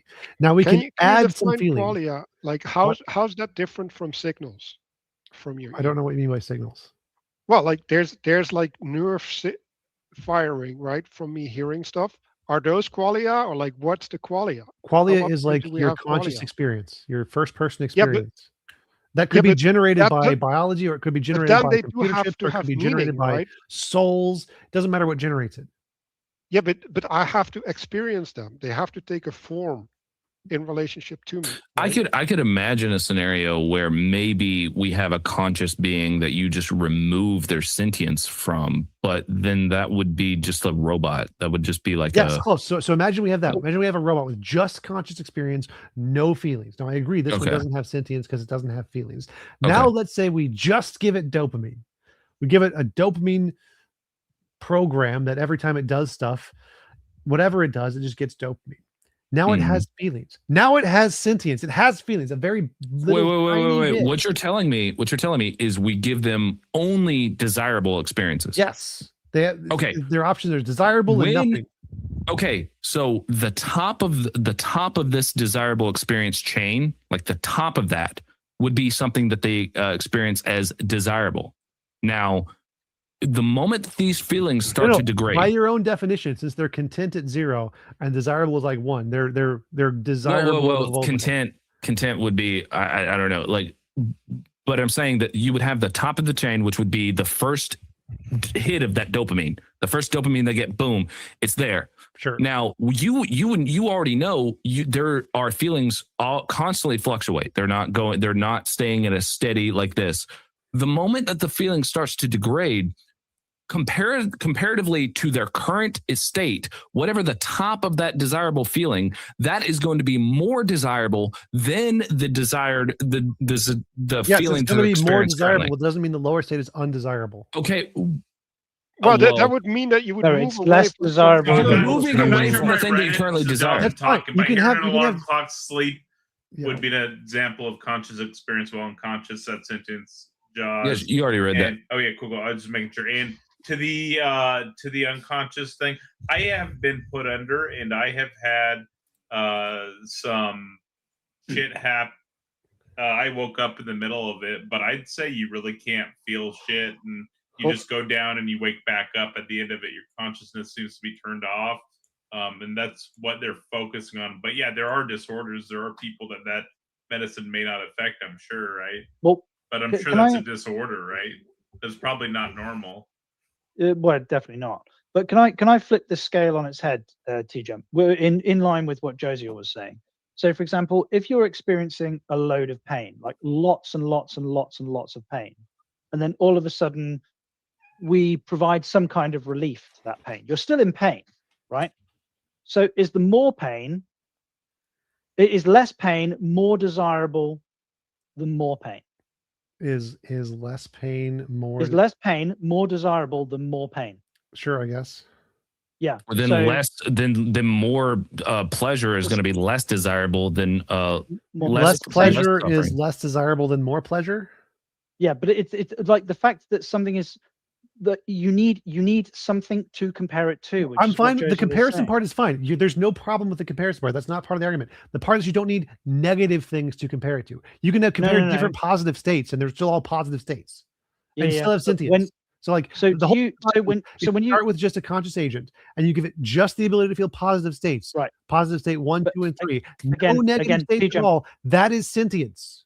TJump, when as a conscious entity experiencing a lot of pain, when you suddenly experience a little bit less pain and you get a sense of relief, is that sense of relief a positive experience? No, it'd still just be a less negative experience. What are you not getting, dude? What? So like he said, he's this is very, very easy. Sentience is just the ability to have feelings. So if you have just a conscious agent, no feelings, not sentience. You give it just positive experiences, it has feelings, it's sentient. You don't need negatives. Comparison, I agree. Comparisons are important, probably to some degree, but that's still. I mean, actually, you probably don't. You probably just stay at one state of just pure dopamine, and you can probably still be sentient. That still counts as a feeling, so you'd still be sentient. No, like when there is monotony, we don't have the ability to distinguish anymore. We don't need to distinguish. The sentience is the ability to have or be aware of it gets removed. Doesn't matter if we have a feeling we're sentient. If we only have one feeling, that's still sentience. Yeah, I don't even mind totally neutral feelings. Like I don't even know what a totally neutral that would feeling be white is. noise. Like it wouldn't be like that. Is it a feeling? No, if you what is that? What is that? What is a neutral feeling? What do you mean? What is a neutral feeling? That would be like what was it? Adrenaline. Adrenaline would be a neutral feeling. It's a feeling. It's not adrenaline is not a neutral feeling. Yeah, it's a feeling. It's a feeling. It It's a sensation. It has impacts, but it's not good nor bad. No. I'm saying, but when experiencing it, that's what I'm saying. I'm talking about the subjective experience of the person being had. That's what I'm talking about, positive or negative. If you have a rush of adrenaline, that is neither good nor bad. It's just a feeling. Are you saying that having dopamine is good? Yes, dopamine feels good. That's what it's designed to do. No, is good, not feels good. We're talking about the feelings. Dopamine feels good. Have you tried asking? Like I know you said you asked Grok. Have you tried asking Grok? Can a sentient being only experience positive experiences? Let's see. Well, also like an abundance of serotonin can cause something called a serotonin storm. It's a can a sentient being. Like I mean, not would. I am not an endocrinologist, and neither are you, TJump, as far as I know. Like making these claims about these chemical brain states, I think is a bit precarious. Like, you know, to cut off like a hormone from a brain where all of these hormones are fundamentally interdependent. I'd like to do that. To facilitate the argument, I don't think is helping. How is irrelevant? The argument for sentience is purely hedonic. Rests on the definition of sentience as the capacity to experience sensations and feelings. If an entity possesses a subjective first-person perspective and undergoes internal states, qualia, it meets the baseline for sentience. The valence of these states, whether exclusively positive, negative, or neutral, is secondary. The fact that there is something that like it is to that being means yes, you can. What can you? I would like to know what you asked it for it to say that. I wrote, would a being who can only experience positive feelings still be sentient? Well, the way whenever I said, asked it, can a sentient being only experience positive experience? The answer, can a sentient being only experience positive experience? That doesn't make sense. What's the can a sentient being only experience positive experience? You have to say like, is it possible that a sentient being could be experiencing only possible, or only logically and still be sentient? So that's what I asked. So I asked, would a being who can only experience positive feelings still be sentient? Hold on. Right. Would a being still be considered sentient? Only experience. Jessica says, mute the next person who says mind. Thank you very much for the super chat. Your That's mind. appreciated. And Primordial Puggles threw $100 AU into the day off fund. It's 50 USD. It's 70 USD for the day off fund. And then Jessica also said, mute the next person who says consent. So we've got 2 landmines, consent. I don't consent to and your voice. Mine. Oh my Well, God, it's a good TJump. thing that you're immune. And then Primordial Puggles for the day off fund just threw in $70 for that. So- thank you very much. That's greatly appreciated. I sincerely. typed, would a being that only experienced positive experience be defined as sentience? Is that better? It's closer. Well, I thought that's exactly what you guys just No, said. so I said, would a being who only experiences positive feelings still be defined as sentient? Okay. Well, I'll read what it has here, and then if that's not even, it says Before you do, Joss, I Go do ahead. have to Jessica go. said mute so- the next person who says will. So we've got will, mine, will. and consent. All are 2-minute mutes. A few Also landmines there. being will. What's up? I've got to go and take care of kids, but TJump, it's been great talking with you again. I actually I don't know if you remember, I doubt you will, but you and I used to have a back and forth back on the non sequitur days. Sure. Way back when. So that was always fun. But yeah, nice talking to you all. You too. And Have a yeah, good night. have fun, guys. Catch you later. Have a good one, dude. And there's a few landmines down there for anybody. Also, anybody in chat that feel free to join the panel. The argument for sentience in a purely positive being rests on the qualia first definition. Sentience is the capacity to have subjective first-person experiences. If there is something, it is like to be the being, even if that something is perpetual state of bliss. That criteria for sentiences are met. I've never heard this definition for sentience. Just like have it like. Can you give me yours? Yeah, Just just for the clarification? ability, the capacity to feel, perceive, or experience subjectively. You didn't Subjective say experience. anything about negative Feelings. experiences. Yeah, you didn't say. Whenever you experience subjectively, like what do you take that to mean? Okay, but Josiah, your definition had nothing to do with negative. I don't. Oh, okay, experiences. but that's what I take subjective experience to mean. But it wasn't in the It definition you just entails? said. You just added that. Okay, but that's what I take subjective experience to mean. Where in It's a subjective is necessary negative? precondition. Well, like when that's why I mentioned the gradation Do you know between what different qualia feelings. is? That's the way. That's the Right, way. Yeah, but that's that like doesn't imply negative. Okay, but That just applies to gradient. okay, but that's the way that you're defining it. I'm saying by the way that I take No, that definition. Your definition. Wait, I'm hold saying on, that. hold on. What I do you- mean, what do you everybody mean has by their own subjective definition for particular words. Subjective experience means qualia. Do you know what qualia means? Qualia is like the initial. I don't know the exact definition, but it's like what the initial, just the experience without like there being any sort of like, Yeah, it's like direct experience of reality. Yeah. Okay. Yeah. And so yeah, so the subjective experience is just that. That's it. There's no other entailments to it.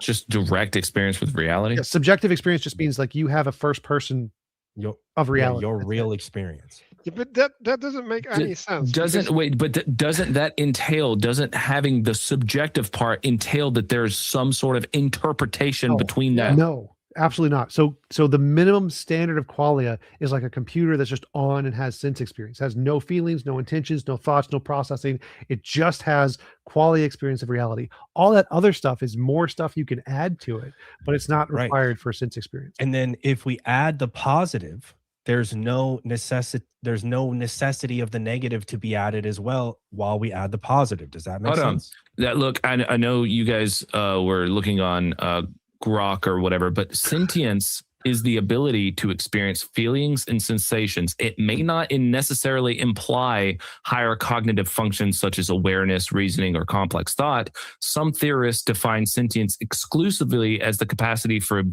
said balance. it. That's a 2-minute mute. Jessica just added sentience, and I was about to call it out, but he just said it. He did it for me. That's a 2-minute mute. The gibberation rules are in effect. Okay. Okay, look. Thank you, Jessica. It Greatly doesn't. appreciated. None of these things, like the way that Josiah has defined all of these things, none of them have succeeded in necessitating negative experience. That is simply the case. So I'm failing to see, like, maybe you can clarify, Manuel. You seem to have a contention with what I'm saying. None of the definitions had negative in them. None of them had negative experience as a prerequisite for the definition. So yeah, I think he was including that in the subjective experience part. I think the subjective experience, he was including all that other stuff. But like in the definition you just read, I missed one. You don't need Being is also a trigger word. Sorry about that. So to me, right, it's important to go to the human experience, right? So first of all, I don't think that we as humans would be the same if we remove negative experience. Like we would change who we are. Really quick, can I tell you what you're doing and then go ahead and finish? Who cares about so being human? There's a thing I think you're doing. I think that you're saying almost like an appeal to tradition. Like this is how we've seen it to be the case. Like this is how we've seen it come into fruition, right? Jessica Which says is fine. And like, go ahead, but just know that like you're making a very specific objection that we can literally just say it's still logically possible that it doesn't need to be this way. Well, yeah, like it's not a added refutation. another landmine word, chat bot. That's not a word. She said Thank anyone you, who Jessica. uses a chatbot. Oh yeah, yes. I'm sorry. You're correct. So that's not a refutation. It's just an objection, right? And secondly, I think when we move these qualia from a computer, Welcome back, Jaziel. Nonsensical to me. Can I? To a human experience, right? Like we get different senses, right, that have an input, but like when you remove interpretation of these, like I don't think we have direct experience of the world without us refining it, right? And I agree that we there's like a conscious interpretation, but there's also a subconscious interpretation or translation, maybe that's a better word, that happens. So I don't, and that's what I mean when I say meaning, right? The translation is the, for example, I do this, right? And I understand it as my finger being pressed instead of just a bunch of signals coming to my brain, right? That's what I mean with translation, that it gets physically located at my finger. Mm-hmm. So, like, I don't understand. Gretchen added qualia to the landmines. Thank Look, you, Gretchen. look, if she keeps doing that, I'm just gonna leave. Like, I'm not gonna like, because then you just can't say shit. Like, you're just not gonna be able to say anything. Or you just say it and eat the mute. They No, just fuck want that. you to change the They're just topic. 2 This minutes. is them telling you they want you to change the topic. I mean, it seems like TJump seems pretty, happy to talk All right, about look. it. So, I have a question. Josiah, before you read that, do you notice how it says positive or negative? where? It doesn't. That was implying it doesn't. Positive as the capacity for valence, And positive and experience negative. now. Hang on, I gotta update the list. So you know how it says positive or negative? Consent, mind, being, qualia. It also says pain and experience suffering. Are Or pain, all pain Such and as, pleasure. Such no, it as, says as an such option. as, So such as. It could be for just example. positive, and that would be fine. Right. Positive or negative. I have a question. How would they know that they're experiencing that? They don't need to know negative. They don't need. No, how would they? If you only let them experience pleasure, how would they know they're experiencing that? It doesn't matter if they know it or not. They're still experiencing things. But how would they be able to interpret that as a pleasurable experience? Because dopamine is interpreted as pleasurable. Okay, but how would they know that it's even pleasurable in the first place? Like your brain literally. Are you just denying how the brain works? No, I'm just saying, how would they, without anything for them to compare it to, how would they know that that's what they're understand pleasure with nothing to compare? But I'm saying, but it's a constant. What? No, but the thing about it is, they have an experience, and then there's a gradation between there. That's what I'm telling you. There's a gradation between their experiences. They're not just whenever they have their initial experience, they're not just having like one experience. They're having a gradation between experiences that are on a gradation level of like- between positive and negative. The positive You and negative are is arguing- hard coded into the brain before you have any experience at all. Right, but how? It's like you're not but listening. You're arguing for something different. You're arguing for something different. You're arguing for something that is just a only positive experience that goes up. So how would they even know that? The programming is already there. So let's say you have no experience whatever, but your brain has already programmed you to be predispositioned to say dopamine good, serotonin the receptors bad. Right, work but that what I'm way. saying, how would they even know that They don't that's what even they're know. They just- experiencing? They don't need to know. That's how the brain Okay, works. but I'm saying, how No, would no, how would they they do even be need able to to interpret that Puckles added experience? hippopotamonstrosiquipedalophobia, and then we also had Gretchen say, "Don't be such a crybaby, Jaws." You aren't new here. Great point, both of y'all. Thank you very much. Sorry for the interruption. I'm not. I'm being playful. I'm not actually mad. A rage baiter. Look, No. so What dude, was- what was when Robin's you say, you know what? Go ahead. I lost it. Yeah, I'm dumb. Go ahead. I lost it. Everyone, go ahead. Robin had a question. I'm about to go too because I have to go to bed. Yes, I after did. work. Go ahead, I Robin. just wanted to ask, like, okay, I was thinking about your positive stuff. Is there any possibility that, like, if you had nothing but positive experiences, though, that you would not like OD sort of on it? Like, I'm thinking, like, you know, like if you try to stay high all the time and you never come down, you like eventually get a tolerance for being high.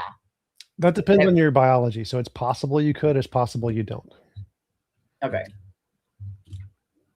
That was the only question I had about it. I was just So- wondering. I just want to correct one thing. A baby is an embodied being, right? That has all biological things pre-programmed. It's not only dopamine, right? So Right. when you say dopamine has this meaning equal to positive, right? It is relying upon all the other things No. being present. No. Your dopamine feeling is completely independent of all the other ones. If the other ones were just No, missing, you like would it's still an feel dopamine. organism. It's a Nope. whole. So like if the brain was just misfiring and just didn't program the other things, you would still be able to feel dopamine as pleasurable. I'm not saying that you can't feel dopamine. I'm saying that the understanding of dopamine and The understanding of the motivational- feeling that you're experiencing would be a positive. You would be interpreted as a positive experience, even if you just shoved them straight with dopamine. Yes. Like even if Yeah. other parts of the brain didn't program, so they don't even have the capacity to feel pain. No, what I'm you would still that's feel what no, I'm saying the argument I just made was towards my point, was saying that like the reason why you're able to even interpret the dopamine as a positive experience is because you have related experiences between that are on gradations of negative and positive. You That's were wrong. just born. Your brain just developed. You have no experience. There are adjacent negative experiences that they've had that No, are like no. smaller forms Your of brain- negative experiences that they had. Your brain doesn't determine these things based on your experiences. It determines them just based on genetics. It's already programmed. with no There are experience. gradations so that you can even compare them. It's a qualitative experience that they're trying to experience between quality of experience the quality of. And Gretchen says, "Jaws, let me hit the goal, and I'll get you watery clips." I owe Thank you you. all Thank 3 songs right now, I believe. Working on 4 right now. But yeah, they could like just their brain could just not develop correctly, and they just have no capacity to experience suffering whatsoever, and they could still experience dopamine. They're just separate things. They're 100% separate things. But they would experience dopamine, but would they experience that dopamine as a pleasurable Yes, experience? 100%. How? Because that's how it's programmed in the brain. That's You don't how stop it works with How would the they even know that brain. that's what It they're won't mean experiencing? that you How don't- would it? like How, it's like okay. asking, how do you know how to breathe? How do you control your lungs?